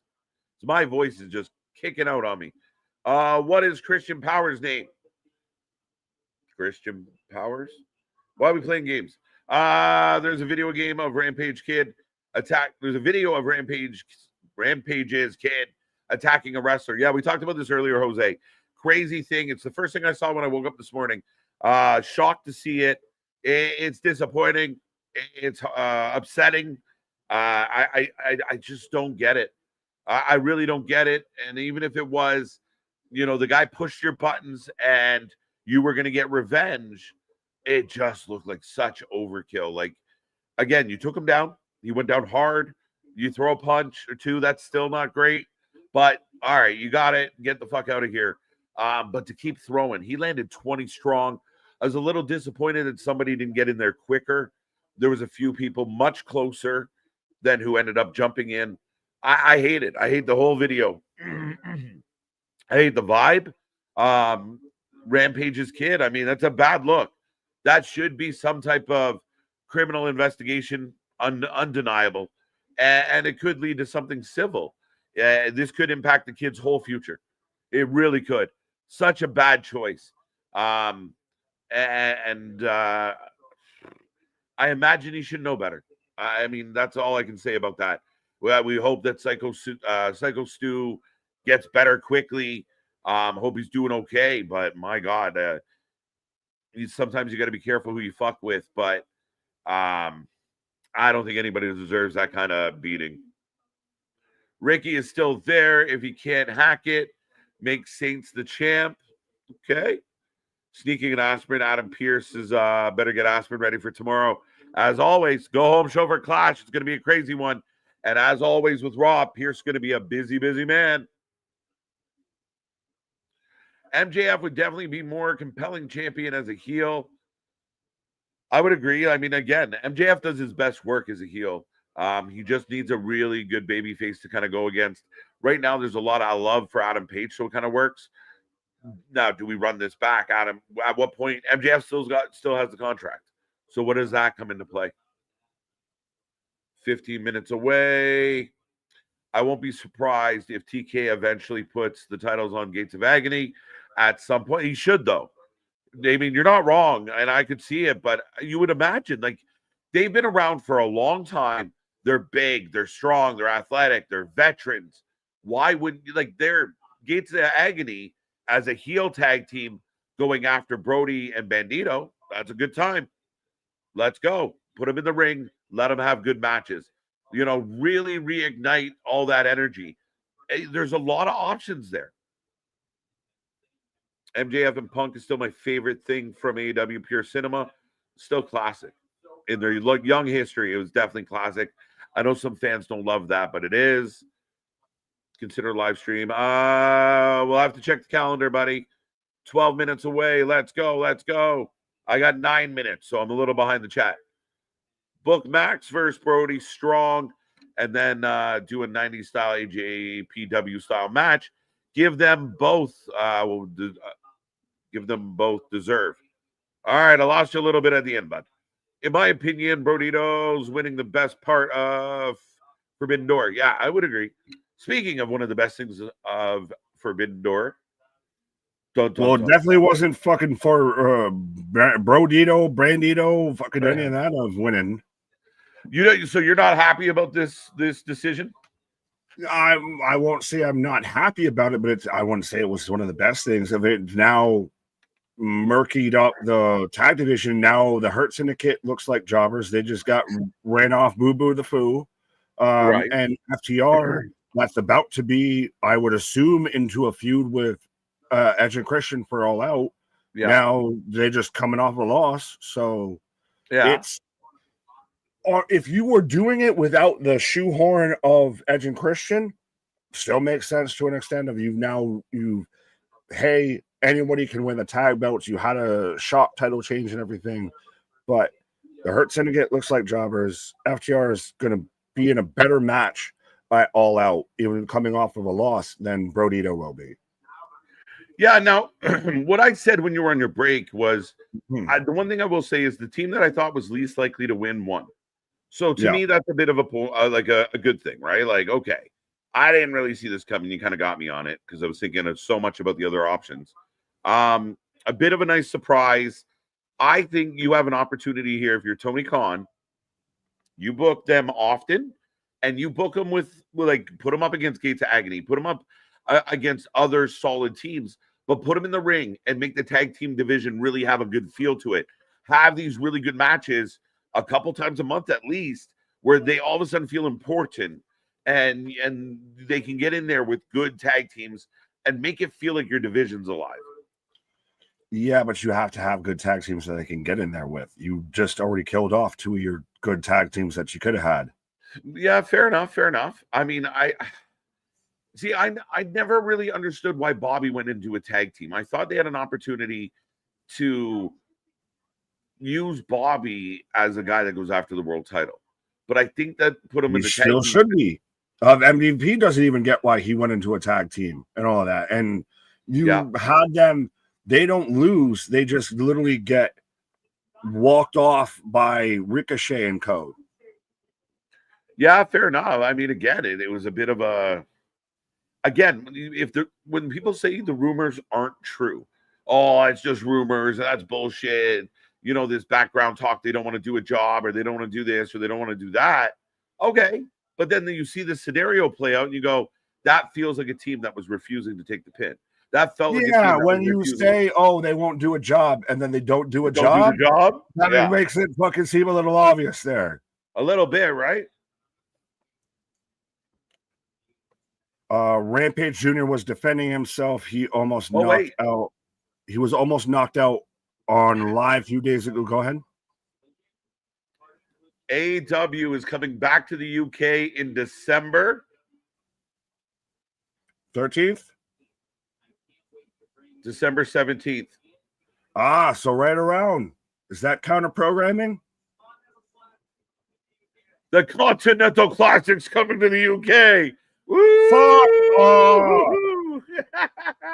Okada, eat your heart out. Right now, Okada's got to win the tournament again to retain again. I believe so. Does he only lose the Continental? Does he lose both? Does he lose 2? Does he lose 3? How does this system work? Only for the Continental, but okay. Gotham guys saying when Buddy Matthews return, will rejoin with Brody? That's a great question. Well, because you've had the Hounds of Hell already split up because Julia's off Gone. doing her own thing. She She just said, fuck with that. Right. Brody's out with Bandito, so where do you slot in a buddy? I don't think he's another guy that I don't know if we ever see him in AEW again. That's an interesting take of, does he slide all the way? Do they just let him wander? Injury timeouts and everything, they'll add that onto the contract. They did. Yeah, if they do it with Danhausen, they're going to do it with Buddy Matthews. Yeah, I think they're going to do it with Buddy Matthews just because of who he's with. Oh, for sure. They know what's going to be with that. So, yeah. That one feels like a slam dunk. Right. But I think that's where some of the wrestlers had to their advantage of, you got in that debate of, okay, I'm no longer injured, but you're still not booking me. Those days do not hurt me. Those are those are days I was available to you. So that became some of the debate and some of the working the releases out. Yeah, but that also gets into a litigation battle and everything. And now you're having to take someone actually to court over the whole contract situation. Right. Do you add Buddy to like Bandito and Brody King as like a little faction? Or do you have Buddy come back and be almost jealous of Brodito? Buddy, Brody, Bandito, the 3 Bs out there. Just killing me, Smalls, with all these bees. Wu-Tang Killer Bees on the track. Right. I did want to, where was it from? I like this question. Oh, go ahead. No, sorry. User saying Rampage Jr. was defending himself. He was almost knocked out on live a few days ago. I think he thought the guy was going to embarrass him, so he messed up. That's not defending yourself. That is not at all anything like that. There is no justification for his actions. Yeah. Honestly, in anything with this. And he almost got knocked out on live a couple days ago. What the fuck does that have to do with anything with this? So what I saw was Stu messed with him, tapped him on the head with a fucking soda can, and that he felt that was the level of disrespect that warranted unprovoked shots on a guy who's already knocked out. Yeah. It felt premeditated. Aggravated assault publicly. Yeah, it felt premeditated. It felt like a bad look. It looked terrible. Again, okay, let's say you are bitter enough that you have to get revenge. You slam him. Okay, slam him, move on. All right, you throw a punch, move on. But to land 20 solid, unprotected, undefended shots to the face is disgusting. Is it bad when you were saying all of that? I almost started to go into the Paul Heyman undisputed. But yeah, no, it's not. To me, yeah, again, defending himself is kind of the wrong way to put it. No, there's no way you can put that as you were defending yourself. No. What actions did Stu take that he was aggravating the situation? The slam alone should have been enough. The 1-2 shots, there should have been the end. The guy was clearly out on his fucking dream street. Right. And then you just still teed off on him. There was no defending that action. Gotham guy joining the family. We appreciate it. Let's go. Do it. Welcome as we are 2 away from our next milestone. So be a friend, tell a friend. Let's get over that hump before we go home tonight. What time is it? I've been distracted. It is 1 minute. Almost 7 o'clock. Trust me, I was out there on the pause. I was like, we've been doing this for like 7-8 hours. Right. Now we are about to get the start of Heatwave, folks. Again, like, share, subscribe, click the little reaction buttons, and let's blow this one up. We'll see what starts off this show tonight. But if you're just getting here, welcome. Yes, as Heatwave, we're down to the last 20 seconds here on the countdown. I got 20 seconds. We get the awkward Megan Morant and Sam Roberts stare off. All right, here we go. We already had Forbidden Door. We've been live we're about to go on 8 hours live. Lickety split, my friend. Right, as I got then. Okay, I'm coming. Pause now. Keep going. That's what she said. Forever. Don't stop. Till you get enough. All right, I'm coming. Together. Oh, Big Christ. W. Just, I think, a hiccup, bro. Big W fade away. Let's go. Overhead shot of Boston, Massachusetts. Massachusetts. How do you like them apples? We're here for Heatwave. Right, the way Nick's brain works reminds me of Homer Simpson. Well, I had a crayon stuck up there in 1988. Hasn't come out yet. Da, da, da, da, da, da, da. Look at the stage. Oh, yeah, so smart. SMRT. I mean SMART. As here, young OG coming into the building. Looks good in there tonight. Yeah.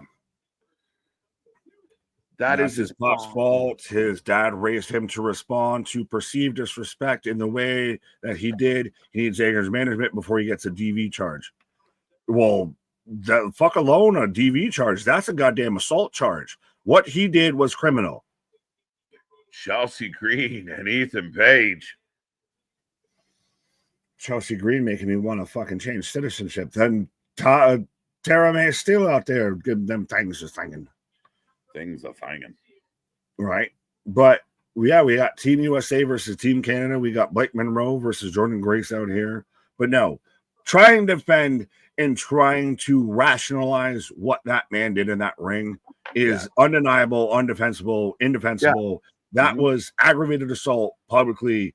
He should be behind bars right now. He should have been picked up. And again, I think it was premeditated. It was beyond, let's say, I said, even if he went for the revenge, which he shouldn't have, it was overkill beyond that. Like, again, you don't need 20 solid to the jibs because he popped you with a can the day before or whatever it was, that or right before the show. Even if they said you can get your come-ups, you're at a wrestling show. They're not going to let you in the ring to destroy the guy. Right. That's ridiculous. After you turn 18, your behavior is no longer your parents' responsibility, even if it's their fault. You're like that, arrest him. Yeah, and come on, man. You can't crucify a guy over one awful moment. We talk about this all the time. No, the fuck you can when you do something like that. That's so uncalled for and so off the cuff and everything like that. Yeah, like you said, he literally could have ended that man's life with that. Yeah. That's something that you can't walk back just because, come on, he's young. Oh, it's one time. No, sometimes fuck around and find out it's real. No, I mean, again, it's a fucking disgusting look overall. And again, we're going to move on. The show is starting. We are getting the hype package on a more fun note. But yeah, no, it should never happen. It should really never happen like that. Not at all. Not at all. Speaking of things that never should happen, Dark State on my screen. Your next tag team champions, folks. Not no way, not no how. You really want to see me crash out on the stream? I already thought I did with the MJF thing. You're going to have Dark State fucking go over Hank and Tank. I'm going to just walk off. Yeah, I'm done here. You've had a day. That could definitely be the Strasser. No, it could be. It could be. You won't see me until Monday, folks. Right? Lickety split. Sean Combs said that a lot. Fucking hell. Welcome back, Unbroken. The Heatwave stage looks way better than the current WWE stage. Interesting. Well, it's out there in, Massachusetts and everything, and they're out there touring, so you got to do, your big presentation. I haven't seen enough of it to say if it's better than what they regularly do, but yeah, they're still going to show up and show out for a PLE. Well, and Damien had a question I thought would be very interestingly tricky to you. Mm-hmm. What if the Dark State wins tonight, but after they win, they're confronted by the Righteous? Is that just too much of I'm in a glass case of emotion at that point? Wait, sorry, rephrase that question for me. I don't know if I heard you correctly the first time. Dark State beats Hank and Tank, but after the match, the Righteous show up to confront Dark State. Shit. All you're happy and all you're unhappy at the same time. I'll go from all unhappy to all happy. Now, then we just need Karrion Kross to follow up behind them, and we're all kosher. Right. As we're instantly with Jaime Paca. Wasting no time. Triple threat kicking this one off, folks. Remember, the prediction title is on the line, so get your predictions in. Who you taking? As we got Miss Parker. Did you see the outside thing that Reggie Scripps actually put out there of tour? He was trying to be kind of the manager behind OTM for a minute and everything with Bronco and Lima. And I recruited him, and he did a whole little vignette, paid to get it shot. And I watched it. It was actually really fucking solid. I remember like when he kind of stopped being the scripts thing, and they kind of tried to run that for a second, then it just dissipated. Miss Parker. Right? Yeah, that's really exactly. Is Reggie still undefeated in GCW? I cannot confirm nor deny. Someone let me know. Am I right about that? Could be. As here comes Kalani Jordan. Good luck. Again. Right? Kalani's trying to, find a little bit of edge on herself and step it up. So the winner of this will be your number one contender, I do believe. Yes, women's number one contender. You already had. They highlighted it earlier during the pre-show, I think, when you were on a pause, of Lola's whole involvement, and really hyped her up around AAA and all of that. So that could still be a thing of maybe she hands there. I want Jada to win this. Jada versus JC. Jada versus JC. It's got a ring to it, and I think it's Jada's time. I think she's there. I think she's ready to knock on that door. Kalani, I feel like no. She had some success. They're trying a new look, new vibe. Run it for a bit before you push her back up. Lola would be a nice surprise. They're happy with Lola, right? Yeah, but is she AAA bound a little bit of we'll do all the hype up out there and everything?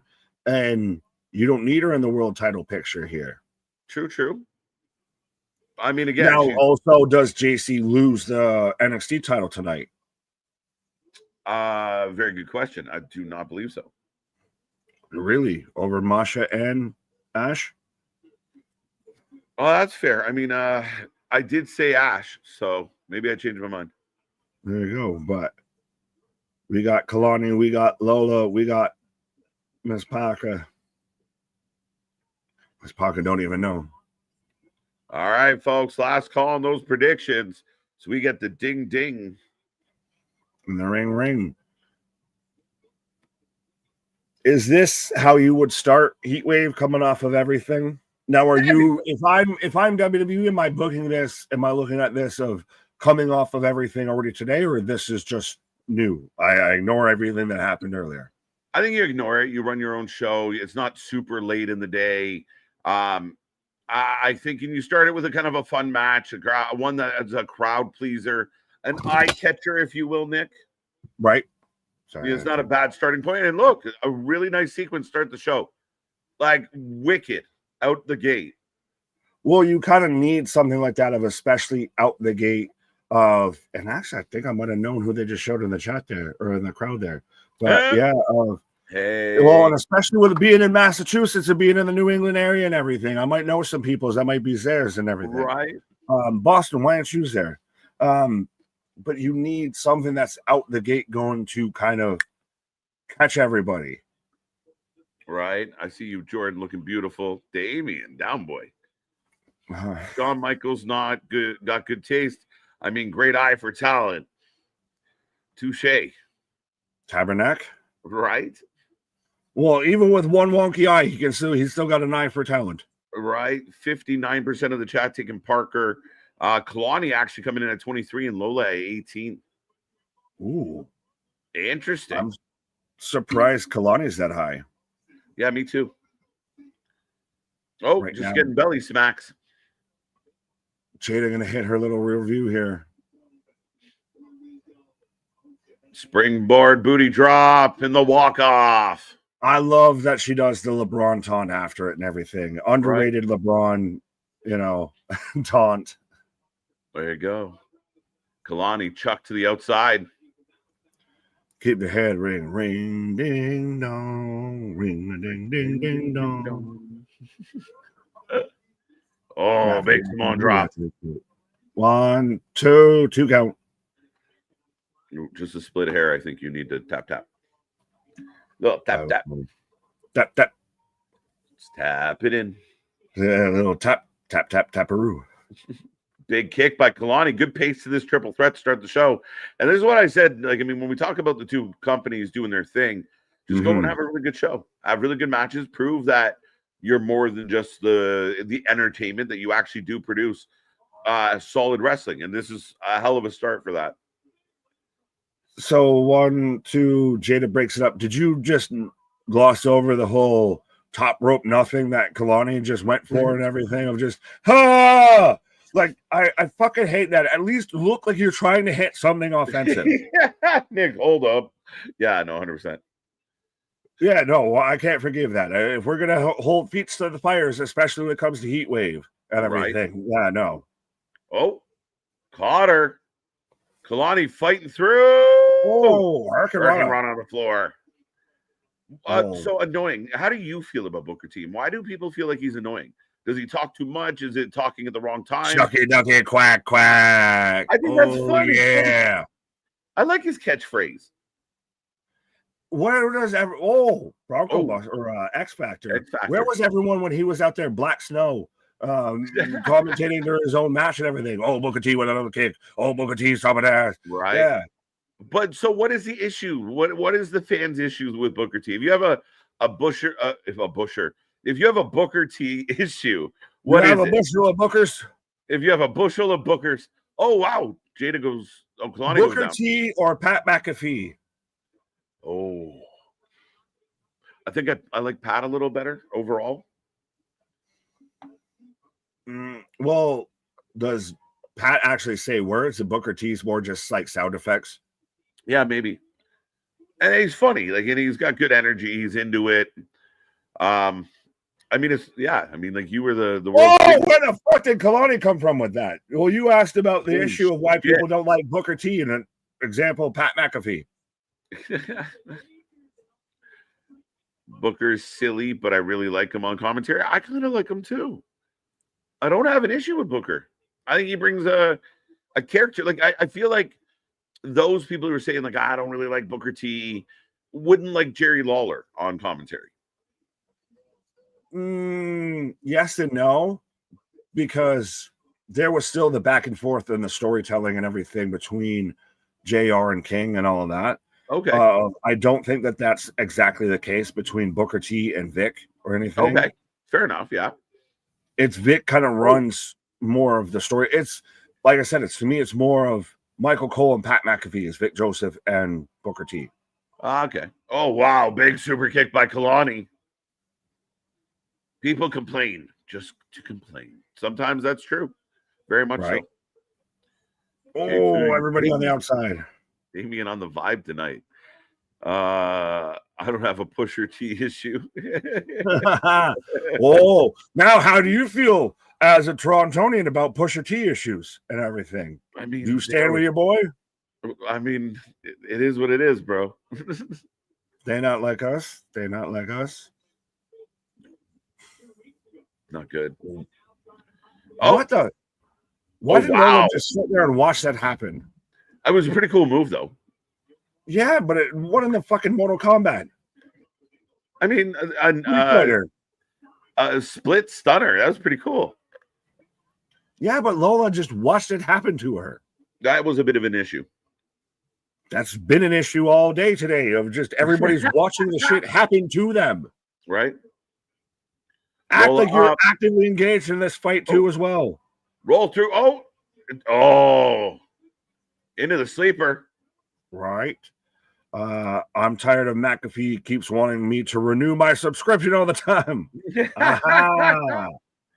Leave me alone. No dope on Sundays, but that's only really if you're out here getting money. Oh. Get money. Fuck.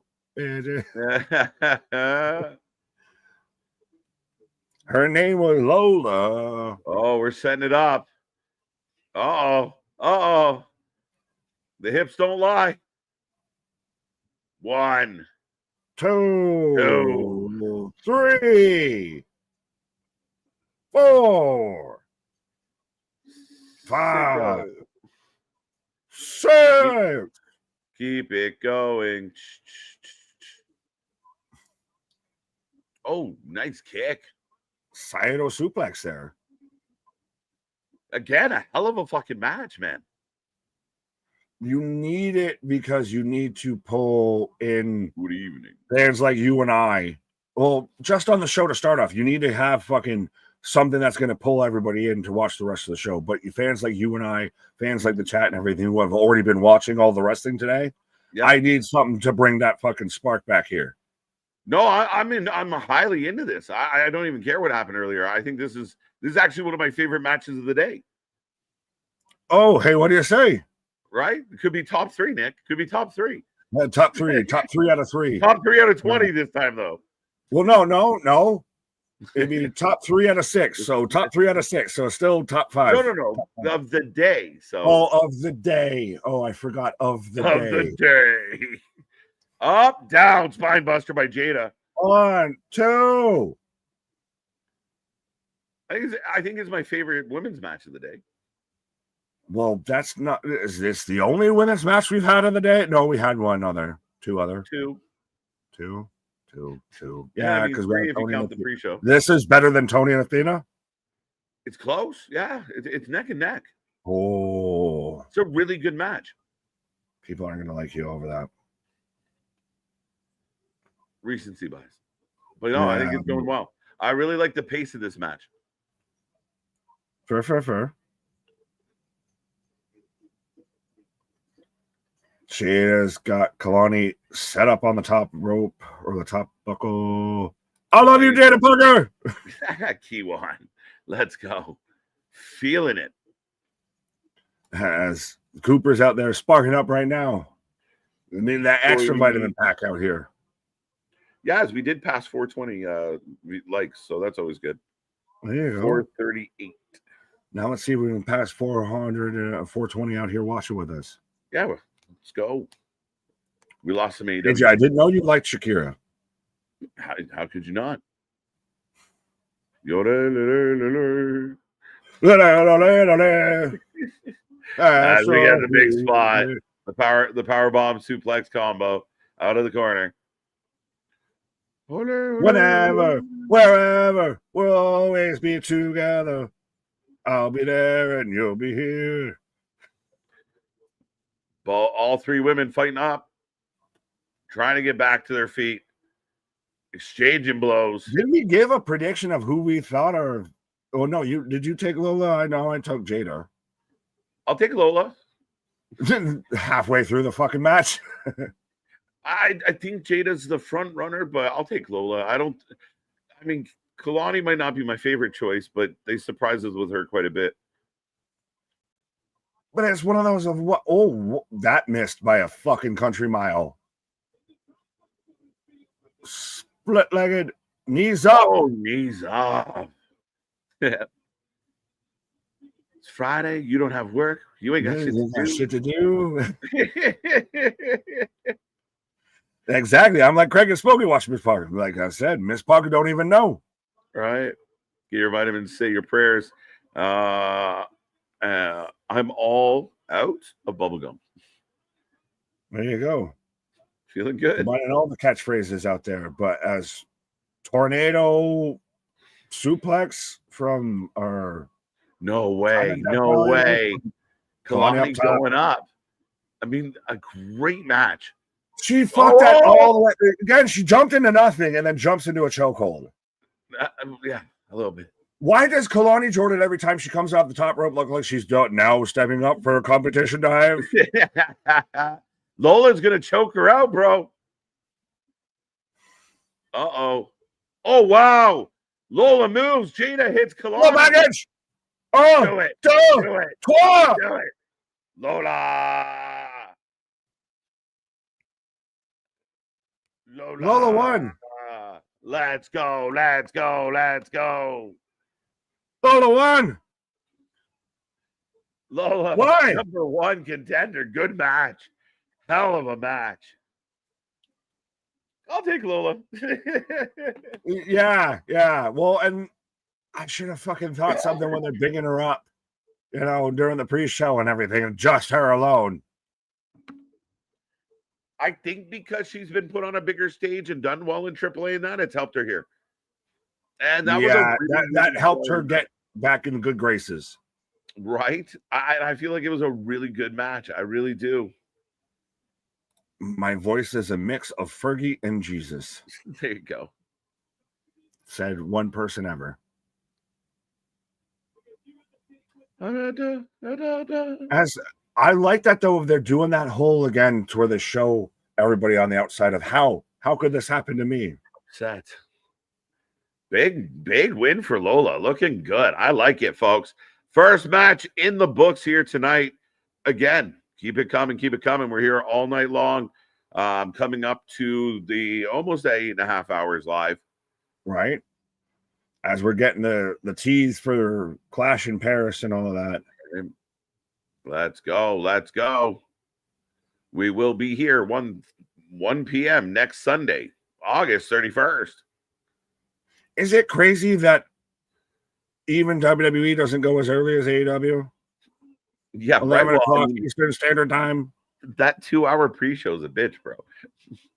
Well, it became a 2.5 hour because they just decided, fuck your 11 o'clock. We'll do 11:30. Yeah, I saw a post from somebody who was like, hey, we're at Dave & Buster's and the show's supposed to be starting and nothing's happening. So it kind of made me chuckle because they, we weren't the only ones that realized it was a half an hour later. Yeah, but imagine though, too, if you go out there, you're gonna have, your whole little watch party and everything. We're gonna order our appetizers. You've had your goddamn meal by the time the show starts. Right? No shit. Let's go. So right now we are in the ads, folks. Again, the next match coming up, we don't know what it is, but we're back at it tomorrow. 2:30 tomorrow, Nick. 2:30 Eastern Standard Daylight Savings Time out there in Birmingham. Not Birmingham, Alabama, but Birmingham, England. Right? Yeah, and it's the go-home show for Clash in Paris. It's got, we're already setting up everything with the Tribal Thief versus Roman Reigns, which did you know Roman Reigns has not had a solo singles pay-per-view match since WrestleMania 39 versus Cody Rhodes? Yeah, that would be true, wouldn't it? Right. So his match versus Bronson Reed is the first time the OTC's had a singles match since he was defending the world title at 39. Yeah, because okay, yeah. 39. No, wouldn't it be 40? He lost. Yeah, it would have been 40 then. Well, 40 story. Yeah, okay. So, but it's still a long time. I mean, when you think about it. Add an extra year, all right. So it's still 40. But yeah, well, because halfway bloodline rules and everything, does it count as a singles match? But yeah. Fair enough. Yeah, but even then, still, and still you've got now the LA Knight trade-off between for Sami Zayn. Sami's on SmackDown, LA Knight's now on Monday Night Raw. Who is this guy? This surfer guy? Who is who? Because I have advertisements on the Peacock. So tanned and juiced. It's Matt like Riddle. No, it's weird. Like, yeah, anyone else seeing this redheaded dude? I don't know who he is. The other gentleman from who are you? Who be you? I have a Target commercial, so you'd have to explain for those. Yeah, anyone else, fact checkers in the chat. What am I looking at? It's two Evolve guys. I don't know, but Kiwan saying, "What the fuck is that?" Right? He reminds me of Monty Brown with dreads. What? He looks like a GTA Vice City character. Right? Clash in Paris will be Roman's first match since that. No, it'll be his first singles match. I love when Nick's arguments is immediately undercut. Thank you.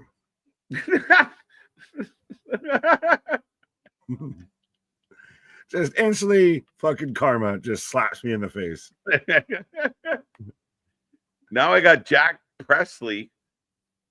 I got Cracker Barrel. Did you know Cracker Barrel delivers? I didn't know Cracker Barrel delivers. Cracker Barrel delivers? Yeah. Did not. This is the first time, I swear to God, I have ever seen a Cracker Barrel commercial. It's kind of like ginger ale. Have you ever seen a ginger ale commercial or anything like that? No, it just exists.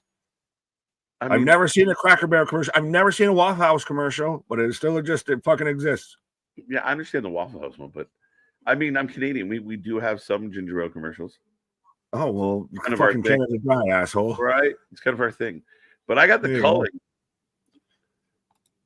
Why are we doing all this extra stuff? Can we just get to let's go? No, because we gotta flesh out 2 hours. Right? Nick missed a career as a small town bird lawyer. I might have dabbled as one at one point in time, but I realized I wasn't a feather for that. Right. Caca. Caca. Lyra beat me to it. Right. Marcus Carver. Who? the dude. Monty. Yeah, I know Keanu Carver. Yeah, isn't and that's who you're talking about. Yeah. To where he was a fucking beast and a half. He doesn't look like no surfer guy or anything like you were saying. They did a package for Keanu as well. No, they're doing a series of Evolve little packages here, and then now I got the culling. You got the culling? I'm culling what you're culling. Nico Vance just looks like the buffer doppelganger of fucking Sean Spears. He's like, what? This is what Sean Spears envisions himself as. Right. He's fucking Machine Gun Joe from Double Dragon. Oh. Yeah, Keanu Carver. Keanu Carver. Yeah, he's a badass. Not this getting surfer broad that you were talking about. Is Jordan Grace out there pump you up? There was a redheaded surfer dude. I wouldn't confuse Keanu Carver. I wouldn't confuse a redheaded surfer dude with Keanu Carver. Matt Riddle out there, dyed hair and all, and just saying how CM Punk's a bitch. No painted nails. Was it Marcus Mathers? That's who it was. Marcus. Dark State, let's go.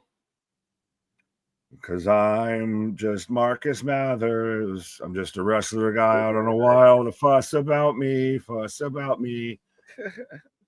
Fuck off, Dark State.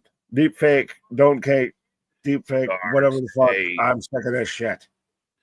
All right, we got you cannot expect me to care 8 hours into this stream to care about Dark State. I can't fake it enough. I can't try to fake it enough. No. Listen, I had to do it for Nigel. No, Nigel was actually good. No, come on. Better than Dark State. You got these 4 gigantic young guys, not even in their prime yet, and you're like, oh, they got nothing. You're telling me it equals 4 of them to have to equal Nigel? That's how great Nigel is. You got to take 4 guys to equal 1 guy? Right? I mean, he's so, listen, watching him briskly walk around the ring today was good. It was nice for him to get up and out. Nice to see Pops take a walk. Right? Christ. No, that's what we're gonna need with this. Is I got Hank and Tank out here with the they are 100% just made for us. But I need all of their merch all the time. Right? I am a Hank and Tank supporter and will be to the day I die.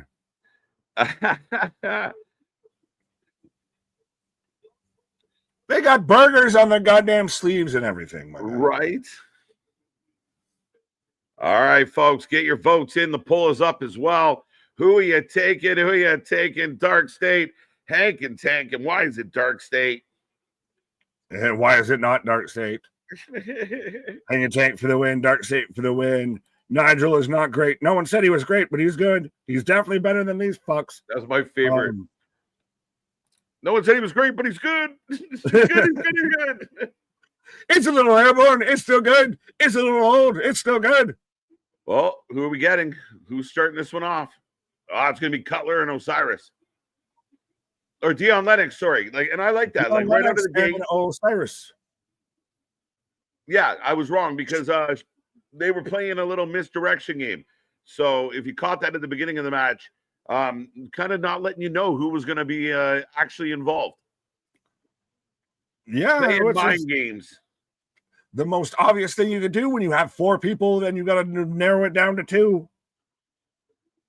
What? You could just leave. Just get out and stand at the side of the ring like other people. But yeah, but no, you're gonna have the whole little mind games of, you know, I'm gonna do one here, one there, one there. Right. It worked. It was nice. Oh, but Hank and Tank on fire right now. Tank and then. But no one thinks Nigel's great, but he's good. Hey, I didn't deny this. Cannot confirm nor deny. Right. He's good. Dark State just for the net crash out. I'll leave. I'm going to take a pause. I'm going to take a fucking walkabout. I won't say anything. I'll just disappear. If we get a 3 count, you'll know if Dark State gets a 3 count because I won't be here for 4 seconds. Amazing. Nick, Hank, and Tank are your future trio champions. Yes. Tag me in, bro. As the monster that is Osiris. I know he's no Nigel, but this giant man, Osiris. You had to try and make 4 men equal 1. I got 1 guy and you got 4. Steiner math. Right, and mine's better. Oh. Nick is being written off the stream. Yeah, I need to go now. My planet needs me. Nick died on the way to his home planet. Right. He's no Nigel.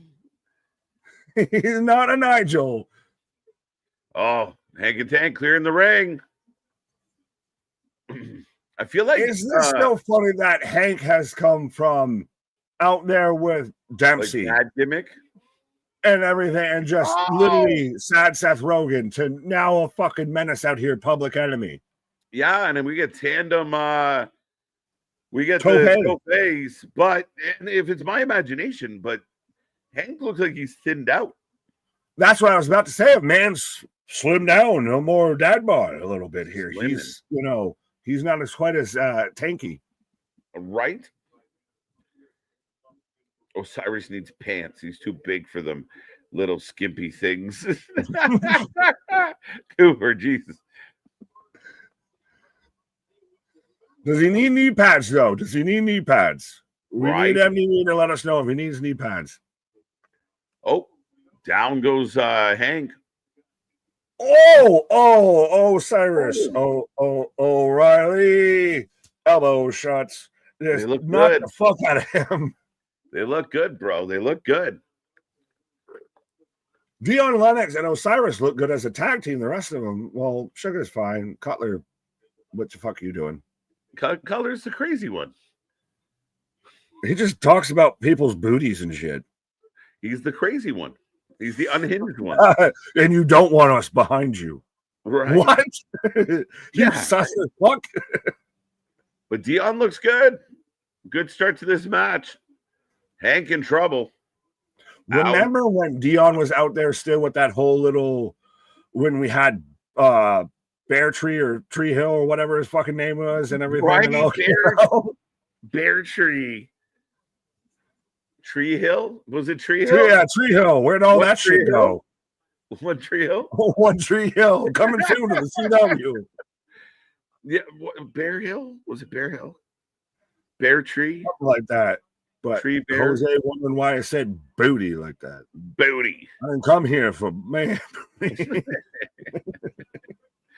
As Osiris. If you watch the Boondocks to get that joke. Right. Hank trying to get away, trying to get the tag. Not happening. Osiris is a beast. No headlock. You're telling me, though, that you couldn't have done a package Osiris on his own, a la Jasper Troy or anything, and he's not a guy that you could just size-wise and stature-wise can have as a feud for a week or two with Oba? For a week or two? I mean, again, I think they're hoping. A week or two. Breaks up the pin. Yeah, I mean, again, I think you're trying to find different ways to introduce people. So, well, this ain't it. This has been perfectly fine. No, I know. No, hey, babe. Osiris is looking good in this match. Yes, this is also the most we've ever watched Osiris wrestle. That's not true. Prove me wrong. Dude, we got to go back and watch old NXTs. They've been wrestling, bro. No, he's just been showing up and been in muggings. He hasn't wrestled. They've been having matches, my guy. About a week ago. No. Has he? I don't even think he's been one of those participants for their matches. But Dion in control. Hank's still trying to get that tag. Yeah.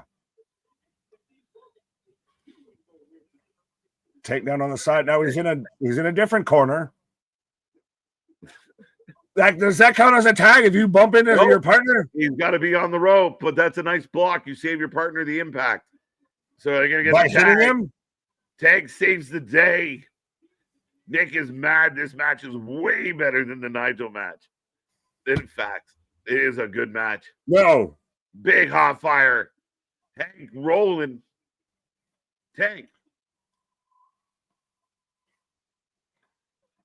Hank and Tank win this match, and we double crossbody, and we just shut up about everything. No Dark State, no Nigel. We move on. Oh, Sugar getting in the way. Oh, oh, that was Clunk. Down and goes just instantly, suck it. Right. Both men down hard.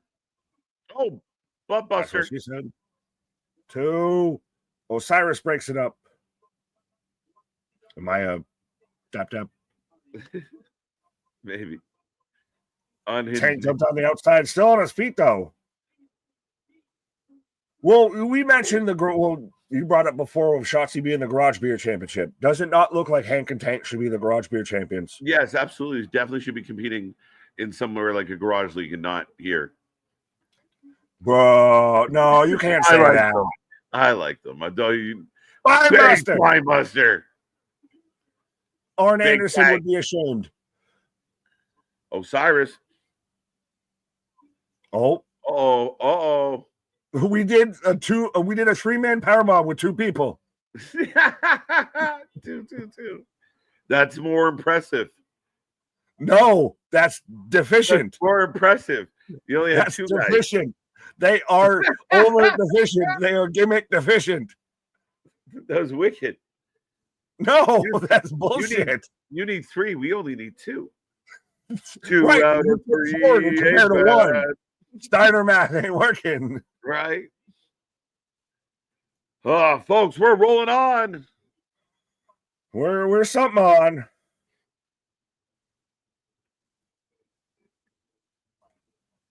Dun, dun, dun, dun, dun, dun, dun, dun. Both men got Tank up in the corner.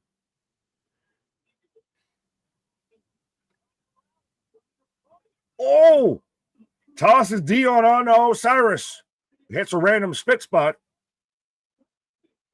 Tank going up top. Come on, do it. End these bastards. Swan Tank. Oh, big one. Tank just won me over. He did one out there for all the chunky boys out there that had a, trampoline and jumped off something and everything that just decided they wanted to be Jeff Hardy. Oh, Sugar goes flying. Sugar, how you get so fly. Oh, they're going to win, bro. Tank and Tank are going to win, bro. Happy. Osiris up and over. It's so good. They dodged everything. Black hole slam. Nice. It's a good match. This is fun. Oh, somebody's going on. You see in the collective. Tag in. Tank tags in. Hank's going flying on the outside. Tank's going to get the win here. Dad bod dive. Let's go. They're on tag in. Great. Skins off. The crowd is going nuts. The men slid through the ring. That was fucking excellent. Compactor. Oh, Sugar. Yes. Cutler. Yes. Fuck off. Yes. Spear. Yes. Tag. No fucking way. No. Let's go. I told you, folks. If this happens, I won't be here past this. Let's go. Doomsday and lies. No fucking way. No. Do it. And new. We lose Nick. And we got new tag team champions as Dark State takes the W. Good match. Undeniably, an absolute fun match. And Dark State gets the win. Their first gold in the company. Oh, he back. Fucking bullshit. He back. He back. And he back. I can't deny that people have seen the crash out here and everything, but that's fucking bullshit right there. That's amazing. That's so good. They won. A good match, too. You had Hank and Tank. Who's over? Is their reign now as insignificant as the Hurt Syndicate? Nah, I mean, a little bit better, but not much. I think they're going up to the big times. I think they're going up. I hope if you've got to lose to these fucking jobbers. The fuck, they didn't look like jobbers tonight, buddy. As they pancake this team, and they look good doing it. Man, that was a hell of a match, and it takes two to tango. That big win, and look, they look good, bro. They look good. You said they needed purpose. They got gold. They got gold. Your whole purpose was the tag titles? Yeah, why not? You're a fucking faction taking out Trick Williams, taking out Oma, taking out this so you can be tag champs? They're tag champs, and now we'll see if Sugar can get in on something. Maybe Brandon Cutler goes. Why does today hate me for wrestling? It just like MGF, that whole situation just hates me. And now this too. Just what the fuck did I do to wrestling? You gotta like hit the reset button and watch. The Dark State is doing well. Someone get Nick a herbal tea. I need one. Right. Voice crackling and popping out here. Dark State. Now come on. Can't call him John no more. The people have spoken. No, you can't just say, oh, come on. No, when the people have spoken. Can't call them jobbers no more, Nick. The people have spoken. I can still be disappointed. I'm not mad. I'm just disappointed. My God, it was a hell of a match, man. I thought they were going to win. Oh, wow. Lex is king. All tigered out. The Tiger King in the building. Yeah. Well, that would go back to, remember when he, Cincinnati loose cannon there, Brian Pillman and Bengals, all that. Right. I am in a dark state. Yes, I am in a dark state. Dark state. Oh, man, listen. Like I said, Osiris is an absolute beast. Dion Lennox is jacked and athletic. Sugar is good. He flew. Everyone see that spot where he dove through? He is wicked. Distraction. They use devious means. They've been fighting both on TNA and NXT. I thought they were going to win. They win. And I expect big things. I think they're going to continue to whoop some ass. And Hank and Tanker, bye-bye. So all of that was just to advertise Fort Lauderdale, Florida, getting no mercy. When? Saturday, September 27th. September's getting busy. Yeah. Just keep announcing shit. That's soon. All right, let's go. Let's go. Right. What's next? I don't know, but I have a headache. I bet you do. They're yelling at everything. I hate it here. Oh, we're doing the triple threat. Hey, here comes another asshole I don't like. The personal concierge, George the Iceman, comes out here. Yes. That's the person. I just don't like Dark State for creative reasons. But yes, we're getting their creative has been great. Their creative led them right to championships. I know, but like perfect. Couldn't ask for more. I was just explaining. I dislike one guy for personal and the other not because of personal. I'm just saying it was perfect. Right to a championship. Take out Hank and Tank. Look like badasses. And the dudes with the hockey jerseys get to take some time off. Do you really think they get called up? Yes, Raw. Raw needs them. I think Raw needs them. Them versus the War Raiders, which where the fuck have they been? They need them too, but I think there was injury issues with them again, which is crazy. Right, but no, I'm saying you could have them. You make SmackDown's tag division kind of more the bouncy for the ouncy. division, and SmackDown or Raw's tag team division is the Hoss tag team. Yeah, I kind of agree with that, right? So you bring up Hank and Tank, you already have the Viking Raiders. You have some options there. You got to start building somewhere. Right. I think Omos and Microman should be a tag team. Do it. Now on. You can just walk out with him on his shoulder. Right. But I got Masha coming out here. That's who I'm taking to win this match. I do think JC drops it. Okay. Is to Masha again. I know, didn't you say, and I know probably Anthony feels this way, of Ash has kind of had her moment. She kind of needs this. And you complete the collection of the Elegance brand already has the Knockouts tag belts. You have Ash complete the collection with a Knockouts title. Yeah. But I love me some Masha. Yeah, I love Masha. Big fan of what she brings to the table. She's outstanding. I'm picking Ash just for the reasons of TNA gets their belt back, but Masha still has to chase Ash down a little bit. Ash has done a good job. I've been critical of Ash in the past. She's really kind of come into her own here. Fair enough. How are you doing? Fatal Influence in the house. Right. Nick is in the dark. Yes, fuck I am. What's better, Toxic Attraction or Fatal Influence? What's Fatal Influence? All right, I like it, man. It's had more of a run. It's had more of a life. It has continued on. Think about it. Out of Toxic Attraction, only one of them still with the company, and it's JC, who's the leader of Fatal Influence. Yeah, it's crazy, right? And JC was the one we thought was going to be the one left behind. I still hold it. It hangs over my head of Marty just kicked Sean with her super kicking Gigi, and now Gigi's out there. Hey, here's Carlos Silva,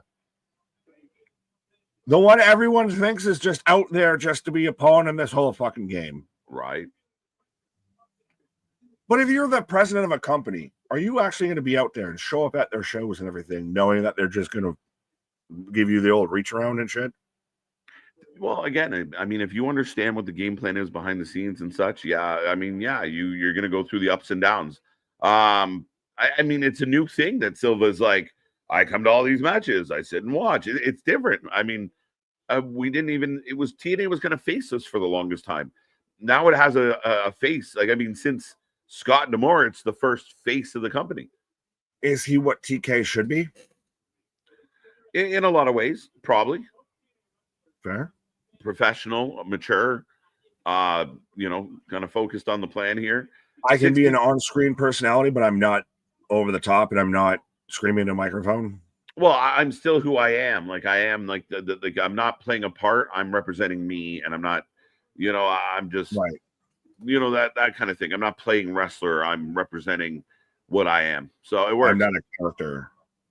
Yeah, 63% going JC. 22 going Masha, 14 going Ash. So I'm in the minority.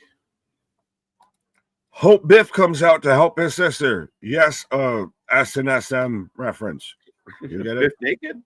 Spaceman. Huh? Oh, Spaceman. No? Okay. I don't got it. Canadian for the win. Oh, shit. Down goes everybody. JC for the win. Everybody's taking JC so far, and at least in the comments. Everybody, we got one Masha. Slammed a bitch. Yeah, slammed. Oh. Wow, Jasmine went down hard. Wainery. Did I close the predictions? I can't remember, folks. I don't know. I don't think so. At this point, we're 9 hours in. We're 8. We're almost 9 hours in. Just fucking send yourself out. You know when the bell goes. You know what happened. All right, they're a little bit late. But yeah, there you go. We're rolling. I mean, again, good start to this match. A couple nice spots, and it's crazy. We're watching Masha and Ash in the ring right now. It's so weird. Dana Brooks back. Well, should this be? How do you feel of when you have a match like this? It's an NXT or a TNA title match. Should this be on a TNA pay-per-view versus an NXT pay-per-view? No. I'm just asked the fucking question. I mean, it's been you're very no. Do you still feel like maybe it should? Yeah. Okay. I mean, I think they're using the platform. Fair. And I can't argue that at all. It's one of those, it's to me, it's not, I'm arguing if they're using the platform or anything. It's more of just, it is their title. I would almost want it to have the big match, to have the big moment on my show versus their show. But I can't argue. It's their wrestler with the belt as well, though, right? That's a bit of the trick. Well, right now it ain't. No, I mean it's the NXT wrestler with. Oh, I got you. I see what you're saying. I got you. Oh, Iceman on the apron. Good. Remember, triple threat, no DQ. Lots of moving parts on the outside. And Heather by Elegance on the outside. Jasmine and of course Fallon. 316 with a question, KJ and Nick. Who better between Liv Morgan and Mandy Rose, and why? Liv Morgan, because she's still there, and I like her. Liv Morgan because she can wrestle.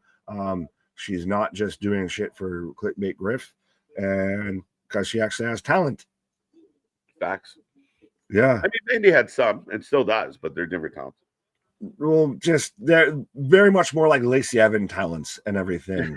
More subscription-based talents. Yeah. I think it was more optional for Mandy. Lacey might have had a run of options. Big back elbow. I would say it would be the other way. I thought Mandy would have probably had more. Powerbomb from Ash. I would have thought Mandy would have more options to do something else. Lacey got released. She had nothing to do. Remember, released, brought back, released again. Yeah. She was out. She needed something. Man, am I tired of this counter programming. I just want to play my video games, but NXT pay-per-views are always good.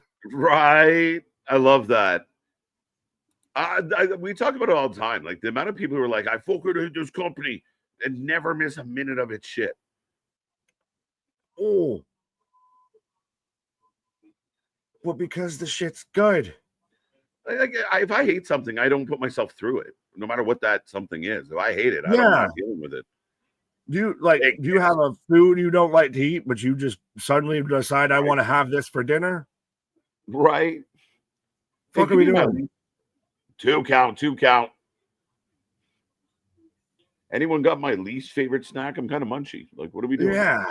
I love some asparagus right now. Nothing wrong with that.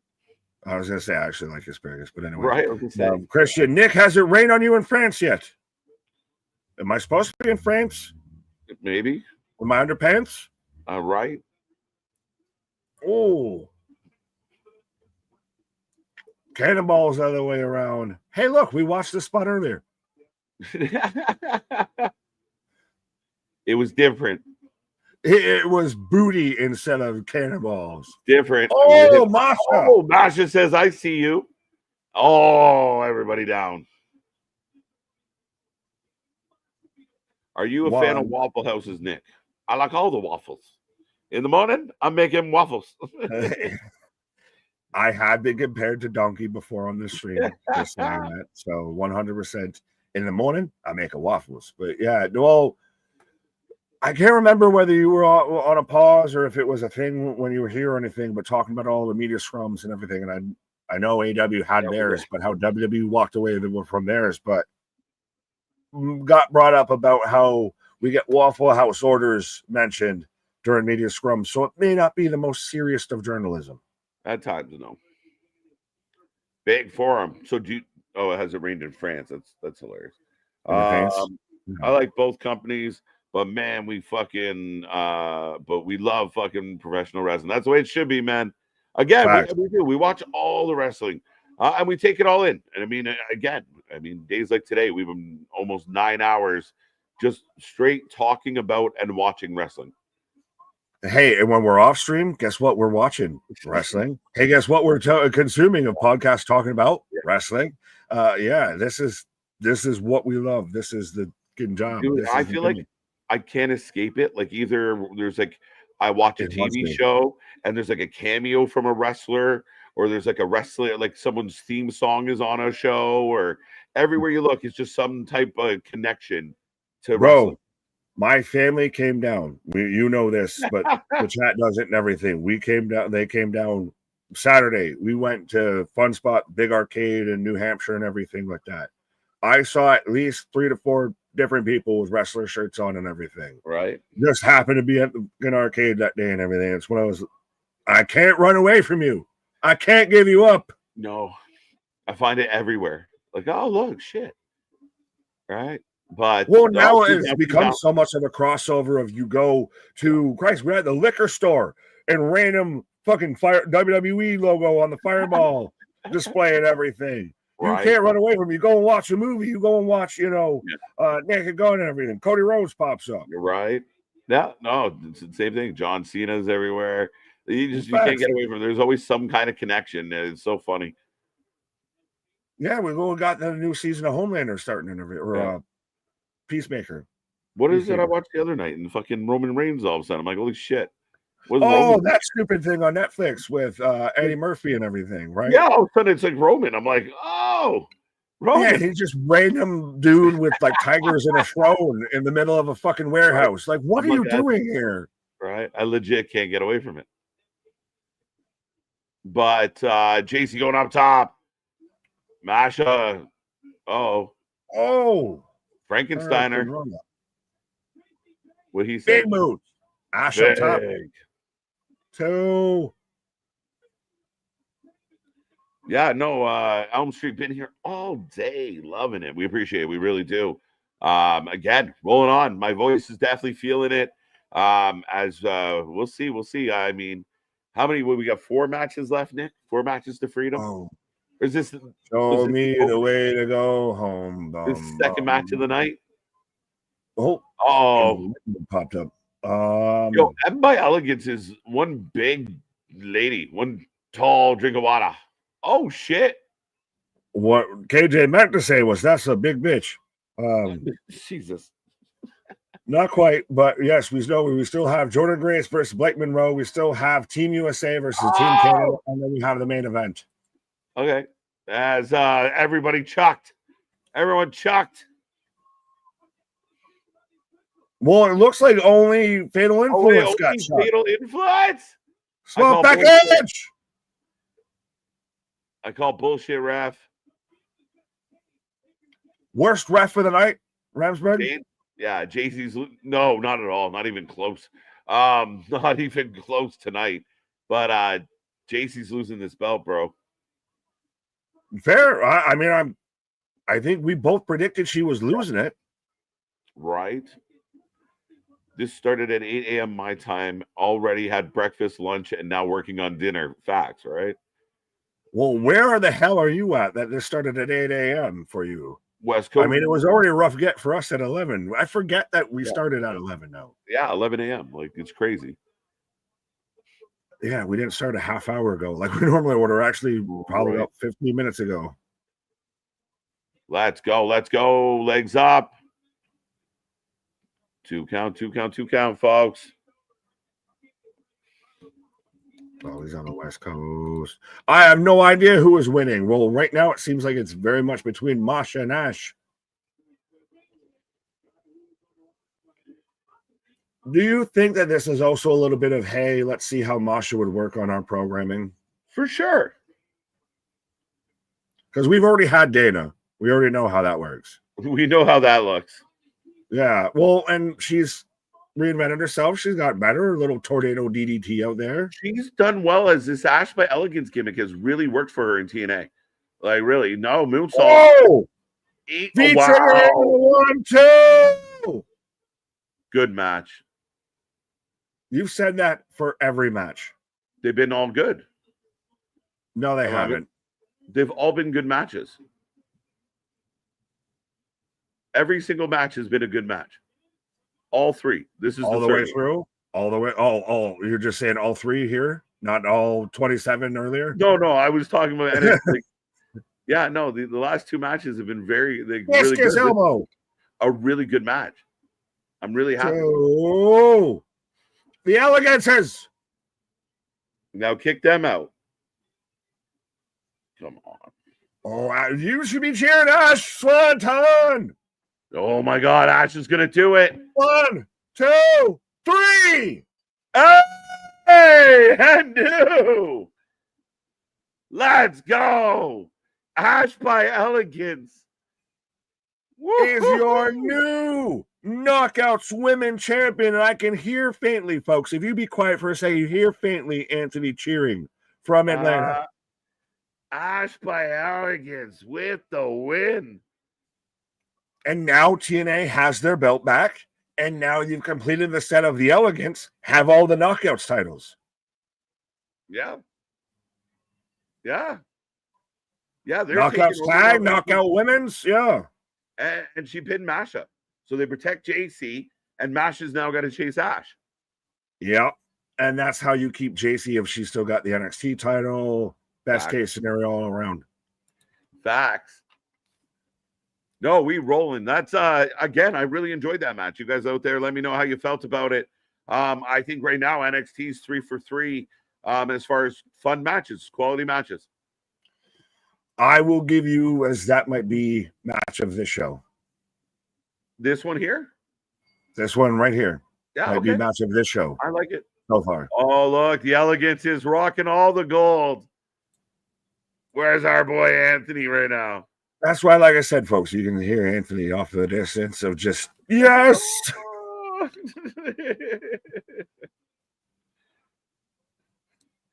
Listen, I mean, and Dana Brooke, it's almost crazy. Dana Brooke wins the TNA Knockout title in NXT. That is a little bit of a full circle story. Yeah, a bit. Dana Brooke comes home and wins the Knockouts title. Facts. 11-1 at AEW, 0-3 NXT. The Knockouts title returns home, though. But so, how do you feel on a side note that this is where NXT won their first title back? I think it's good. And I mean, I see what they did. I think I'm correct in now we can bleed it back into Masha, Elegance kind of focusing on themselves. I like it. It's kind of like these little, we don't have it for a long time, but we try and make something interesting out of it. And I thought a really solid match. If you don't know who Masha is, if you don't remember Dana Brooke, it was a really good match to kind of show all three ladies can go. As they're showing up and hyping up right now, the whole ESPN WWE connection, which starts a bit early, starts right around literally the day before my birthday is WrestlePalooza. There you go. Here. So they just happy birthday to me. Hashtag Nickapalooza. We are having a Nickapalooza. I don't know if anyone wants that, but it's going to be a thing that might be happening. But yeah. Right. Well, ladies and gentlemen, the show rolls on. Just trying to figure out what's next for your next set of predictions. But yeah, dude, WrestlePalooza in St. Louis. Yeah, where's the brand out there? Indianapolis. Brand. What? Indianapolis, not St. Louis. Yeah. Glory Gray or Pat McAfee Raw? What?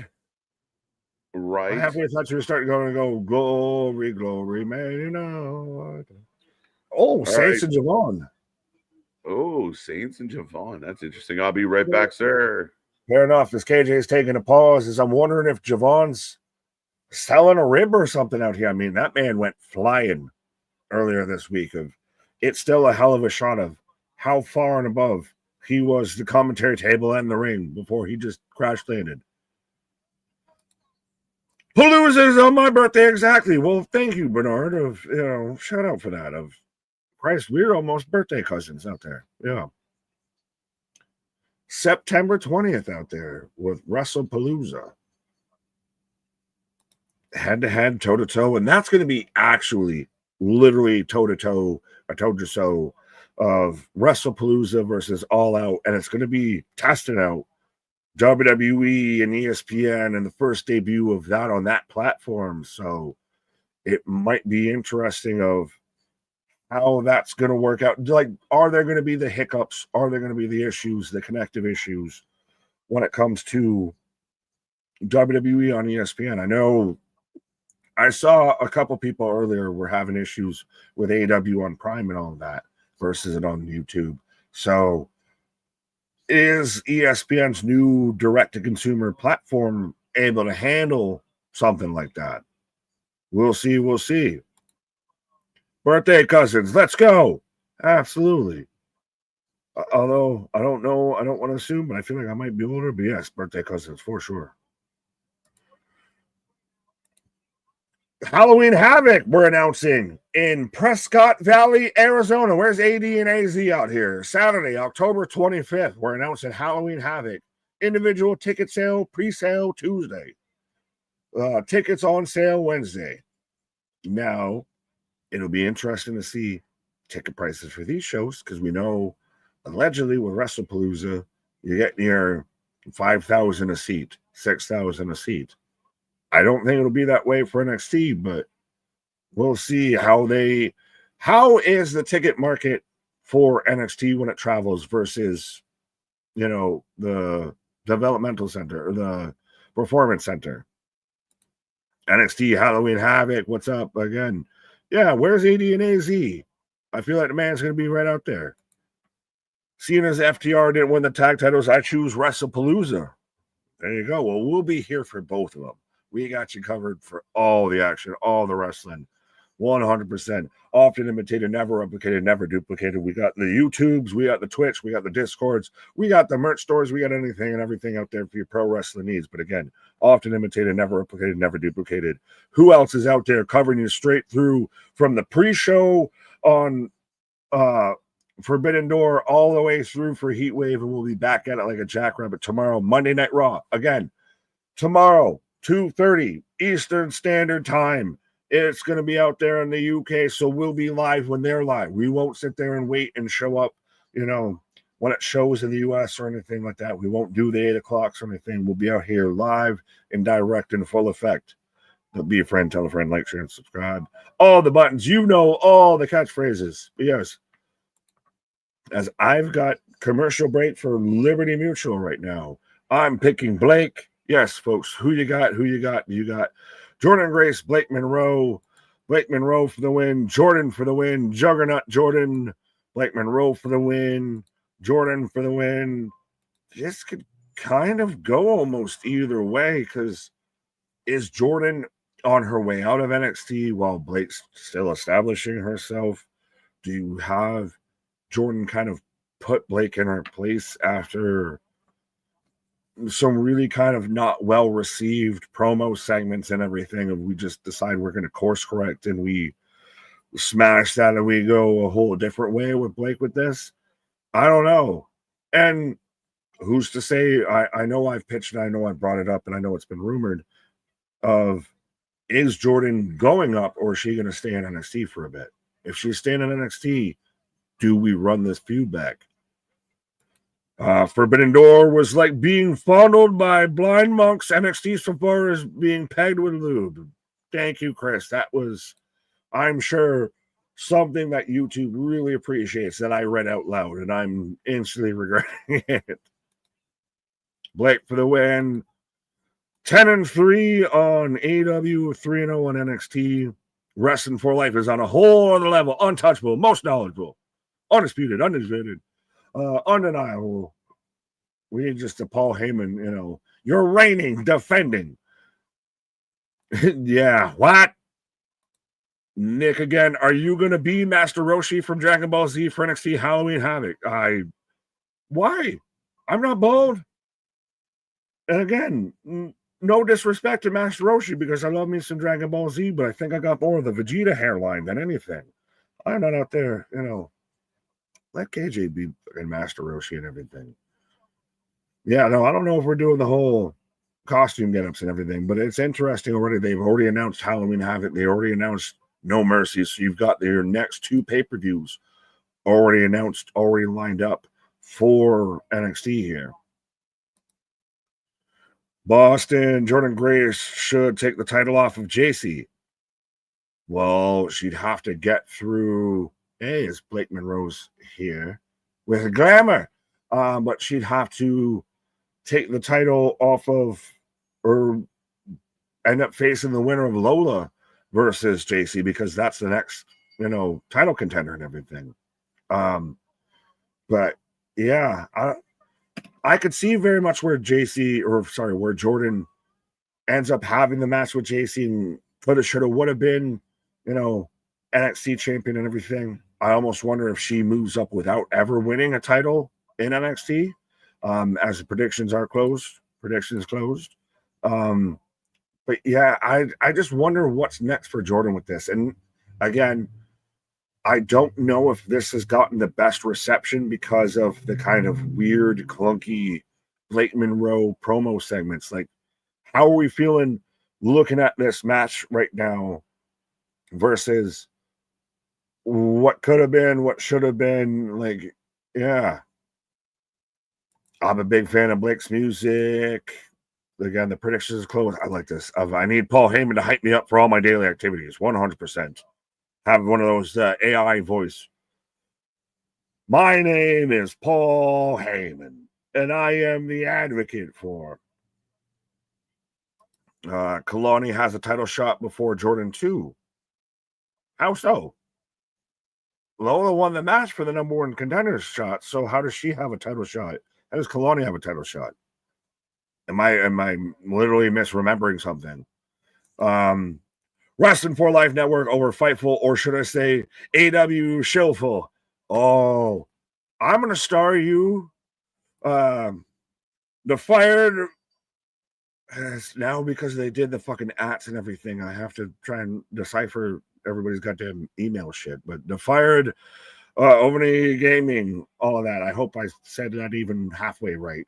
I want KJ to see that one. That's getting spot on because we both dealt with, good old SRS showing up in the DMs, unwarranted and unneeded, as we've got the run and hide back and forth here between Jordan and Mariah as Jordan jumps her and just instantly wailing away.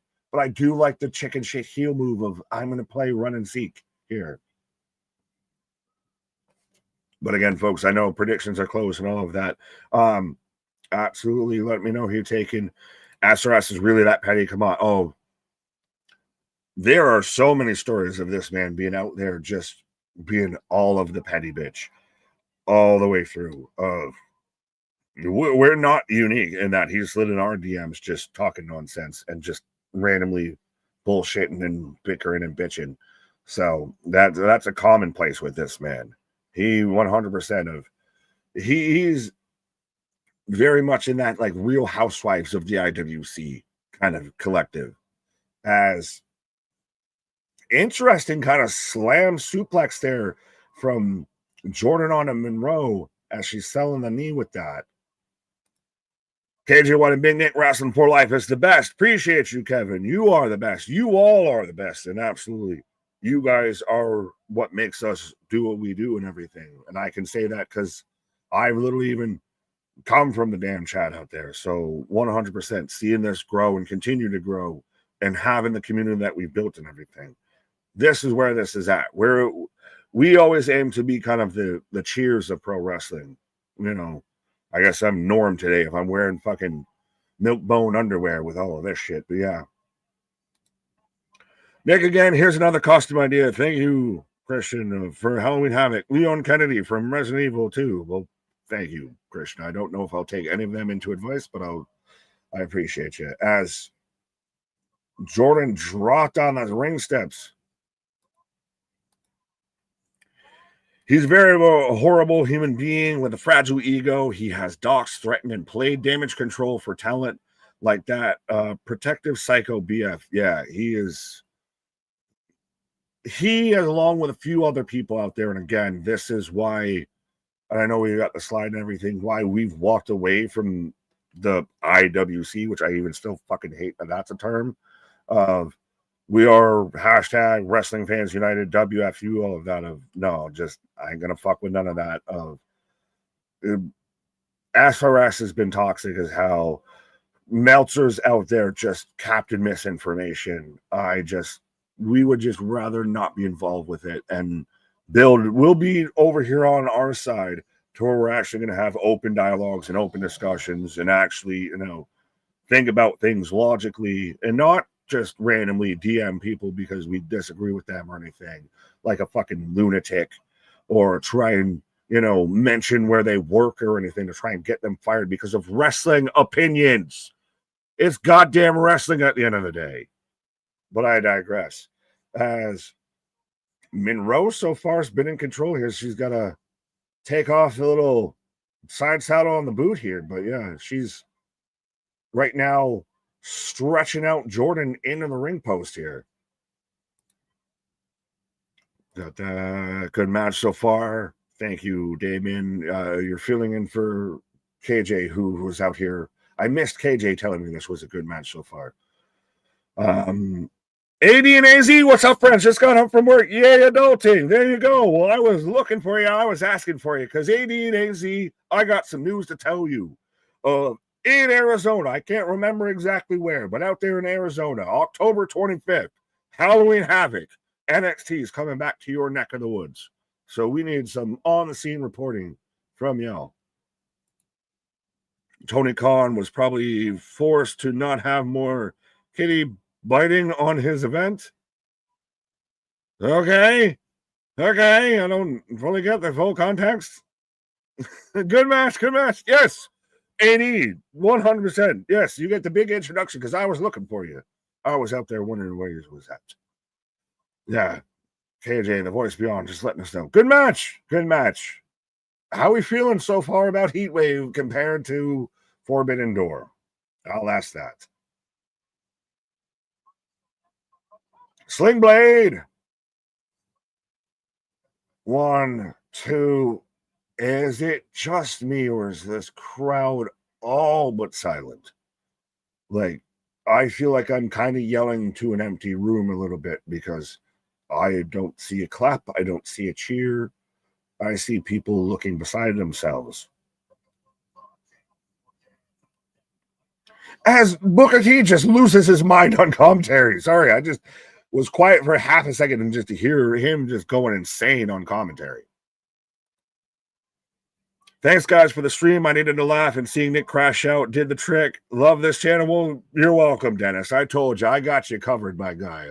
We'll push those, mental clouds away, and I'll just take on your anguish for the whole situation because, again, wrestling to me does not fucking like me today.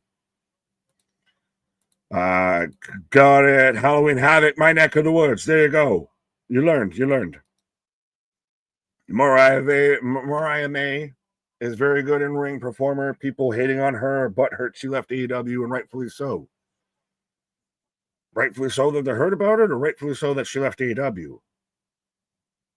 Either way, I think she is good. She is talented. It's been her dream to be in WWE. She was very open about it at one point online and everything. I think even got all tearful and everything of, I'm just trying to do what I want to do. I'm trying to achieve my dreams, and everybody hates me for trying to achieve my dreams. But, something else just went flying off from somebody there. But yeah, Mariah's good. The past couple segments, this feud build-up with her and Jordan has led to awkward, clunky segments. And that's big spine buster. That's where it's felt off. Like the whole jackhammer. When did Jordan Gray start using the jackhammer? Am I just misremembering? Like, when did that kid pop up? But she did it goddamn clean. Bring in Monsters Ball match for Halloween Havoc. Fair. Well, who would you have it? Do you get somebody to host it? I mean, you would have had before. You had Shotzi host it. You fired her. You could have had Scarlett host it. You fired her. So who are you going to have host it? Speaking of hosting things. I'm not hosting anything. I'm participating. You're hosting the spookiness, I guess. I don't know. Oh, why? Nice. Every fucking thing has come flying off of Mariah May. Every move she takes, she literally has something else go flying into the crowd. Yeah, a good visual, good match, both back and forth, delivering in the ring. Jordan, we know, goes. She's a beast, and Mariah May. She fucking a jackhammer. Yeah, I think so for a while. Okay. But yeah, we were talking about bringing in Halloween Havoc and all of that. I was like, Who who do you have cares? host it? We'll bring in Monsters Ball. Do you bring something like that back? You don't need a host. It's a pay-per-view. We don't need hosts. Get out of No, it. because they normally do the spin of the wheel, make a deal, shit. Spin your own wheel. Ava Rain. Oh, over.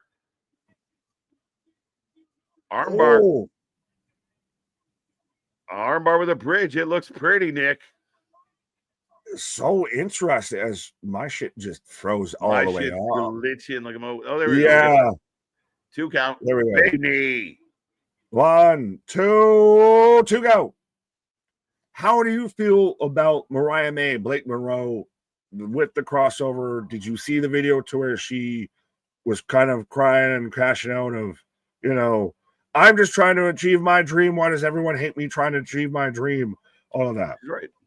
I mean, and the bitterness about her coming over to this company because she wanted to is a tough break, and people got to let it go. They take the shit too personal. But her coming over again, I think she's a talent. There's been some issues with this rivalry. I think both struggled on the mic, but I think that goes to show the level that you're expected to perform at in WWE. I said this on Tuesday. I think you really see, like, when people see them in AEW and they're in the top 2 or 3 of the company, and then they come over here and people are like, I can't believe they're going to NXT, but they show why. Because if Mariah May went to the main roster, she'd get eaten alive. Just because she was number 2 in AEW doesn't mean she's number 2 in WWE. Sorry, it doesn't translate. Yeah, number 2 on the CFL doesn't equal, number 1 in the NFL type of shit. That's fair and valid. But, well, and you mentioned about how the segments haven't been great with this whole feud. Do you think that this is kind of hurt Monroe with all of this? Because this is her first real big feud or anything. Again, for the impatient fan, yeah. For the fan that's looking for the negative outs, always, yeah. I think she's just getting started. This is her dream. She's going to be on the main roster. She's going to be a main eventer. I mean, again, now they are in the ring and the match is absolutely delivered. Like, this is a really good wrestling match. An outstanding battle. Would everyone agree out there? Good match. Good match. Good match. Good fight. Good night. 2. Holy shit. And I started this specifically so you could see it. Because this got brought up while you were on your pause. It's facts, folks. Sorry. It is what it is. Some of us are real, and we will never show up in your DMs threatening you because we're insecure. It will never happen. We don't care enough.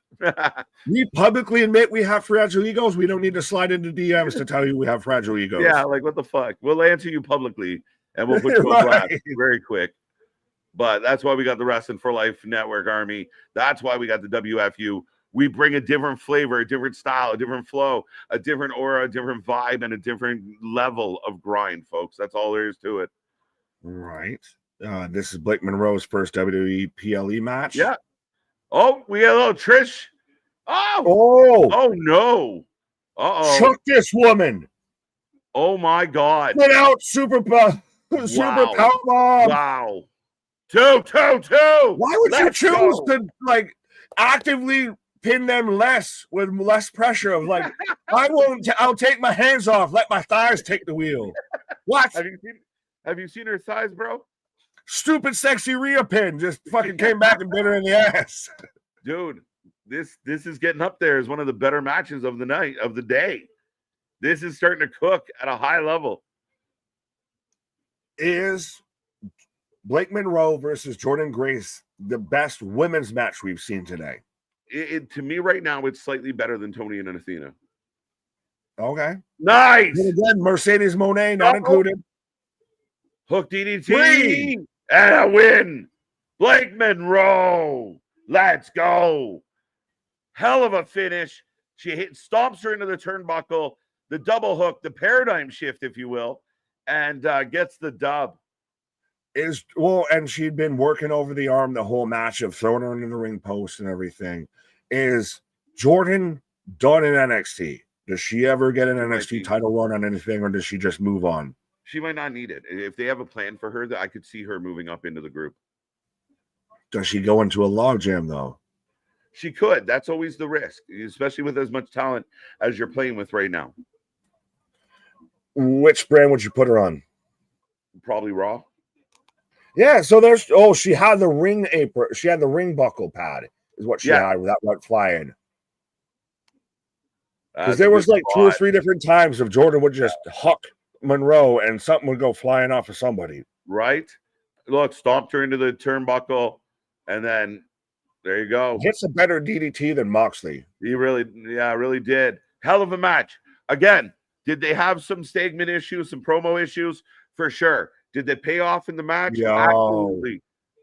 That shot, though, right at the end, when it shows her on the ground and everything and doing the little, like, that's, to me, a moneymaker right there. Oh, you're seeing her walk up the entrance ramp, and is she going to still just kind of do Tony Light, which is kind of what she was doing, and we've established it kind of works, that glamour.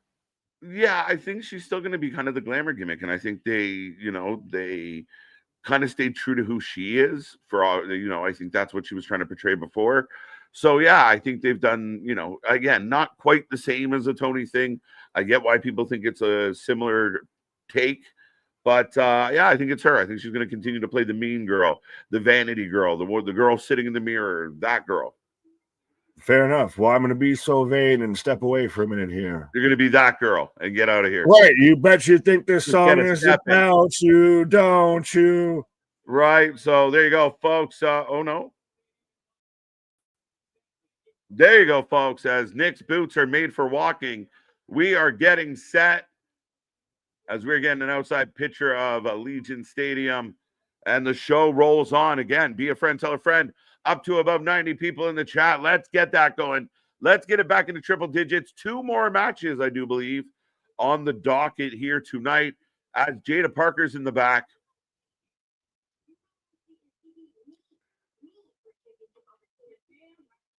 And Lash Legend is in the building. There you go. So Lash stepping in. What up, what up, what up? The Blake camera shot is like Trish when throwing her hair. Yeah, 100%. I'm with it, Chris. No, like I said, I think a little bit of inexperience, a little bit of greenness in the promos from both Jordan and Mariah May in the build to this match. But I think ultimately this match delivered. I think it was a strong match. It's one of my favorite matches of the day. I'm really happy with that match. That's, for me, NXT's putting on solid wrestling matches here tonight. Not a lot of extra stuff, not a lot of run-ins, not a lot of shenanigans, but pretty good matches with definitive winners. As now they're, JC turning on Jasmine again. This has been the ongoing story here with Fatal Influence.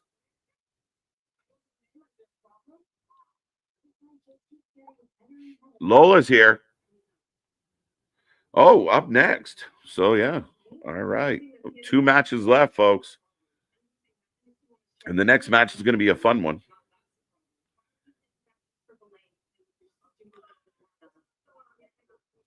Whoa. Oh, Soul and Zarya also here. We're getting a crowded hallway.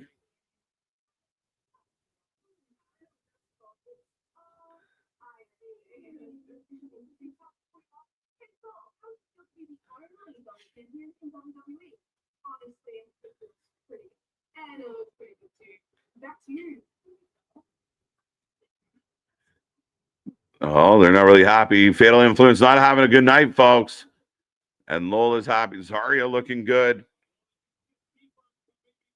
So NXT live on Tuesday, September 16th, NXT Homecoming. There you go. There you go. Big night. Big night. NXT Homecoming, September 16th. Interesting. Lots and lots of announcements here tonight. Lots of things going up. Lots of things to talk about. Lots of tickets for sale.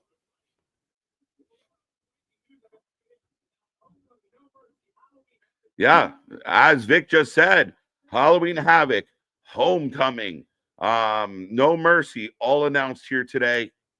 Again, this is what it's about. WWE wants to steal some headlines, steal some thunder, and they're certainly trying. As up next, mixed tag team match, Team Canada, Team USA. Who you taking, who you taking, who you taking, folks, as we are just about to hit the 9.5 hours live. And it's been a hell of a day, been a fast day, lots of fun, lots of good wrestling, lots of good banter, lots of good chat. So we appreciate everybody out there. Thank you for being here. Thank you for being a part of it. And we got Team Canada at the podium. These two are great together. How do you like Chelsea Green working with Ethan Page?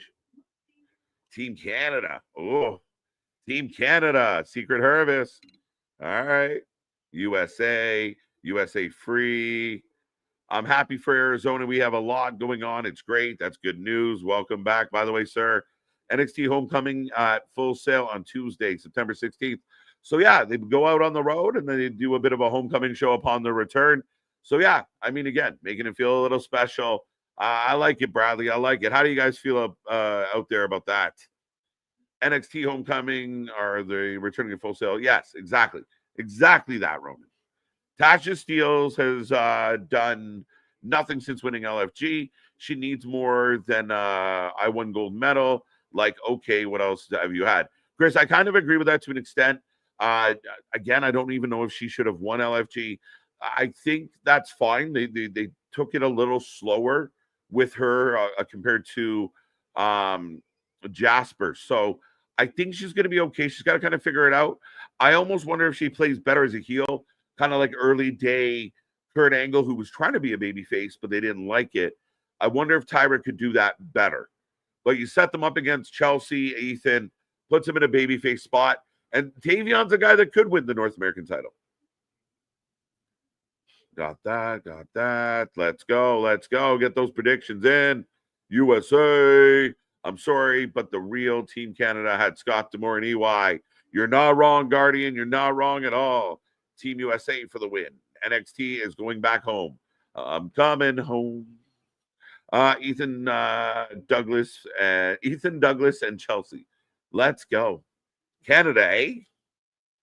It's EH. Hey. This package for the match is really good.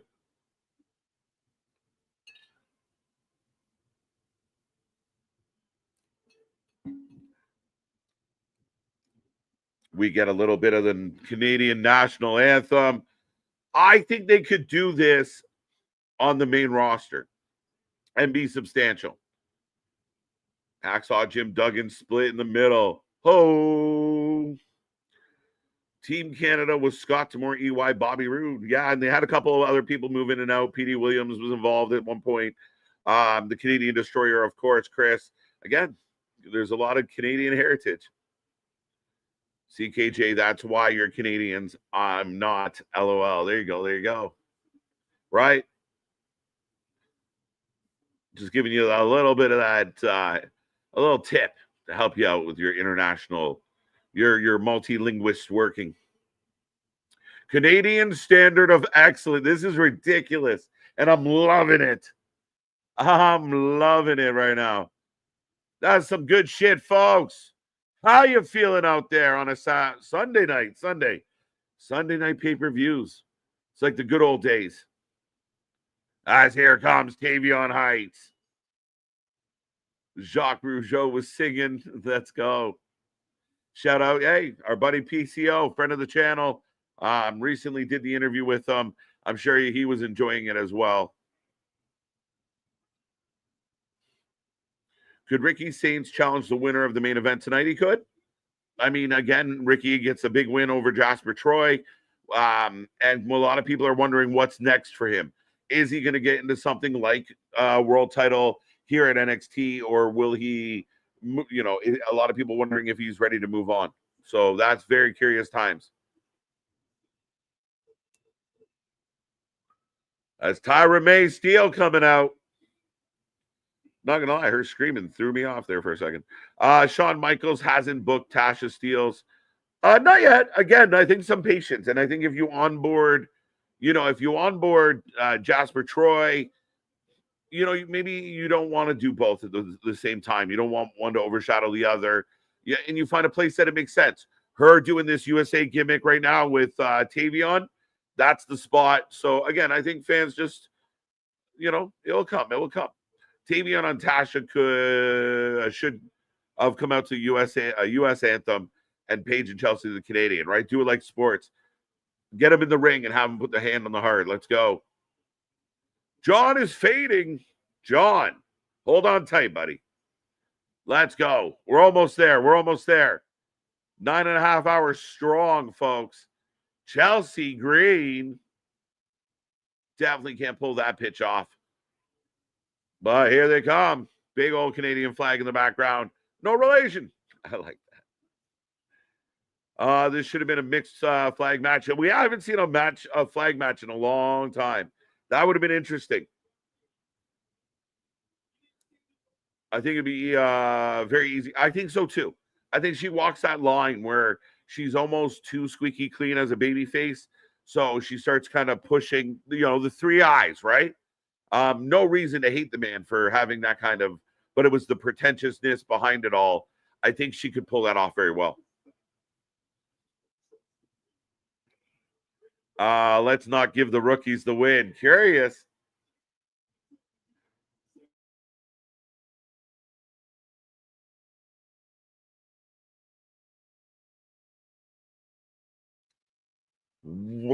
Sorry, folks, my head exploded, but we're still here live.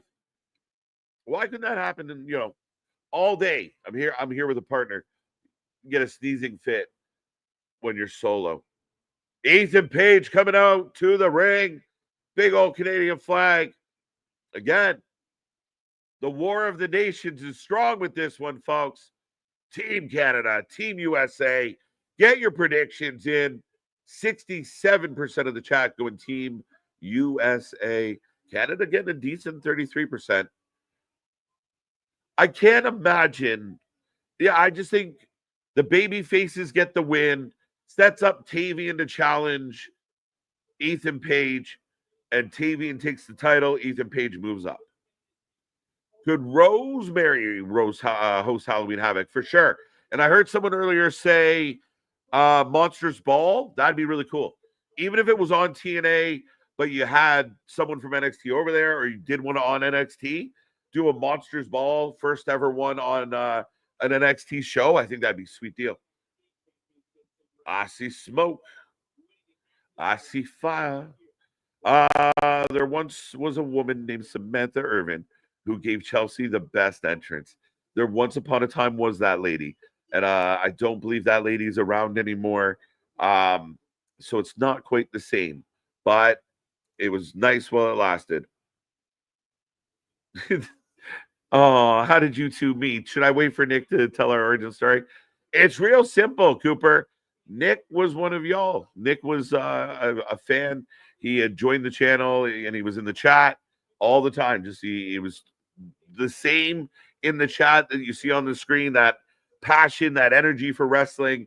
And he blew us up so much. I was like, hey, man, like, do you ever consider doing this? He's like, dude, I ordered a green screen. I was like, whoa. And that's the rest of his history. Like, the minute I hinted at it, he was pumped to try. And again, he's been an absolute blessing, and could not do this shit without him. So it's that's how simple it was. He literally went from the chat to the channel, and we've been rocking and rolling ever since. And it's awesome to do this shit. Talk to him more than any other human on the planet. I like Canada, but USA wins here. Yeah, I'm picking. I feel bad. I'm picking USA. Good for WWE for booking the nation's match with the political climate the way it is. They never fail to make a storyline real life events.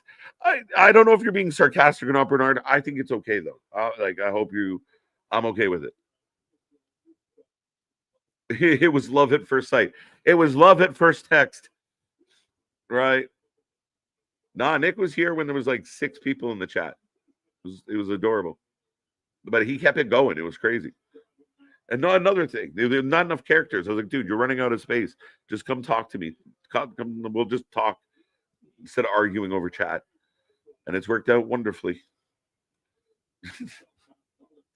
But we are getting a bit of a timeout. Piper waving down Chelsea. Ethan's got a mic, and they're just running that perfect heel. We don't want to play ball. I mean, this is great. The ref's counting. Chelsea slides in and back out.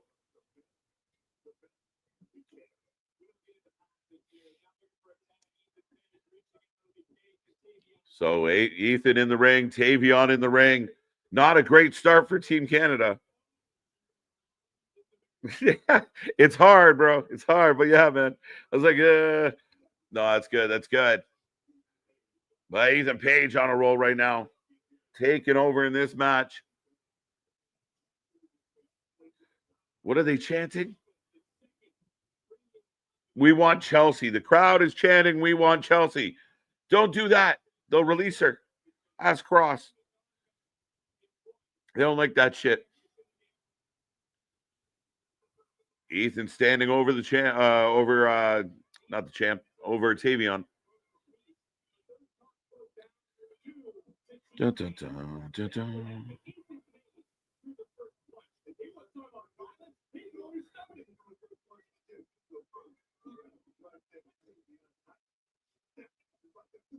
Why did he bring that joke? More specific, sir. There you go. Got that one. Ethan in control right now. Oh, shoots him in the turnbuckle, but lifts the foot.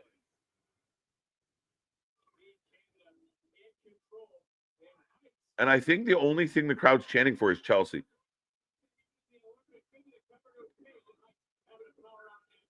Who's the joke, Christian? I don't know what you're talking about, sir. By Ethan with the choke. Steele on the apron. Chelsea on the apron. That's what I was worried about with this match. Chelsea is more over than everybody else in the match. She really is. Really is.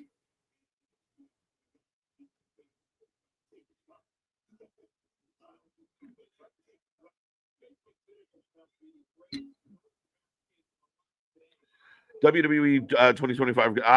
Here, I'm going to put this out to the chat real quick. I know this match is going along, and I'll ask this of Nick when he gets back. Talks that they might try and do the WWE draft like through ESPN and kind of make it a different vibe. How would you feel about that? They tried to run it like give it more of a legit feel.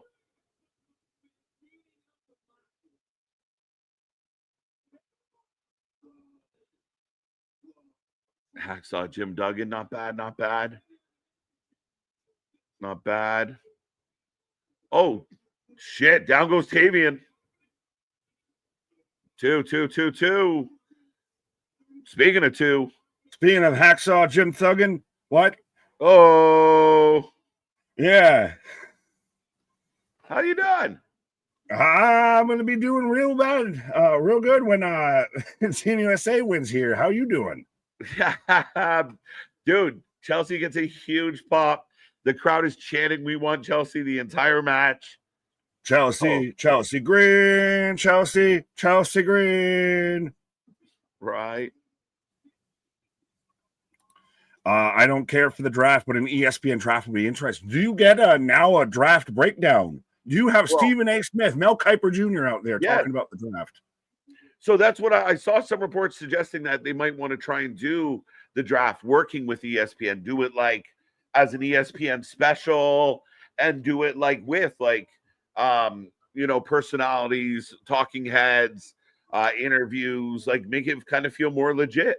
But then you have to treat it seriously. Like you can't have fucking Chelsea Green as the 3rd draft pick. No. Right. Yeah, in the first round, you can't do that way. You can't have Carmelo Hayes in the 1st round. No, you gotta go in order, and you gotta take out the names. Like you gotta take a Randy Orton early. You gotta take someone else early. Can you go off the page a little bit for sure? But you gotta make it make sense. I can't wait to be out here when we're watching the draft special that's on ESPN and everything. And we're just out here like Mad Mel Kiper and everything. Like, now, why would you take someone this early in the draft when you could have had this person? Chelsea and Tyra May Steele right now. Goes for the Irish whip, duck under. Oh.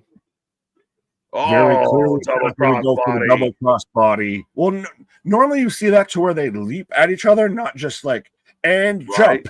Right. Belly to belly, not in a good way. Chelsea dragging for the tag. Tavion reaching for the tag. We got Ethan in. Tavion in. And McAfee definitely doing the draft. Maybe. A legit hot tag. That was a good one. Nice throw by Tavion. All day. Yo, this kid's going to be a star, man. Told you. All the way back when they were having him do matches in fucking Noah. Yeah. He really found something over there. I think they did it with him. It was Dempsey that went over there for a bit. It was who else went over there with him? Jensen, I think. Not Jensen. Briggs came back with Yoshi. Yeah. Well, and Omos was over there. Omos was a fucking tag champ over there. Right.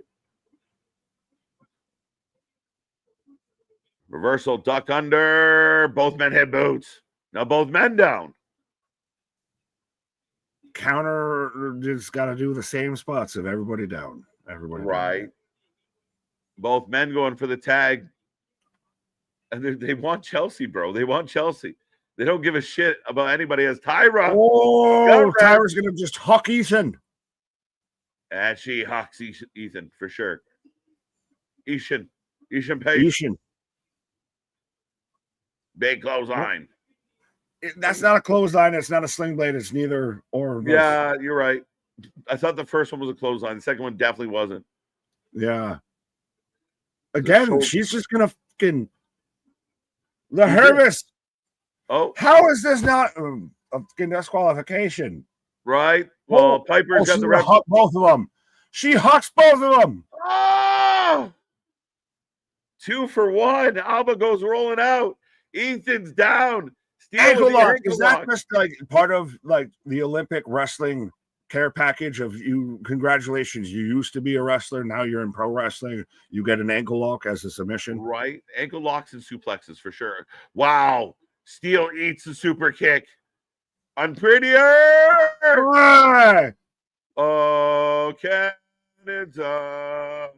Our home. Fucking Rob Wiggle out here. Oh, Canada. You bet my Wookie.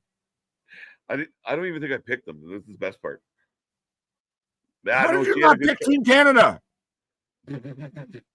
Well, I just thought the Americans wouldn't allow it to happen. Well, I was wrong. You, the Canadian, didn't pick Team Canada. Right. Tragedy, folks. True patience. The love in all thy sons command. With glowing hearts, we see rise. I'll keep going.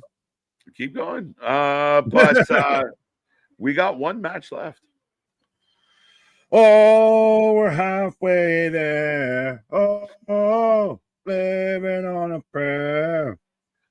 Decent tag match.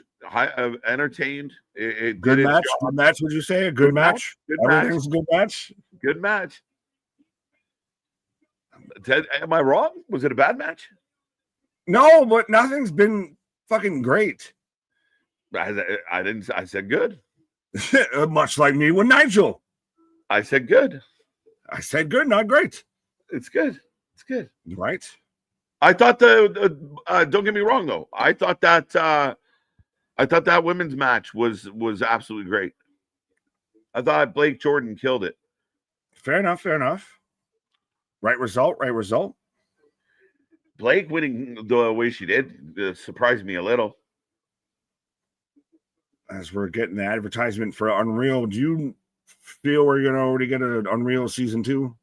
I wondered if they just waited for like the same time, like the Rumble to Mania, like that window. They film it then every year kind of thing. I said allegedly this whole entry shit is part of Unreal season 2. Okay. Allegedly. Maybe. Okay. I'm curious. I believe it did say season 2 coming 2026. So fair maybe enough. It's early 26. We're getting an advertisement for tomorrow when we're in Birmingham, UK for Monday Night Raw. Dun, dun, dun. Be here live, folks, as we are here live for all your favorite wrestling, all your favorite shows. Raw, the go home for Clash. We're live at 2:30. Tuesday, back at 7:45 for NXT. The fallout from Heatwave. Wednesday, the fallout from Forbidden Door. Thursday, the preview for Clash. Friday, the go home show for Clash. And then Sunday, Clash. All the wrestling action, folks. And unlike other Canadian content creators and everything, we don't have to say we have a teleprompter or anything like that, to help us with our lines or anything like that. But yeah, no, unscripted, unfiltered, uncut. Raw as it can get, folks, as we're here live tomorrow again, like you said, 2:30 Eastern Standard Daylight Savings Time for Monday Night Raw out there in the UK, and we might see a UK face out here to help us. We got the TNA insider with Ringsider Anthony and everything, so we might need a UK insider. Right. What happened? What really went down in the UK this weekend? Right. Well, and again, how was the vibe, especially of I didn't even think about that. I might get the full vibe of how was the permutation and posignation. I'm making up words now at this point. With Forbidden Door. Dude, if she could just pull her shirt down a little, it's a perfect outfit. No, I like me some Ava. Your boss doesn't show midriff unless you work at Hooters. Well, we had mid-thigh rift and everything like that. We had thigh cleavage. I'm officially bringing the men's and women's speed title. Tell me though that. Oh, we got the speed title fucking feature, but how many people are going to instantly meme the shit out of Sol Ruka walking in Zarya on the fucking chain with the collar and everything? Like, that's a lot of people's dreams that they're going to be going home to sleep tonight with. Okay. Sorry, I'm just trying to catch what she's saying here.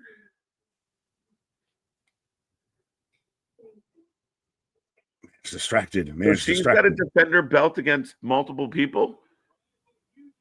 6-woman tag team match. Play a holla, holla, holla. We're getting that's on Tuesday. Yes. Ruka, Zarya, and Lola Vice taking on JC Jane and Fatal Influence. Yeah. Does somebody want to dive into what everything Ava said there as far as she will be defending? They're bringing the speed title to NXT, which I think is a terrible idea. No. But she's we got a blindfold match. Wait, I'm confused. By the blindfold? But no, I know. I mean, the eyes aren't the issue. Well, Ren and a mystery partner against Iggy and. Are you knocking off all of his senses? He can't hear you, and if he can't see you, then what does he got? A fucking taste you coming? Pause. That was a terrible way to say that, bro. You can't say that kind of thing. It's late on a fucking Sunday night here. It's almost Monday morning and everything. But yeah, you're cutting down. He doesn't have hearing. He doesn't, and now you're taking away his sight. What senses does he got left? Right. I guess, man. It's hilarious. But predictions for the last match are up, folks. Get your votes in. The main event, the final match, as we approach 10 hours live today. Go find me someone else out there doing that. But yeah, we're rocking and rolling. And again, we got all the wrestling coming up. This match should be fun. And it actually could go either way. Could it really? Could it really? Maybe. Well, if young OG wins here, doesn't Oba not move up to the main roster? And then now that seems like everybody that loses here is just right. We're moving, Jordan up. We're moving this person up. We're moving everybody up. It's a very interesting question right now with NXT. It feels like there's a lot of push for certain people to be moved. I'm kind of interested to see where they think people are and if they actually do make the moves. I'm curious if Jordan's ready to go, if Ricky's going. Oba seems more than ready. Hank and Tank seem ready. Yeah, shit. You'd be moving. We talked about with AEW, you're going to lose Swerve for a bit. You're going to lose Ospreay for a bit. So now, if you're NXT, you're going to lose Hank. You're going to lose Hank and Tank. You're going to lose Jordan Grace. You're going to lose Oba. You might be losing Ricky Saints. They all move up. I know it's one's developmental, and the other's your main show, but you're taking the heart and soul out of NXT right with that one fell swoop. Right. Both the men's and women's speed titles are now on NXT. Nobody cares. Yeah. Stop trying to make fetch happen. I'm surprised with this decision. I commended them on leaving it on X and no one cares. Just it's this cute little, for the people that go to the live events, a cute little add-on to their ticket value. Bringing it onto the show as a regular thing, not my favorite vibe. It's a bad format for what you're trying to accomplish on TV. You overcrowd your shows now, and you also you rather than addition by addition, you should do addition by subtraction of fuck the speed belts. Now that you added them in, all your other titles feel like they're a little less, like a little cheaper now. Yeah, I don't know how far I would go with that, but I think it is not my favorite choice. I think it's a bad look. You got so many. It's just unnecessary, and I just don't think it brings the value you're hoping it does. On the next episode of Hickenbottom High, speed titles. It's on the CW. I don't want to wait for my eyes to get straight. Tournament with one main roster talent, NXT talent, TNA talent, and AAA talent. The winner challenges Sol Ruca for the speed title. You're trying to make people care. Stop trying to make fetch happen. They really didn't work on fucking Twitter, so why is it going to now somehow work on your main roster? Right. It was fine on Twitter. Just leave it there. You don't need to mucky up your show with the unnecessary stuff like that. I personally believe need the title. You don't need the title, period. It should have died when fucking Speed died on Twitch. I honestly didn't care about if it was coming off X, kill it. As long as like I said, it's a little added ticket value for the fans that are in the building. It was no harm, no foul. Now it's a little foul and stinks. Yeah, so I got the young OG showing up out here. You mentioned it's only a couple minutes. That's what she said. Right. Well, Kirby out there, and we got Nola out there on Twitch and everything. So again, be a friend, tell a friend as we're out there over on Twitch and popping off out there. Yeah, let's go. Main event, dude. It's been a fucking trip today. A fast night, a fast show overall, considering the length of the overall stream. It's gone with a pretty good momentum. Is Javon, so he keeps grabbing the ribs. Is he selling the ribs from last week where he went flying and everything? From the table spot. Fair enough. That's what I thought, but yeah. Yeah, I'm surprised. He's now just instantly bouncy in the fucking ring. Right? I didn't know if he had landed yet. That was one of the craziest launches I've ever seen. Just goodbye. Well, and the shot that they had of he's literally like he's up here and the fucking desk and the ring and everything's way down here. Right. I agree. Will we get crossed tonight? I highly, highly doubt it. No. The Righteous? Don't you fucking tempt me. I just wanted you to say it. Well, I've actually been good. See, for those who are playing along and playing the drinking game at home, I've never actually said it. Anytime they've been mentioned on their stream, it's been KJ mentioning them, not me. I've been the mentioner of the Righteous today. Right, but it's still, if you were going to do it, you would have Cross come out and you would have all of that, the whole circumstance.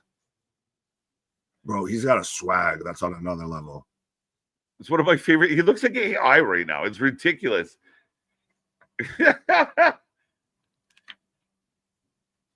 As they're just chanting, "Oh, bah, oh, bah, monster, bro!" Like I don't. They made the fucking. They cast people for the Street Fighter movie, and this man couldn't get cast as anybody in this. Right. He looks like a little Street Fighter character walking out right now. Right.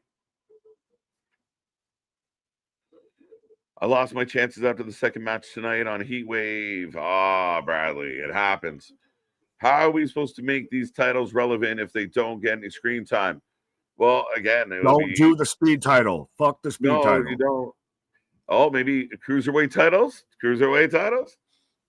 I'll do that. Get rid of. Well, you can't have them with the lineage of the speed shit. Right. That's what we thought they were going to do at one point in time and everything, but no. Right. No. At this point, you either take a title that you have, like the Heritage Cup, and move it that way. Stop adding new titles when you already have all the titles before. You gotta cut some people on the roster before you add new shit, bro. That's why they got rid of it. I'm fine if you do that. If you do that, you don't add anything. You just change something. Speed titles, I would be done with. I don't need that. No one needs that.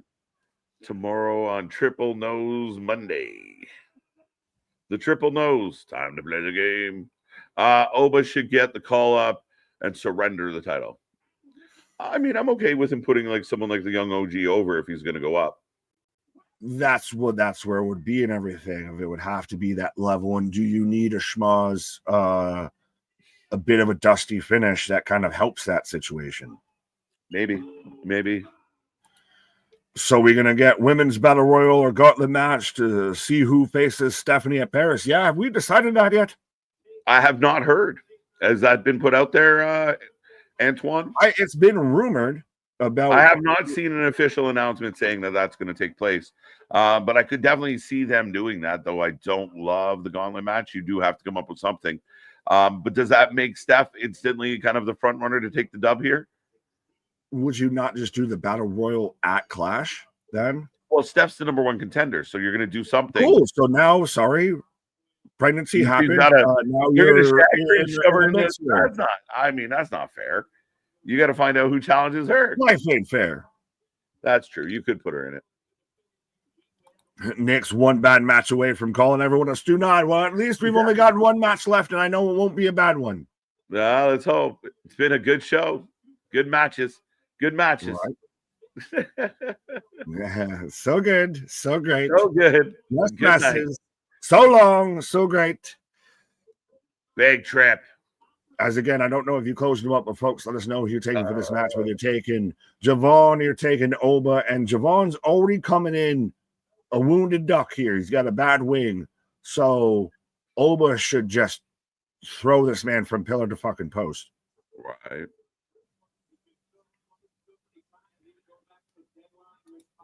Trip Nose can get 2 words from me. There you go. We'll see what he has for us on Monday. Right. Remember, click that little bell, folks. We're live at 2:30 tomorrow. 2:30 p.m. we go live. And even then, at least we're like Netflix after the fact and everything. You can always watch us, when you're watching it and everything. But yeah, Join us live. Join us. Do it. Right. Speed versus strength for sure with this. This is David versus Goliath in more ways than one. Absolutely. That's it. Javon trying to keep his feet moving. Big chops. And just swatted away like a gnat from Oba. Caught the foot. Oh, hand. 79% of the chat going Oba. It should be. Yeah, I mean, Javon got 21%. Not terrible. Springboard. Oh, no, not today. Not today, Junior. I said no. Wow. Holy fuck. Oh. That's so clever because I thought they were going to do this little slingshot and everything, and instead nope, fuck off, and just ran through him. I like this. I'm not sure to do the big pounce. Yeah, no, that's what you should do with Javon in this match is the pounce. Yep. Oh, for sure. Javon Michaels, exactly, Matt. Hickenbottom high. But if Oba, at least Lady B, if Oba drops to Javon, will it be a short reign? Do we think Javon has the potential to be the face? That was my question at the beginning of the night. Is he the guy that can hold the title, be the guy, the poster boy of the company? Is he strong enough to carry that load? I think it gets more interesting in anybody that goes at him becomes believable that they could beat him. We haven't seen really anybody, whether it's Trick, whether it's whoever, whether it's Ricky, Javon, and Ethan, whoever you throw at Oba, even Moose, doesn't seem like a real viable threat that's going to beat him for it. So if you have Javon, that's your champion. Now he's not Teflon Don anymore, and now he could be beat at any moment. So it makes it more compelling that way. That's true. And again, like Matt Skizzy joked about the Javon Michaels, You book him kind of like the Shawn Michaels, where he takes a beating, but he keeps on ticking. All right. Yeah. Well, I think you Throws in instantly his run face. back into him versus Trick. Oh, 2. Oh, 1. going up top though. No, that's not good. Oh, what were you going to accomplish? But look, he called him. He your new favorite wrestler, Nick. He caught him on it. Well, I've always loved Ova. But no, I mean, he lands it and looks at him and points and goes, "Hey, I see your knees." Yeah, well, still, what the fuck were you even jumping there? What were you going to do? Well, again, because he lands on it, I think he bails, but he calls out why. I thought you'd like that. No, that's fine, but why jump? Just fall down. I got you. I see you. Oh, Lord. No, just walk off the top rope. Oh, grabs him by the throat. Back up. Booker saying back up. Bag up. Put it in reverse. Oh, misses with the little swat. Oh, Kane his goddamn chest in with that. Clap. That's the Matumbo. No. I said no. Not in my house. Just a palm to the chest. Looks like it just resonated. And then randomly just hits the Triple H spit spot. Does Oba. Right. But yeah. Again, there's no one on this roster in NXT that feels like they can viably, reasonably beat Oba. Right. I mean, again, no. Unless it is something like this. Like Oba beats the live-in tar out of Javon, but Javon finds a sneaky little way to pull out a win. I mean, that's the miracle you need, opposed to somebody going toe-to-toe with him. They did kind of tease Briggsy a little bit earlier tonight. Which is weird, but yeah. But if Javon wins this, it has to be like that schmoz or that one of those of I get the super sneaky secret roll-up for the 1, 2, 3, and I instantly hightail it the fuck out of here because now I just pissed off Dad and he's got the belt. Right. If Oba was on the other show, he'd be bumping for Matt and Nick. Facts. Ask Hobbs. No, you put him with Bobby Lashley. Oh, big knee drop. 1, 2. Nice. What the fuck happened to Apollo Crews, by the way? I read somewhere recently that I believe he did suffer another injury. I don't know how accurate or how current that is. That guy, I mean, they don't use him, but they also haven't put him he's never been one of the cuts. Like, is he still with the company even? I believe so.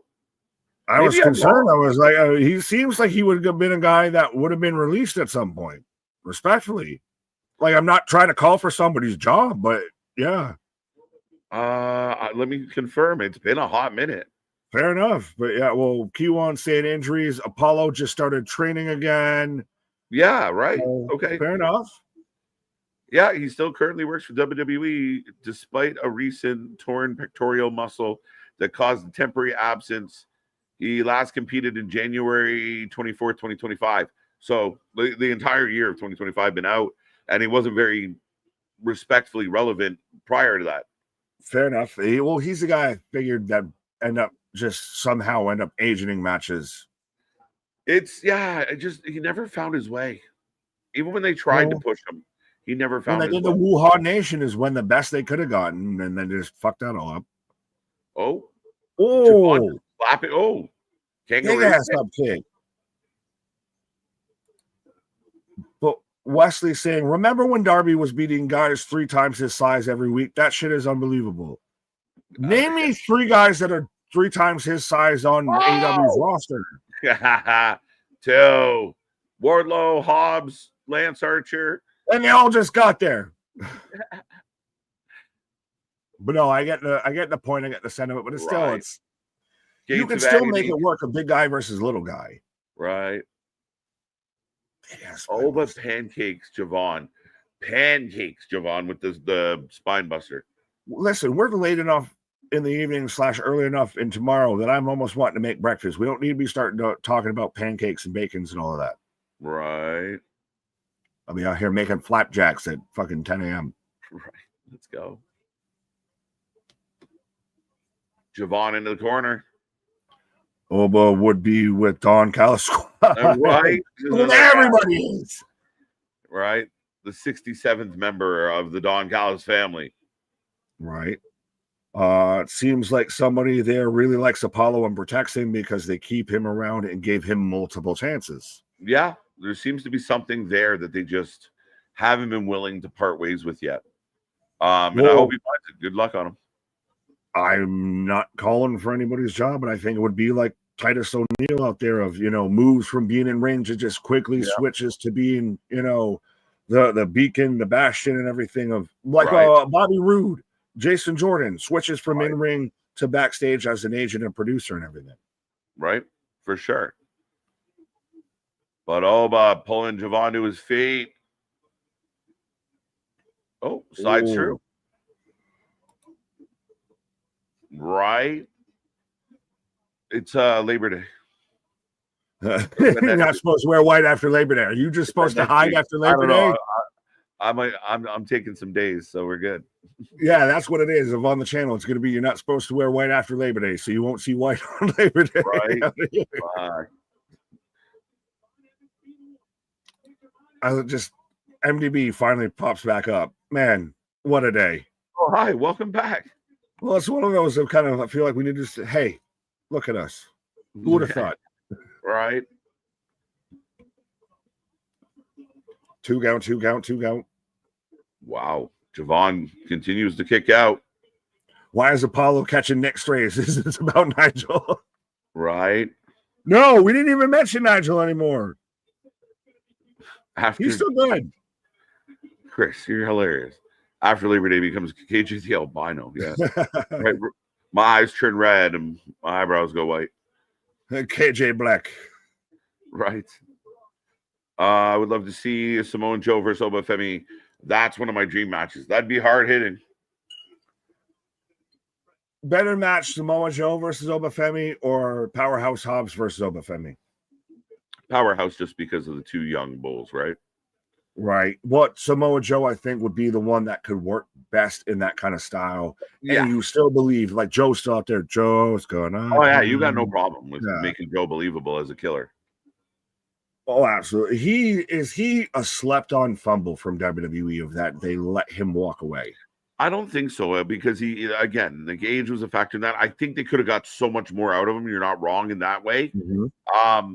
I think Vince at the time was moving on from some of the older guys. But I think in and out of the ring, he's so valuable. I was really disappointed how it all played out.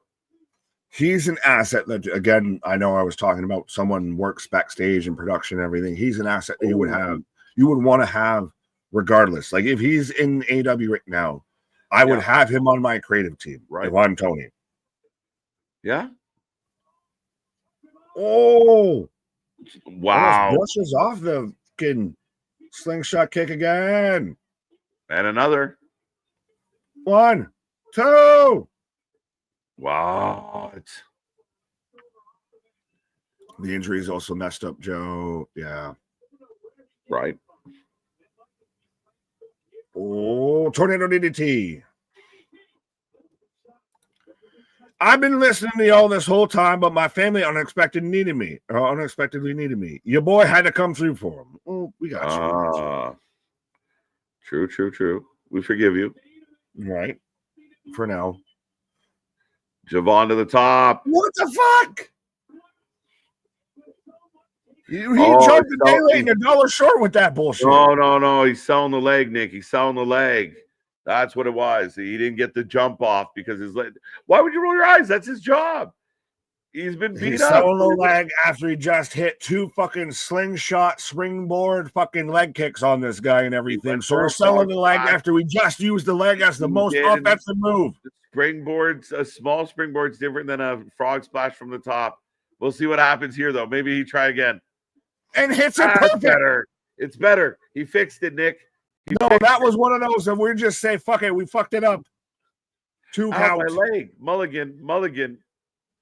You shot me. You shot me in the leg. Right. See, these are all Austin Powers jokes that Anthony won't get.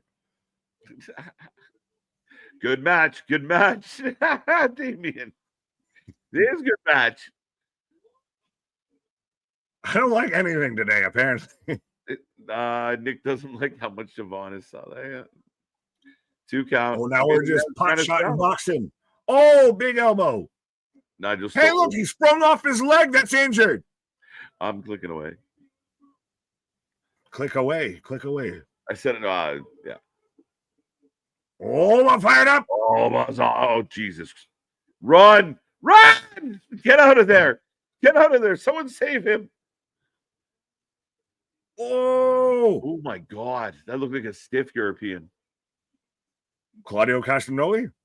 Yeah, your heart out. Cut her! Oh my God. Javon comes out of the corner. No way. No way. Holy shit. Oh my God. Dead.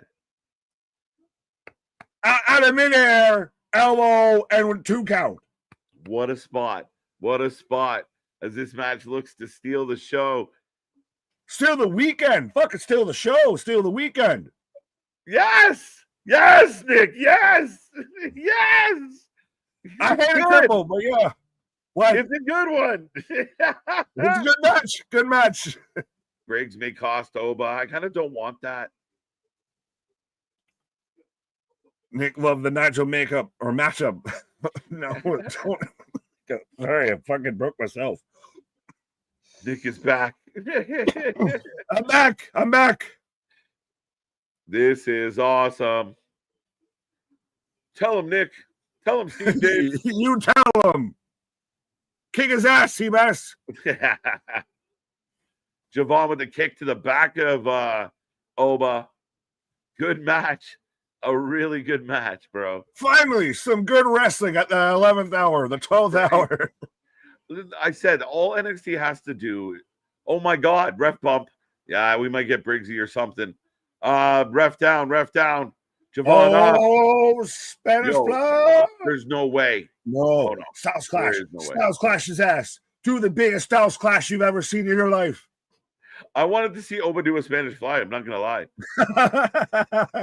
Hurricane Rana. Oh, pop-up cutter. Oh! Hey, look, he's springing off that bad leg and then another cutter. Big head, ref back. Do it. Fucking... No. Oh, they got it right. You can't be fucking serious. They got it right. First off, when did Carl Anderson become a referee for NXT? Why the fuck have we had so many matches today decided after the fucking fact with referee fucking... They did it right. The match did not end. They caught it before the 3. No, they didn't. Yeah, they did. They caught it was a 3 and then the rest waving it off. It was a 2. It was a 2, bro. Anger from House Left. It was a 2. Holy shit. Holy fucking shit. Javon just gets tossed by Oba again of I believe I can fly. Wow. Pin him now. Adam, love it. End this shit. It's over, pop up. My God. We 1, still have a champion. 2, 3. Undeniable. Unbeatable, perhaps. Frida Felcher. Oh no, she said I didn't listen. We've said it for the longest time. When it comes to Oba in NXT, he's going to be one of those of, I'm sorry, I broke it into your toy and have to hand the title back. Right. Super Dusty finishes. I was having an MJF flashback. Dude. I mean, a good match. A good match. I don't know if the ref bump was necessary. No, honestly. Right? Other than delaying the 1 pinfall. I don't know how it gave you the false hope. It gave you the false hope. Mm-hmm. That's it. But look, wait. 1, 2, Yeah, see, two. They did it right. They did it right. Oh my God, I can't believe I didn't see it. Oh. Right? That toss, though. Just Fucking rude. border toss Just your rude. ass off. Of he just hucked that man into a different state. Yeah, no, it's absolutely rude that you just throw a man like that. After a man's already been thrown like that. And then, again, the fall from grace, that pop-up power bomb. Just, Oba is a destroyer, an eater of worlds. He really is, man. Undeniable. Good match. I mean, Oba hangs with a younger, faster guy, but his power is just overwhelming. Now, is that it for tonight? We'll see. We'll see. Just a very clean night from start to finish so far. Not a lot of extracurriculars, not a lot of shenanigans, just matches, just good matches. All of today has kind of moved at that break. Wait a minute. Wait a minute. Wait a minute. Ricky Saints. Ricky Saints is out to say hello. We talked about this either on Tuesday or on Thursday of does Saints need to get involved in the world title picture? Yeah, I mean, it gives him some relevance. He just came off that big win off that Jasper Troy, so it makes a lot of sense that we're going to move him into that. So yeah, let's go. Is Ricky a guy that can find a way? Is it interesting that on the same night, the same day that we watched AEW Forbidden Door, we end tonight with Oba Femi eye to eye with Ricky Starks, Ricky Saints. So we got AEW Tangelo, fingers across all the board here. But Javon, Oba, best match of the night across both shows. Yeah, it's up there. I think I really, really like Jordan Grace and Mariah May's match tonight. Oba Javon was wicked. But I mean, I think there was some good match. Athena, Tony Storm was really strong. Fletcher, Takahashi. I think Slade Edge, Javon, and Oba might have been the most fun. Like the best match, start to finish, and played out super strong. Notice how we didn't mention a single main event for Forbidden Door that'd be considered for match of the night? Well, the MJF Adam Page match I thought was a decent match, but I think the ending hurt it. The steel cage, it just felt like I've been here. Like it didn't. It just didn't move me, like it wasn't bad. I was entertained. Considering we were covering 7 hours of AEW tonight, it went really fast. So I give them credit. I didn't hate the show. I thought it was really strong. I thought it was very good. I start to finish on a completely different vibe. NXT just gave us 6 matches, like straight. Here we go. Good matches, clean outcomes. I was really happy with Heatwave. Forbidden Door was good until an 8. By the way, I see we're knocking at the door of 500 likes on the stream and everything, as we've been flirting with 100 right now and everything. So let's keep that ball rolling. Right. And we just got to 7.4K subscribers. So we appreciate you for that, folks. Yeah, I mean, the show is clicking. And we see the numbers jumping up. Let us know in the chat. How did you feel about the show? Give you a rating out of 10.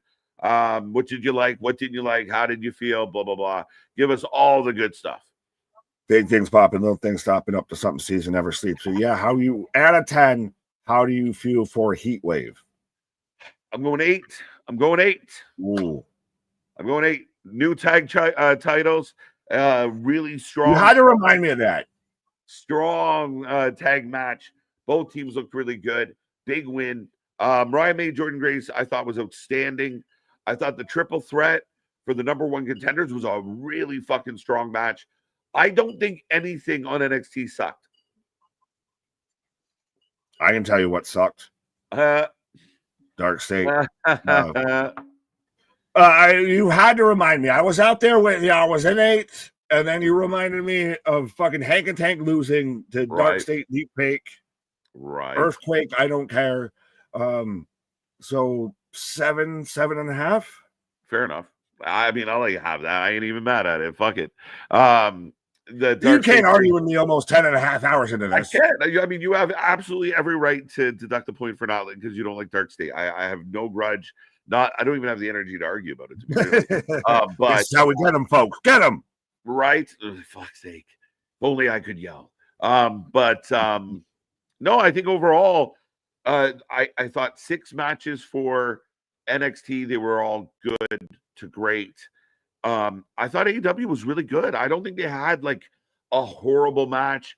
I don't think they had a boring match. There was boring spots to things, but everything they did today on Forbidden Door, I thought was pretty good too. Some of the stuff was great. Some of it was not bad. Like, I think this was a really good day of wrestling. Yes, it was very much top 5 You out of didn't top like it. 6 and everything. Well, no, they actively. I feel like Tony Khan actively booked shit to spite me and You everything. didn't like today. The MJF thing was awful. The fucking cage match ending, the extracurriculars was just Right. shite. You needed a goddamn almost preface of Jada a Parker warning. lost, by the way. What? Jada Parker lost as well. Jada lost. Alex Windsor lost. You needed almost a fucking, like I said, you almost need a goddamn warning before you show the goddamn cage match with everything that did with Darby's ear with a goddamn screwdriver. Today was not a good day for me, but it might have been a good day for wrestling. Yeah, I think it really was. And I know some fans out there, and I said this before. And remember, folks, this doesn't make them bad fans. Some people are going to watch like the cage match and just enjoy the chaos that it is. And they're allowed to do that. I thought it was all right. There was some flaws with it. There's some lack of continuity. That's us being a little picky. It could have been overall kind of set up and finished better. Swerve Okada surprised me. Maybe my most surprised match of the night. I actually enjoyed that more than I thought I was going to. Yeah, kind of, pretty happy overall. Couple things. Do you have an overall rating for today of 10 and a half hours almost here? I'm glad we're going to get out of here before 10 o'clock, I think. Crazy. We are. I'm surprised by this. We managed to watch 2.5 hours. What? A 2.5 hour pay-per-view. That's all it was? Right? Starts at 7, right? Allegedly. I can't. Allegedly, we were here. I can't keep track of times and everything. When we started a half hour before even AEW started. Right. No shit. But what is your overall rating out of 10? Chat, let me know what is your overall rating out of 10 for today. Not one show, not this collective fucking mental gymnastics you need to do. How you felt today for wrestling? This is a wrestling rating for the day. I think the overall is like a 7.5, like 7.5, 8 out of 10. I think if you look at the two shows, they're both kind of in that realm. I could understand why somebody would be like an 8 or 9. Again, 20 matches, you're gonna have some lulls in there, so I think that's a fair score. Yeah, I think they did well. 7 across the board. Oh, you bitter bitch. No, I sat there. I gave a 6 to AEW and I gave a 7.5 at best to NXT. So right down the middle, you know what? Okay. And mathing. Sometimes math be mathing. Right. 9 out of 10 from Bernard. That's amazing, dude. 9 and 4, 4 and 2. Some people did well. Show 8 out of 10, 8.5 out of 10, 8. Oh, I like it. 8 from Showbiz. Snowbiz. Mr. Plow. That's my name. That name again is Mr. Plow. Call Mr. Bitch. That's 9 out of 10, 7.5 out of 10, 8 out of 10 for AEW, 7.5. So slight edge to AEW. That's fair. 3 and 3. Thank you for that, Dale. 7 out of 10. The London screw job. Yes. My MJF got screwed. WCW. Right. Yeah, still a weird. That was so weird, bro. Like I don't know. That killed the evening for me. That killed the day. It did. It definitely up until Oba Javon, you were pretty fuck everybody on for a while. First off, kill bitch in the clicking. 6.75 out of 10 knee pads for the day overall. 10 out of 10 stream, though. Wrestling might suck. We never do. And we got nothing but love, MDB. Thank you, sir. 9 out of 10, 7.5, and 9 out of 10, 8 out of 10. I'm like, they're like neck and neck. I could see them being pretty even, pretty tied. I can't be fully mad at someone that wants to do an 8, to give today an 8 or anything. No. I can also see a 6. Oof. Again, I'm middle of the road with a 7. I don't know Okay. where you are. I'm like 7.5. I can't give today a 9 or a 10 or anything. No, I'm not giving it a 9 or 10 either. And I think that is a nature of like when you tack on, when it's you know, if you go with that 7, 8, 9 matches on a show, Right. you have there's less there, you know, you kind of clean up the margin of error, because every time you do 13, 14 matches, 1 or 2 of them are definitely going to be duds, and you just by nature of booking that much. So, but I thought they did really well this week, today. Tonight, today, this week, Today, tomorrow, this month. Good afternoon, good evening, and good night, kind of shit. Right. But yeah, I think, ladies and gentlemen, that's a great stream, 10 out of 10. I think we're at that point now where I'm just killing a couple seconds because I like. We got another 3 minutes before we hit 10. Like 2:15. Can I stretch this out? But ladies and gentlemen, that was NXT Heatwave. That was Forbidden Door. Don't forget, get our merch. It's cool. We're switching it up. We're bringing more items. Like I said, we got pants. Don't you hate pants? Well, we got pants. Just in case you don't hate pants. I'm not even wearing any. But we got so much coming your way, folks. Always click that little bell. Follow the programming notes. Check out all our social media. We post every day on Instagram and X to keep you up to date on all the shit we're doing. And we have a Facebook group. We have a Facebook group and a Discord and everything. Yeah, check out Facebook, Discord, Blue Sky, Twitch. Go check out Twitch. We're about to partner up with them. And we're working on so much more, guys. Wherever you got social media platforms, we're there and we've been there. Right. And next week's going to be an insane week. Monday, tomorrow, 2:30. Nick on Nick action. And a whole week of twists and turns. And I hope y'all have a good time. Nick, this was. We got that hot, steamy geek box action. We got a minute 10. We're almost there. Oh, I can keep talking about all this. I can still bitch about MJF fucking losing and how he got screwed out of this and how they did it wrong. They should have played at least the man's music or anything. Sell it a little bit, right? Do something. I still love We Shirt People. Yeah, hashtag Nickonomics. And I do the outro in 45 seconds. I think I can, and we'll just end right on this perfect little nose. Our shit is real, our shit is raw, our shit is authentic. When you talk about that wrestling, you put it with that for life with it. Thank you for joining us. What a marathon, what a show. Come back tomorrow. See you on the flip side. Have a good night. We appreciate everybody. Like, share, subscribe, hit all the buttons. Thank you, Nick. This is amazing. I gotta kill 10 seconds. We're almost there. But yes, all the shows, 2:30 tomorrow, special time. Watch us on the replay if you don't watch us then. And again, all week long, crazy times, Clash week. We're go-home show for all the Paris stuff. Ladies and gentlemen, have a good night.